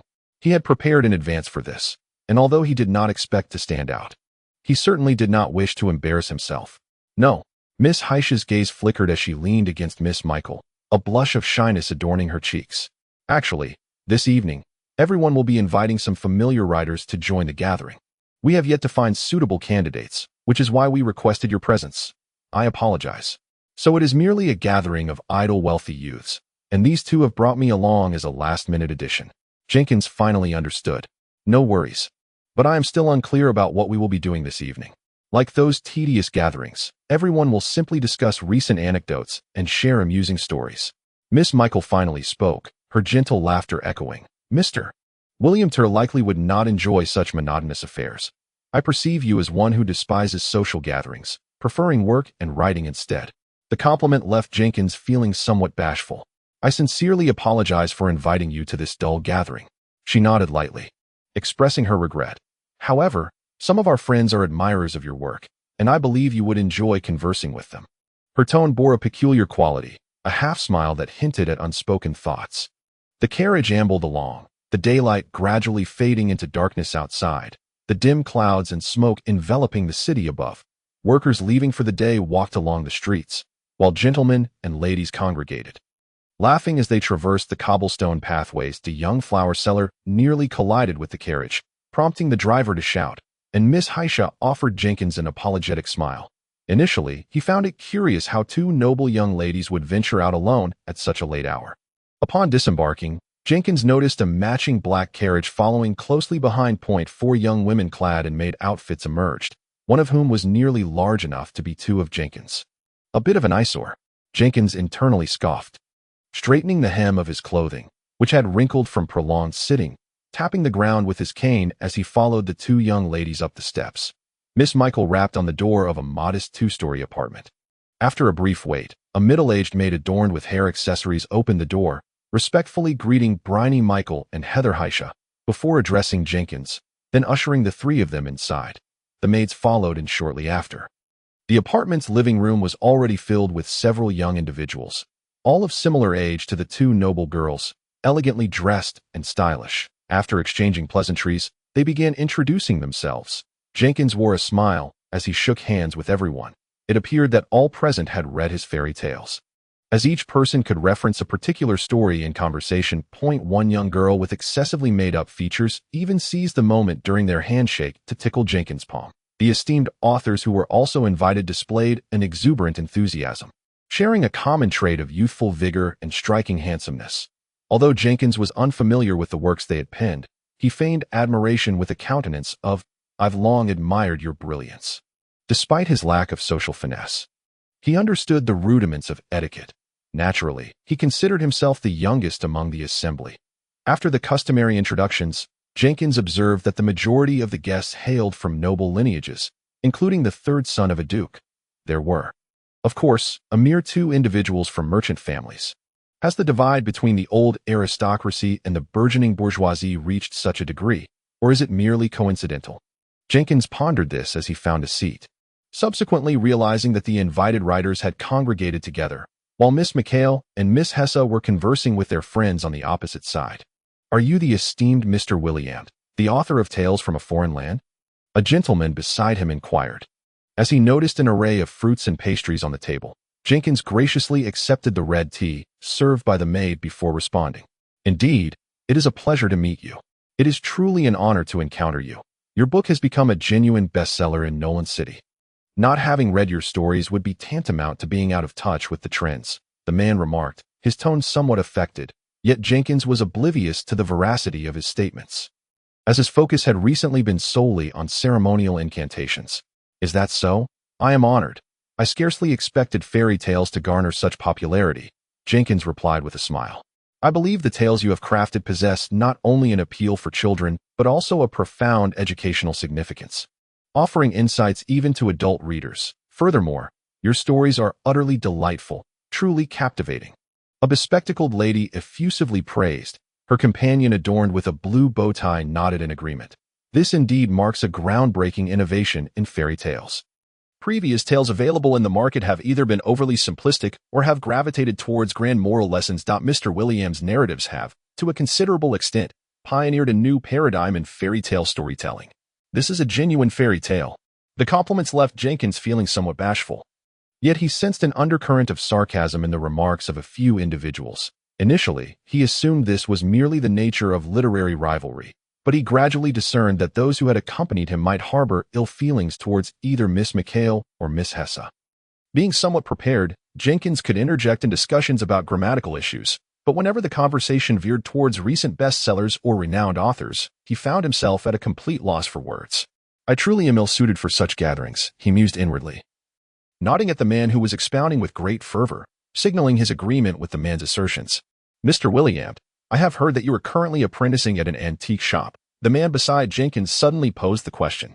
An abrupt silence enveloped the room as all eyes turned to the two. Jenkins raised an eyebrow, a smirk curling at the corners of his lips, and nodded. Indeed. The questioner's face instantly broke into a knowing smile. Jenkins believed he had not offended him, but he was not one to passively endure provocations. This is a position introduced to me by Bishop Parrott. An awkward tension permeated the atmosphere as Jenkins hastily interjected. Bishop Parrott, of the Church of Knowledge and Books. The man's smile faltered. Indeed, Jenkins affirmed, inwardly mocking the man for conducting superficial research on his occupation without grasping the full context. My entire family are faithful adherents of the sage. I have attended church services with my parents since childhood. Becoming acquainted with Bishop Parrott, behold, the brooch I wear is a gift from the bishop to commemorate my employment. With that, he raised his right hand, tracing the square emblem of the heritage of the sage across his chest. Glory to the sage. Glory to the goddess. May your radiance illuminate the path of humanity. A third of the writers encircling him joined in prayer, a testament to the unique nature of the heritage of the sage believers, whose faith and doctrines often inclined them towards scholarly and literary professions, thus rendering such a display of devotion unsurprising. Even those not adherents of the sage were likely acquainted with the notable figures of Nolan City, nobles, municipal officials, and bishops from various churches, making it imprudent to disparage a position labeled as a shop apprentice, especially given the apparent depth of Jenkins' relationship with the church. By the way, might I inquire as to what other occupations you engage in aside from your writing? Jenkins directed his question towards the man who wore an expression akin to having tasted something unpleasant, vowing inwardly to provoke him regardless of his answer. Me? Oh, I am. Well, I am a full-time writer, the man stammered, his cheeks flushing with an unmistakably sheepish demeanor. That hardly seemed shameful, Jenkins mused curiously, questioning why the man's reaction was so peculiar. The conversation shifted past this awkward moment, and laughter resumed among the group. Seizing the opportunity, Jenkins activated his eye of truth, scrutinizing the attendees, yet found that aside from Hesse, none of the youthful individuals possessed any gifts. Strangely, two of the bodyguards stationed outside exhibited a glimmer of light upon them. It is said that malevolent spirits and ghosts also possess a form of essence, but due to the unique nature of spiritual entities, they would not manifest in Jenkins' specialized vision unless in close proximity. While he did not anticipate encountering any specters on this occasion, he resolved to remain vigilant. Jenkins rose, excusing himself to the gathering, and inquired with a servant about the location of the lavatory before making his way down the corridor towards the depths of the residence. He had learned that this apartment belonged to a participant of the salon, and as it stood unused, it had been made available for their gathering. Still in search of affordable lodgings, Jenkins could only feel a twinge of envy as he walked. He observed the artwork adorning the walls of the corridor. Based on the knowledge imparted by his father, he surmised that at least one or two of the pieces might be authentic antiques. While their value might not be significant, the mere fact that they were casually displayed along the corridor without any form of protection spoke volumes about the wealth of their owner. Mr. Williams seems to be quite intrigued. A familiar voice broke his reverie. Turning, he found Miss Hesse standing beside him. both of them gazing up at a particularly vibrant oil painting depicting a knight slaying a dragon. This appeared to be a modern craft, as such heroic tales were a common motif. Indeed, Jenkins cautiously agreed. I have been studying under old Oliver for some time. Artworks of little value with high forgery costs can usually be identified at a glance. This gathering must be rather dull for you. You were invited here. Yet it seems we have left you to your own devices, she inquired bashfully. Getting to know more fellow writers is indeed a splendid opportunity. Jenkins shook his head, shifting the topic back to another matter. Yet some individuals seem less than pleased with my presence. Is that so? Miss Hesser exclaimed, a hint of surprise crossing her face as she speculated in hushed tones. Could it be envy of your talent? I have heard that your book has been flying off the shelves in the city, almost to the point of being sold out. Is that so? Jenkins chuckled awkwardly, pondering how much he might actually earn while finding amusement in the fade of this noble young lady who pretended to be a fragile girl. Having become a bestower and witnessed an array of peculiar abilities and rituals, how could she possibly retain such a disposition? As he conversed, he discreetly activated his eye of truth to examine her, attempting to discern any magical artifacts she might possess. However, the moment he blinked and mentally triggered his ability, Miss Hesse let out a soft scream, retreating a few steps with her arms crossed over her chest. What is it? He quickly deactivated his ability. I do not know, she replied, her gaze darting anxiously around. The distant servants had already approached upon hearing the commotion. I felt as though something was watching me just now. It was an awful sensation. Mr. Williams, could you please escort me back to the parlor? There have been rumors of hauntings lately, and I find myself rather frightened. Her cheeks bore an inexplicable flush, leaving Jenkins uncertain whether it stemmed from genuine embarrassment or was simply an impressive performance. With a gentlemanly demeanor, he acquiesced to her request, all the while aware that the girl likely possessed acute instincts. Having detected his ability's activation in her presence, it seemed he would need to exercise caution in the future. Fortunately, she remained oblivious to the fact that the source of her discomfort was standing right before her as the clock approached 8. Jenkins stood by the window, engaged in conversation about his fairy tales with several ladies whose names he had yet to commit to memory. Whenever Jenkins spoke of the little mermaid transforming into bubbles and vanishing, the noble young ladies would murmur in astonishment. I am not particularly fond of this story. Miss McHale and Miss Hesse, holding their wine glasses, approached. Although the girls who had previously conversed with Jenkins were still laughing, there was a hint of restraint in their demeanor. Why? Is it because it is a tragedy? Jenkins inquired, holding a delicate goblet, though merely for show, as he had not taken a sip of the red wine within. But life is not always a comedy. After so many tales of happy endings, there must be room for something different. Is that so? Miss McHale winked at him. From this story, I also gleaned your warning to children. Do not easily trust in love with men. Jenkins nearly choked, surprised by her remark, and chuckled softly. Everyone has their own interpretations. That is quite normal. Mr. Williams, have you considered writing a book about the romance between a prince and a princess? A young lady, who had been conversing with Jenkins, asked excitedly as their discussion with Miss Brianne McHale came to a pause. Well, I am still contemplating it, he replied cautiously, aware of his own limitations, while ideas flowed easily. His writing still left much to be desired. The organizer of this reading salon was the aforementioned Duke's third son, who cleared his throat to draw attention. Ladies and gentlemen, I would like to express my utmost gratitude for your presence at this gathering. It is truly an honor. Jenkins couldn't quite recall his name. Wellington? Husing? Since this is a reading salon, we ought to engage in related activities. How about this? Since so many young authors are in attendance, let us establish a theme and take turns sharing a short story. Naturally, no one opposed his suggestion, as this had likely been arranged beforehand, and everyone was prepared. Very well, since everyone agrees, let us commence. Wait, a young man, clad in stockings and wearing a thick layer of foundation, interjected. With so many participants, there should be a prize, right? This style was currently the height of fashion and held considerable sway among the youth, whereas Jenkins' old-fashioned gentleman attire was deemed somewhat outdated by some. This is a manifestation of the era's maladies, Jenkins thought to himself, while mentally tagging this individual as the Duke's third son's sidekick. A valid point. Mr. Wellington, or Husing, responded dramatically, retrieving a beautiful gemstone earring from his pocket to display, clearly having come prepared. Allow me to provide the prize. This earring shall be awarded to the finest storyteller of the evening. A few gasps of surprise rippled through the crowd. But Jenkins suspected this was no mere show, as the earring featured an exceptionally rare solid orange gemstone. I think I shall refrain from drawing attention to myself. Modesty is key, he mused inwardly, lowering his head with nonchalance. Yet, he felt a twinge of intrigue and blinked, noticing a faint yellow glow emanating from the gemstone. Since I have accompanied Miss McHale and Miss Hesse, I cannot afford to disgrace them. That would be the true mark of a gentleman, Jenkins admonished himself.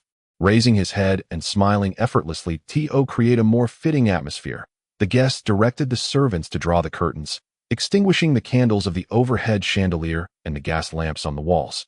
While rekindling the fire in the hearth, the cashmere rug was laid before the fireplace, with sofas and rocking chairs arranged in a semicircle around it.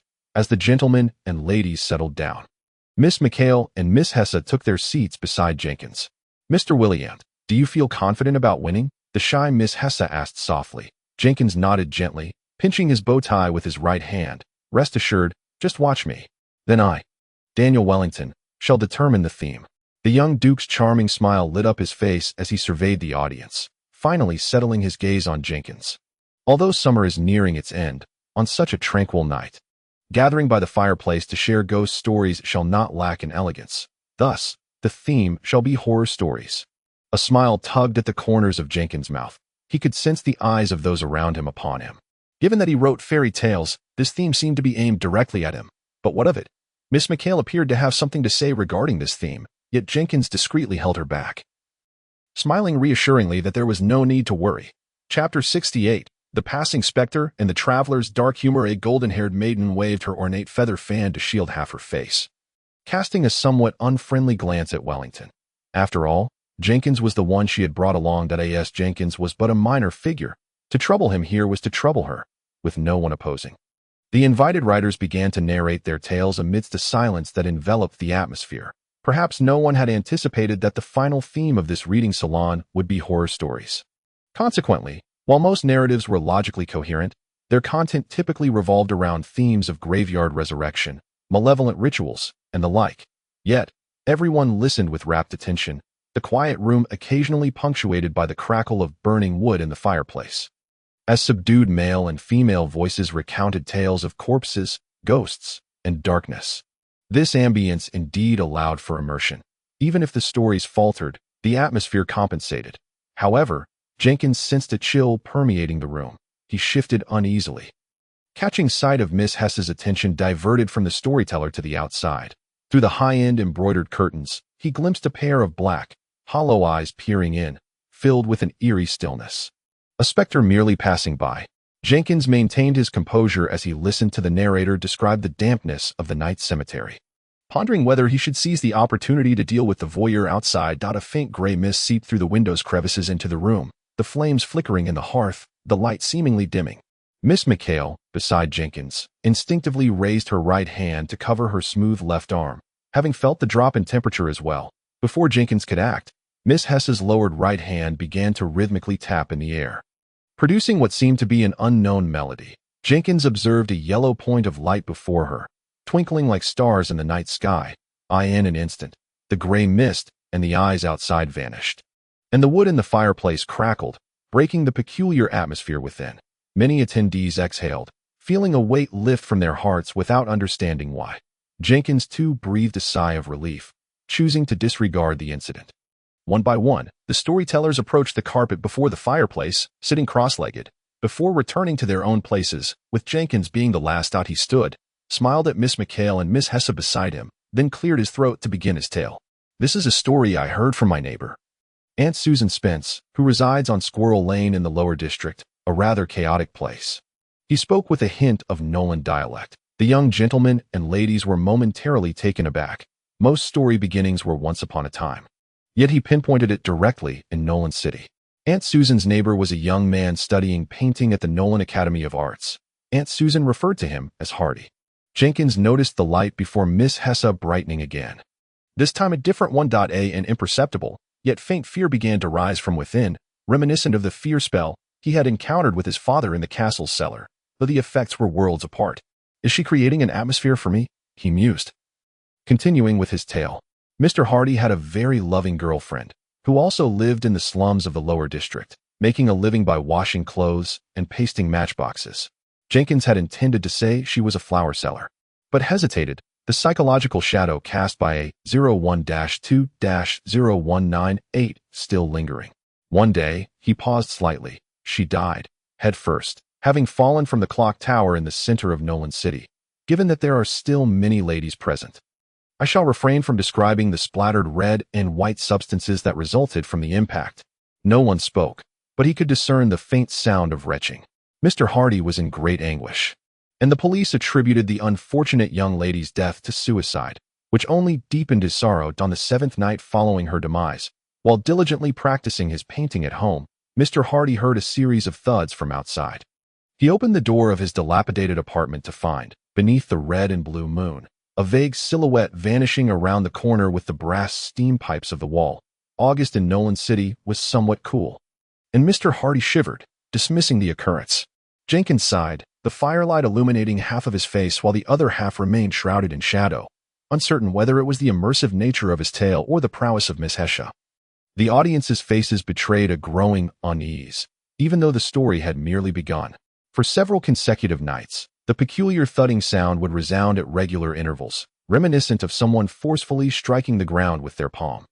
This noise became increasingly frequent and intense, causing Mr. Hardy to feel a sense of disquiet, particularly during the nights. As he drifted into slumber, he would dream of a figure peering in at him through his window. As anticipated, a soft gasp echoed through the room, and Jenkins fancied that he had effectively heightened the atmosphere. His right hand, concealed in the shadows of his body, gently tapped the ground, frosty fist, though he employed only the slightest fraction of his spirit. The temperature had already begun to shift. Jenkins was anxious about being discovered, hence the alteration was exceedingly subtle. Aunt Susan informed me that during that period, Mr. Hardy appeared increasingly haggard, having perceived a silhouette resembling his deceased beloved lingering outside his window. One evening, overwhelmed by terror, he resolved to seek assistance from the church of his faith, yet the chapel closed unusually early that night. He dared not linger on the street for long, and thus had to take a carriage home. The coachman, having heard of this predicament, imparted a nugget of wisdom to Mr. Hardy. Malevolent spirits can only maintain their posture from before death, and the unfortunate lady had perished with her body stretched out on the ground, meaning she could not bend. Consequently, hiding beneath the bed would suffice to evade the malevolent entity. He hurriedly ran, fleeing homeward, the thudding sound trailing relentlessly behind him. Ultimately, Mr. Hardy managed to conceal himself beneath the bed, too frightened to look outside. His back turned as he heard the thudding grow increasingly closer, until it finally halted at the edge of the bed. Chapter 69. The Devil's Tale, Part 1. Jenkins paused with a mischievous grin. Fortunately, the pursuer at the bed's edge did not lay a finger on Mr. Hardy, and as the thudding sound diminished, the terrified Hardy confirmed her departure. Gathering his courage, he twisted his body, closed his eyes, and turned his face towards the darkness beyond the bed. However, the instant he reopened his eyes, a realization struck him. He had made a grave mistake. A momentary silence ensued. The defeated eyes were fixed upon him. The woman had died in reverse. The living room was engulfed in a dreadful stillness, as even Miss Hesha's powers had receded, leaving a lingering sense of dread hovering above the audience. But there remains one question. Jenkins unexpectedly resumed. If the unfortunate Mr. Hardy is indeed deceased, then who has delivered this tale to me? He clapped his hands and rose. Returning to his original position, the orange-yellow earring rightfully belonged to Jenkins, and none would contest that his story was the most captivating of the horror narratives. The gathering dissipated hastily following the conclusion of the tale, leaving Jenkins to wonder if the youthful attendees were excessively timid. Some girls, even upon departing, remained ensnared in that peculiar terror. Several invited Jenkins to accompany them home for reassurance, but he declined. They have their own guardians and servants, Jenkins mused. On the August nights in Nolan City, a slight chill had begun to settle as the guests exited the apartment, bidding their farewells. Jenkins suddenly felt a wave of sentiment wash over him, causing all smiles to freeze. The apartment's proprietor was none other than young Wellington, who, as the host, was obliged to see everyone off at the door. Just as the last of the carriages rolled away, a graceful black and white kitten emerged from the shadows by the street. It first approached young Wellington, playfully swatting at him with a meow, before darting after Jenkins' carriage that was vanishing into the darkness. Allowing the servants to tidy up, the young Wellington bent down, respectfully bowing to the departing kitten. His eyes, shimmering like black flames, betraying an unknown thought. How intriguing, was the phrase that slipped from his lips, a sentiment not shared by the common tongue of the kingdom. Separation line. You truly are mischievous. Miss Mihai teased Jenkins from within the carriage. As it was no longer daylight, the male and two females seated within the carriage engaged in light banter, with a maid accompanying Jenkins. The carriage made its way along the dimly lit avenue towards U Road, where they intended to drop Jenkins home first. Some people do deserve a slight reprimand, she remarked. Yet my friends were utterly frightened. I sincerely apologize. Would you like me to pen an apology to those ladies? Miss Mihai raised an eyebrow. An apology is unnecessary. However, when they invited you to escort them home just now, why did you decline? That hardly seems gentlemanly. Do they not have their own guardians? Moreover, at this hour, there are bound to be whispers, Jenkins replied. His thoughts laid bare. Is that truly your perspective? Miss Mihai inquired with a smile, though Jenkins sensed a deeper implication. Indeed. At that, a look of pity immediately crossed Miss Mihai's face. Is there some discord between you and Mr. Wellington? He unexpectedly asked, his honesty startling. No, the fault lies with me. Miss Mihai shook her head, her expression tinged with regret. Everyone has friends and foes. Although Daniel Wellington is strikingly handsome and comes from a distinguished family, there are always those who harbor disdain for him. I see. Jenkins nodded in understanding, recognizing the age-old narrative. I did not anticipate he would resort to such petty tactics in front of friends. I am truly sorry. Amidst their conversation, a trembling voice suddenly broke in. Mr. William, may I inquire if the story you shared earlier was true? Miss Hesha, who had remained silent since boarding the carriage, asked softly at that moment. Jenkins, unable to discern whether it was an act or genuine fright, responded, False, I swear to the goddess, it is false. He had not sunk to the level of frightening familiar young women without cause. Hesha is quite timid. Miss Mihai affectionately stroked her companion's flowing red locks. As the maid beside Jenkins cleared her throat emphatically, It's quite all right. I believe Mr. William is not the type to be overly rigid, she chuckled lightly, while Jenkins turned to gaze out at the dimly lit street, refraining from voicing an opinion. Ha, she chuckled again, covering her mouth, and continued. Hesha is frightened even by tales of demons. That's just how she is. Demons. Jenkins perked up at the familiar term, recalling the bizarre stories that circulated in this world regarding such entities. Like the world he had left behind, this realm too held the common knowledge that one must never enter into a pact with demons or devils. Many bedtime stories contained such warnings. For instance, during times of famine, a brave youth would approach a demon, offering his soul in exchange for the happiness of his younger siblings. The outcome, naturally, his thoughts faltered, abruptly disrupted, looking out at the street scene. As the city descended into complete silence, Jenkins suddenly declared, Please let me off here. I wish to take a stroll. That it has been ages since I last beheld the nocturnal beauty of Nolan City. But this is quite distant from U Road. No matter. Jenkins shook his head, squinting, his right hand tightly gripping his spirit-striking staff. Since Jenkins was insistent, Miss Mihai had no choice but to acquiesce. The maid instructed the coachman to stop immediately, and Jenkins nodded to the two noble young ladies before preparing to disembark. Mr. William, I sincerely thank you for attending our gathering, Miss Mihai expressed. You are too kind. Should the opportunity arise, I hope we can further discuss literary matters. Your insights on tragicomedy possess a unique flair. That would be a tremendous honor. Miss Mihai, Miss Hesha, tonight's gathering was truly delightful. I am grateful for your invitation. Farewell. Jenkins removed his hat and bowed to the two young ladies, watching as the carriage departed, the creaking of wheels against the ground fading into the distant night. The August night in Nolan City indeed bore a slight chill. Chapter 70, The Hat Trick and the Kitten. The evening breeze rustled the ground, sending a forgotten newspaper tumbling to the corner of the street. In the distance, faint sounds of commotion echoed, as if a drunken ruckus were unfolding. Come out. I see you, Jenkins called into the distance. Ever since returning from the castle, he had felt an odd sensation of being followed. The essence of spirit is to bring the bestower closer to the world, and the world closer to the bestower. As one's level ascends and spirit accumulates, their sixth sense sharpens. Just moments ago, while in the carriage, that peculiar feeling of being followed reached its zenith.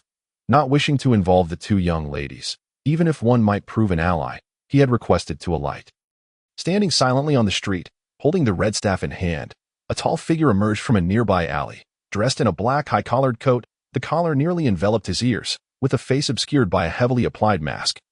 It was impossible to discern the mask's original design. 10 light spots, 2 bubbles, a level 6 benefactor. Do I truly possess such prestige? Jenkins pondered, realizing he was undoubtedly no match for his opponent, and a desire to retreat began to form within him. The man uttered not a single word, his mask reflecting an eerie sheen under the red and blue hues of the moonlight. Jenkins hesitated to make the first move, as he had ventured out with minimal possessions. His pockets contained only a few talismans he had crafted in recent days, most of which were intended for dealing with spirits. Had I known this would transpire, I would have asked Father for my handgun, he mused regretfully, just as the man opposite him suddenly sprang into action. Removing his black top hat, he deftly flipped it with both hands, revealing a mirror the height of a person before Jenkins. The mirror obscured most of Jenkins' vision, reflecting his tense expression as he gripped his cane. Stunned, he watched as the smooth surface of the mirror darkened as if covered in dust, his own reflection vanishing, replaced by a ghastly, defeated hand extending from within the glass. With a swift motion, Jenkins swung his cane, producing a sharp whoosh as it struck the spectral hand. "It's futile, it's not a spirit," he exclaimed, quickly retreating as the faceless entity emerged from the mirror. Hastening toward him, with a firm grip on his right hand, he drew back his right arm, channeling his energy into it, and launched a frost fist. The air around him seemed to drop several degrees as his icy fist collided with the strange, pallid figure. The sensation was surprisingly soft, akin to that of a pudding enjoyed during afternoon tea.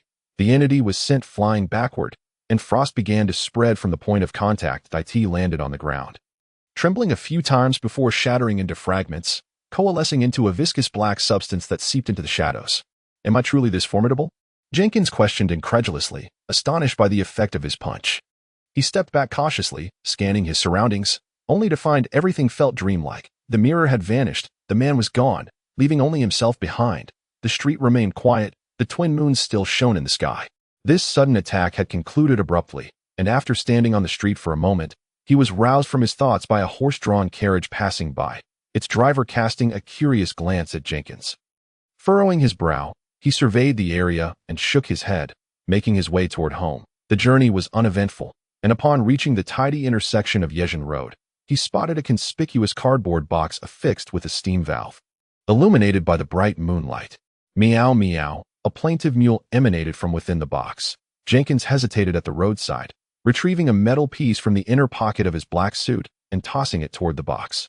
It missed. He tried again, successfully tossing a soul-calming talisman into the box, and waited a moment for any unusual occurrences to unfold. When none did, he approached the dilapidated cardboard box, discovering a few dirt-stained old garments haphazardly piled inside, along with a pitiful black and white kitten, shivering and gazing up at Jenkins. "Meow," it weakly called out, attempting to rise but wobbling before collapsing onto the clothes, curling into a tiny fur ball. "We can't keep pets at our home," Jenkins said resignedly to the kitten. Feeling foolish for his own words, the little creature emitted a sound akin to a whimper, its body trembling gently. "You've won me over," Jenkins said, extending his hand to lift it from the box. Perhaps due to its overwhelming hunger, the kitten merely clawed at him lightly, offering no vigorous resistance. "For now, I'll hide you in my coat. Don't make a sound, and I'll fetch you some milk." "All right," he whispered, glancing toward home, thus failing to notice the kitten timidly nodding before abruptly halting its movement. Jenkins had never owned a pet in either of his 2 lives, as he had always been impoverished. Drawing upon the knowledge he had gleaned from tales of Tom and Jerry, he greeted Mary and Robert before returning to his room, carrying 2 cups of hot milk. The kitten indeed drank the milk eagerly, behaving well by refraining from jumping onto Jenkins' bed, instead perching atop the desk, curiously surveying its surroundings while delicately lapping at the creamy liquid. Observing the kitten's docility, Jenkins felt reassured. After some contemplation, he concluded that keeping a cat at home was impractical. But since Father seemed to lack any pets, transporting it to his place to catch mice in the backyard would be quite beneficial. He retrieved a cardboard box from under the bed, tearing a few pieces of bookbinding leather into a dish shape, pouring the milk into it for the kitten to drink at its leisure. Jenkins then produced the earring from his pocket. Although the chain ability had numerous requirements, its potency was undeniable, Thus its price was not modest. If he wished to barter with Miss Lark, he needed to ascertain the purpose of this item. Jenkins activated the Eye of Truth, gradually pouring his energy into the object, yet it elicited no response. He turned to glance at the kitten diligently consuming its meal, but it, too, bore no color. My nerves are too sensitive, he chuckled. Shaking his head, it appeared yet another item remained beyond his comprehension. Feeling fatigued from the day's events, Jenkins decided to stow it away with the others beneath the bed. He ventured out to fetch a clean towel and, amidst the kitten's discontented mewls, gently washed its entire body and paws, fashioning a small nest for it from the cardboard box under the bed before retiring to sleep. Another tranquil night unfolded. The moonlight streaming through the curtains and illuminating Jenkins' furrowed brow. Within the small mirror hanging before his desk, a young woman with blood on her head suddenly appeared. She reached out, gripping the edge of the mirror in a desperate attempt to emerge, only to be swiftly transformed into smoke by the kitten that had inexplicably appeared on the desk. Chapter 71. The legendary race, Meow, the kitten softly called, opting not to leap back into the small cardboard box, but instead burrowing directly into Jenkins' blankets. Concealing the kitten within his coat, Jenkins arrived early at Father's antique shop. To ensure the kitten could board the carriage, he promised it would not soil the premises and even paid an additional 3 pence. How was the reading salon last night? Father inquired upon seeing him. Somewhat dull, but the snacks and beverages were delightful. That I particularly enjoyed a soft white pastry. Jenkins, cradling the kitten, shrugged, but was interrupted by Father. Is that all? Oh, there's more, Jenkins replied earnestly. While recounting stories last night, a specter-like entity was peering at us from outside the window, but someone eventually drove it away. There was no need to betray Miss Heza, as Jenkins was unaware she was also a benefactor of the church, or whether her involvement was merely coincidental. However, the latter seemed more plausible. It must have been a guard. It's not uncommon for noble families to employ benefactors for protection. That I asked at it. Oh, and last night on my way home, I was attacked. Father ceased his inquiries into Jenkins' social engagements, his attention now fully on the attack. Attacked, indeed. Jenkins meticulously recounted the events of the previous night, regrettably noting that the assailant's features had been completely obscured. Understood. You will write this incident down, and I shall submit it to the church on your behalf. The ability he used resembles the white base ability, hat trick, which we need to verify. Could it be the murderer who assassinated the benefactor of the death and end church? Jenkins queried. Unlikely. Their methods differ, and he had no reason to let you off so easily, Father mused thoughtfully. However, the matter of the specter you mentioned warrants attention. Such entities may lack significant power, but can be quite lethal to ordinary individuals. Jenkins nodded in understanding. Look at this little one. He introduced the kitten to Father. I found it on the street on my way home last night. I thought it was adorable. So I brought it back. That I haven't moved into my new place yet, so we can't keep a cat at home. Could you temporarily take care of it? Father reached out to pet the kitten, but it easily dodged his touch, hissing at him before leaping back to Jenkins' side. It seems quite intelligent. At least it recognizes people. I've heard ladies who have kept cats say that unlike dogs, cats are not homebound. I'm uncertain about that. Father continued to sift through the accounts in his ledger, which detailed the shop's recent expenditures. The antique shop was a typical establishment that could survive for 3 years on initial investments, as long as a single transaction was made. A week without sales could still yield profit. Not to mention, Father's sales tactics extended beyond mere storefront dealings. He was well acquainted with the black market and numerous private buyers. By the way, Father, I've always wanted to ask, are there any non-human intelligent races in this world? The discussion of animal intelligence prompted Jenkins to recall this inquiry. Yes, Father replied curtly. Not long ago, a 10-2-9116 was taken by a figure in a black robe. And it manifested as a demon, didn't it? Was that truly a demon? That remains uncertain in this age. Sightings of non-human intelligent beings are exceedingly rare. The text described demons as having black hair and eyes, charred skin, a strong sulfuric odor, curved horns upon their heads, and a penchant for slaughter. Beyond that, my knowledge is limited. The book I asked you to bring home features an introduction. Please turn to page 321. My knowledge does not exceed its contents. Do those legendary beings, such as elves, fairies, and vampires, truly exist?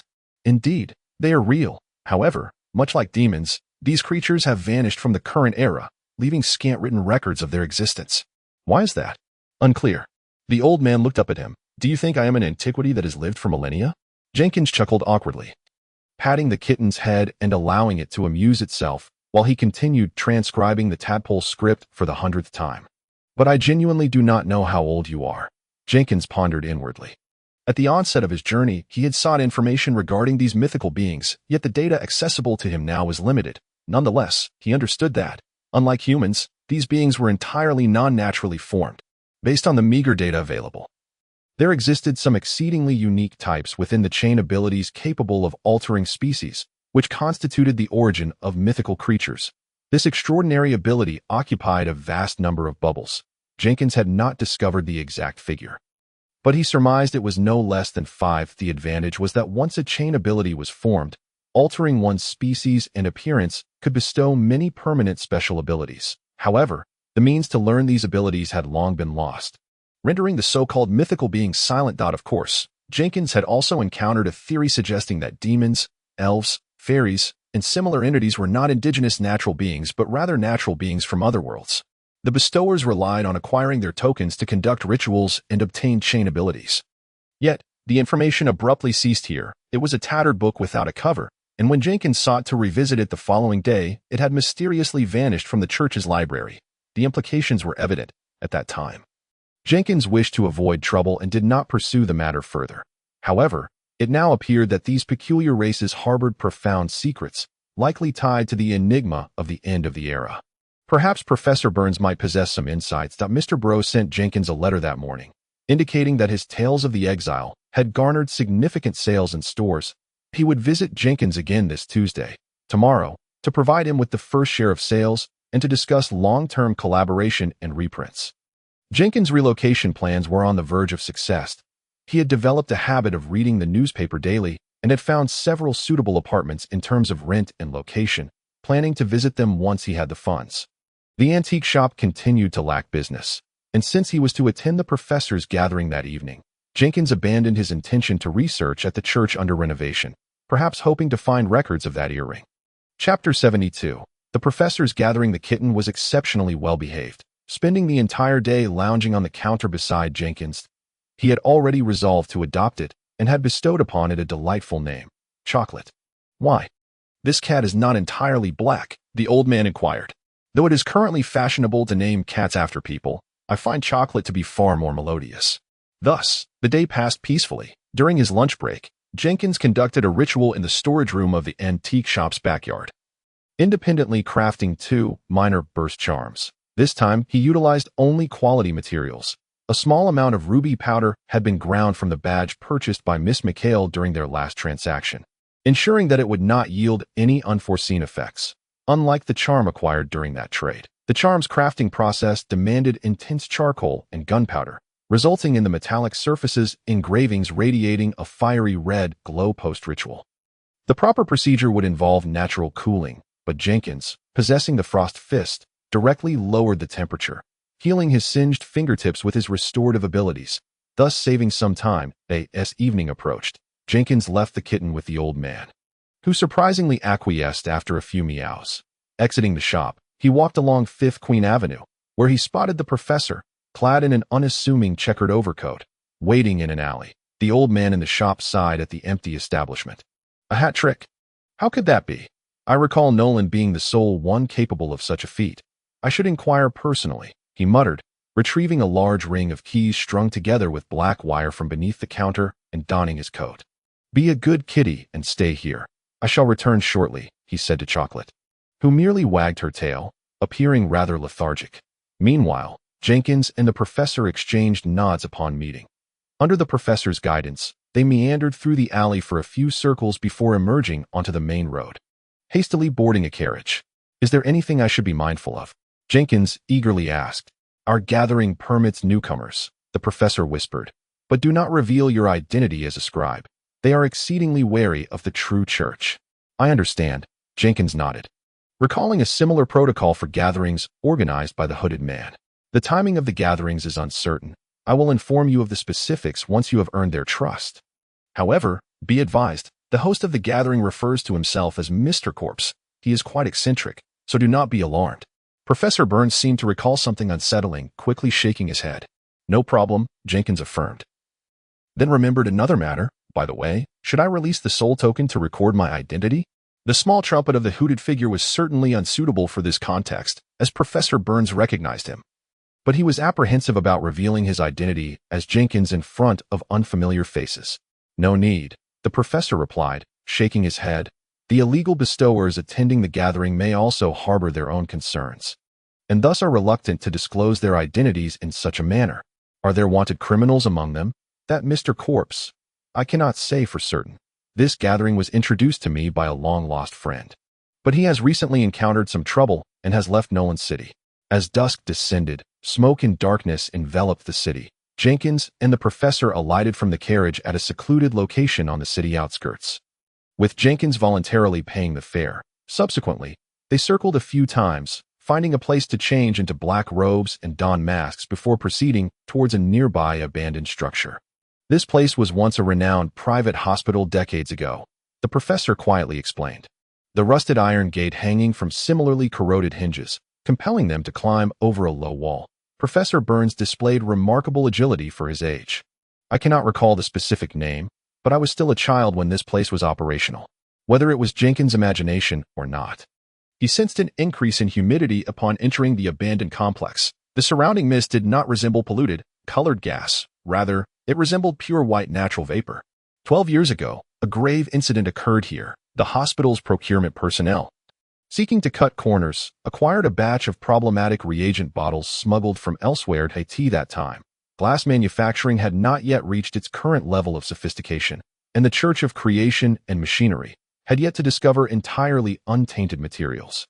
In short, those reagent bottles and medicines reacted peculiarly, resulting in the deaths of at least 10 hospitalized patients, including an elderly count receiving treatment here. He drew the holy emblem of the goddess across his chest, whispering a brief prayer before continuing his conversation with Jenkins. They were now treading a path overgrown with rampant weeds, entering a 2-story white building. Under the professor's guidance, they pressed against the moldy gray walls, advancing deeper into the corridor. What happened next? This became the biggest news in the city that year. The hospital's administration faced dire consequences, and the matter even escalated to the royal capital, directly prompting the enactment of the Medical Health Protection and Tax Management Act. That I heard that the tax department was involved. Cough, cough. But this establishment has managed to operate for so many years, indicating some influential backing. The specific details are beyond my purview as a mere educator, but after that incident, this place was abandoned. Jenkins swallowed hard. The professor's tale bore the hallmarks of many a horror story's backdrop. This place isn't haunted, is it? He cautiously inquired. Absolutely not. Professor Burns hesitated momentarily in his stride before affirmatively responding, though he did not elaborate on the reason. At the end of the corridor stood a large iron door, firmly shut, seemingly bearing the marks of a heavy impact, its surface uneven. The professor gestured for Jenkins to wait, then approached the door, knocking in a rhythmic pattern several dozen times. The dull metallic clanging echoed through the darkness. Moments later, the iron door opened silently. They stepped inside, and Jenkins realized that behind the door lay a staircase leading underground. This below isn't. Indeed, it is the hospital's morgue. This place had long been abandoned. So even when the professor mentioned a somewhat chilling location, Jenkins felt no fear. Given the many recent encounters, a morgue is but a minor concern. The staircase was short, with a convenient slide for transporting items beside it, leading down to a spacious room. Chapter 73. Mr. Corpse in the center of the room. A solitary candle flickered quietly upon the grimy floor. Its radiance surpassed that of a household gas lamp, illuminating one side of the chamber where a hospital bed, adorned with wheels yet seemingly untouched for ages, lay against the yellowed wall. On the opposite side, a row of cabinets pressed closely against the wall stood in silence. Jenkins did not naively assume these were mere storage units. 3 other attendees, similarly attired, had arrived, paying no heed to the identity of the 2 newcomers as they quietly stood against the wall. Jenkins and the professor found their own spot, and approximately 20 minutes later, 8 hurried strangers entered the room one after another. That should suffice. Let us commence. A surprising voice emanated from within the cabinet. It sounded remarkably clear despite the metal barrier. The second cabinet from the top, 5th from the left, creaked open as if pulled by an invisible hand. A figure, shrouded in a yellowed linen cloth, trembled before sitting up. Jenkins understood then the origin of the ominous moniker Mr. Corpse. Before him sat a middle-aged man with a real face, speckled with freckles and grotesquely swollen. His skin, exposed beyond the striped hospital gown, bore an unnatural pallor, and his deep-set eyes appeared lifeless. Yet, those orbs glinted with an unsettling brightness, leading Jenkins to believe that all the creature's vitality was concentrated within them. "It appears we have a new guest, Mr. Corpse's head turned stiffly towards Jenkins, yet no one spoke, including Professor Burns. "I welcome attendees who abide by the rules. Therefore, regardless of who brought you here, please do not disrupt the order. First, this place does not welcome criminals. Ladies and gentlemen wanted by the church or police should not bring trouble to others. Second, do not pry into others' identities, or I shall keep them here to accompany me. There are plenty of empty beds. Third, I welcome equitable exchanges or slightly inequitable ones, but this is not a marketplace. Do not attempt to take advantage of others." His words carried an old-fashioned, gentlemanly charm, and his accent did not seem local. Jenkins nodded slightly beneath his hood in agreement. Subsequently, Mr. Corpse, seemingly disinterested, shifted his attention to others. "Am I already trusted?" he thought incredulously, his gaze first dropping to the floor before furtively glancing upwards. There, in the center, the candle emitted a brilliant yellow light, while before Mr. Corpse floated 14 points of light and one bubble, 2 of which were green. By the gods, an 8th-level benefactor. Jenkins instinctively wanted to draw a holy emblem upon his chest, but was restrained by rationality. Moreover, that candle is no ordinary object. What is it? What in the world have I stumbled into? Regret was not an option, for the gathering had already begun. "The plant you asked me to locate has been found." In Cabinet 12, Mr. Corpse addressed another figure in black robes. Despite everyone donned in garb that appeared to be from the same shop, he could discern each individual's identity distinctly. "Is it a talent?" Jenkins pondered. As the first cabinet from the top, second from the left, slowly opened out, a black-robed figure stepped forward, tiptoeing to retrieve a package from within, then placed something back inside. Due to the angle, Jenkins could not see clearly. "Very well. Now we may commence free exchanges." No sooner had he spoken than a tall figure in black robes took a step forward. "I offer a high price for dragon's blood. Any variety will do. But the bloodline concentration must exceed 50%. Jenkins felt a twitch at the corner of his mouth. The blood of various wondrous creatures was indeed a common material for rituals and potion crafting. Pureblood dragons had long vanished alongside those mythical races, and the existing dragon-blood creatures, such as bipedal wyverns and flame-tailed dragon horses, were hybrids infused with dragon lineage. Yet, even a material bearing the name dragon would see its price soar tenfold. Jenkins had encountered a powerful ability during his time with the church, minor dragon blood enhancement, which could significantly elevate one's physical attributes, surpassing human limits. However, his father had warned him that the ritual for acquiring such an ability required at least 20 pints of 70% or more dragon blood, which the church would not provide. Even if Jenkins sold all his assets, he could not procure even 1,000th of that. Upon hearing about the so-called bloodline transformation chain ability, Jenkins speculated whether that might be part of it. The dimly lit mortuary fell silent, and just as Jenkins feared the transaction would fail, the black-robed individual beside him unexpectedly spoke. "Crimson-eyed magma lizard blood, 5 pints. Red dragon bloodline concentration 52.3. What will you offer in exchange?" "Shares. I possess some anonymous shares in a forestry company situated in the northern forests of the Chesland Kingdom." Their brief exchange resulted in a deal being struck. Under the witness of Mr. Corpse, they exchanged their respective leather water skins and document pouches. Given Jenkins's limited knowledge, those shares must have been valued at over 30,000 pounds, among those he knew. Only Miss Meatseye and his father could boast such wealth. As the previously silent individuals began to voice their intentions, several more transactions were completed. Jenkins gradually understood that, unlike the gatherings organized by Hooded Man, this assembly revolved entirely around Mr. Corpse, with attendees placing unwavering trust in his credibility, assured of his impartial judgment regarding the exchange. Conversely, in Hooded Man's gatherings, all participants were equals, relying solely on their own wits for transactions. Nonetheless, Jenkins preferred Hooded Man's gatherings, not merely due to the lower threat posed by the attendees' ranks, but also because their interactions resembled that of friends, with the prospect of receiving his first share of fairy tale publishing profits from Mr. Barlow. The following day, Jenkins had brought his entire savings to this gathering. He still wished to acquire a star shard crystal, but none were available. Mr. Corpse, however, accepted various commissions, Yet as it was Jenkins's first visit, he opted for caution and refrained from speaking up. As the gathering drew to a close, a black-robed individual suddenly inquired of Mr. Corpse, "Sir, there have been numerous reports of hauntings in the city lately, and I have witnessed a few weak malevolent spirits myself. Do you have any insight into this matter?" Chapter 74. The Tale of Demons, Part 2. The pallid face turned towards the questioning figure in black robes, instinctively causing him to take a step back. "Do not worry, they will discover it in due time." After a brief pause, he directed his words to the person standing farthest away. "You, do not return here again." Having uttered that, he reclined back into the cabinet, which slowly closed, marking the end of the gathering. Attendees departed in order of their distance from the door. Jenkins followed Professor Burns, retracing their steps over the low wall and away from the abandoned building. He exhaled deeply, feeling the weight lift from his heart as they reached the secluded path where the hospital was no longer visible. "What do you think?" the professor asked. "That Mr. Corpse is formidable," Jenkins remarked. "I am not certain of that," the professor replied, a hint of confusion on his face. "However, Mr. Corpse indeed possesses great skill, impeccable credibility, and he actively warns us of danger. I only learned a few days ago at the church that the flower-selling woman's incident was related to strange phenomena during that time. Mr. Corpse had cautioned us to avoid the bustling city center." "Oh, he is affiliated with the church, or perhaps has other sources of information." Jenkins contemplated silently. "What is your take on the haunting? I found Mr. Corpse's final words rather perplexing."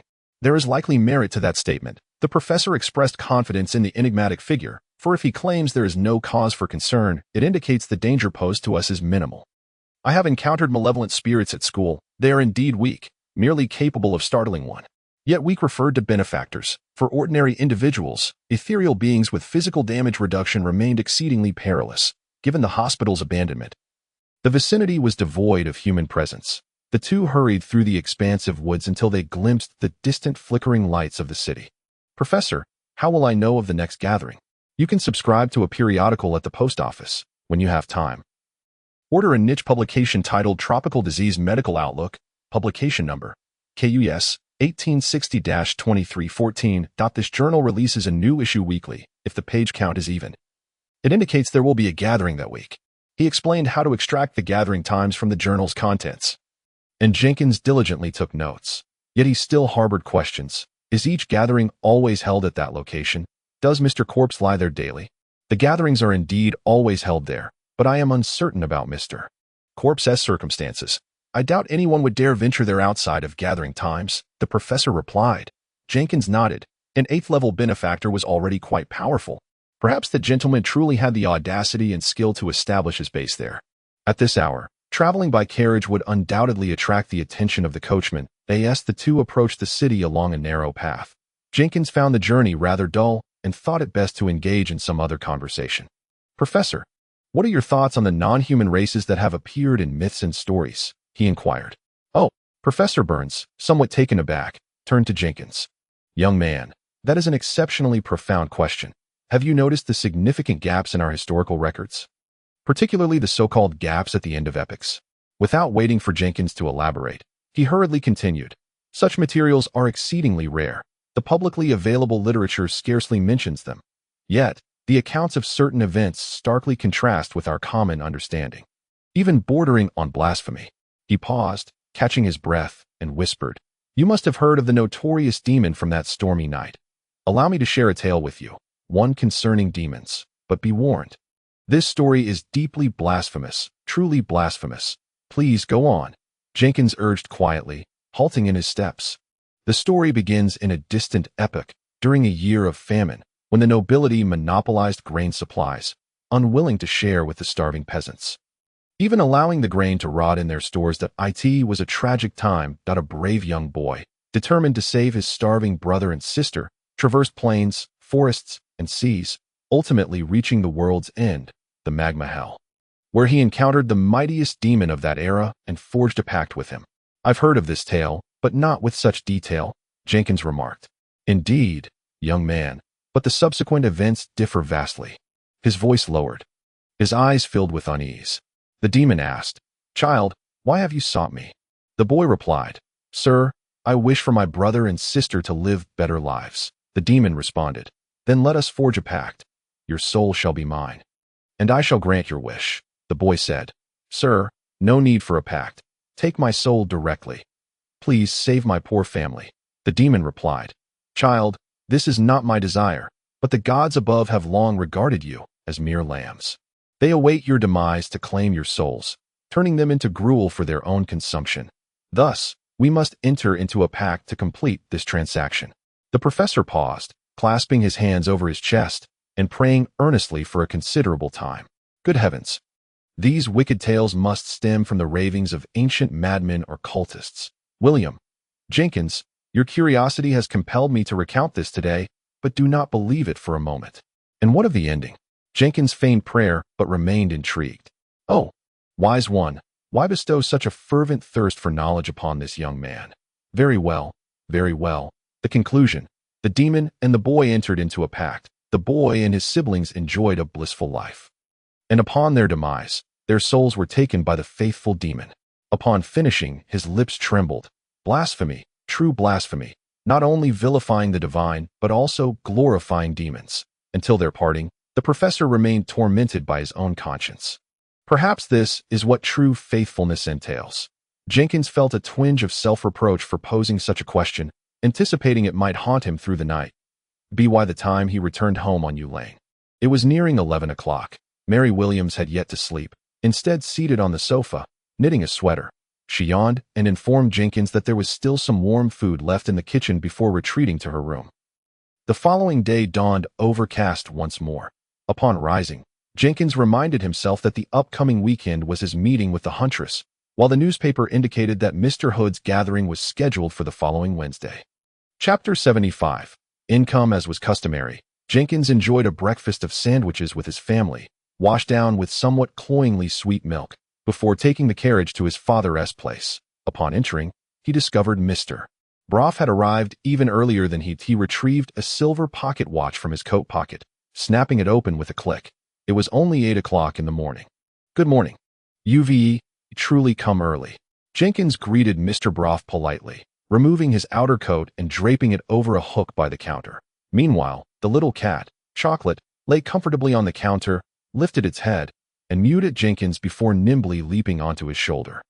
Though still small, it possessed remarkable balance.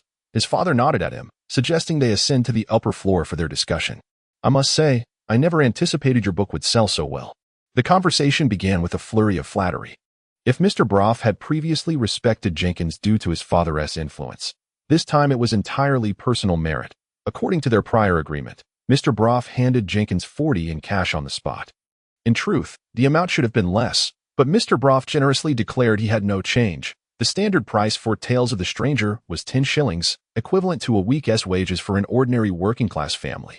Such a high price was undoubtedly due to the exquisite illustrations. Yet for truly affluent families, it was considered quite reasonable. Annual incomes for farm workers, soldiers, and typists averaged 25, while the lowest earners, store clerks, servants, and embroiderers, made between 12 and 20. The profits from Jenkins's first book had far surpassed those of most laborers residing in Nolan City. Mr. Broff had plans for a second printing, increasing the run to 2,000 copies, and had reached out to bookshops in other regions to promote the book throughout the kingdom. While his own printing house and bookstore were confined to the city, he had numerous acquaintances in other locales. Jenkins and his father had discussed this matter, both agreeing it was a favorable course of action. Although the connections made through the church were undoubtedly secure, they also risked exposing their identities. Their conversation lasted nearly 2 hours, with Mr. Broff recognizing Jenkins's talent and thus conceding a considerable portion of the profits. The arrangements for the second and third printings of Tales of the Stranger were thus simply decided. As Mr. Broff departed, he additionally presented Jenkins with $100 in cash as a deposit for their collaboration. Naturally, they had also resolved to raise the price of the book.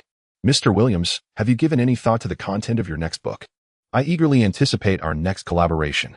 I am still contemplating this matter, but you are certainly my foremost choice for a partner, Jenkins replied. After bidding Mr. Broff farewell, he hurriedly commenced his transcription for the day. Having already squandered considerable time, his father approached him. Congratulations, have you prepared for the move? I am still considering it. Now that I have some funds, I plan to take a look this week when I have the time.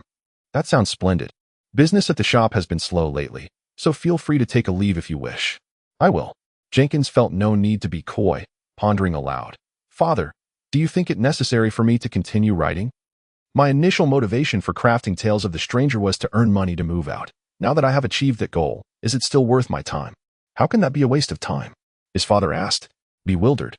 You possess this talent. Being a writer will benefit your social engagements and activities. Why would you abandon that? Moreover, as a benefactor, you will have many expenses to consider that you ventured into the black market. Three-figure sums are hardly substantial. Earning money through writing is an excellent strategy. If I had such an opportunity in my youth, I wouldn't be in my current position, having to open the shop every day at this age. I believe your life is not burdensome. It is the best state for a retiree. Of course. Jenkins dared not voice this thought, knowing it would incite his father's ire. With finances now a topic of discussion, his father recalled another matter. You've been with me for a month now. This is yours. He produced 10 notes from his pocket and handed them to Jenkins. The valuation of those special items we submitted has been completed, and this is your share. Jenkins was taken aback, recalling that matter. So much. You only received 3 of the actual value of those items. His father wore a look of mild disbelief. Also, the results of the ring we received during our first meeting have come in. B09-5-8392, Ring of Giant Strength, a relic lost by the Church of War and Victory 30 years ago. And we are currently negotiating its repurchase. The peculiar harmonica from the flesh puppet yielded no information. It is now designated as B10-3-0123, the last lament of the suicidal. This item is currently housed within the church, and you can apply for its use, provided you state your purpose. What a coincidence! Jenkins exclaimed. I've noticed that most of the extraordinaries we encounter are documented in the church's archives. It is no coincidence, his father hinted. Currently, the number of extraordinaries that can be artificially created is very limited. Their main sources remain the uncanny realms and natural occurrences under special circumstances, which is why most of what you encounter are older artifacts. What is the function of the last lament of the suicidal? By infusing your spirit into it, you can reproduce the music of its last ordinary owner, which resembles a form of indiscriminate mental assault. Then why was the flesh puppet unharmed? It seemed unaffected at the time. During the process of his soul and body separating, a mutation occurred, rendering him somewhat sluggish against such mental assaults. The old man continued, aside from blocking your ears, there is no defense against this type of attack. Not even a helmet crafted from B04-5-1080 mental blocking metal would suffice. Those with formidable souls exhibit greater resistance to music. For instance, when I heard the sound that day, I collapsed, yet you remained capable of movement. Jenkins chuckled awkwardly, as this was the sole point of contention regarding that incident. Although the old man did not mention it in his report to the church, the old man cast a glance at him and fell silent. The mental blocking metal, referenced in their conversation, was a type of artificially manufactured Class B, extraordinary material controlled by the church. A technology reportedly discovered during a large-scale deep-sea exploration, as the old man recounted. Chapter 76, Real Estate Agent. Indeed, when considering weight alone, the price of an equivalent amount of mental blocking metal is comparable to that of dragon blood with a concentration exceeding 80. Both of which are luxuries that the impoverished Jenkins could only dream of, despite his modest gains as a writer. Observing the cat, Chocolate, licking the milk Jenkins had brought, he suddenly felt his existence paled in comparison to that of a mere feline. Returning home that night with over 200 pounds in cash truly astonished his family. Mary Williamter, upon witnessing the situation, realized she could not thwart Jenkins' plans to move away and wept in his arms for quite some time, ultimately resigning herself to acceptance. Regarding the new location, she offered Jenkins numerous suggestions. As a woman raised in Nolan, her knowledge of the city was unparalleled within their household. Robert Williamter inquired about Jenkins' intentions for the money, noting that the apartment's deposit could hardly account for such a sum. I intend to deposit it in the church, for while Mr. Traveler's bank offers higher interest, the church provides a greater sense of security. That sounds prudent. Old Williamter nodded, however. You might also consider some small investments or lending. There are many industrial companies currently seeking to absorb cash, such as the Nolan-Pasadena Joint Railway Company, which has recently been raising funds. If you're interested, I could offer you some advice. Yet Jenkins merely wished to retain the money in his own possession, for he was still lacking many things. The 3 days of Tuesday, Wednesday, and Thursday passed in tranquility, with the end of the month approaching. The old man hurried to finalize his report, threatening Jenkins to hasten his studies if he hoped to take over his work. Jenkins had not forgotten the whispers he had heard at the end of last month. Upon reflection, he realized that even during the time exposed to the divine nature of the eldritch god, the mental anguish he endured was not as intense as those whispers. This led him to entertain some audacious hypotheses. Captain Beachy had not sought Jenkins' assistance since the stormy night incident.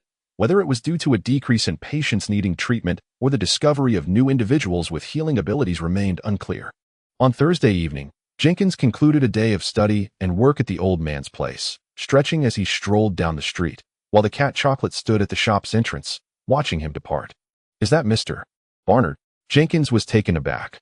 Was it not the very man who had saved him from the grasp of the octopus on the day he traversed into this world? He had intended to express his gratitude to Mr.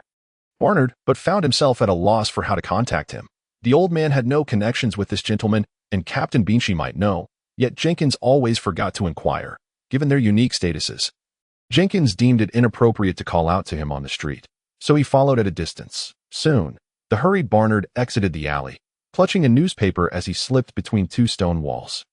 His right foot, clad in black boots, splashed into a puddle at the alley's mouth, drenching a famished-looking woman who was passing by with a basket of vegetables. The woman, resigned, gazed after the man without daring to complain. Jenkins promptly quickened his pace. "Mr. Barnard." Seeing that the alley was deserted, Jenkins called out. The air was particularly foul that day. Even from less than 100 meters away, Barnard's figure appeared somewhat indistinct. He evidently heard, pausing his stride before turning around. Indeed, it was him, still clad in that familiar brown leather jacket, adorned with a yellow hat embellished with a black ribbon. "Oh, it's you. Long time no see," he remarked. And even from this distance, Jenkins could not discern his precise expression. "Good day, sir. I haven't had the chance to thank you for your assistance the other day. I'm truly grateful." "No need for thanks. It doesn't concern me," the man responded brusquely. Preempting any further words Jenkins wished to share, and in a somewhat stern tone, he asked, "Do you require anything else?" Jenkins was momentarily taken aback. "Oh, right. Barnard might be on a mission," he mused, apologetically replying, "Nothing else." "Then, farewell, sir." "Farewell." Barnard turned and hastily vanished around the corner ahead. That was rather odd. Jenkins pondered as he retraced his steps to the main road, signaling a passing carriage to halt. Elderberry Lane, swiftly relegating the incident to the recesses of his mind. On Friday, Jenkins once again encountered Miss McHale at the old man's shop. She was holding a beautiful teapot. Seeking the old man's assistance in determining its specific age, Jenkins glanced at it, but felt no spark of inspiration. "I heard Mr. Williamter has been searching for an apartment recently," Miss McHale idly remarked to Jenkins as the old man worked with his gloves on, while Jenkins was engrossed in a historical treatise entitled 800 Years of Records, from 1000 to 1800. Today, he did not see Miss Hesse, yet the carriage adorned with the family crest remained outside, leading Jenkins to speculate that this crest belonged to the McHale family. Indeed, Jenkins nodded, not diverting his gaze from the book. Although such behavior was somewhat impolite, the old man had insisted he finish this tome by the weekend, and he was currently at a progress of 9312. Miss McHale seemed unconcerned. She instructed the two young maids who had entered with her not to stand so close, then idly surveyed the antiquities within the shop. "My friend, Baron Leonard, wishes to sell a house located within the city of Nolan, not far from here. Would you like me to introduce you?" she inquired. At this, Jenkins finally tore his eyes from the book. "I apologize. My budget likely falls short of affording an entire house," he replied with a wry smile, having intended to ask if she knew anyone renting apartments. But given her noble status, she likely would not associate with such individuals.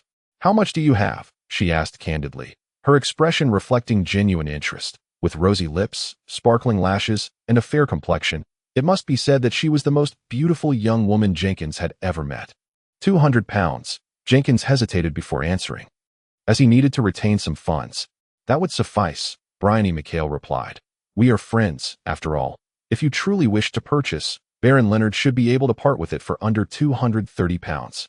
Considering my influence, how could it be so low?" Jenkins, having recently focused on rental prices, was well aware of the real estate market. While this area was not in the heart of Nolan, it was adjacent to the docks, where property values were notably high. Furthermore, Miss McHale's earlier description was a house, which likely indicated it was not merely a single-room apartment. Chapter 77. A remarkably smooth property purchase. The house has never been occupied by Baron Leonard. Rather, he has rented it out to generate income, Miss McHale elucidated. Moreover, there have been rumors circulating about it being haunted. Jenkins noted the old man, who had been holding the teapot, momentarily freeze. Haunted? Jenkins frowned. While I do not believe in supernatural phenomena beyond the divine, if such rumors exist, fear not. Miss McHale responded dismissively to Jenkins' display of cowardice, chuckling lightly before continuing. I too have heard tales of hauntings there, and I stayed with Hesthwy for 2 nights, but nothing transpired. Those so-called hauntings are merely rumors. A hint of disappointment colored her tone. And the old man was right. This young lady would inevitably bring about her own downfall through her recklessness. Jenkins did not respond immediately, casting a furtive glance at the old man, who nodded. That is splendid. If that is truly the case, I would be more than willing to reside there. I wonder how one might contact Baron Leonard. Miss McHale appeared quite interested in acting as an intermediary. And that very afternoon, Jenkins met Baron Leonard in the old man's shop. He was handsome, eloquent, and relatively young. Although he was dressed appropriately in a white shirt and black formal attire, these garments appeared somewhat worn, financially strained. Poorer than I am. Jenkins discerned the urgency behind Leonard's desire to sell the house. The old man, in good spirits that day, decided to close the shop early, accompanying Jenkins and the Baron to the property located at 13 St. George Street. It was merely 3 blocks from the old man's antique shop. This neighborhood, much like Elderberry Lane, was a designated residential area, yet its environment and the quality of the homes could not compare to those of Elderberry Lane. The 2-story house, coupled with a small front yard and a rear storage shed, comprised the entirety of the property for sale. Jenkins inspected both upstairs and downstairs. The house was clean and tidy, with furnishings present, and after activating True Sight, he found no peculiarities. Immaculately maintained. Jenkins remarked, glancing at Old Father. This statement is quite the double entendre. Indeed, it is rather clean. Old Father concurred, and Jenkins felt a sense of relief wash over him. That's good. The so-called haunting is merely the result of those lower-class individuals spreading baseless rumors, as Baron Leonard spoke. He wiped the beads of sweat from his forehead with a handkerchief taken from the pocket of his black formal attire, appearing rather anxious. Since you feel well about it, shall you proceed with the purchase? You were personally recommended by Miss McHale, and I can offer you a very favorable price. This place is indeed quite commendable, Jenkins mused, though he pondered whether it might be hasty to make a decision at this juncture. Living alone. Isn't this house a tad too large for me? That is not how it should be viewed, the Baron countered. Mr. William will soon reach the age of marriage. You will inevitably need to transition to a larger residence. Rather than squander another sum of pounds, it would be prudent to prepare now. Old Father surprisingly nodded in agreement. That does hold some merit, Jenkins murmured, his hand caressing the fabric of the nearby upholstered sofa, which the Baron had introduced as having been imported from the Kingdom of Chesland. But how much do you intend to ask for? I possess ownership of the house and land, which I can part with for 180 pounds. However, the furnishings hold considerable value too. As they are not brand new, I can offer a discount of 50 pounds, totaling 230 pounds. Jenkins chuckled softly. I have no need for the furniture. Old Father has an abundance of antique pieces. Why would I purchase these items, whose histories are unknown to me? Sir, the Baron appeared somewhat troubled, biting his lip as he implored once more. I understand this may be a burden, but I assure you, I cannot transport these furnishings. Those wretched dockworkers will demand an exorbitant fee for their moving services. Rather than allow those lower-class individuals to profit from our pounds, let us meet halfway. 200 pounds for everything. And if you can provide cash today, they are yours. This was indeed a very reasonable price. The Baron seemed genuinely eager to sell. Should Jenkins let this opportunity slip by, he would surely not encounter such a bargain again. Yet, the Baroness' urgency struck Jenkins as peculiar. Was there some ulterior motive at play? He glanced once more at Old Father, who silently mouthed a yes. That settled it. Securing this property for 200 pounds was a sound investment. Even if he were to resell it immediately for a profit, Jenkins, having been a Chinese national troubled by housing prices before his transmigration, found that his yearning for property remained unchanged, even in a different body. The procedures for the land transaction. Not to worry. Once this deal is finalized, I shall manage everything. A glimmer of joy appeared on the Baron's face as he pressed his hat down, Signaling his assurance. As evening descended, Jenkins and Old Father returned to St. George Street in a carriage. From his pocket, Jenkins retrieved the key, strung with red yarn, and as they entered the house, he marveled. It feels like a dream. Have I truly purchased an entire house? Are you surprised? That is quite natural, Old Father replied, settling onto the sofa and patting the upholstery. This is a high-end sofa handcrafted by Master Bloroda. Merely this piece of furniture could fetch at least 50 pounds. That Baron is truly a fool. Old Father, are you certain there are no malevolent spirits here? Jenkins inquired. There were indeed rumors of hauntings in the past. Old Father pointed upstairs. It was likely around the second-floor bedroom, but the presence of the spirit has faded significantly. It must have been dispelled recently. Perhaps having incurred the wrath of a passing benefactor.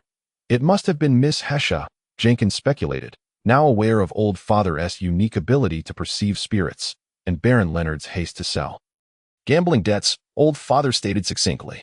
He lost a substantial sum at the gambling house and resorted to borrowing money from the local gangs in the slums at exorbitant interest rates. He deliberately exaggerated the haunting to attract Miss Bryony Mikiel's attention, hoping to sell the property to her for quick capital. However, after spending a few days here and discovering there were no hauntings, she opted not to purchase. Consequently, the negative rumors deterred others from residing here as well. So I stumbled upon an incredible bargain, Jenkins concluded. Indeed, your fortune has turned remarkably. It seems your luck has shifted ever since the incident at the castle. Could it be a compensation from the Fate Seer for your recent tribulations? Chapter 78. The Huntress's response. Jenkins was puzzled by Old Father's inquiry. Yet the golden ring on his finger shimmered faintly in his spirit, a hue indicative of wealth. That evening, Jenkins shared the news of his property acquisition with his family. Old William was delighted that Jenkins managed to secure such a residence for a mere pittance. But his concerns regarding the alleged haunting lingered. Worry not.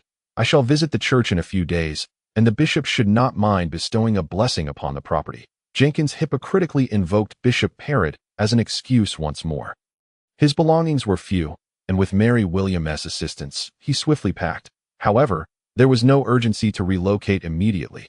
The family decided to help Jenkins move over the weekend. The little cat, Chocolate, remained at Old Father's shop, and Jenkins occasionally fretted that it might be unwilling to accompany him to the new home. Yet, every time he returned to the shop, the feline greeted him with enthusiasm. In truth, Jenkins found this eagerness somewhat unsettling. By his understanding, cats were not typically so readily affectionate towards humans. Nonetheless, with a home, a job, and a cat, he considered himself a successful individual, allowing these errant thoughts to drift away. Since Miss Mikiel had played a pivotal role in facilitating the property transaction, Jenkins felt it appropriate to offer her a token of gratitude. Gold pounds seemed too mundane, and with his dwindling finances, he turned to Old Father for assistance. Yet Old Father delivered a significant piece of news. She has returned. Matters at sea have reached a conclusion. Oh. On that Saturday morning, Jenkins had initially intended to request a day off from Old Father to meet the Huntress on the black market. Has she returned already? The vessel has set sail and should arrive in Nolan tomorrow morning, Old Father explained, tapping his fingers on the table, hesitating before continuing. Now that matters at sea have resolved, I can clarify what transpired. A box was discovered among the coral reefs of the Shattered Isles, containing an item of great intrigue. An item of intrigue? Is it dangerous? Jenkins inquired. No, not dangerous. In fact, it is remarkably useful, the kind of utility that the church would risk draining their entire parish's resources to seize. Jenkins nodded in understanding. Old Father appeared to hesitate, cautiously assessing Jenkins's expression before continuing. The attack you experienced on Monday evening has been investigated. It was perpetrated by a fugitive who had wandered here. Do not worry. He has since departed Nolan. And that incident was merely an accident. Jenkins was still pondering the nature of Old Father's item of intrigue and thus failed to notice the strange expression on his face as he spoke the last line. In the afternoon, under the pretense of changing the locks and tending to the lawn at the new home, Jenkins requested a day off from Old Father. He took his remaining savings to the black market, summoned the spirit of the benefactor in the shadows, and located the intermediary, the clown, still at his previous post. The change in appearance was inconsequential, as long as he recalled the code phrase from their last meeting. It sufficed. The Black Raven. The clown nodded at Jenkins and led him to a room above the drain, adorned with woolen carpets. 4 sofas encircled a wooden round table, the flickering candles atop it serving as the sole source of illumination. The woman who identified herself as the huntress sat waiting for him. So, have you results? Jenkins inquired only after the clown had vanished beneath the trapdoor. A formidable disguise. The complexity of this matter exceeds my expectations, the huntress replied. Her voice somewhat hoarse. I discovered that one of the houses that burned down was once a secret stronghold of the Church of Sun and Justice, 30 years ago, entangled with the true God Church. The information was exceedingly difficult to gather. Jenkins smiled ruefully, signaling his regret but firmly resolved not to part with an extra penny. She picked up the pile of documents beside her and placed them on the round table, but did not pass them to Jenkins. Instead, she pressed down with her left hand, raising her exceedingly ordinary face to meet his gaze. Jenkins nodded in understanding and pushed the remaining 15 pounds of the transaction fee towards her. During the remaining time, the huntress quietly awaited Jenkins's inquiries after he perused the documents. Although Jenkins had requested an investigation into all the burned houses, his interest lay solely in one. He adhered to the formality of reviewing all the materials. Due to the city's size and population constraints, no city could accommodate all the True God churches. Thus, according to the Tower Agreement from a millennium ago, the 12 True God churches were distributed relatively evenly across the continent, adjusting every century based on migration and urban development. However, this did not preclude churches outside the city from exerting their influence within. For instance, the Church of Sun and Justice, which had previously occupied the burned houses, had used that location as a base for their scouts over 50 years prior. 3 decades ago, a devastating plague swept across the entire continent. Although it did not significantly affect Nolan City, the clergy still relocated their personnel from this area, leading to the abandonment of this stronghold. It is worth mentioning that Jenkins's father, Robert William, fled to Nolan as a young boy aboard a ship, escaping from his distant homeland due to that very plague, eventually settling here and marrying a local girl, thus establishing his family. The house that was once occupied by the followers of the Eternal Radiance is the very place where Jenkins unearthed the hexagonal metal block. Looking further back, due to the passage of time and the chaos wrought by war and disease, the specific ownership of the house has become impossible to trace. Conversely, up until the time the house was taken over by the smuggler Mr. Brown, its owners were entirely ordinary individuals. Jenkins is almost certain that the items he has acquired must be remnants from the time when the Church of Sun and Justice held sway here. Is there an issue? The female hunter inquired as Jenkins set the documents down. Squinting in contemplation for a moment, he murmured, "Is this all? It differs somewhat from my expectations. I can assure you, for the same amount of gold pounds, you would never uncover more information in Nolan City." The woman replied with unwavering confidence. Yet, she deftly shifted the conversation to another matter. In fact, during my investigation, I did encounter something quite peculiar, but it has no relation to the inquiry you requested, so you need not concern yourself with it. That feels like coercion. Jenkins feigned an intention to rise and leave. I will not spend extra gold pounds on matters that do not concern me.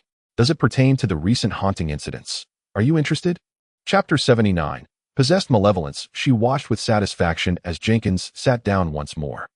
The man cleared his throat lightly. That still falls within the scope of my investigation. Thus, no need to pay the clown another intermediary fee, the female hunter smoothly continued.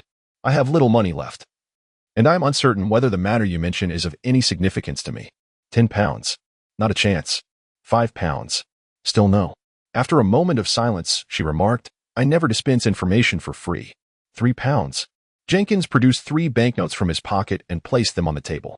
This type of information you could easily sell multiple times. The cost is nearly negligible. Even if I offered a pound, you would still profit.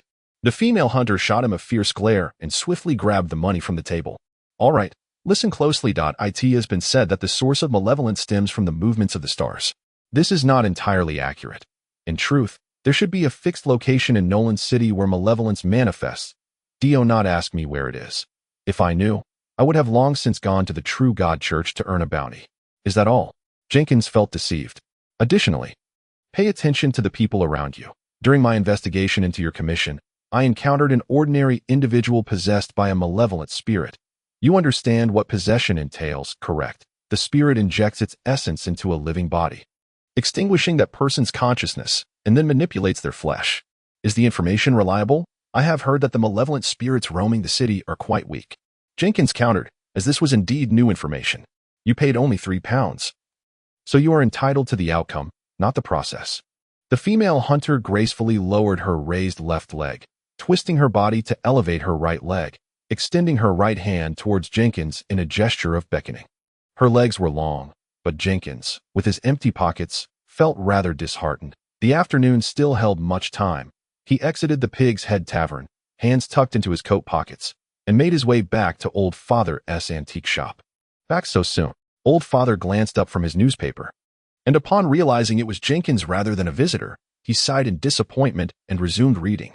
The locksmith was easy to find, so I checked in with the furniture dealer, but their asking price was exorbitant. And the carpenter was also unsuitable. Please help me select a few pieces of antique furniture.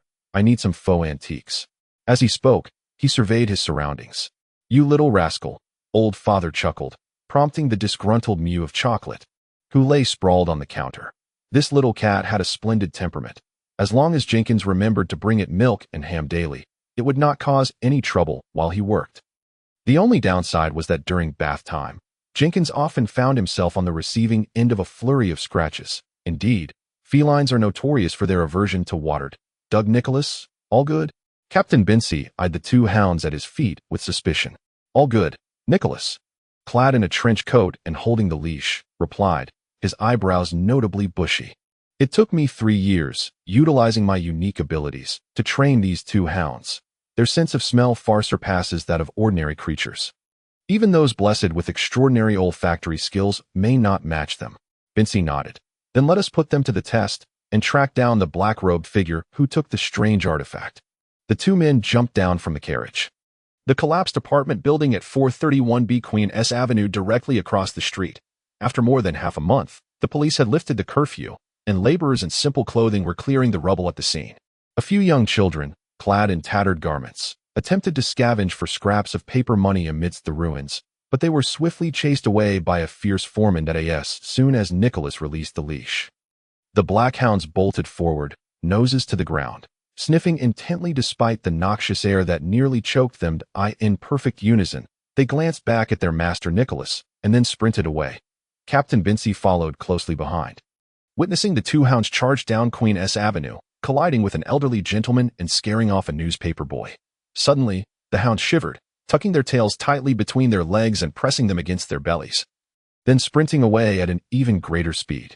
Did you truly enhance their sense of smell, and not their speed? Captain Bincy complained as he flagged down a passing carriage, joining Nicholas in pursuit once more. He failed to notice that when the hounds exhibited their fright, they had just stopped in front of Old Father's antique shop. The small chocolate cat mewed in a high-pitched voice, closing its eyes and comfortably drifting off to sleep in Jenkins's arms. The following day, the William family hired a carriage and, along with Jenkins and his belongings, arrived at his new house on St. George Street. Isn't it a bit too large? Are you not planning to hire a maid or housekeeper?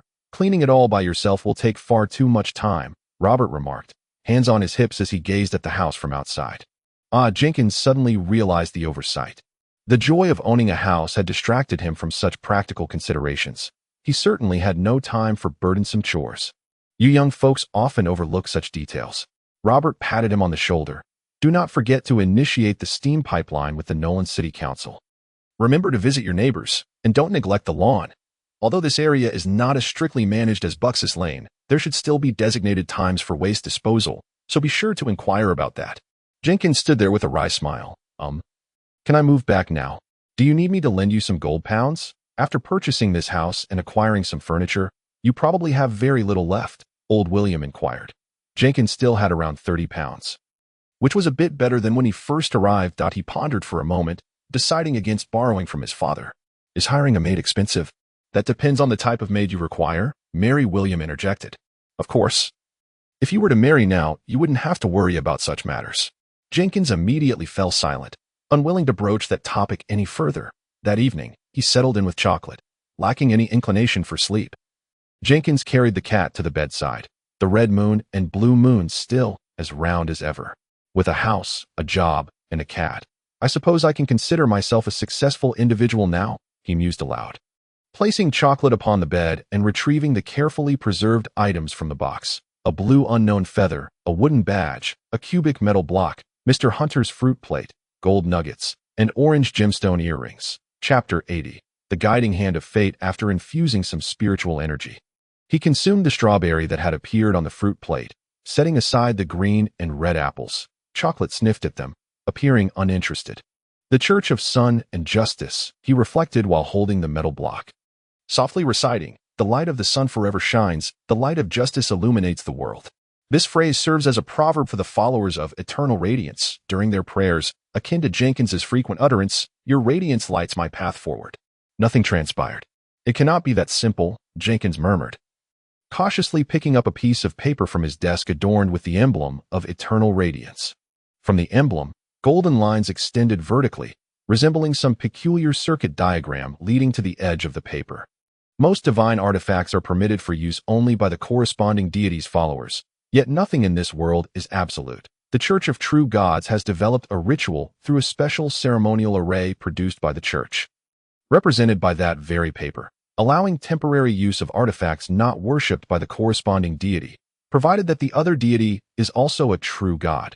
Jenkins could not acquire such an item. This sheet of paper was obtained from his father today, for which he owes an additional £30. As for where his father procured it, that remains a mystery. If this proves ineffective, it indicates that it is not an artifact of eternal radiance, but rather a relic captured from some pseudo-deity. He carefully placed the metal block upon the holy emblem, drew the curtains tightly, and recalled the ritual he had painstakingly studied. Ritual: activation of divine artifacts. Chocolate perched by the bedside, curiously observing Jenkins as he sat at the table beside the holy emblem, inscribing a series of peculiar letters with ink laced with silver powder. Once he completed his tasks, Jenkins faced the mirror, sequentially closing his left and right eyes, delicately tracing the emblem of the sage upon his eyelids. He sought to discern the artifact of another true god. Thus it was imperative to declare his identity to avert any strange occurrences. If successful, this item will be temporarily activated, Jenkins murmured, stepping back, bending forward to press his hand against the white paper, first offering a prayer to the sage, then gradually channeling his essence into it, suddenly retreating. The metal block began to emit light. Jenkins immediately activated True Eye, witnessing the exceedingly faint golden glow vanish from the cube. As the item cracked open, a brilliant golden radiance shone forth from the fissure. It was not blinding, yet undeniably magnificent. What is happening? Is the metal block merely a storage shell? Jenkins leaned closer, observing as the crack widened, the metal itself disintegrating into sand that accumulated upon the desk. Ultimately, only a gelatinous substance, roughly the thickness of a pinky finger, remained on the table. Meow. Chocolate emitted a sharp cry, leaping from the bed, eager to grasp the golden goo. Jenkins, quick of hand, seized it. "You cannot eat this," he cautioned. Yet Chocolate continued to struggle. "Is this all that remains, sand?" Without touching the gelatin, he prodded the sand with his finger, pondering. Could this be a shell of some special seal? He mentally noted to investigate the earring's data and sealing rituals on his next visit to the church, and then picked up the golden gelatin. A gentle squeeze revealed its impressive elasticity. Channeling his essence into it yielded no response whatsoever. Is it not a material, nor food? He mused uncertainly, yet ultimately found no clarity. Stowing these items away, this marked his first day of solitude, with many tasks awaiting him on the morrow. Yet Jenkins surprisingly felt no inclination to sleep. He lay back, gazing at the white, red, green, purple, and 2 yellow points of light before him. And, as was his custom before slumber, attempted to focus his spirit upon the purple light. Nothing happened. No. A resplendent line of fate extended outward, its end reaching beyond the window. What transpired? How was it activated? Jenkins sprang upright, casting an odd glance toward the direction where the line had dissipated, while Chocolate, having been knocked aside, protested with a series of meows. Since nothing is amiss at present, why not investigate, he suddenly thought. Then shivered. Am I truly the sort to seek adventure? He murmured, yet felt a pang of reluctance. After pacing in place a few times, recalling the outcome of following fate's guidance last time, he stomped his foot decisively. Stay here. I shall return swiftly, he instructed Chocolate, disregarding whether the cat comprehended him, and swiftly descended the stairs in his slippers. Chocolate stood upon the bed, the dual moons of red and blue casting an ethereal glow upon her black and white fur. She leaped gracefully onto the windowsill, observing her master summon a black cloak in the shadows, transforming into another figure, then cautiously disappearing at the far end of St. George Street. Meow, the little kitten leapt up, pawing at the window switch, pushing it open, then leaping onto the windowsill outside, securing the window shut, and leaping down in pursuit of her master, vanishing into the night. Jenkins was aware that such actions might be perilous. Yet his curiosity compelled him to investigate that he gathered all the ritual items and supernatural artifacts he could carry, recalling that previous experiences suggested that as long as he avoided reckless behavior, he should remain unharmed. Although he still did not know under what conditions Unknown Path could be activated, he initially believed it to be a last resort. Now it seemed otherwise. The guiding line of fate did not veer into strange territory.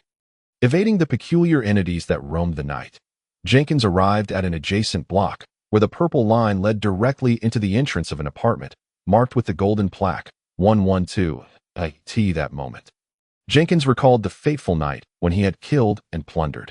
After a brief hesitation, he noticed a mailbox to the left of the door. Upon shaking the small door, he found it locked. "I am a respectable gentleman," he reassured himself, carefully retrieving a wire and deftly manipulating it within the brass lock. With a click, the moonlight illuminated the mailbox's interior, revealing a single letter. Glancing about to ensure no one was watching, he extracted the letter, which bore the recipient's name, Wayne Barnard. Stunned for a moment, he then realized it was Mr. Barnard's full name. "Oh," he exhaled in realization, restoring the mailbox to its original state, and then, in his current guise, a somewhat portly middle-aged man clad in a light woolen sweater rapped upon the door. "Who is it?" a frail woman's voice inquired from within. "Good day. I am a friend of Mr. Barnard." Jenkins contrived a clumsy excuse. "Might Mr. Barnard be at home?" "Oh, hello." The woman opened the door without suspicion. She was a tall, slender figure, her cheeks marred by tear stains for reasons unknown. Chapter 81. Benefactor, Mist, Space. "I am very sorry," she spoke softly, her tone laden with melancholy. "My husband has been missing for a week. I apologize, but I do not know where he has gone." "Missing? Is there anything else you might know?" His friend mentioned that Wayne went missing while visiting the hospital. I am truly worried about him." Her words faltered, tears streaming down her face. Jenkins spent some time comforting her, declining her invitation to sit inside, and once more stepped back into the street. The purple line vanished the instant Jenkins laid eyes on Mrs. Barnard. "Missing for a week? Then who did I see the other evening?" He abruptly halted, for two unfamiliar men had appeared ahead. Glancing back, he found two other strangers blocking his retreat. "Oh, how careless of me, given Barnard's status as a benefactor under the church. It stands to reason that his neighborhood would be under surveillance following his disappearance." Contemplating this, Jenkins raised his hands above his head. "Gentlemen, may I inquire what the matter is?" "Who are you?" one man asked, his face somewhat familiar, as though he were among the benefactors who had followed Captain Bincy during the sacrificial event on that stormy night. "I am a friend of Wayne Barnard.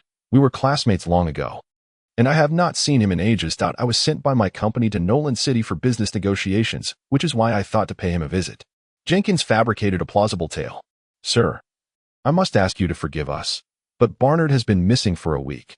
This matter involves many concerns, and we must take you in for questioning. That we appreciate your understanding should this cause you any inconvenience."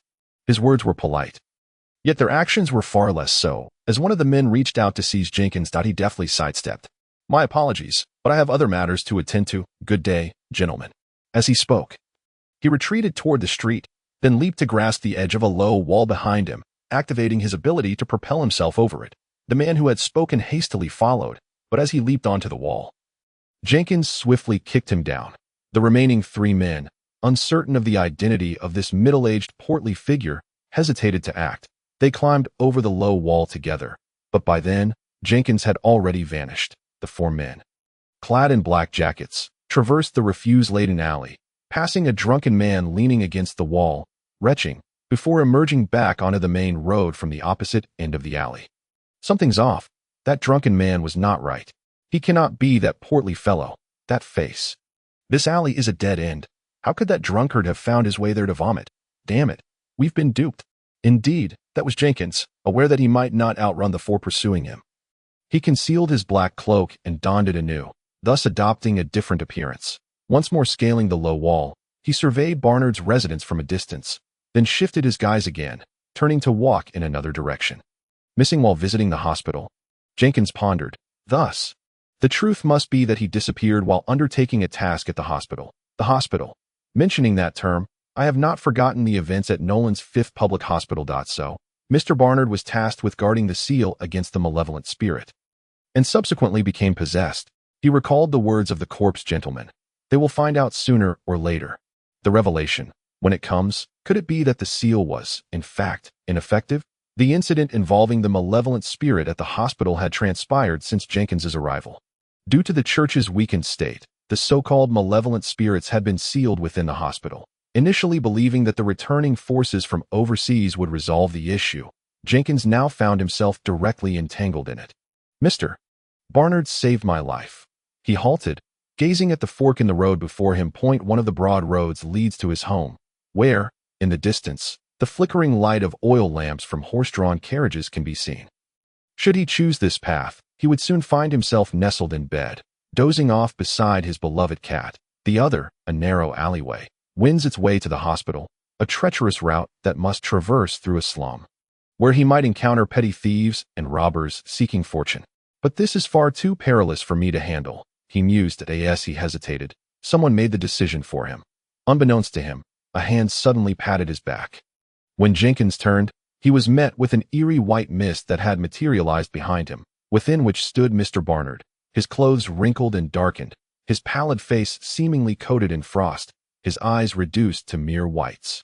Fixed intently upon Jenkins, the distinctive cane he usually wielded was conspicuously absent today. Mr. Barnard, he called out, retreating hastily. Barnard remained still, but the white mist pursued Jenkins, enveloping him entirely. In a matter of moments, Jenkins found himself surrounded by a dense fog. Taking a deep breath, he summoned a candle from his spiritual essence and raised it high. The mist gradually dispersed, yet he was no longer on that broad thoroughfare, nor did he see the captivating shadows of the red and blue moons above. Instead, he stood in a corridor, unmistakably the fifth public hospital of Nolan City, a place he had become familiar with during his time accompanying Captain Benzie to tend to the wounded. This is bad, he whispered, rooted to the spot as a distant bang bang bang echoed ominously. After departing from the gathering of the corpse man, Jenkins had grown suspicious of the white mist that enshrouded the hospital ruins. He had learned from the materials his father had urged him to study about the true nature of this mist, spiritual fog. Much like fear magic, this was a unique ability inherent to spirits, its sole effect being to disorient living beings. Jenkins suspected that it was this very ability that allowed the corpse man to remain undetected in the morgue.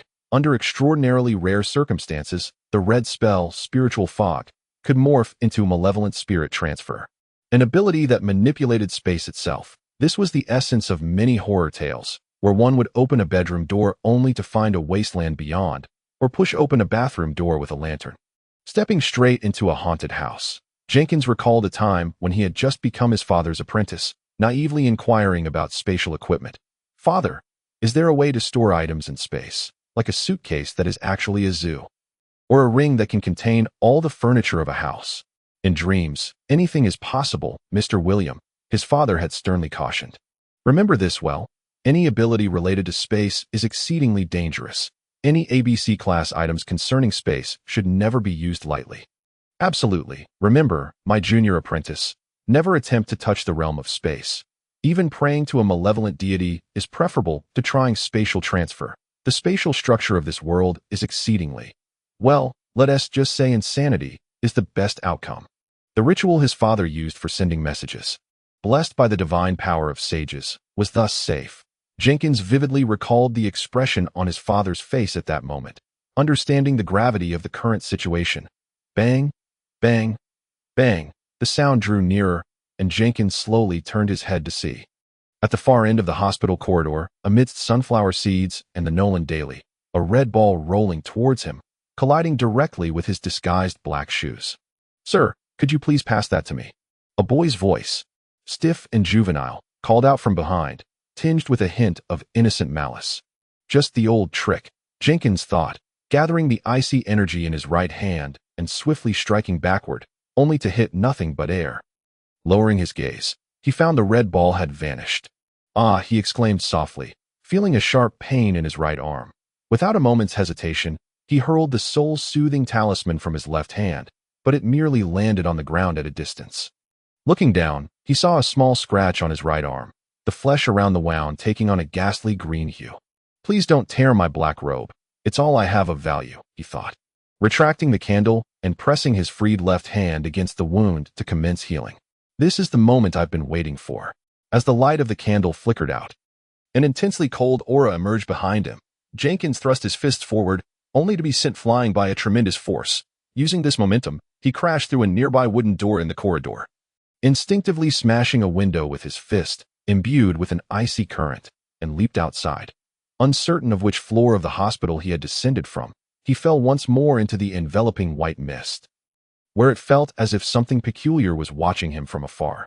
Yet, before he could register discomfort, his feet landed upon solid ground. He found himself still within the hospital, though now in what appeared to be a specially designated ward for the nobility, one of the few privileges that even impoverished aristocrats could enjoy in this era.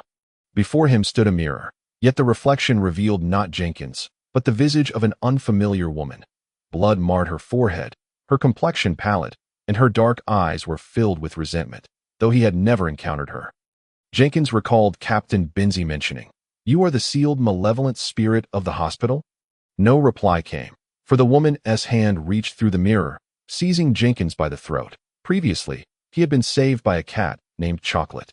But this time, fortune was not on his side. An odd sensation surged through his body, as if something was pressing inward. Jenkins lacked the time to resist, feeling his soul being expelled from his body. Can a body that has been possessed once be possessed again? He pondered as he completely departed from the entity known as Jenkins. Following the exodus of his soul, a black robe, a candle, and a golden ring trailed behind him. Instinctively, he reached out, grasping the meticulously preserved golden gel from within his jacket lining. The moment the gel touched his soul, it fused with Jenkins, who donned the black robe and golden ring. An extraordinary sense of fulfillment surged through him, as if his very existence was being elevated to unfathomable heights. An unreal sensation flooded him with information from the world, as though he had transitioned from the electronic realm of 101,010 to the tangible world, awakening him instantly. Strange sounds enveloped him, as if the world itself was rejoicing, the gift entrusted to the soul. Divinity forged into flesh, destiny guiding the way. The traveler, Jenkins, had ascended to godhood. A torrent of information flowed into him, resonating with the knowledge he possessed.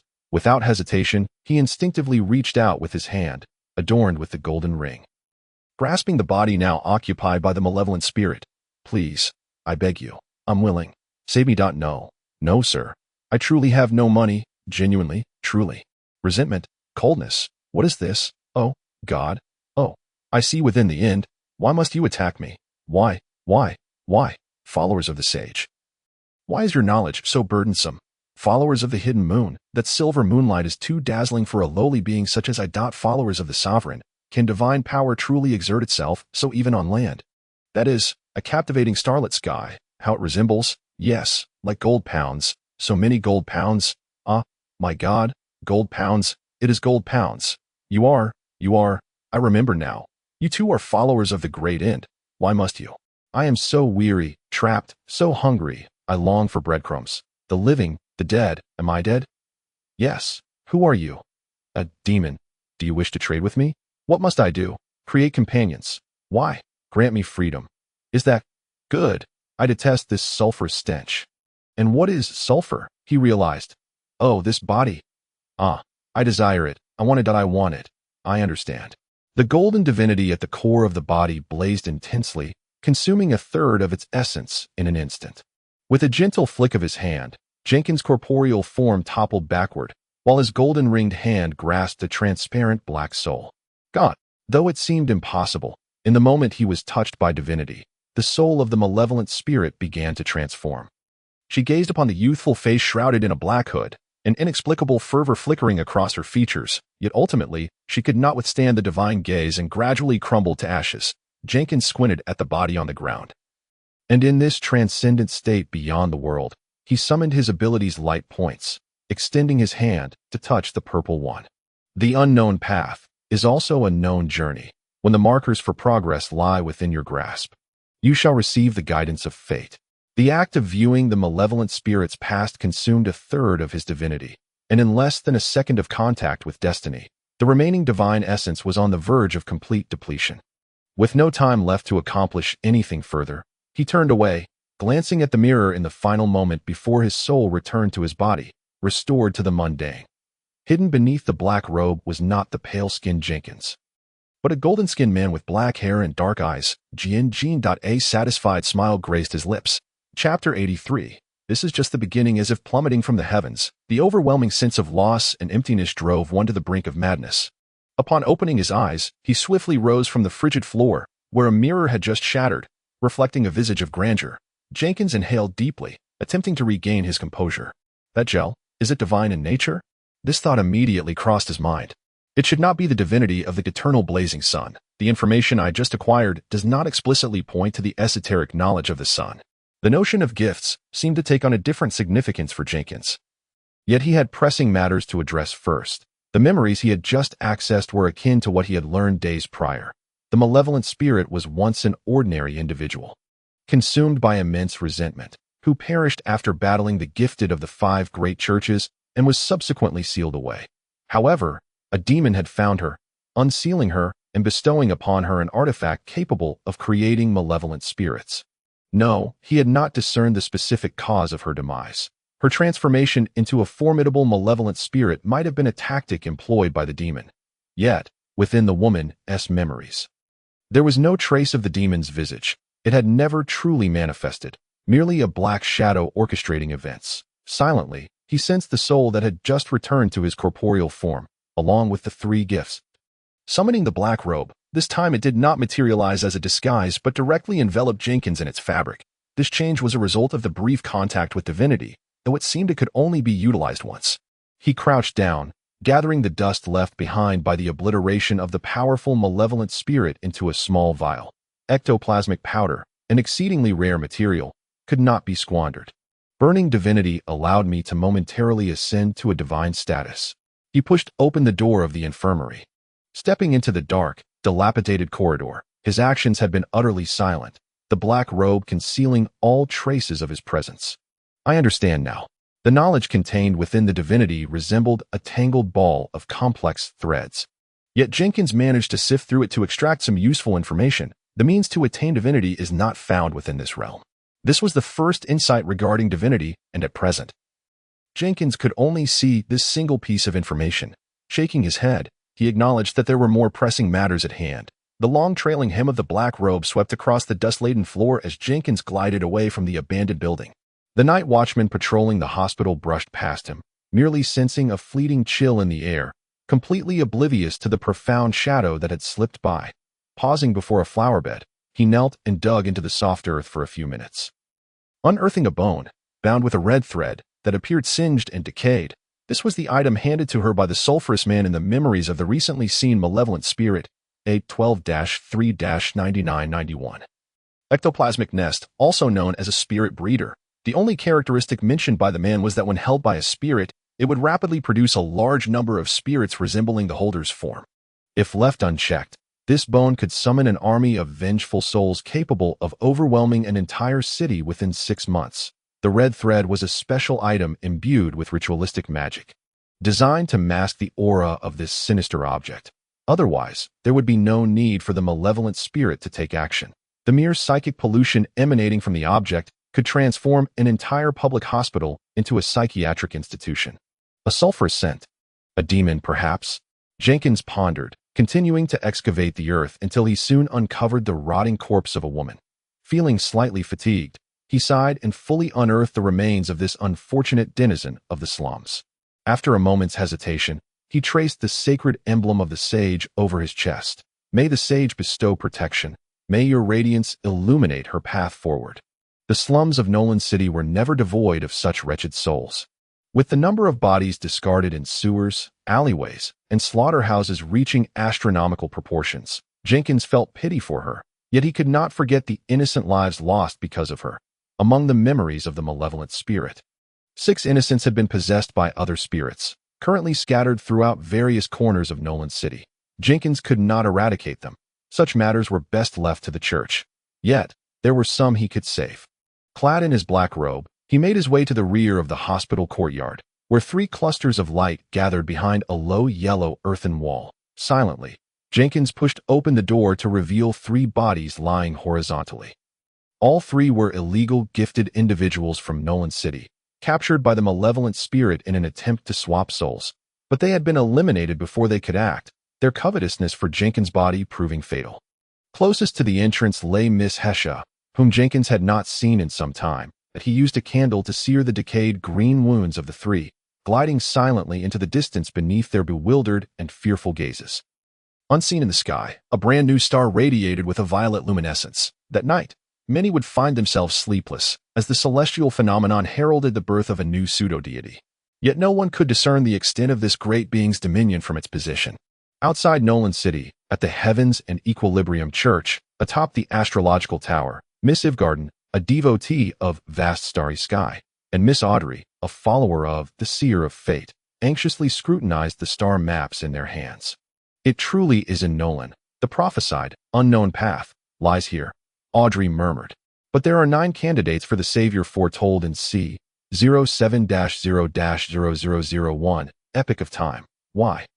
Ivgarden gazed with concern at her dear friend, whose obsessive expression was quite out of the ordinary. Now, unknown path, sapling of the world tree, and twin demons are all present here. Nolan City will become the stage for Destiny's duel. Much like the great historical records of the Frozen Tower and the Desolate Sanctum, where the chosen savior shall converge. Miss Audrey confidently reiterated her words, tossing her hair and re-rolling the star map. The purple star of fate foretold in the epic has appeared. The dawn star signaling the end of an era will also manifest in the night sky within 50 years. Our time is limited. Before the cataclysm commences, and before the ultimate curse, the beast of calamity, arrives, we must locate the savior. This epoch of time has turned to its final chapter, and the theme of this concluding chapter is steam. The last calamity must be connected to this. The world must not conclude with this era. Jenkins, unable to contend with the cursed bone, hurriedly made his way home after meticulously arranging the woman's decayed remains in a conspicuous location. Chapter 84. 365 The Little Cat. Chocolate scampered down from the tree, casting a disdainful glance at the female corpse before mewing softly and darting into the shadows with a flick of its tail. It wasn't until he stepped through the threshold of his home that he withdrew the black robe. Prolonged use of this gift exacted a considerable toll on his spirit. Treading lightly up the stairs, he found Chocolate still awake, patiently lying on the bed, awaiting Jenkins' return. "I'm back," he whispered to Chocolate, feeling rather foolish. After freshening up, he settled on the edge of the bed beneath the red and blue moonlight. Stroking Chocolate's soft fur while delving into the fragmented knowledge swirling in his mind, in the tranquil night, blood silently trickled from his nostrils as Jenkins pressed his temple forcefully, wiping away the crimson stains with a damp cloth. Upon opening his eyes, the last image before him was the towering tree that seemed to linger in his vision. The original master of the divinity is a plant-like pseudo-deity, Jenkins deduced, thanks to the month and murmurs. The sage's watchful gaze, and the trials posed by the shadow of the malevolent god, he was now able to swiftly regain his composure after a brief bout of dizziness. He picked up a fountain pen from his desk. Giving it a gentle flick before inscribing the 3 pieces of knowledge he had just acquired onto paper. Firstly, a white foundational ability known as animal affinity, its effects as straightforward as its name. While the materials required for the learning ritual were inexpensive and commonplace, the ceremony could only be performed on October 21st of each year. Secondly, a special ritual, Breath of Life.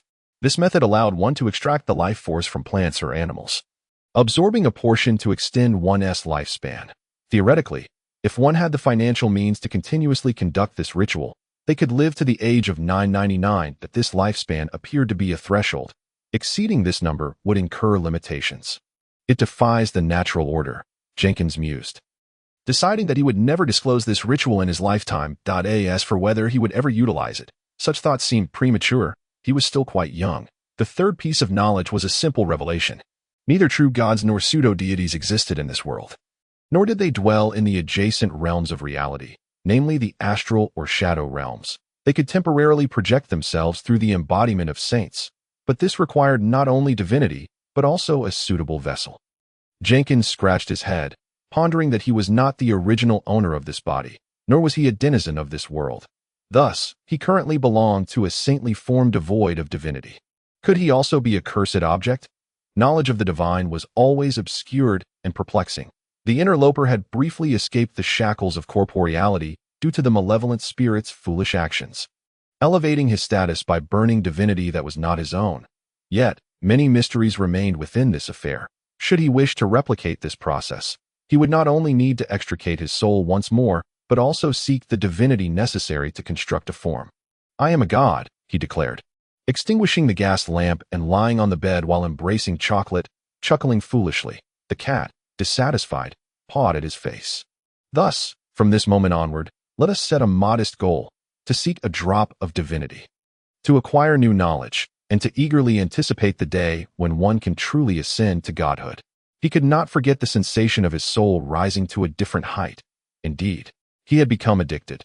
This spiritual nest belonged to the realm of the uncanny, impervious to conventional destruction.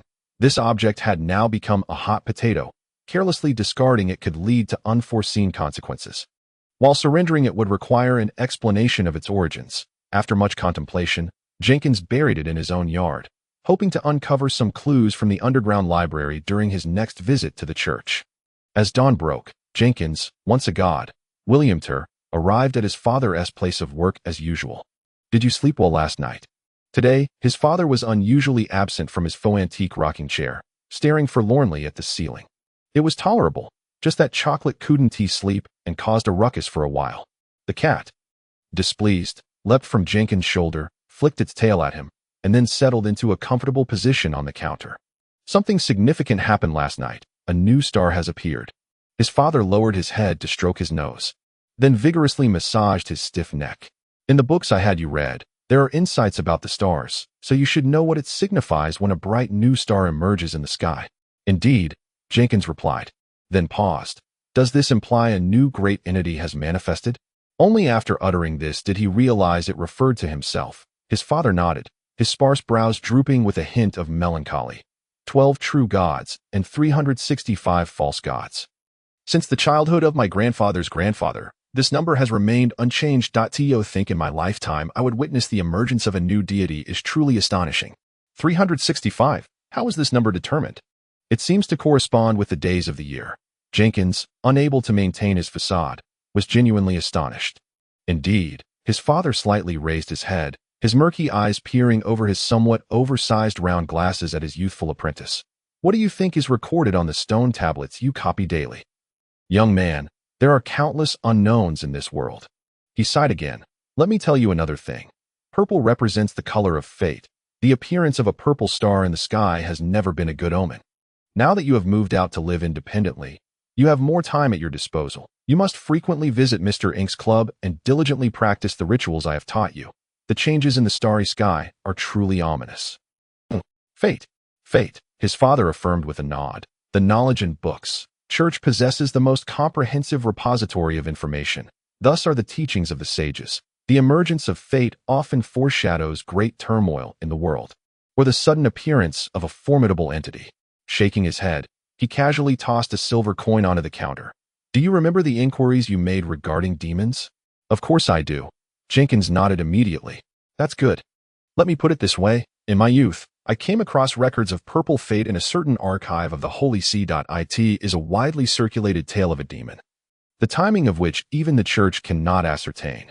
During a year of calamity, a brave boy ventured into a hidden realm, making a pact with a demon to ensure his siblings' happiness. "I've heard this story," Jenkins interjected, having encountered 2 versions of it. "Do not interrupt while I speak," his father admonished.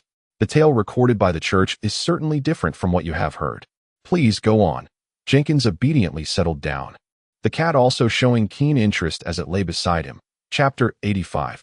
The Tale of the Demon, Part 3. It is well known that demons are creatures that can never be trusted. The boy's wish was to secure lifelong happiness for his siblings, yet the demon was loath to fulfill such a prolonged contract. Thus, it tampered with the boy's agreement, the power of fate inscribed in the contract ultimately leading the boy to kill his closest kin before taking his own life. In this manner, the contract's duration was reduced, and the boy's soul was claimed by the demon prematurely. Was that all? Certainly not. His father's emotions surged. The boy understood that demons are inherently cunning, yet he was kind and naive, believing that as long as he rendered his payment, the demon would honor its promise. Consequently, he took his own life. Jenkins scratched his head, unsure how to articulate his thoughts. Contracts can indeed be manipulated, but the terms must be equitable for both parties, although, more often than not, the favorable aspects tend to be circumvented. The most clandestine records indicate that the boy's premature death thwarted the realization of fate's power within the contract, and the demon was subsequently backlashed by the force of fate, causing a portion of its power to flow back into the boy's soul. Thus, the boy became a new demon, one imbued with the power of fate, a newly birthed yet undeniably enigmatic demon. Thus, he was eternally sealed by the true God Church. Remember this, Jenkins. Once one becomes a demon, returning to normalcy is utterly impossible. His father spoke with agitation, his mood noticeably off, particularly after recounting this tale. Perhaps it stirred memories of his youth. During their last encounter in the uncanny realm, Jenkins had heard some of his father's youthful anecdotes. Jenkins completed his daily transcription task in the morning, and after skipping lunch, he took leave to visit the church, as he had much research to pursue. The knowledge and books church had been undergoing restoration for the past fortnight. During this visit, the chapel and grand library were nearly completed, but Jenkins did not encounter Captain Bincy. After a brief inquiry, he learned that Captain Bincy had gone to the docks to welcome the missionary delegation returning from the Shattered Isles. By the way, the church's combat unit is returning today, Jenkins then recalled. He made his way through the courtyard into the low building, greeted the young doorkeeper, and then traversed the secret passageway leading to room 0123 and onward to the underground. Old-fashioned oil lamps were embedded in the walls of the spiral staircase, and after several turns, he arrived at a vast hall, ending at an ancient bronze door engraved with verses praising the sages. Along with seals and ritual arrays that it was said that the ice messenger brute was trapped here for an entire day, yet there were no signs of battle now. Guarding the grand door was a man in his 50s.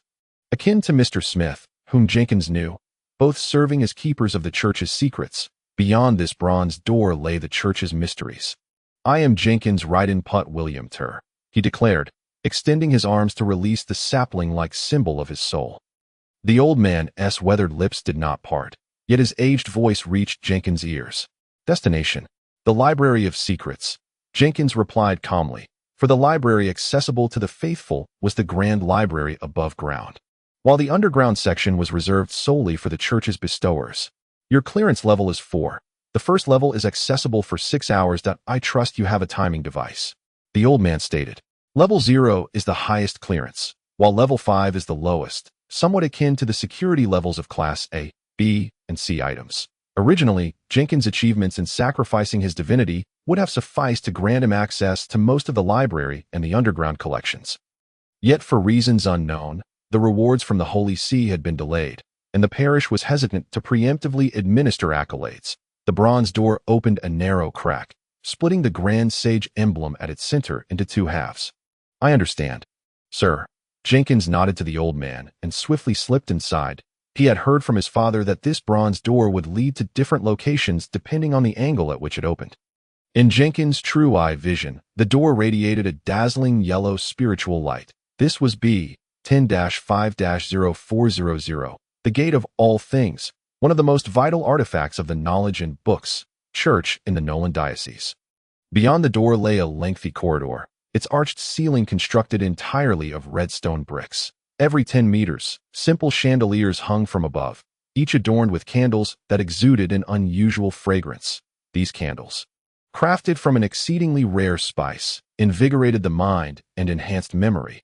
One was worth Jenkins' entire annual income. The corridor was lined with rows of bookshelves, and near the entrance stood a table upon which rested a hefty tome.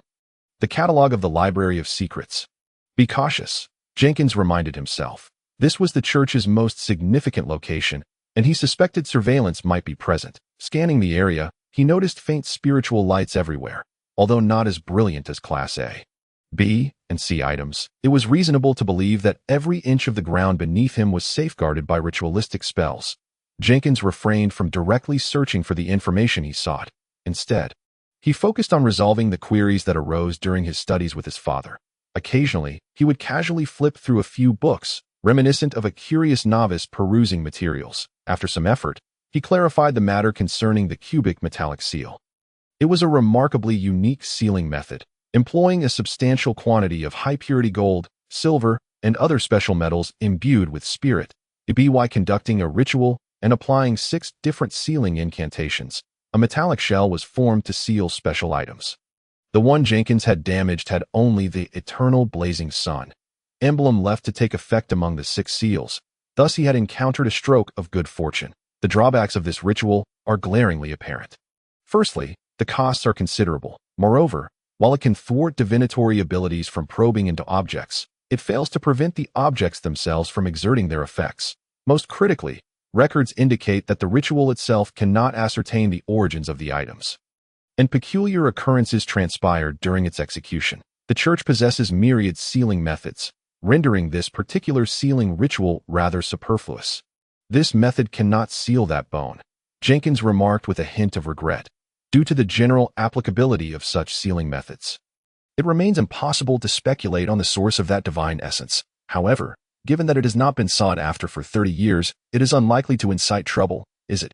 Jenkins cautiously prayed to the sage, only to feel a pang of guilt at the audacity of the thought. No information was found regarding the orange earrings, yet while searching for information on the extraordinary, an unexpected discovery was made. Chapter 86. Healing. The forbidden candle, when ignited in a space smaller than 1/10 of the maximum horizontal plane area of an enclosed space, renders that area in a state of prohibition during combustion, preventing any external means of entry or observation, while the internal state remains unaffected by the item. Note: it is absolutely forbidden to place the burning item within a living organism. Accompanying the document Jenkins found was a blurred black and white photograph, depicting a candle shape with bizarre surface patterns that closely resembled what Jenkins had seen with the corpse man. Perhaps this is one of the reasons the corpse man dares to hide in the morgue, Jenkins contemplated. During the last gathering, he had reached an agreement with Miss Baling to exchange a special chain ability for an item within 2 weeks. Yet, with the next gathering looming just 2 days away, Jenkins had still not acquired an extraordinary item that would allow him to act without revealing his identity. He could only hope that Miss Baling had not found a new buyer. The first floor of the secretive library held scant information about the strange artifacts.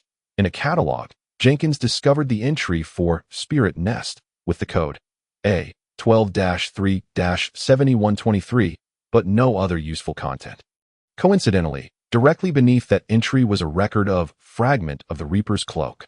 I wonder if that audacious murderer has found it yet, Jenkins muttered. Unfortunately not. He has since fled towards New Truman City. The sudden voice in the otherwise silent library startled Jenkins. As he turned, a stranger in a black top hat and polished black boots stood behind him.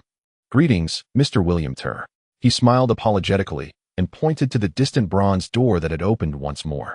"I am Rogers Benz from Captain Bincy's squad. The expedition team has returned, and the captain requests your assistance in healing. The accompanying healer has unfortunately perished." "No problem." Jenkins waved his hand, setting down the book and following Benz out of the secretive library. Their destination this time was the suburban sanatorium where they had previously stayed. Under the gray, overcast sky, they alighted from the carriage and hurried past the gate guarded by several tall men. Captain Bincy suddenly dashed out from somewhere, grabbing Jenkins and swiftly leading him into the depths of the sanatorium. "I went to find you at your father's place, and you were indeed at the church. You have much to do today." The distant sanatorium seemed far from peaceful. Dark clouds and dust still obscured the sky, but at least they had returned. Even though Jenkins was now a level 1 benefactor, his spirit remained insufficient. He could only prioritize treating those on the brink of death, then sat in the corridor watching as benefactors continuously performed healing rituals on the walls that a sound reminiscent of steam seemed to emerge from afar. He was uncertain of what had transpired. "Thank goodness for your presence." Bincy sat beside Jenkins, primarily there for security and emergency coordination. Accompanying him was a rugged man with a bushy beard, Jerry Schleich, another member of Bincy's team who had just returned from overseas. The long row of seats they occupied was constructed from discarded brass pipes. The church had substantial financial resources, yet for some reason, it had become parsimonious here. Is healing ability truly that rare? Why not seek assistance from the churches of Spirit of All Things, or Mother Earth? If I recall correctly, we must guard our secrets. It is the rule. Even amongst the churches of the righteous, we remain heretical followers, Jenkins observed as yet another corpse draped in yellow linen was carried out. Pursing his lips, the individual had succumbed to a peculiar curse, and Jenkins, along with the other 2 healers, could do nothing but grant him a painless death. "Let me share some good news," Bincy began. We had intended to wait for the main forces of various churches to return before addressing the malevolent spirit in the hospital. But it seems someone has assisted us in dealing with this troublesome matter. Oh. Jenkins turned his head with feigned surprise. Who is it? The divination results indicate it is the black-robed figure who took the strange artifact on the stormy night. We misjudged. This incident is still connected to the strange artifact, and the black-robed figure has once again seized such an item. The current hypothesis is that the black-robed figure is purposefully collecting strange artifacts for reasons unknown. The church has now raised the bounty on him to £1,000, as no one knows how many bizarre items he possesses. That makes sense, he concurred. The divination also revealed that the stars appearing last night are deeply connected to the black-robed figure. Temporarily categorizing his faith as a newly emerged false god, he likely seeks to appease his deity by continuously collecting these strange items, and that newly great entity is probably not benevolent. How terrifying, Jenkins gasped. May the goddess punish him. After discussing this matter for a while, Jenkins recalled Schleich, who seemed oblivious to the unfolding events, and began explaining the recent occurrences in Nolan City. The black-robed figure, is he the one mentioned on the parchment? He asked in a hushed voice. Only to be immediately kicked by Captain Bincy. There seemed to be some matters Jenkins was unaware of. Is it classified? Jenkins pondered. Choosing not to pry further, he lifted his gaze towards the large, yellowed painting hanging on the opposite wall. Based on the knowledge he had acquired from his father and the style of silverware used in the banquet depicted, it was a piece of modern craft art. Thus, the atmosphere of the three men's conversation grew awkward. Surgical procedures had only emerged in recent years as a medical practice, and professors at medical schools had yet to find suitable suturing materials. While the high failure rate of surgeries deterred ordinary patients, however, for benefactors, especially those from the Knowledge and Books Church in Nolan City, this was hardly a concern. The sole tradability of the newly joined scribes this year happened to aid in wound healing. Throughout Jenkins' healing process, he deliberately noted the causes of the patient's injuries, discovering that they bore a variety of peculiar wounds without any common characteristics. This indicated that the disputes occurring in the Broken Isles were not the result of uncontrolled strange artifacts, but rather conflicts between benefactors. Mr. William Turr, we truly owe you our gratitude, the man in a white coat remarked, puffing on a cigarette while observing Jenkins place his hand on the chest of the unfortunate red-haired youth on the operating table. Chapter 87. A Chance Encounter. This man was an ordinary doctor at the sanatorium, having just extracted 3 broken bone fragments from the stomach of the unfortunate young man. Isn't it a bad habit to smoke in the operating room? Jenkins inquired with a wry smile. Not at all. This is not subpar tobacco. 1 pound buys 3 shillings. If it weren't for the generous reward from this urgent church mission, I couldn't afford it. Thank the goddess. Praise the sage. He exhaled yellow smoke and deftly drew the sage's emblem in front of his chest.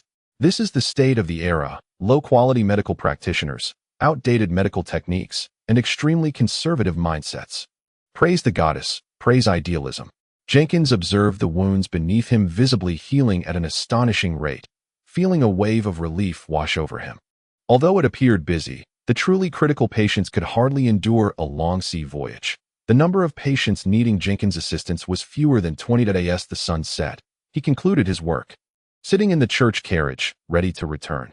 Having initially owed the church £500 for selecting astral perception, he was informed by Captain Bincy that the merits of this urgent task would offset his debt, bringing Jenkins a genuine sense of relief. His available savings were now scant.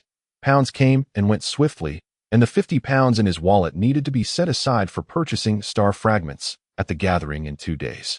Jenkins once again felt the weight of his poverty. Upon alighting at the entrance of his father's antique shop, he closed his eyes and feigned sleep, only for the chocolate-colored ears to flap a few times before they leaped towards him. Your back, was it smooth? His father inquired, putting down the iron box he had been holding. There weren't many patients, but there were some I couldn't treat, so I could only. You did exceptionally well, Jenkins. All we can do now is bless those deceased scribes. They fought for the sage and are deserving of honor. Jenkins nodded. I heard from Captain Bincy that the malevolent spirit in Nolan's 5th public hospital has been killed. If so, Nolan City should enjoy a period of peace. No, father shook his head. The matters entangled with the malevolent spirit are extensive, not to mention the dark-robed figure that once again seized the cursed object. We are still unaware of how that unfortunate woman came to possess it. Woman? Are you referring to the malevolent spirit? Jenkins inquired, continually lauding his own acting skills in his mind.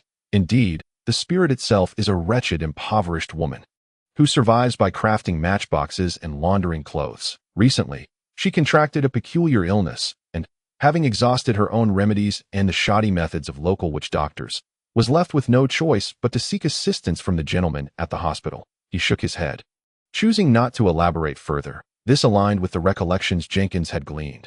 However, the divination yielded some results. Jenkins felt a jolt in his heart as Father continued. That cursed object has spawned some malevolent spirits capable of possessing others. Not long ago, all the benefactors responsible for guarding the seal mysteriously vanished, and this is undoubtedly connected. Furthermore, there was more than one benefactor present last night. Some clues suggest that 3 unregistered benefactors have become involved. And we have already apprehended 2 of them. Apprehended? Yes. Father set aside the intricately crafted tool made of ancient gears, casting it aside in disappointment. The 5 churches in Nolan City have issued warnings. Illegal benefactors are prohibited from approaching the 5th public hospital. Since they violated this decree, they must face the consequences. That's merely an excuse. Jenkins quickly comprehended the intent behind this action. After all, those 3 had encountered him before. If you wish to earn that bounty, you might want to keep an eye out. The benefactor we haven't caught yet is a follower of the pseudo-deity Melodious Harmony, a female who frequently operates under the aliases of Performer and Lark in Nolan City. Chocolate wagged its tail joyfully, its soft fur brushing against its owner's astonished cheek. The benefactor saved by Jenkins that day was a trio comprising 2 men and a woman. The Lark undoubtedly referred to Miss Hesha. Life is truly wondrous, Jenkins mused as he clutched his cat and slipped into an alley, intending to take a shortcut home. But isn't Miss Hesha's faith in the Earth Mother? Is she a syncretist or a false believer? He carefully sidestepped a puddle filled with filthy water, balancing himself as he jumped onto a nearby steam pipe to traverse the chaotic streets. A woman sat in the corner, washing a brown coarse robe in the fading sunlight, casting a curious glance at Jenkins before turning her attention back to her work. Jenkins turned a corner. Chocolate let out a soft meow, and he was unexpectedly grasped by a delicate hand around his wrist. Instinctively, he prepared to retaliate, but the faintly familiar scent of her body stopped him. A pair of soft lips met Jenkins as the petite red-haired girl spun around, pressing her back against the wall. With her left hand, she discarded the man's cane, sliding it up along his back to pin him to her, while her right hand reached down to lift Jenkins' right leg. Forcing his knee against her hip, praised the sage. In less than 2 seconds, they appeared as an affectionate couple caught in a kiss. Her agile tongue pressed against Jenkins' lips, but did not intrude. While her breathing grew frantic, the strength of the hand holding Jenkins back was formidable. He found himself unable to break free. The girl's sweet, long live harmony breath filled Jenkins' lungs, mingled with the irritating scent of smoke and steam. Yet, it was sufficient. Jenkins found himself passively embraced, hearing the rapid footsteps echoing behind him, though they soon receded. Just behind the 2 passionately kissing figures, Nicholas, the young dog trainer, and benefactors from the Moonless Night and Storm Sovereign churches, emerged from the corner alongside 2 hounds. One of them had previously received treatment from Jenkins, and Nicholas had seen Jenkins' file at the church. So he chuckled and exchanged a few words with the pursuers before swiftly following the rapidly disappearing hounds down the alley's end. Ha ha! Jenkins gasped for air as the red-haired girl pushed him away. Even indifferent to Chocolate's claws digging into his shoulder, instinctively, he extended his tongue to moisten his dry upper lip. Miss Hesha? The young lady was dressed distinctly this time, donning a pale yellow coat with a pudding hem, paired with loose black trousers, the cuffs caked in mud. Why are you blushing? The usually demure and timid girl beside Miss McHale exhibited an unexpected assertiveness. Chapter 88. The Reply, Part 1. Jenkins stepped back a few paces. His face flushed as he realized that his leg had inadvertently pressed against a rather sensitive area. A man in his 20s wouldn't still be a stranger to his first kiss, would he? Haven't any ladies pursued you? The young red-haired girl scoffed, though her hands instinctively twisted together behind her back, betraying her own unease at kissing someone she hardly knew. I certainly am not. This matter was tied to dignity. Even lying was not shameful, for he still considered himself a respectable gentleman. I understand, Mr. William. She chuckled lightly, then raised a finger to emphasize. Do not inquire about anything. This matter does not concern you. You merely shared a kiss with an enthusiastic admirer tonight. Do you understand? The girl smirked, her face as enchanting as her fiery locks. Understood, understood. Jenkins nodded vigorously, covering his mouth, though he sensed an odd taste lingering within. This world is far more complicated than you think. You wouldn't understand. She clapped her hands, turning to leave, but paused to look back at Jenkins, her gaze serious as she warned, "If you tell Blaney about this, I will make you suffer dearly." With that, she hurriedly departed, vanishing into the distance of the alley. Jenkins remained stunned for a considerable time before bending down to retrieve his cane, wiping off the dust with a handkerchief from his pocket. Gazing at the direction the girl had disappeared, he gently stroked Chocolate's fur, realizing that it was the first time in many years of living in two bodies that he had engaged in such intimate activities with someone his own age. Life is truly wondrous, Jenkins murmured again softly, as the cat licked his fingers. By the way, how was she so skilled just now? Chocolate seemed to have licked a small patch of deep blue ink from Jenkins' hand, wriggling in dissatisfaction and swatting her tail against his face. Upon returning to St. George Street, a carriage awaited at the intersection, where the Williams, dressed in black formal attire, white shirts, and blue gowns with high heels, stood waiting at Jenkins' doorstep. Robert wore a golden watch, his most prized possession, while Mary adorned a necklace Jenkins had never seen before, likely a recent purchase. Jenkins shrugged his shoulders as Chocolate leaped down, nimbly vaulting over the white wooden fence of the yard before slipping through the small door at the side of the house. Jenkins. One needs a permit to keep a cat in the city. Otherwise, should it be killed or captured, the police will not entertain the case. Robert greeted him warmly with an embrace before issuing a caution. Is that so? Jenkins scratched his head, returning Mary's embrace. Then I shall visit the town hall again soon. The couple had come to check on Jenkins' solitary living situation. He had intended to invite them inside for a chat, but was declined. We are off to the National Opera House to attend an opera, an event that gentlemen and ladies of high society must regularly attend.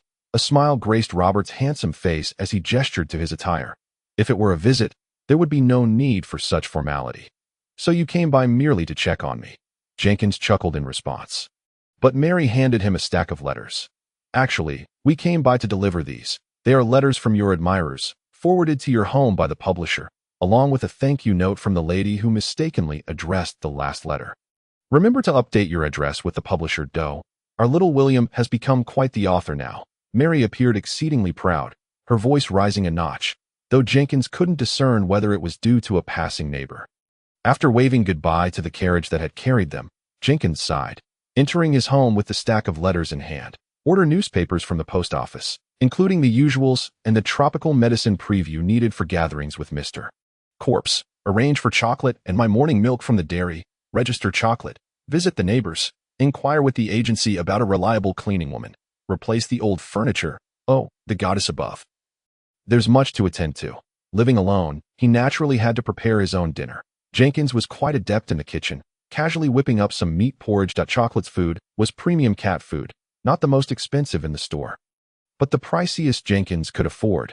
Having made the commitment to care for a cat, he embraced the responsibility, sitting at the dining table, one hand wielding a wooden spoon while the other perused the letters in his grasp. The anthology, Tales of the Outsider, could be found in various bookstores throughout Nolan City, yet its distribution beyond local confines had yet to be fully established. Thus, the correspondence came from enthusiastic local readers expressing their admiration and anticipation for Jenkins' stories. He was somewhat taken aback to discover that among the correspondents, children were scarce, with most being young ladies recounting tales involving princes and princesses. This is a fairy tale, not a romance. Jenkins had never anticipated such a result when writing his book, constrained by the pricing of books and the lamentable literacy rates of this era. The correspondences undoubtedly originate from girls hailing from middle-class families or even the so-called upper echelons of society. Some sentences are rather peculiar. Your talent shines like the morning star in the sky. And if you so desire, I would gladly choose a fitting time and place to admire the stars with you. Esteemed Mr. William T., your narrative stirs my heart, and even the blooming crimson rose cannot convey my emotions. I hope to receive your reply, and I shall offer you my blossoming rose. There are many similar sentiments, yet Jenkins has no inclination for stargazing, nor does he harbor any interest in roses, for the shadow of the flower seller still lingers over him. Thus, he merely selected a few letters that engaged in earnest discussions about stories, preparing to express his gratitude for their support. I too am a great writer now. Chocolate, however, was unwilling to entertain her oblivious master. The final letter was a response from Miss Mary, whose correspondence had been mistakenly sent during the pen pal incident. Jenkins had nearly forgotten this matter, assuming no reply would come. Yet, the swift arrival of a letter from the northernmost part of the continent suggested that Miss Mary must have employed the most extravagant postal service available. Cautiously bringing the paper to his nose, he was met with the fragrant aroma of the luxurious paper. It is said that this snow paper is infused with a spice during its creation, allowing the final product to emit a delightful scent. And it appears to be true. Miss Mary must be a woman of considerable wealth. Unfolding the letter, he once again encountered that same elegant handwriting. Chapter 89. Response. Part 2. Dearest Mr. William T. I am profoundly grateful for your kindness in forwarding the misdirected letter to me. My friend has committed a grave error, which is why this letter has found its way to the kingdom of Eighteenth. You are indeed a true gentleman. I must apologize, for when I received your response, Mr. Warren's arithmetic class had already concluded, and the distance from Rouen to Nolan is far too great.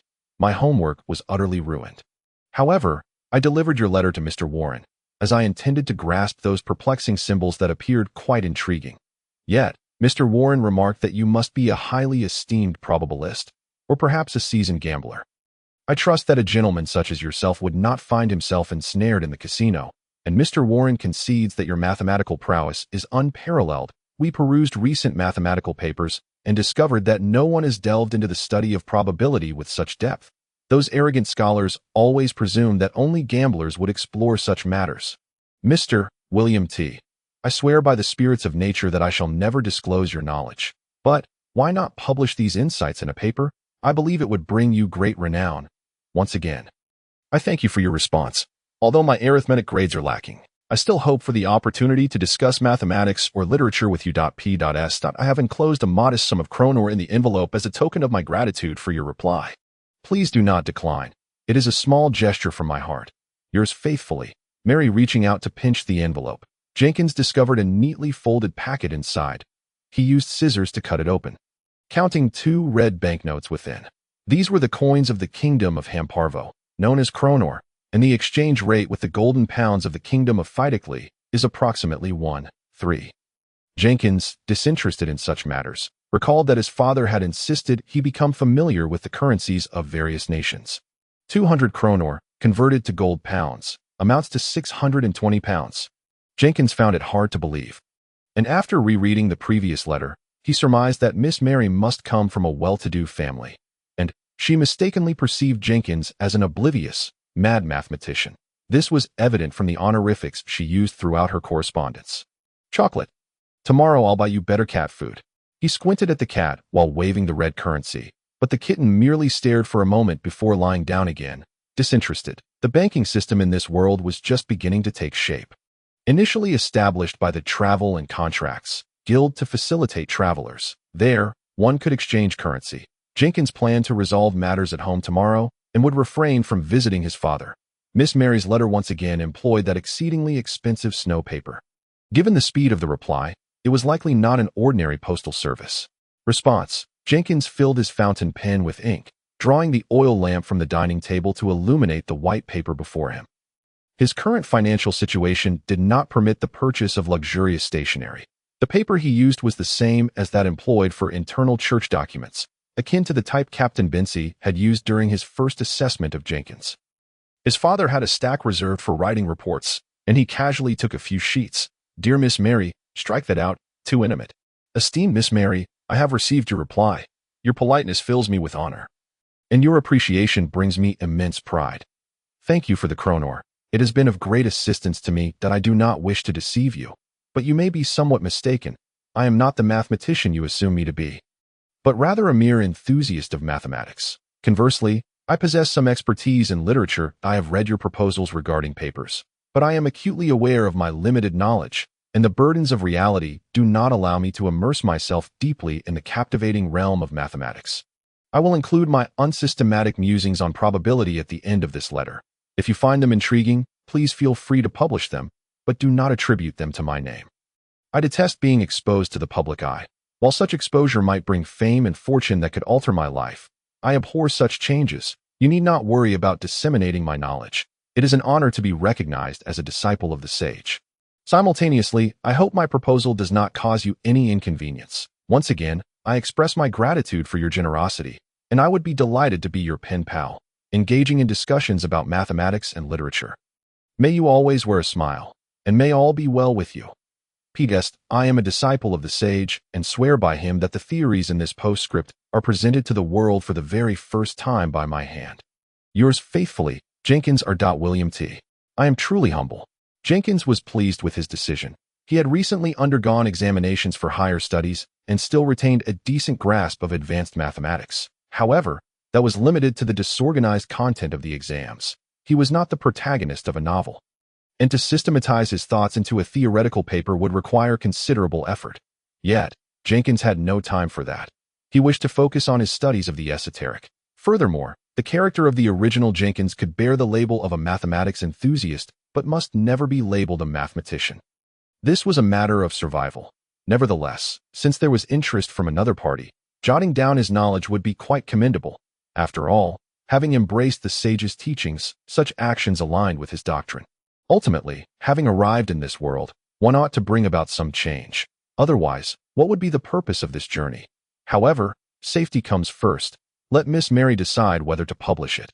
This backward era has exceedingly inconvenient transportation, and given that the other party resides in a distant foreign land, it is unlikely we will ever intersect again. Chocolate's tail swayed casually, striking Jenkins' teacup filled with milk, causing it to wobble and spill. Probability theory may touch upon certain aspects, but the simple classical models merely scratch the surface. Deeper content would necessitate integration. Jenkins pondered briefly, defining the Cartesian coordinate system in his own words on paper, then proceeding to discuss the area of trapezoids, which led to the exploration of irregular trapezoids in the Cartesian coordinate plane, employing the concept of infinite subdivision to introduce integration. This is still insufficient. Using integration tools for probability seems overly simplistic. There must also be limits, infinite series, differentiation, derivatives, differential equations, matrices, multidimensional spaces, and vectors. Jenkins muttered to himself, jotting down everything he could conceive on paper. Chocolate leaned in to observe the peculiar symbols being inscribed by her master, but soon felt overwhelmed, mewing softly before curling up once more, feigning sleep while still keeping an eye on Jenkins' actions. Jenkins retained a semblance of rationality, although he was unaware of how advanced mathematics had progressed in this era. He recognized that his writings were far too avant-garde. Chapter 90. Whispers. Dreams. He carefully selected some fundamental knowledge to transcribe anew, changing ink twice in the process. Taking a brazier, he discarded all his initial writings into it and, with caution, used a mysterious gift candle to incinerate them completely. Establishing a pen-pal relationship with Miss Mary was a decision Jenkins had pondered to avoid revealing his identity as a traveler. His life had become exceedingly dull, and perhaps finding a hobby to unwind would be beneficial. Corresponding with a pen pal was quite fashionable in this era, although the person on the other end might be as beautiful as a flower. It sufficed that he found joy in it. He planned to send both his response to Miss Mary and a letter of gratitude to the readers together the next day. A.S. Jenkins gazed at the darkening sky outside. He intended to take Chocolate to visit his neighbors. The neighbors were all quite amiable. To Jenkins' left resided the Goodman family. Mr. Goodman worked as a manager at the renowned Hogg Mechanical Foundry in Nolan City, while Mrs. Goodman was a full-time homemaker. Jenkins had encountered her during his initial house viewing. They maintained a tidy lawn, a gilded nameplate, and a charming roof, representing a standard middle-class family. The Goodman family also kept a short-haired cat named Lizzie. Mrs. Goodman kindly reminded Jenkins that obtaining a city cat license was not done at the town hall, but rather at the suburban city pet management center. Residing to the right of Jenkins was the solitary Mrs. Margaret, approximately 50 years of age, a widow. She had inherited enough from her late husband to enjoy a comfortable life in her later years. Mrs. Margaret warmly invited Jenkins inside for a visit, but he politely declined, citing other commitments. It was August, the last day of the month dedicated to craftsmen and gentle rain. To his surprise, Chocolate, the cat, was exceptionally well behaved. Rather than purchasing a cage for her, Jenkins had built her a cozy little nest. However, Chocolate always preferred to leap onto Jenkins's bed in the middle of the night. Allowing Chocolate to rest first, Jenkins extinguished his oil lamp and sat quietly on the antique sofa on the first floor. Gazing out at the flawless red and blue moons, an open pocket watch basked in the soft moonlight, its 3 hands moving simultaneously to the pinnacle, and at the stroke of midnight, the anticipated eerie whisper emerged. Throughout the month, Jenkins had experienced a plethora of strange occurrences, anomalies, bizarre realms, malevolent spirits, wicked deities, and divine entities bombarded his psyche. Yet, because he had not succumbed to madness, his resistance to these aberrations had noticeably strengthened. His body felt as though it had plunged into an endless fog, distant voices of 2 men resonating through the air, energy, time, space, and even fate vibrating in response, penetrating the dense mist into Jenkins's ears. Those deep, fragmented sounds held no intrinsic meaning, yet Jenkins, having briefly tasted divinity, recognized their nature. He released his spirit, confronting the world in a state of utmost relaxation in that moment, much like the ancient benefactors spoken of by his father. He felt the hair on his arms bristle as his mind went blank, immersing himself in the essence of nature and the spirit of the world. The whispers became meaningful, the strange yet melodious voices transformed into scattered fragments of information.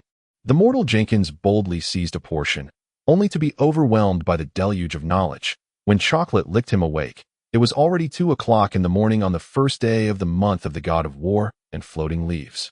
Jenkins, disregarding the distressed cat and the newfound surge of spirit within him, quickly rose, grabbed the prepared paper and pen, and began to document the information he had just received. The exclusive divine ability of the followers of the god of war, war blessing. It seems that the voices I hear at the beginning of each month truly originate from the 2 righteous deities. It may not necessarily be their voices, as gods are exalted beings of higher dimensions. And whether they can produce sounds audible to mortals remains uncertain. What I heard might merely be the ripples they occasionally create. Jenkins wiped the blood from his face with a tissue, carefully recording the ritual for learning this divine ability. The craftsmanship benefactor once bestowed a gift, now catalogued by mortals as C-08-2-5373, mechanical heart, that I did not catch the specific details about this item. But a gift differs from anomalies and the extraordinary. Not everyone can wield it. He paused, realizing what he had unconsciously uttered. Aside from gifts obtained through bizarre realms, which can certainly be utilized by their first owners, all other gifts will select their suitable users. That if a mortal is exceptionally compatible with a gift, then as long as they are in close proximity, the mortal will instinctively sense it. Jenkins sighed, acknowledging that this was the entirety of his discoveries for the night. The unexpected insights he had just encountered had significantly increased his spirit, yet upon further reflection, he realized he was still far from attaining level 2. That moment had been a serendipitous encounter, and even if he heard the voices again next month, such a sensation might not be repeated. With eyes that perceive spirit light, ears that hear divine sounds, and a soul absorbing divinity to achieve godhood, am I truly human? With such thoughts, he drifted into sleep, not dreaming of strange creations or bizarre beings, but unexpectedly envisioning the enchanting figures of Miss McHale and Miss Hesha. 2 mermaids frolicking in the silvery moonlight, their tinkling laughter captivating all. They together held up unripe fruits, leaving delicate bite marks, casting shadows of affection beneath the moonlight segmentation, allowing chocolate to perch on his shoulder.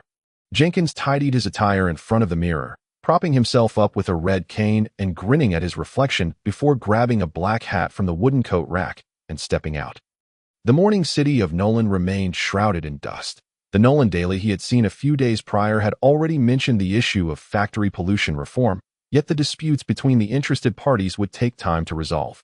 With a jingle, he pushed open the door to his father's antique shop, surprised to find a customer present. The diminutive man, clad in a gray suit, wore shoes that gleamed even brighter than Jenkins's.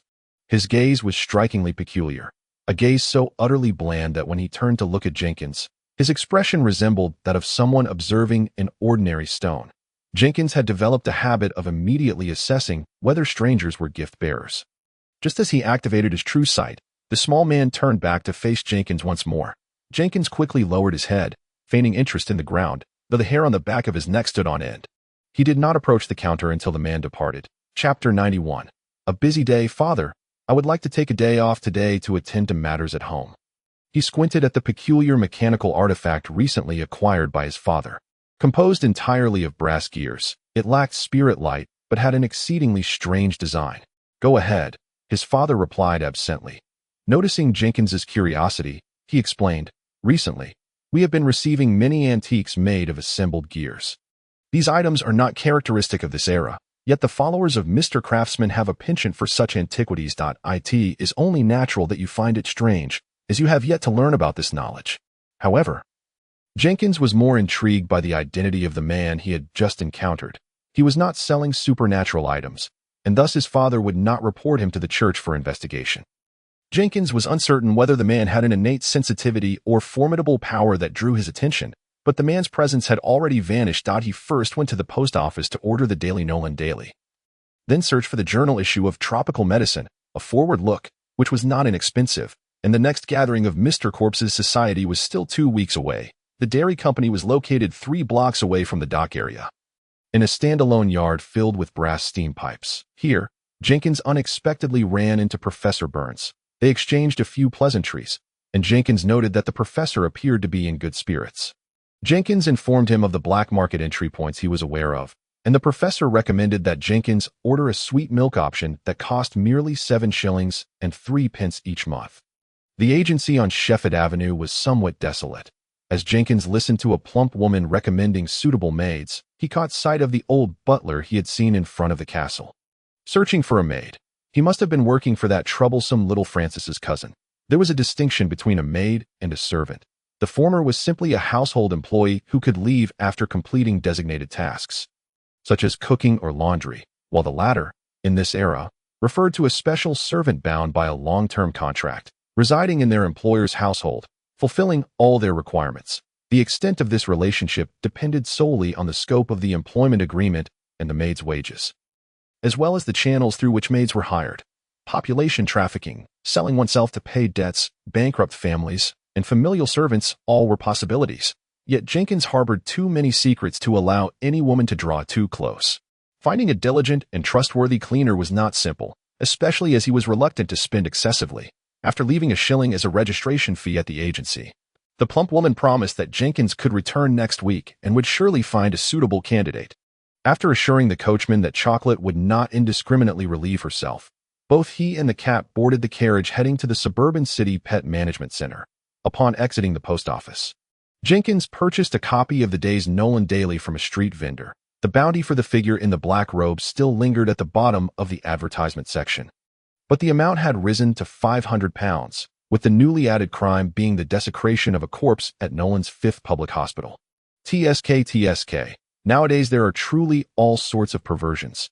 Who would desecrate a corpse? Jenkins lamented. Indeed, the coachman replied, pulling on the reins without turning his head. The person who reads the news for everyone mentioned that bounty. He first committed murder, then robbery, and now this. May Lady Hidden Moon, referring to the moon of darkness, protect us? Let this not be a serial killer.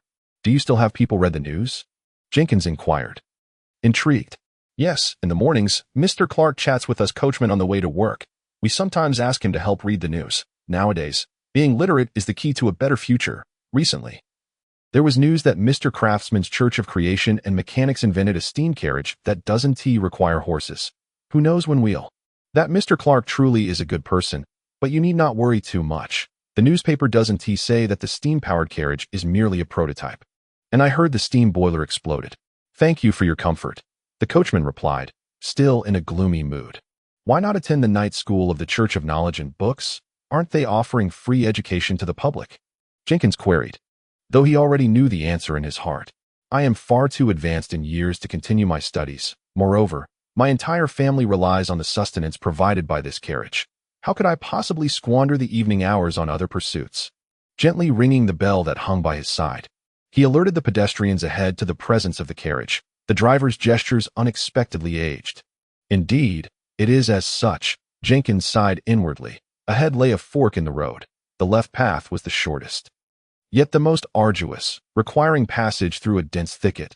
The middle route was the longest, albeit more navigable, while the right path was a broad thoroughfare, the very one the driver had chosen. Despite the existence of a church that preserved the teachings of the sages, facilitating the dissemination of knowledge to some extent, the chasm between the affluent and the impoverished remained insurmountable. In other words, class rigidity was severe, rendering upward mobility for those at the societal bottom nearly impossible. Even in the relatively progressive city of Nolan, the slum population constituted a third of the entire urban populace. They were engulfed by the noxious fumes of steam factories and preyed upon by shadowy gangs. Individuals like Jenkins, unless they actively sought information, would never comprehend the struggles of the destitute.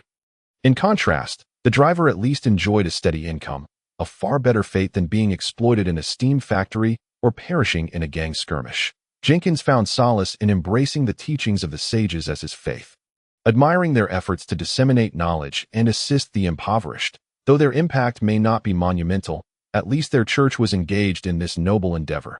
Upon alighting from the carriage, Jenkins generously bestowed an extra shilling upon the driver, who removed his hat and bowed deeply in the direction Jenkins departed. The city's pet management center was situated in a 3-story building with red tiles on the outskirts, not far from several opulent noble estates. This establishment also appeared to have a function for sheltering stray animals, and even before entering the courtyard, Jenkins was met with the foul stench of excrement mingled with food. "Chocolate, do not emulate them," Jenkins quietly admonished his cat. Glancing up, he spotted the McHale family's carriage parked nearby. The driver was a gaunt, middle-aged man, his face marred by scars. By his demeanor, he seemed to be a retired police officer or perhaps a soldier. He had previously transported Miss McHale and Miss Hesse to Old Man's antique shop. Thus he recognized Jenkins. Chapter 92. Serendipity and conversation. Spitting out the grass he had been chewing, the man tipped his hat to Jenkins with a slight nod, a gesture of acknowledgement, neither overly enthusiastic nor lacking in politeness. "Is Miss McHale here as well?" Jenkins mused, reciprocating the driver's nod before ascending the steps and passing through the rusted iron gate into the building. The strays appeared to be housed in the backyard, allowing the indoor air to remain relatively fresh. Dressed maturely that day and accompanied by a well-groomed Chocolate, the receptionist courteously directed him to the necessary office. Having generously paid the city's pet management fee, the registration process for Chocolate proceeded smoothly. However, the cat was reluctant to don the collar bearing Jenkins' address, even managing to scratch his hand in the midst of its escape. "Well, never mind," Jenkins declared, discarding the collar and pocketing the paperwork in his coat before pursuing the fleeing feline with his cane. The little cat was not particularly swift, and Jenkins soon found it at the door of a closed iron gate on the second floor. "If you want tea or the collar, so be it, but do not lose your way home," he spoke to the cat, which promptly leapt back into his embrace.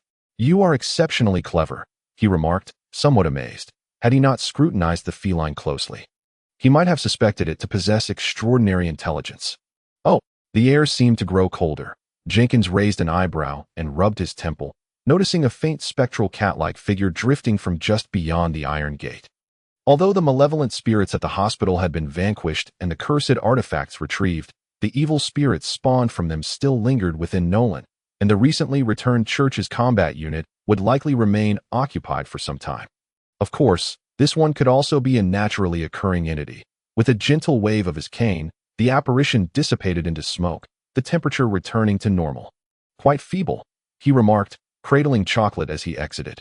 Brushing past a young lady clad in a long dress who held a pure white cat in her arms, seizing the opportunity when no one else was around, Jenkins pressed his hand against the scratch on his skin, healing the faint claw marks. Upon stepping down the stairs outside, he was greeted by the sight of Brinny McHale and Hesse walking side by side, accompanied by several attendants who had just rounded the corner from behind the building. Both ladies were clad in fitted pale yellow lace-trimmed blouses, the necklines embroidered with crimson patterns, their sleeves subtly turned up to reveal their fair wrists. Miss McHale held a parasol, shielding the two from the sun's gentle rays. An ensemble befitting an outing. Upon noticing Jenkins, Hesse visibly paused for a moment. "Miss McHale, Miss Hesse," he greeted upon their encounter, as was customary. "Mr. Williamter, what a coincidence." Brinny McHale chuckled lightly. "I heard you have moved to St. George Street. How do you find your new residence?"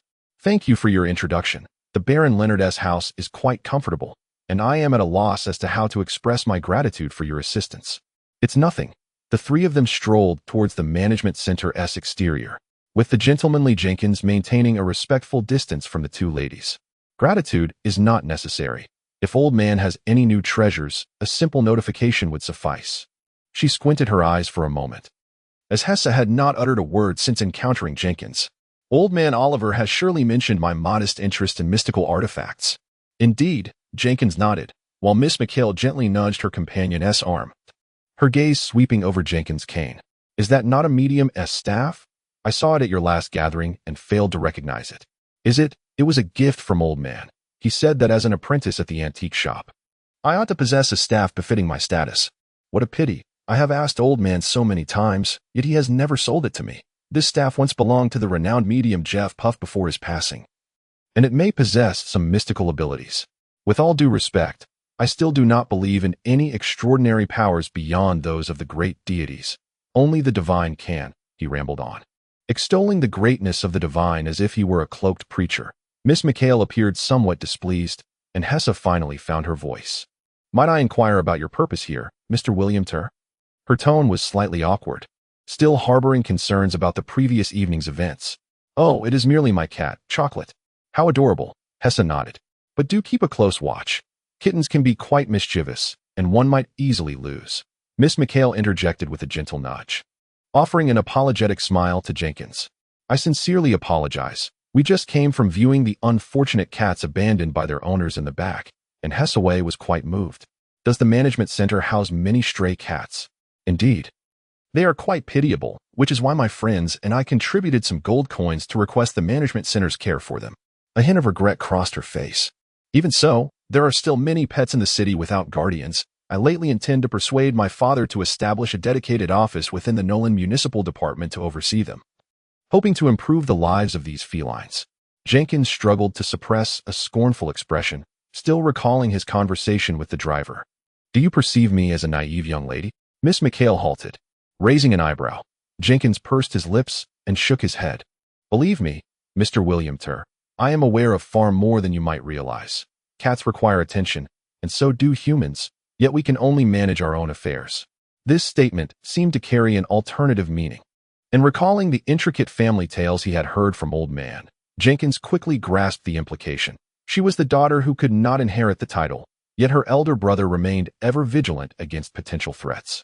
Thus, while she could extend her compassion to cats, she must never endeavor to manage other matters. Nodding in understanding, Miss Hessa finally reverted to her customary gentle demeanor, smiling softly as she praised Jenkins. Mr. William Ter appears to have grasped the situation. You must be the kind of genius that elders often speak of, one who comprehends with just a hint. You flatter me, he quickly replied, waving his hand dismissively. The three continued their conversation, tacitly avoiding the previously delicate topic.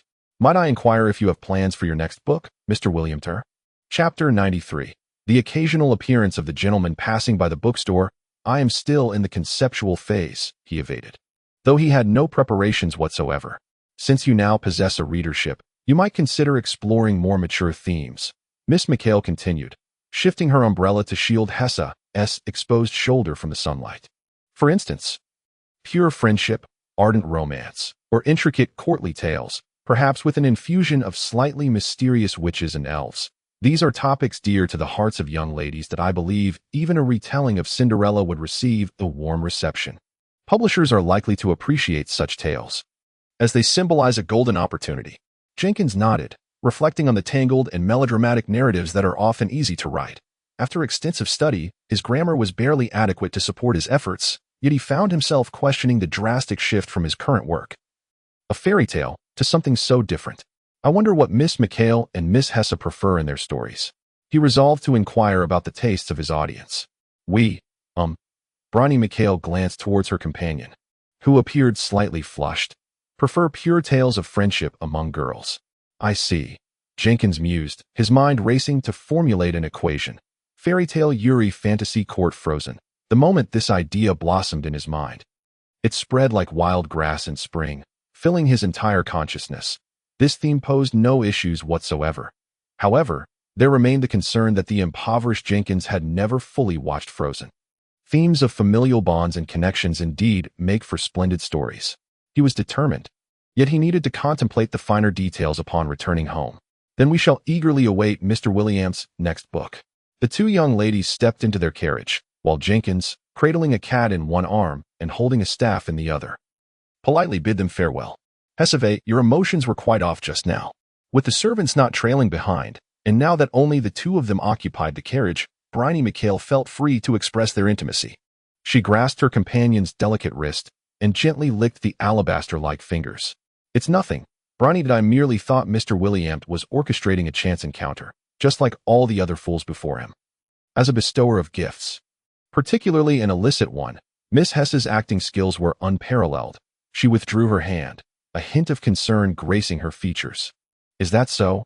You are overthinking it. That little cat is indeed his pet. And no one else knows our itinerary today. So, did you think he came for you or for me?"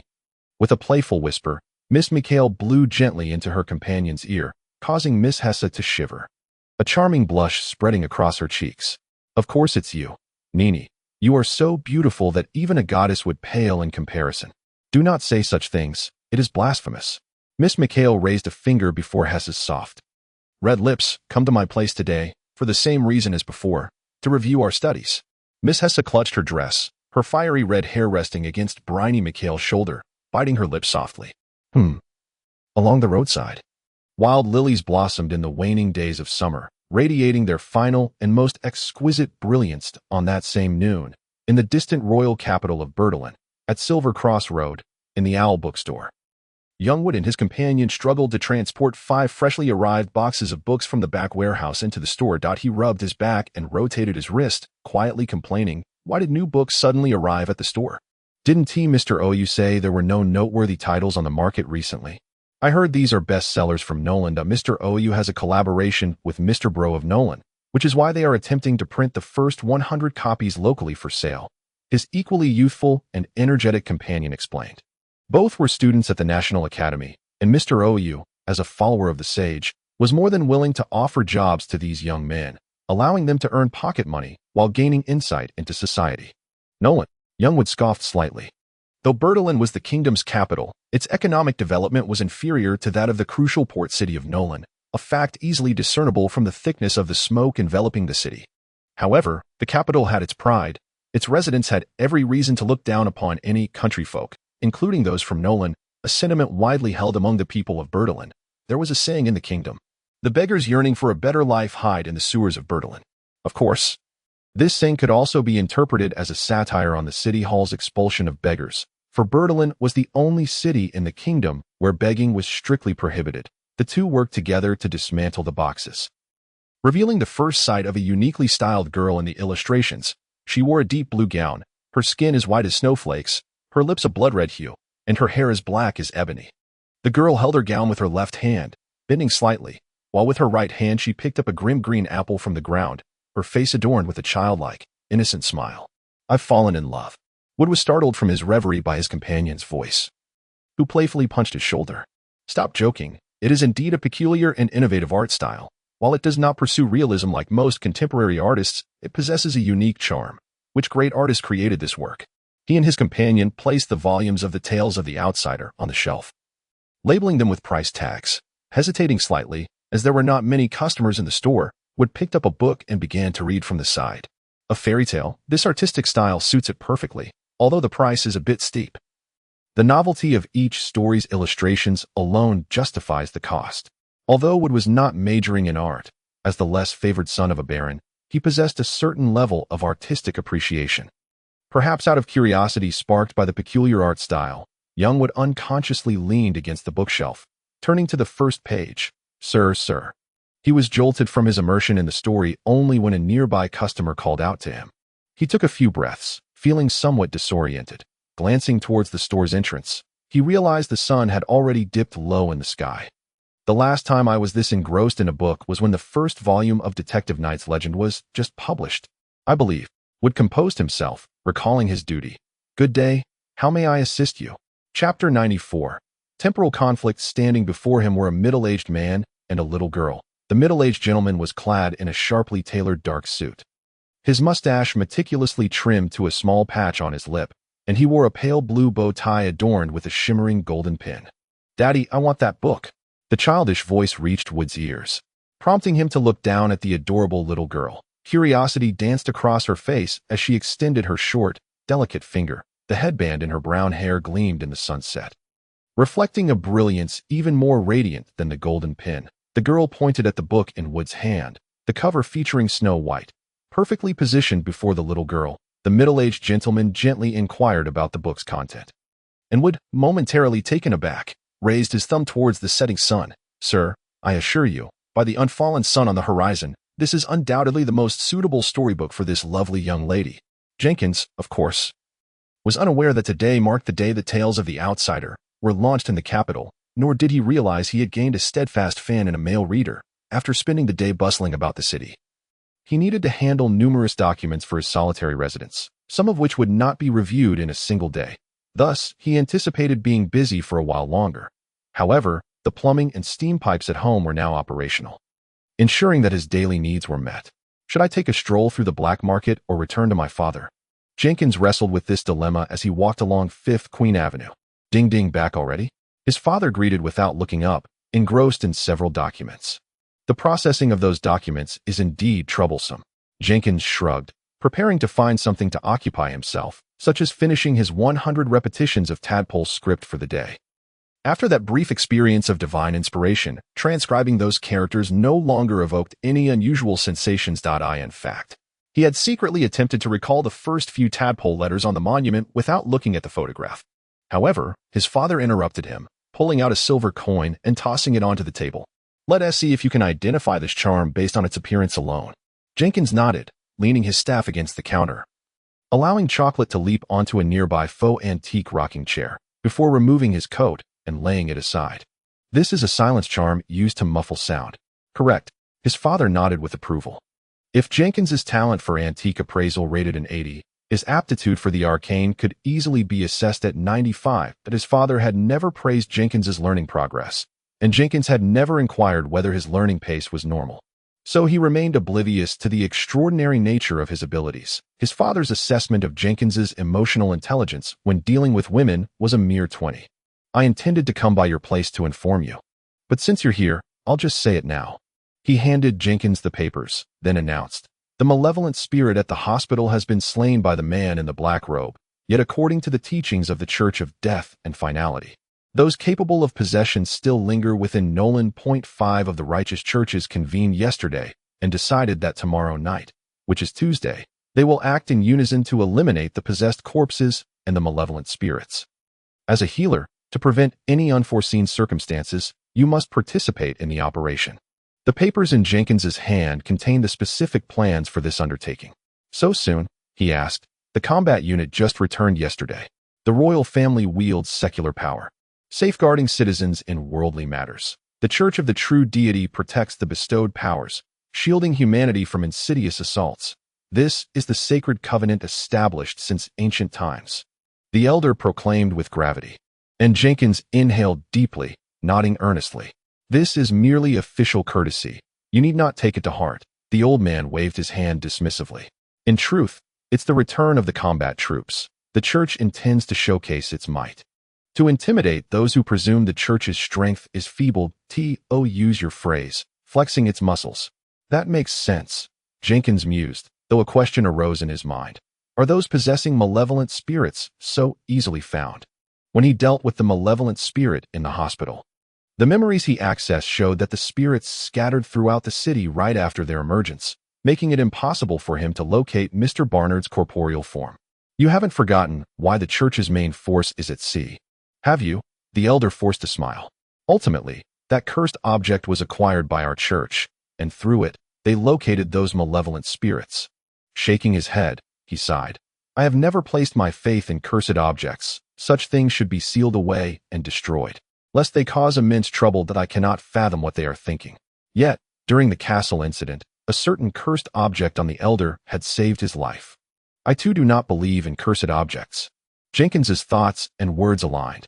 A rarity, from the fragmented information gleaned in whispers at the month's start. Even the divine harbored disdain for cursed objects. That disdain was deeply rooted.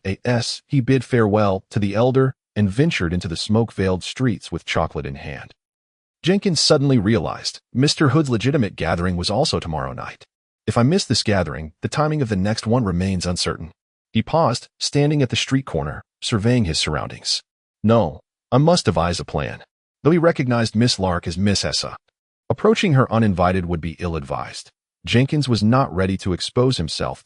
He first returned home with the chocolate, sharing a few bites with his cat, then summoned the essence of the black robe, transforming this time into the guise of a 16-year-old, slender youth. Instead of heading directly to his destination, he cautiously scaled a few walls, arriving at a desolate street in the impoverished district as previously agreed with Miss Lark. Where the walls were smeared with various unsightly substances, Jenkins took out ritual chalk, finding a clean patch to draw a standard pentagram, then sketched a simple bird beneath it, resembling a chick. May the sage bless.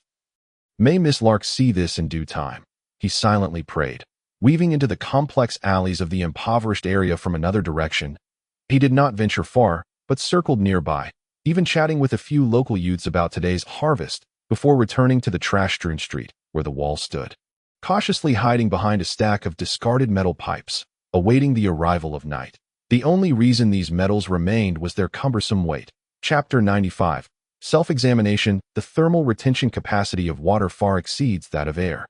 As the twin red and blue moons ascended and night descended, the temperature on land plummeted, creating a stark contrast with the sea surface.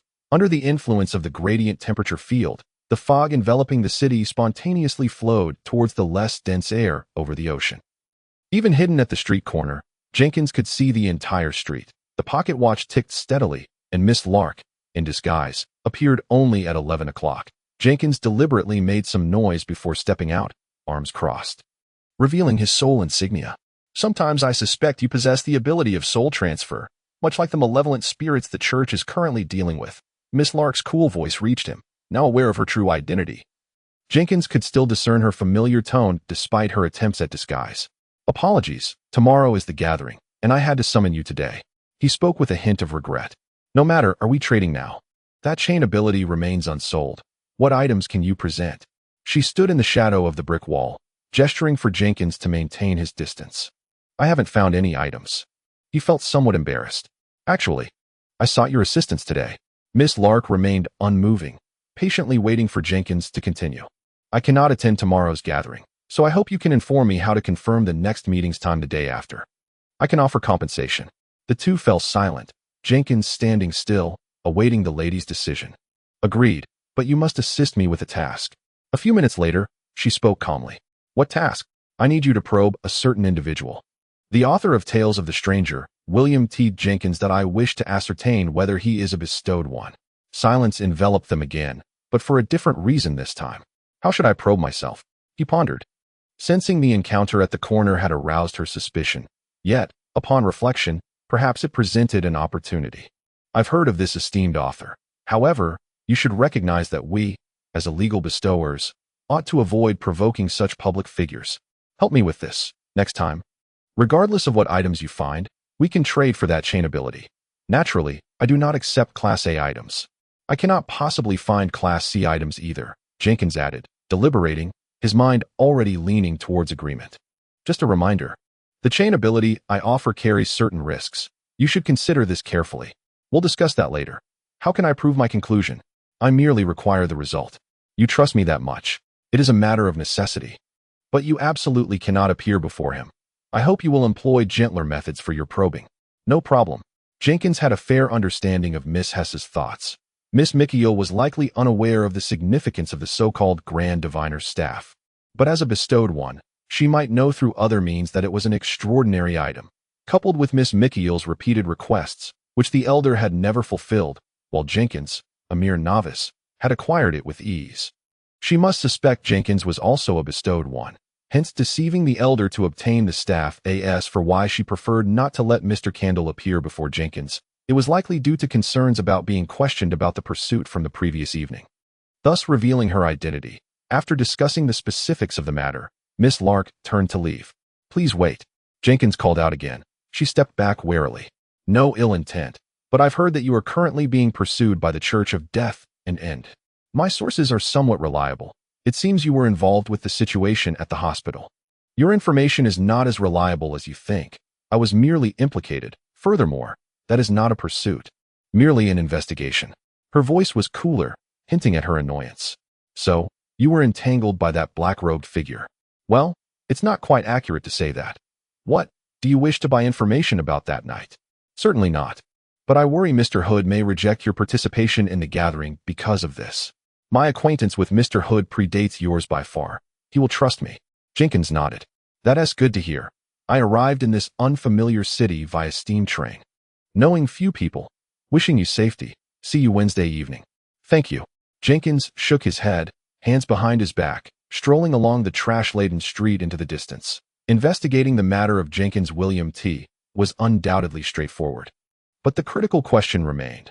What results should be gleaned? As Jenkins walked under the moonlight, he reflected, telling her Jenkins is not a bestowed one has its merits. The trouble would end immediately. But if Jenkins were to inadvertently slip up before Miss Hesse later, it could undermine Mr. Candle's credibility. A feral cat leapt down from a low rooftop, and Jenkins halted, watching it dash away.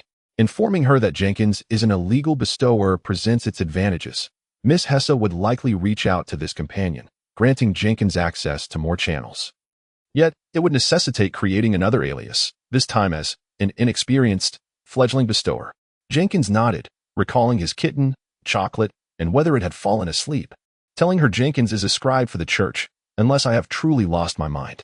The following day, although Jenkins, as a logistics medic, would not be assigned to the front lines, nighttime operations remained perilous. The elder opted out of the evening's action, but for safety's sake, he advised Jenkins to visit the black market during the day to prepare as thoroughly as possible.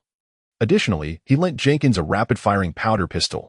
Jenkins had long contemplated acquiring a firearm, as both the elder's connections and the black market offered weapons for sale, but he had always struggled to make a decision. In the afternoon, Jenkins left Chocolate at the elder's place, then took a carriage to the church. Captain Binzey's squad served as the protective detail for the chapel, spending most of their time there. This operation was not commanded by him. Consequently, Jenkins was assigned to another peripheral reconnaissance team, temporarily designated as 092. It remains unclear whether this arrangement was made to accommodate Jenkins, a novice participating in a collective mission for the first time. But the majority of the scribes within the team were previously acquainted with him from earlier treatments.